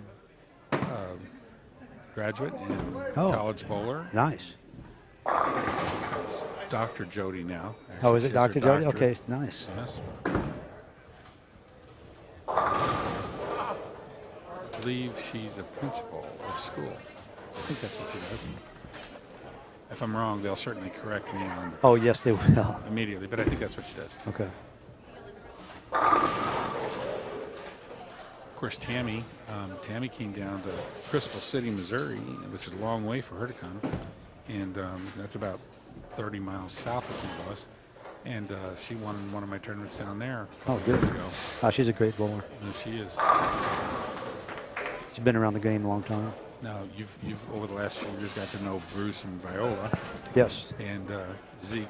I'm sorry, Zeke we call him. Yeah. Where Zeke has the St. Charles Boat and Marine down there in St. Charles, Missouri. Yamaha dealer. I like St. Charles. Fight going on there. Yeah, we got a tough match started out here. Everybody's striking. David and Oliver get 17. So the 17 pin advantage for David and Oliver going into this semifinal match. The winners will take on Warwick Renfro for the championship. You guys have had a busy day here. It's been a long day. Yeah. And then, of course, yesterday you had the open division here, and there was some really good bowling yesterday. There was. I know of at least one team that averaged 230 and didn't make the cut. They said they had two spares between them, two opens between them over 6 games. That's pretty tough. You had another recent Hall of Famer taken in last week, Jason Queen, yesterday. Oh, yes, yes. I guess he bowled with Tom, or? No, he actually, I forget who he bowled with. Tom bowled today, but Tom had another tournament yesterday. Did he bowl with Larry Larson then? Yes, that's who it was, Larry. And Larry had a great day. Yep. They call him the Invader from Decatur. Okay.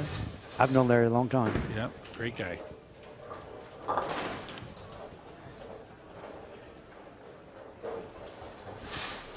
So what about your bowling history? Well, grew up in a bowling alley. Literally grew up in a bowling alley. My mom, at the original Imperial Bowl, which was the Welcoming Lane, she ran the restaurant there. And when it closed because the owner had some kind of tragic accident, she went and leased the snack bar at Arnold Bowl. And I was 5 years old and fell in love with it. Yes. Just did a lot of stuff as a junior, a lot of stuff. Bowled some tournaments, SMBAs with Southeast Missouri Bowling Association. Bowled a lot of tournaments as an adult after I got out of the Army, and came back and I bowled pretty regular, pretty consistent up to 1994, and then by then I had some kids and a career, and just didn't have time to be chasing the tournament dream, and kind of put it away till 2003, and I decided I'd start bowling again 9 years later. It was like I never left it. It was like the most incredible thing. I mean, I'm just killing it. Nice. And in 2004, I had a stroke. Eliminated. It was the end of my bowling. Okay. But in 2000, let's see, it's been 8 years now, so that we 2014. Okay. late 2014. I had missed the bowl, and I'd coached since 1974. I've been a coach. Okay, nice. Certified coach. But I decided I wanted to run some tournaments, and there was a need for some tournaments, and we started the part-time bowlers tour. Okay, I've heard of it. And it took off. Guys liked what we did, liked the way we did it, and this is our 8th year, and we're still going strong. Nice. And Nice. I also help with the Grand Prix Senior Tour. That's Colonel Blondin, who's been doing it since 1980. Ooh. And we kind of work together along with our tournament coordinator. Now, does Grand Prix sponsor that, or? Well, that's a long story. Okay. But Reynold was one of the founders of Grand Prix Pro Shops. Okay. And when him and his partners separated, one of them kept the pro shop and turned it into Grand Prix Bowling Supply. Okay. That was Dave? Yes. Okay. And but Reynold kept the name of his tournament, which was Grand Prix. Okay. So he had Grand Prix Tours, which was for the young guys back in the 80s, all the way up to, late 90s when he started the senior tour. And it was all the young guys had gotten old. Yes. And he kept it going.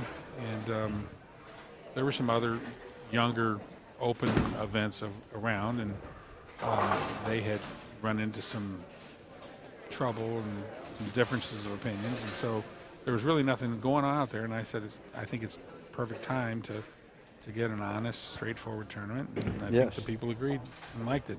So we've been doing it ever since. And we're sponsored or backed by the brands of Brunswick. And we enjoy that. We're specifically, the part-time bowler store is the Hammer Open Series. Oh, nice. And Mike Dole and Dave Wadka. Yep.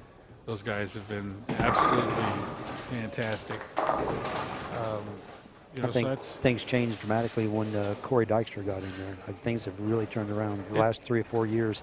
They've got a cover stock out now that's just killer. The HK 22. It's on everything they're putting out, and it's a great ball. And their tournaments. You look at the PBA tournaments, the DV8, the Brunswick teams. I mean, the Hammer Bowl. I mean, they're just and with the Purple Hammer and the Hammer brand alone. I mean, it's just it's a rock star. But I tell you, there's so much has changed in bowling. From the first time I put my hand in an old rubber bowling ball with cork centers. Yes. To what we see now. With that rough feel. Yeah, very rough, and stunk to high heaven when you drilled one. Yes, or even sanded it down. Which you didn't want to do if you were in front of the sander. No. There's lots of stories about that from the pro shops. Orff's down there and talking about one of the guys, Jim Trumpeter, who was a PBA player, and he worked at the pro shop, and he was vertically challenged quite a bit. Okay. And so he'd wear a face shield and a bib, or a I don't know what you call it. An apron. Apron. Yeah. But he would be covered from here to his chin with all that black core and stuff. It wouldn't take much. It was nasty. Yeah. I used to remember the ring around the outside of the tub that they were in. And that smell. You couldn't get that smell out of a shop for days. It was bad. Well, I actually found about 4 years ago at a thrift store. I found an old Brunswick Thunderbolt. Oh, yeah. And it was the black one with the red swirls in it, with the red crown in it. But it's still a black rubber bowling ball. And I asked him, I took it to Rich and I asked him, I said, would you do me a favor? He started shaking his head. He goes, oh, no. So he got one of his guys said, yeah, I'll do it. And I'm sure they cussed me the whole entire time. But they made that ball like brand new. You can't even see, I mean, unless you really just get right up on it and look, you can't even see the plug in it. Wow, nice. And it's a trophy piece. I mean, yes. it's most definitely. Beautiful ball. But I mean, I had thrown that ball years and years and years ago, obviously. But I guess it's still if you were strong enough, it's 16 pound. If you're strong enough, it'd be a perfect ball to drill up and take to the Peterson or Peterson. something. Yeah, yeah, yeah. It's not going anywhere. Well, I still had an old Roto Star. Remember the Roto Star? Yes, I do. I had an old Roto Star. Well, it was old, but it was brand new. It only had 3 or 4 games on it. And single drill. And I got a call from Steve Orff one day, and he asked me, he said, Larry, do you still have that old Roto Star? And I said, I do. He goes, what's the weight on it? I said, it's 16. He goes, you know Mac McNeil? And I said, of course. He goes, well, would you consider selling that ball to Matt McNeil? And I said, no, I wouldn't consider that at any cost. I said, but if Matt McNeil really wants that ball, I'll give it to him. Yes. And he goes, well, he really wants it. He's willing to pay for it. I said, I'm not going to sell him a 30-year-old bowling ball. I said, or by then it was almost 40 years old. I said, it's in great shape. There's nothing, I mean, it's not heat cracked, it's not stress, it's not anything, it's single drill. I said, he can have it. He goes, well, he wants to take it to the Peterson. I go, okay. All right, so I sent it to him, and I gave it to Steve, and he shipped it off to him, and I didn't hear I haven't heard the story of how he did with it, but I was told he used it. Nice, nice. But, yeah. Great memories there. Well, it's a unique bowling community that we have. We're all connected one way or another. It's a small circle. It's a smaller circle than people think it is. This is a good game here. Yeah, Tammy was on a roll there for a while. Looks like she lost her look. Dave seems like he's locked in right now. Mike looks like he's searching just a little bit. Zeke got, well, Jody finished the last game with 6 in a row, and Zeke was doing all right, and Zeke's on fire this game. Yeah. He's got the front 6. Yeah, he looks locked in right now. But, you know, I always say the simpler the game, the better things will be for you. Easier to repeat. I mean, straighter, straighter. Yes. Whatever you want to say it, you know. He stays in the pocket. Yeah. And then, you know, other than the occasional weird leave, I mean, or if the ball checks up on him or something, he's not going to get in too much trouble.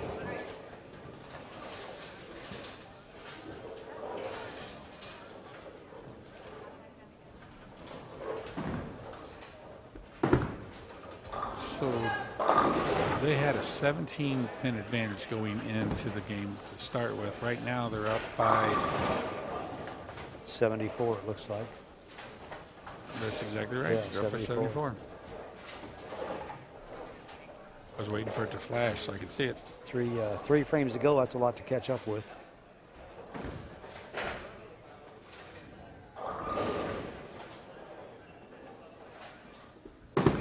So now, somebody told me that you do most of your tournaments here, and then you do the other for league and open play, right? That's correct. Okay. Open play's been just phenomenal this year. Our leagues are building up slowly but surely after the pandemic. Yeah. Took a little hit right there, but open play has just been enormous. Probably up 45% over the last 2 years. That's great. It's great. Yeah, when there's a waiting list every weekend, it's a good weekend. Yeah, and that's the way it is. That's the way it is in St. Louis too. Yeah. You know, the proprietors, they're more than willing to give us lanes, but it's getting harder and harder for them to do that when, you know, there's some bowling alleys that are running 15, 16 birthday parties on the weekend. Yes. And I mean, you know, I'm pretty good at business. I mean, all you got to do is look at the numbers. I mean, you know, you're going to make your money from October till the end of March. You got to make it. And that's the only time you're going to make it. You know, you coast during the rest of the year and just hope to break even. But, you know, Dan Beeman down there at Concord in St. Charles, he's got 2 centers like you do. They're a little bit farther apart, but he's got 2 centers. And he just posted today, he had batting cages that were there forever. And he's just, you know, that's a maintenance nightmare.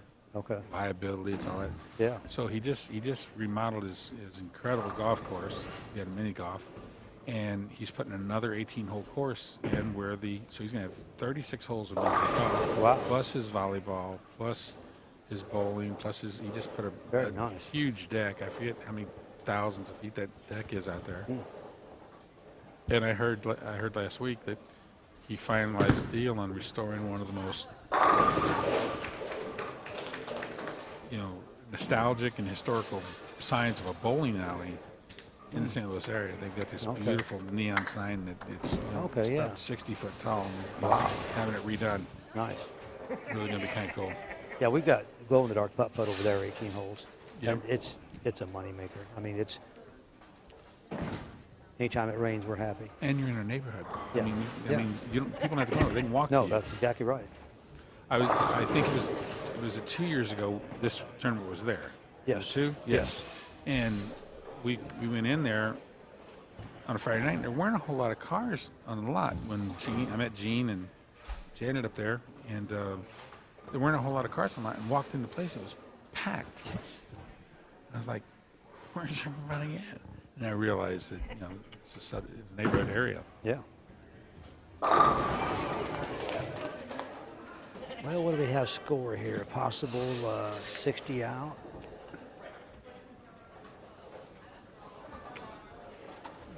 Mike and Tammy's going to need some strikes right Yeah, here. they're 84 down right now. I think that handicap's already in there. Yes. Mike's lost his look. I don't think it can be overcome now. No. Well. Oh well. If Zeke strikes right here, that's going to really load him up. Well, changes Wash. everything, doesn't it?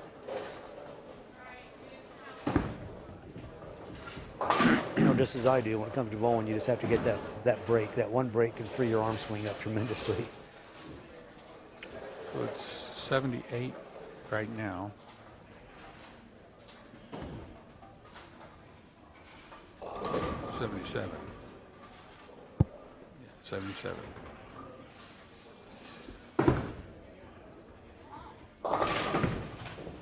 Tapped it.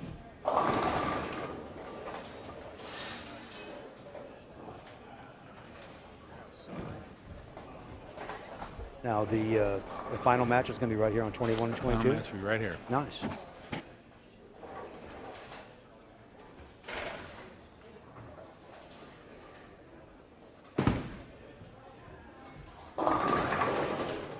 Gene, how much money did you guys get for Alzheimer's?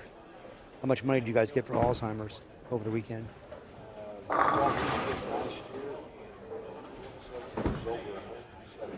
Over 107,000. That's amazing. That's great. That's what it's all about. Yeah, that's fantastic. And there's not a bowler around here that doesn't support it. We've all got a family member.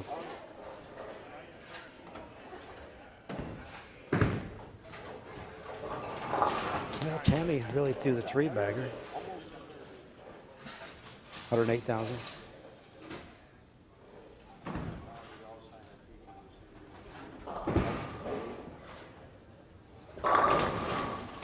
It's huge. I don't know. They 53 can't. right now. I don't think they can overcome it. Mike can only get 40. What's that? Yeah.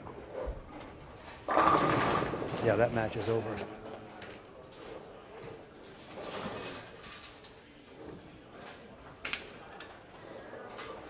And who do we have over here? We've got Warwick and Renfro. Nice.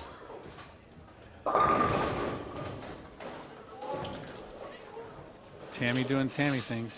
Yeah, 240.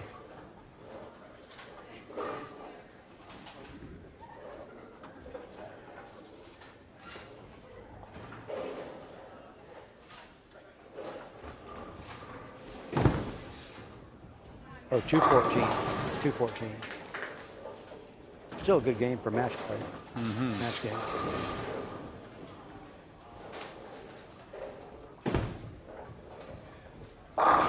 Now, I kind of got spoiled. I got to tell you, I kind of got spoiled. The first year I was up here, Greg Medrano and Ambrosia, you know, they introduced me to your wife, and they were like, oh, and they were talking, and then a few minutes later, she walked out with these egg rolls and that special sauce she used. And I'm thinking, oh, I could get used to this. And then went back the next year. I don't do that here. It was down there. Only at Arrowhead. Yeah. Only at Arrowhead. I looked at the guys. I said, "Why'd you even introduce me to that? I mean, you're going to tease me? Man, those were good. Oh my gosh." She's very famous for them. Everybody around here loves those egg rolls. And she actually sells them to go. So I had a young man that worked. For me years ago. He was from Vietnam, and he was one of the. Well, just him and his younger brothers actually spoke English, and it was not very good English. But his mom would come by once a week, and she would bring spring rolls. She'd bring spring rolls. Okay. Little shorter ones. Right. To die for. Oh, I just couldn't wait for that day. It was either Wednesday or Thursday. I just would just like, and then I had, and you know, I just, you know, you're never leaving this company. You're staying here forever.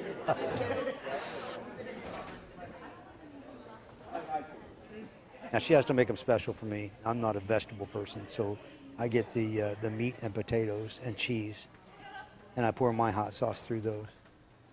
You just like them the way they come. I don't look at me.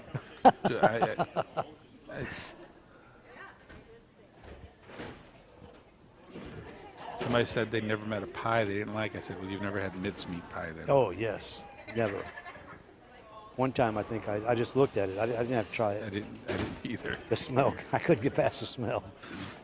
As I said, you've never had a mincemeat pie because you would find a pie you didn't like. That's exactly right. I'm going to go ask her if she's got any egg rolls here. Oh, don't tease me.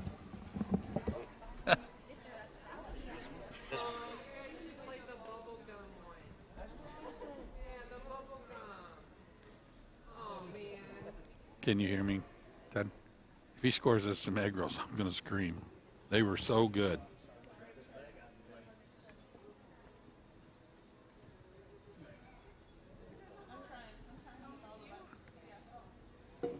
He's looking to see if he can get me some egg rolls. Oh, no.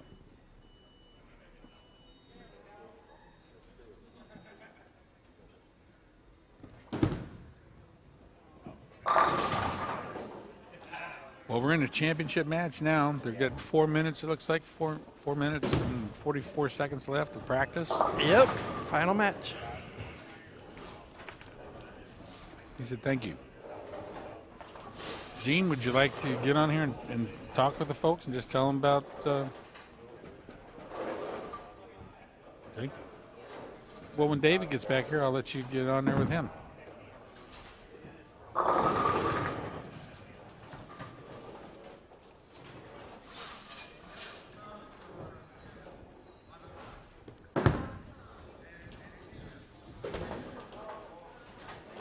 We'll get quiet here for a minute.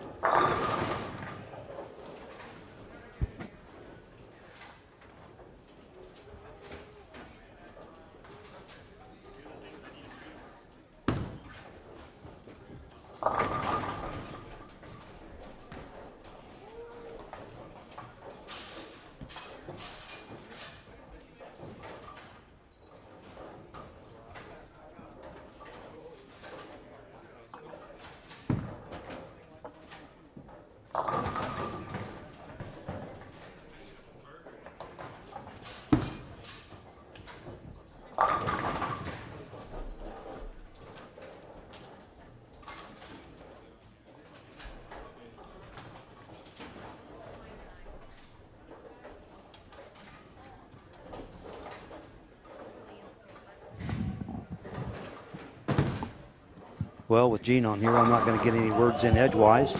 So I'll start short with the conversation. Let's let Gene take it over. I just admire everybody that comes out and bowls this tournament. It's named after my dad, of course, and he was an amazing man. But it started out with a little tournament. Now it's turned into something huge.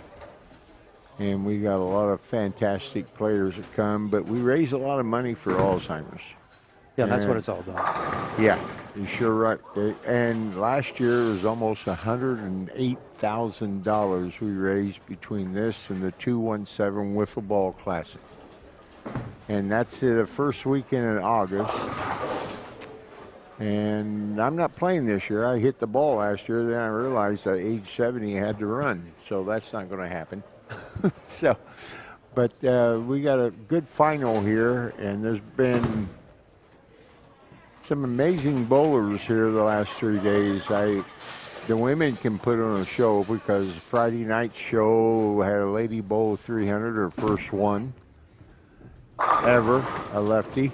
And it was just fantastic to watch. We had time defending champions win for the second year in a row. And we sold, and I want to thank all the people that donated bowling balls. I got to thank Roller Grip and Storm for behind me for 23 years now. And I'm done. I'm retired. I've won everything I want to do. But Mike Albee, Hall of Famer, one of the greatest left-handers you ever saw throw a ball. He donated a ball and a golden pin autographed by him. Mike Dole, the Brunswick rep, donated 2 balls. And Al Hastray donated 2 balls and plus all my Storm roller grip stuff. And we had a great silent auction. People came through today and built it up and got what they wanted. But it's nice to see all the manufacturers behind it too. Oh, yeah, it has to be. Yeah, and the thing is, I first met Hank in November of 2000, and at the high roller, I finished in the top 5. My only time I ever bowled. Then before I got back, he had a contract for me, and Hank and Chris Summer and Bill Crispin's been so great to me. But also got good friends on the Big B side. Chuck Gardner and Mike Doe and a whole bunch of others, Johnny Petraglia. And I know all of them and had fond memories of all of them. So the championship match is starting. And I can't tell who's getting pins or if they were. They get one. Warwick and get one Renfro get one pin. One pin. One pin, wow, what a match. And these women, they can bowl. Yeah, they can. And I got my partner who we finished second, third with. Her husband's bowling now, and my partner goes, it's more fun bowling on that side than here. So, but we had our share, and I had a few tears when I threw my last ball. Put it that way. I hugged a lot of people, and I gave my heart and soul to this game, and it's sad, but it's also bittersweet. Yeah, you've had a great career. I wouldn't worry about it.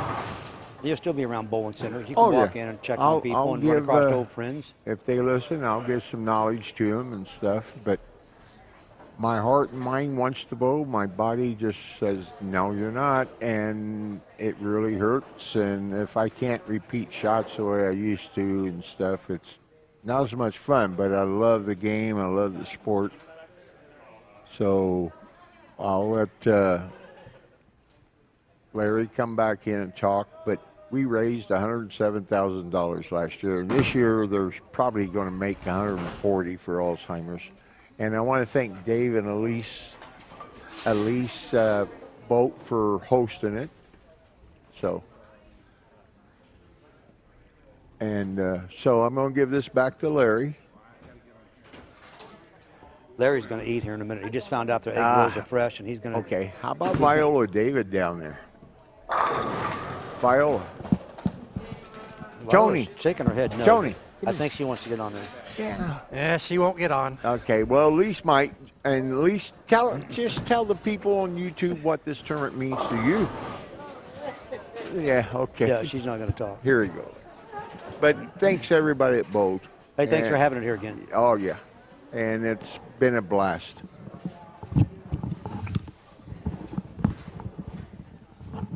All right, thank you, Gene. And Dave, thank you again, too. That's not a problem. I found the egg rolls for you. I accomplished what I needed to today. Jackpot. And she said she's going to give me some extras. Nice. So Nice. It will not go to waste Oh. because Todd and I are sitting here ravenous right now. You know. Okay, great, fantastic. Oh. All right, well, I'll let you guys get back to this. David, thank you. Thank you.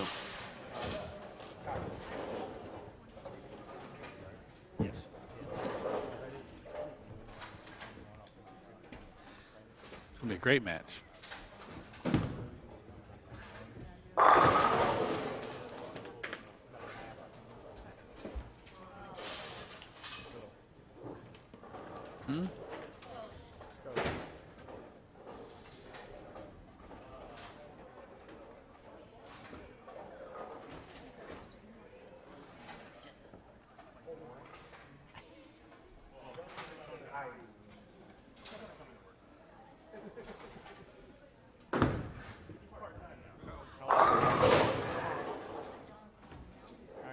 Half 10 there. Jody has been in the pocket all day long, though. She's really.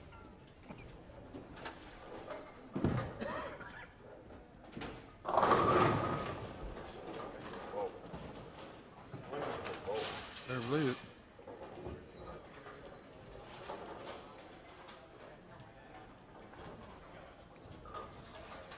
You had a pretty good partner today.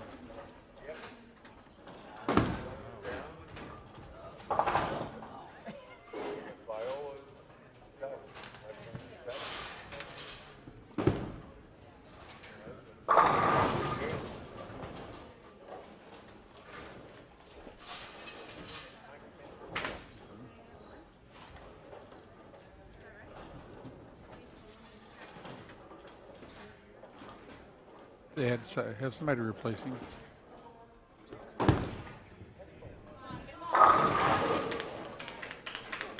So there's a 20, it's like a 19 pin. Actually, no, it's 21. It switched on me. It's 21. Advantage to Warwick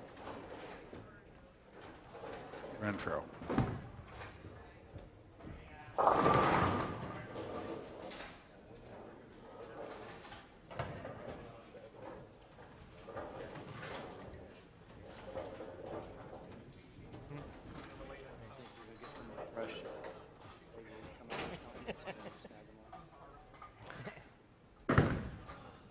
Hurry. Try it. It's clickable.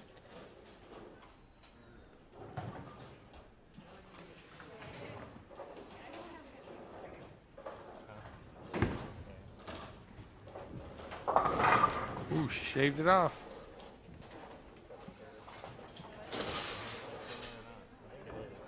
Well, you don't have to hit them hard.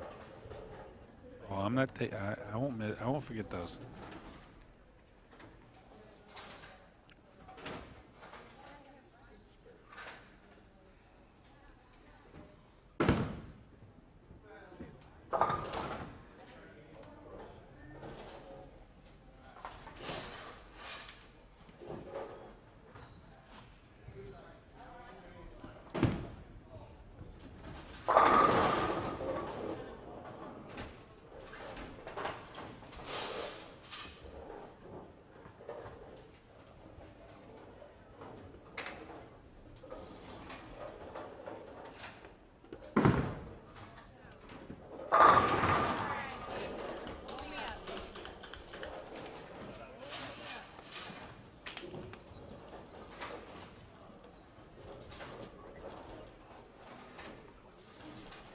You all right there?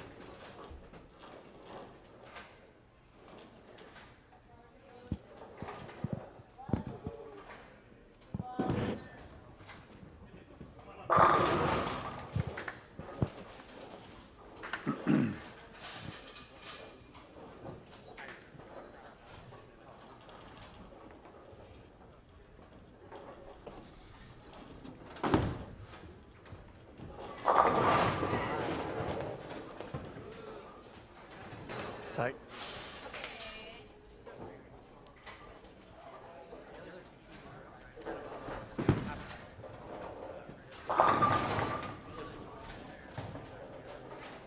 Okay. Well, that came a little. He was afraid the last ball. You heard him say "uh-oh" when he threw the ball on 22, and he got away with it. He thought he'd left that then.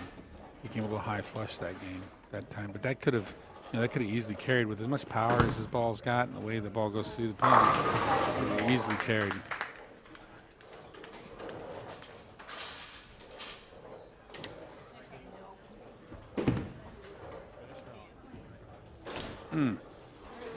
He gave it a shot. And that's what you got to do. You got to try to go for it in this situation.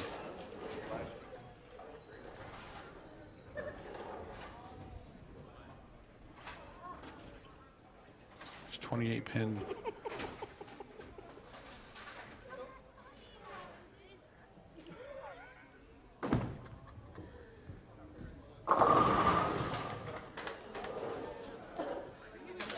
Amanda with the double.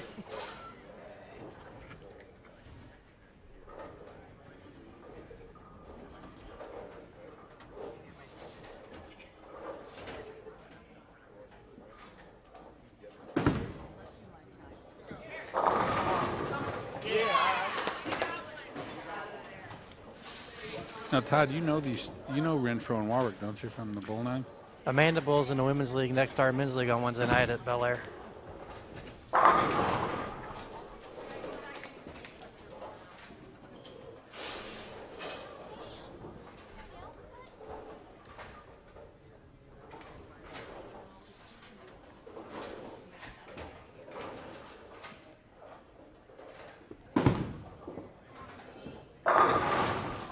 Oh, wrap 10.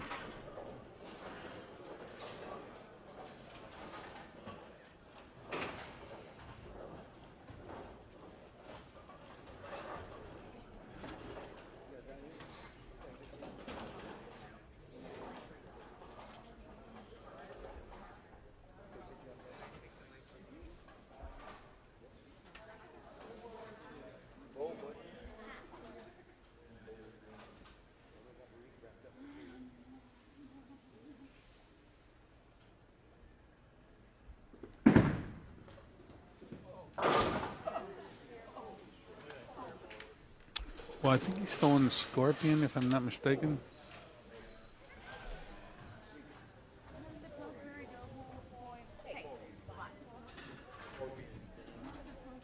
Not the ball. Doesn't matter what I throw.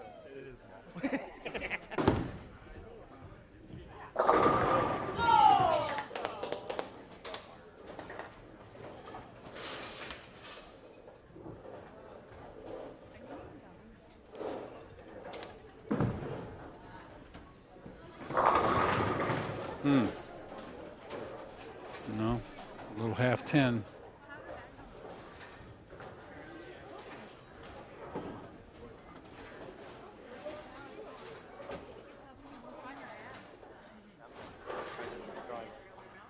What?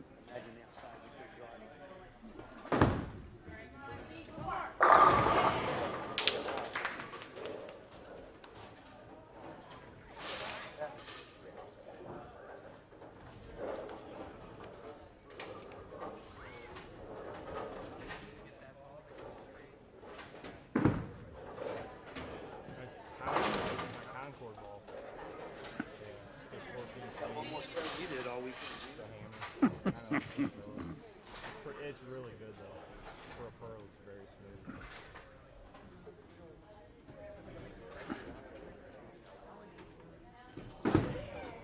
Said he watched you miss it. Said he watched you miss the last two scores. Yeah.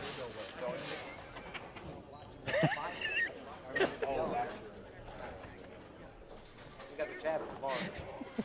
That was yeah, I think everybody had their hand up.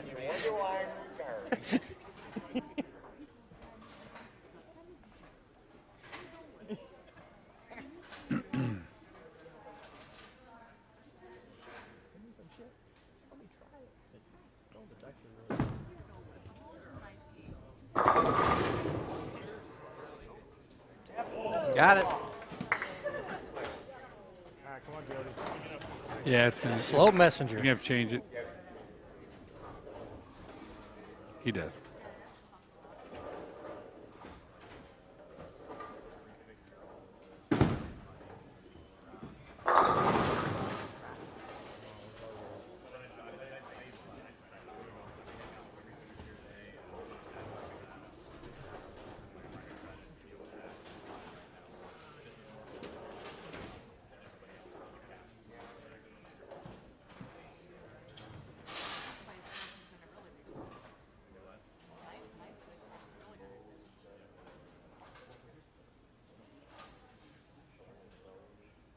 Mm-hmm.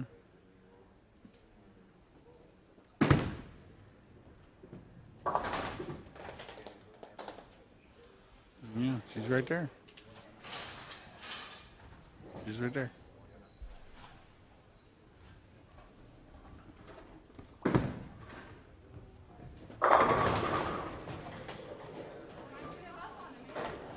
He was giving up on it.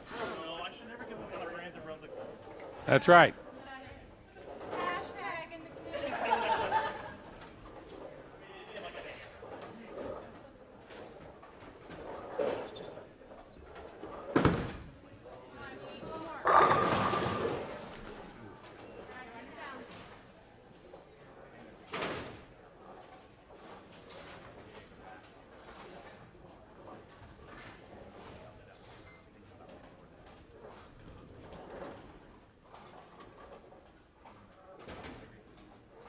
Those two splits and that open.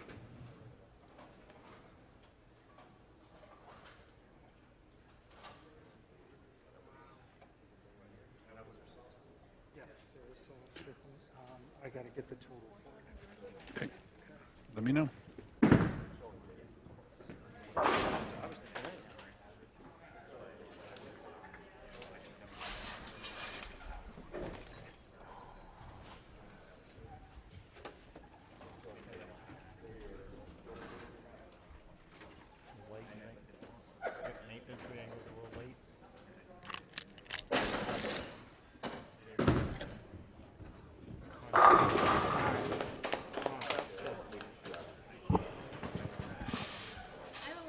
Thanks.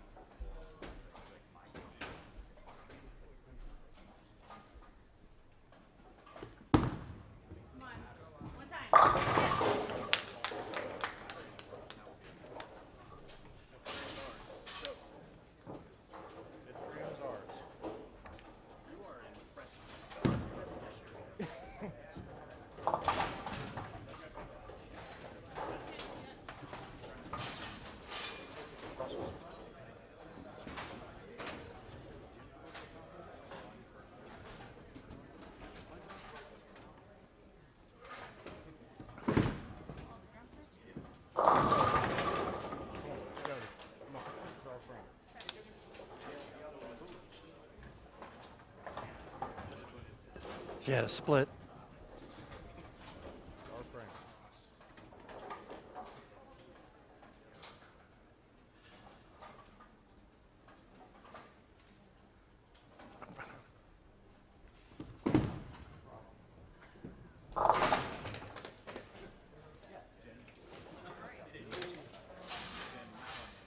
Went into the 10th. Renfro and Rourke are up 15.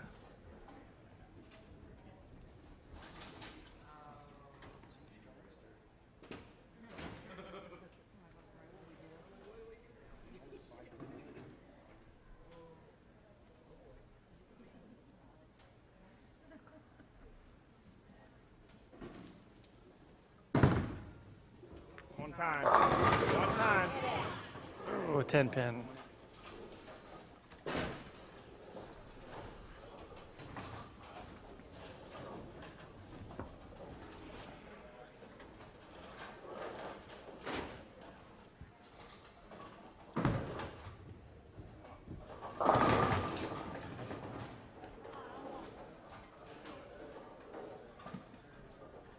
Amanda left a 2-7.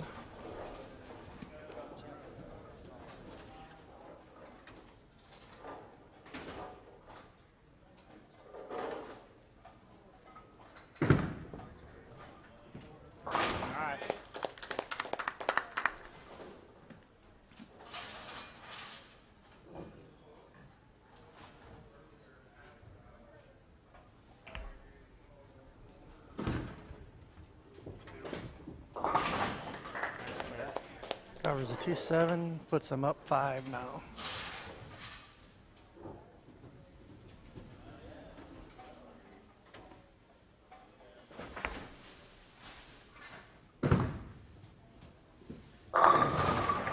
Jody finishes with a strike in a 195 game.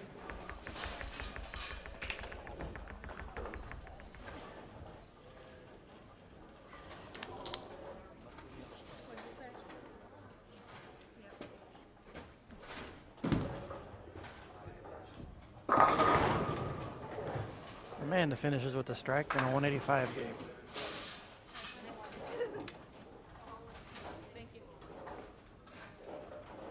Great tournament.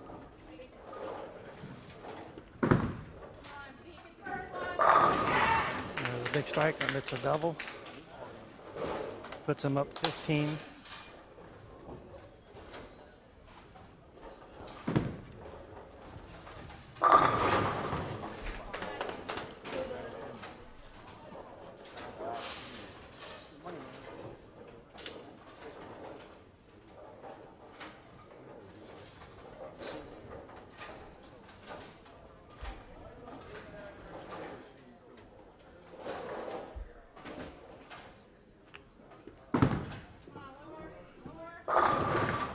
Oh, 4-pin.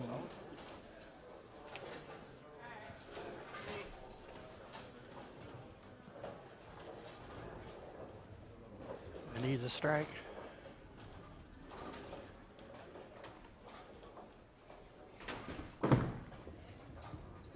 Yep.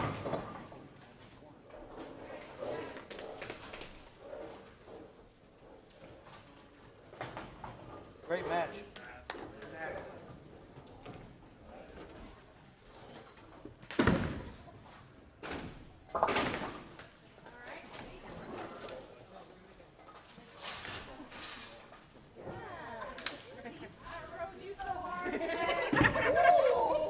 Gives David and Oliver a total of 421. Great match. Or 422 And your champions. to Ork and Renfro. Champions from St. Charles, Missouri. 418, so 4 pins. Thank you, and thank your wife. No problem.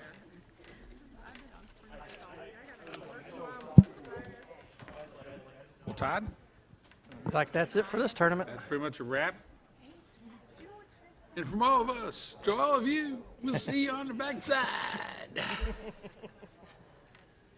We're signing off.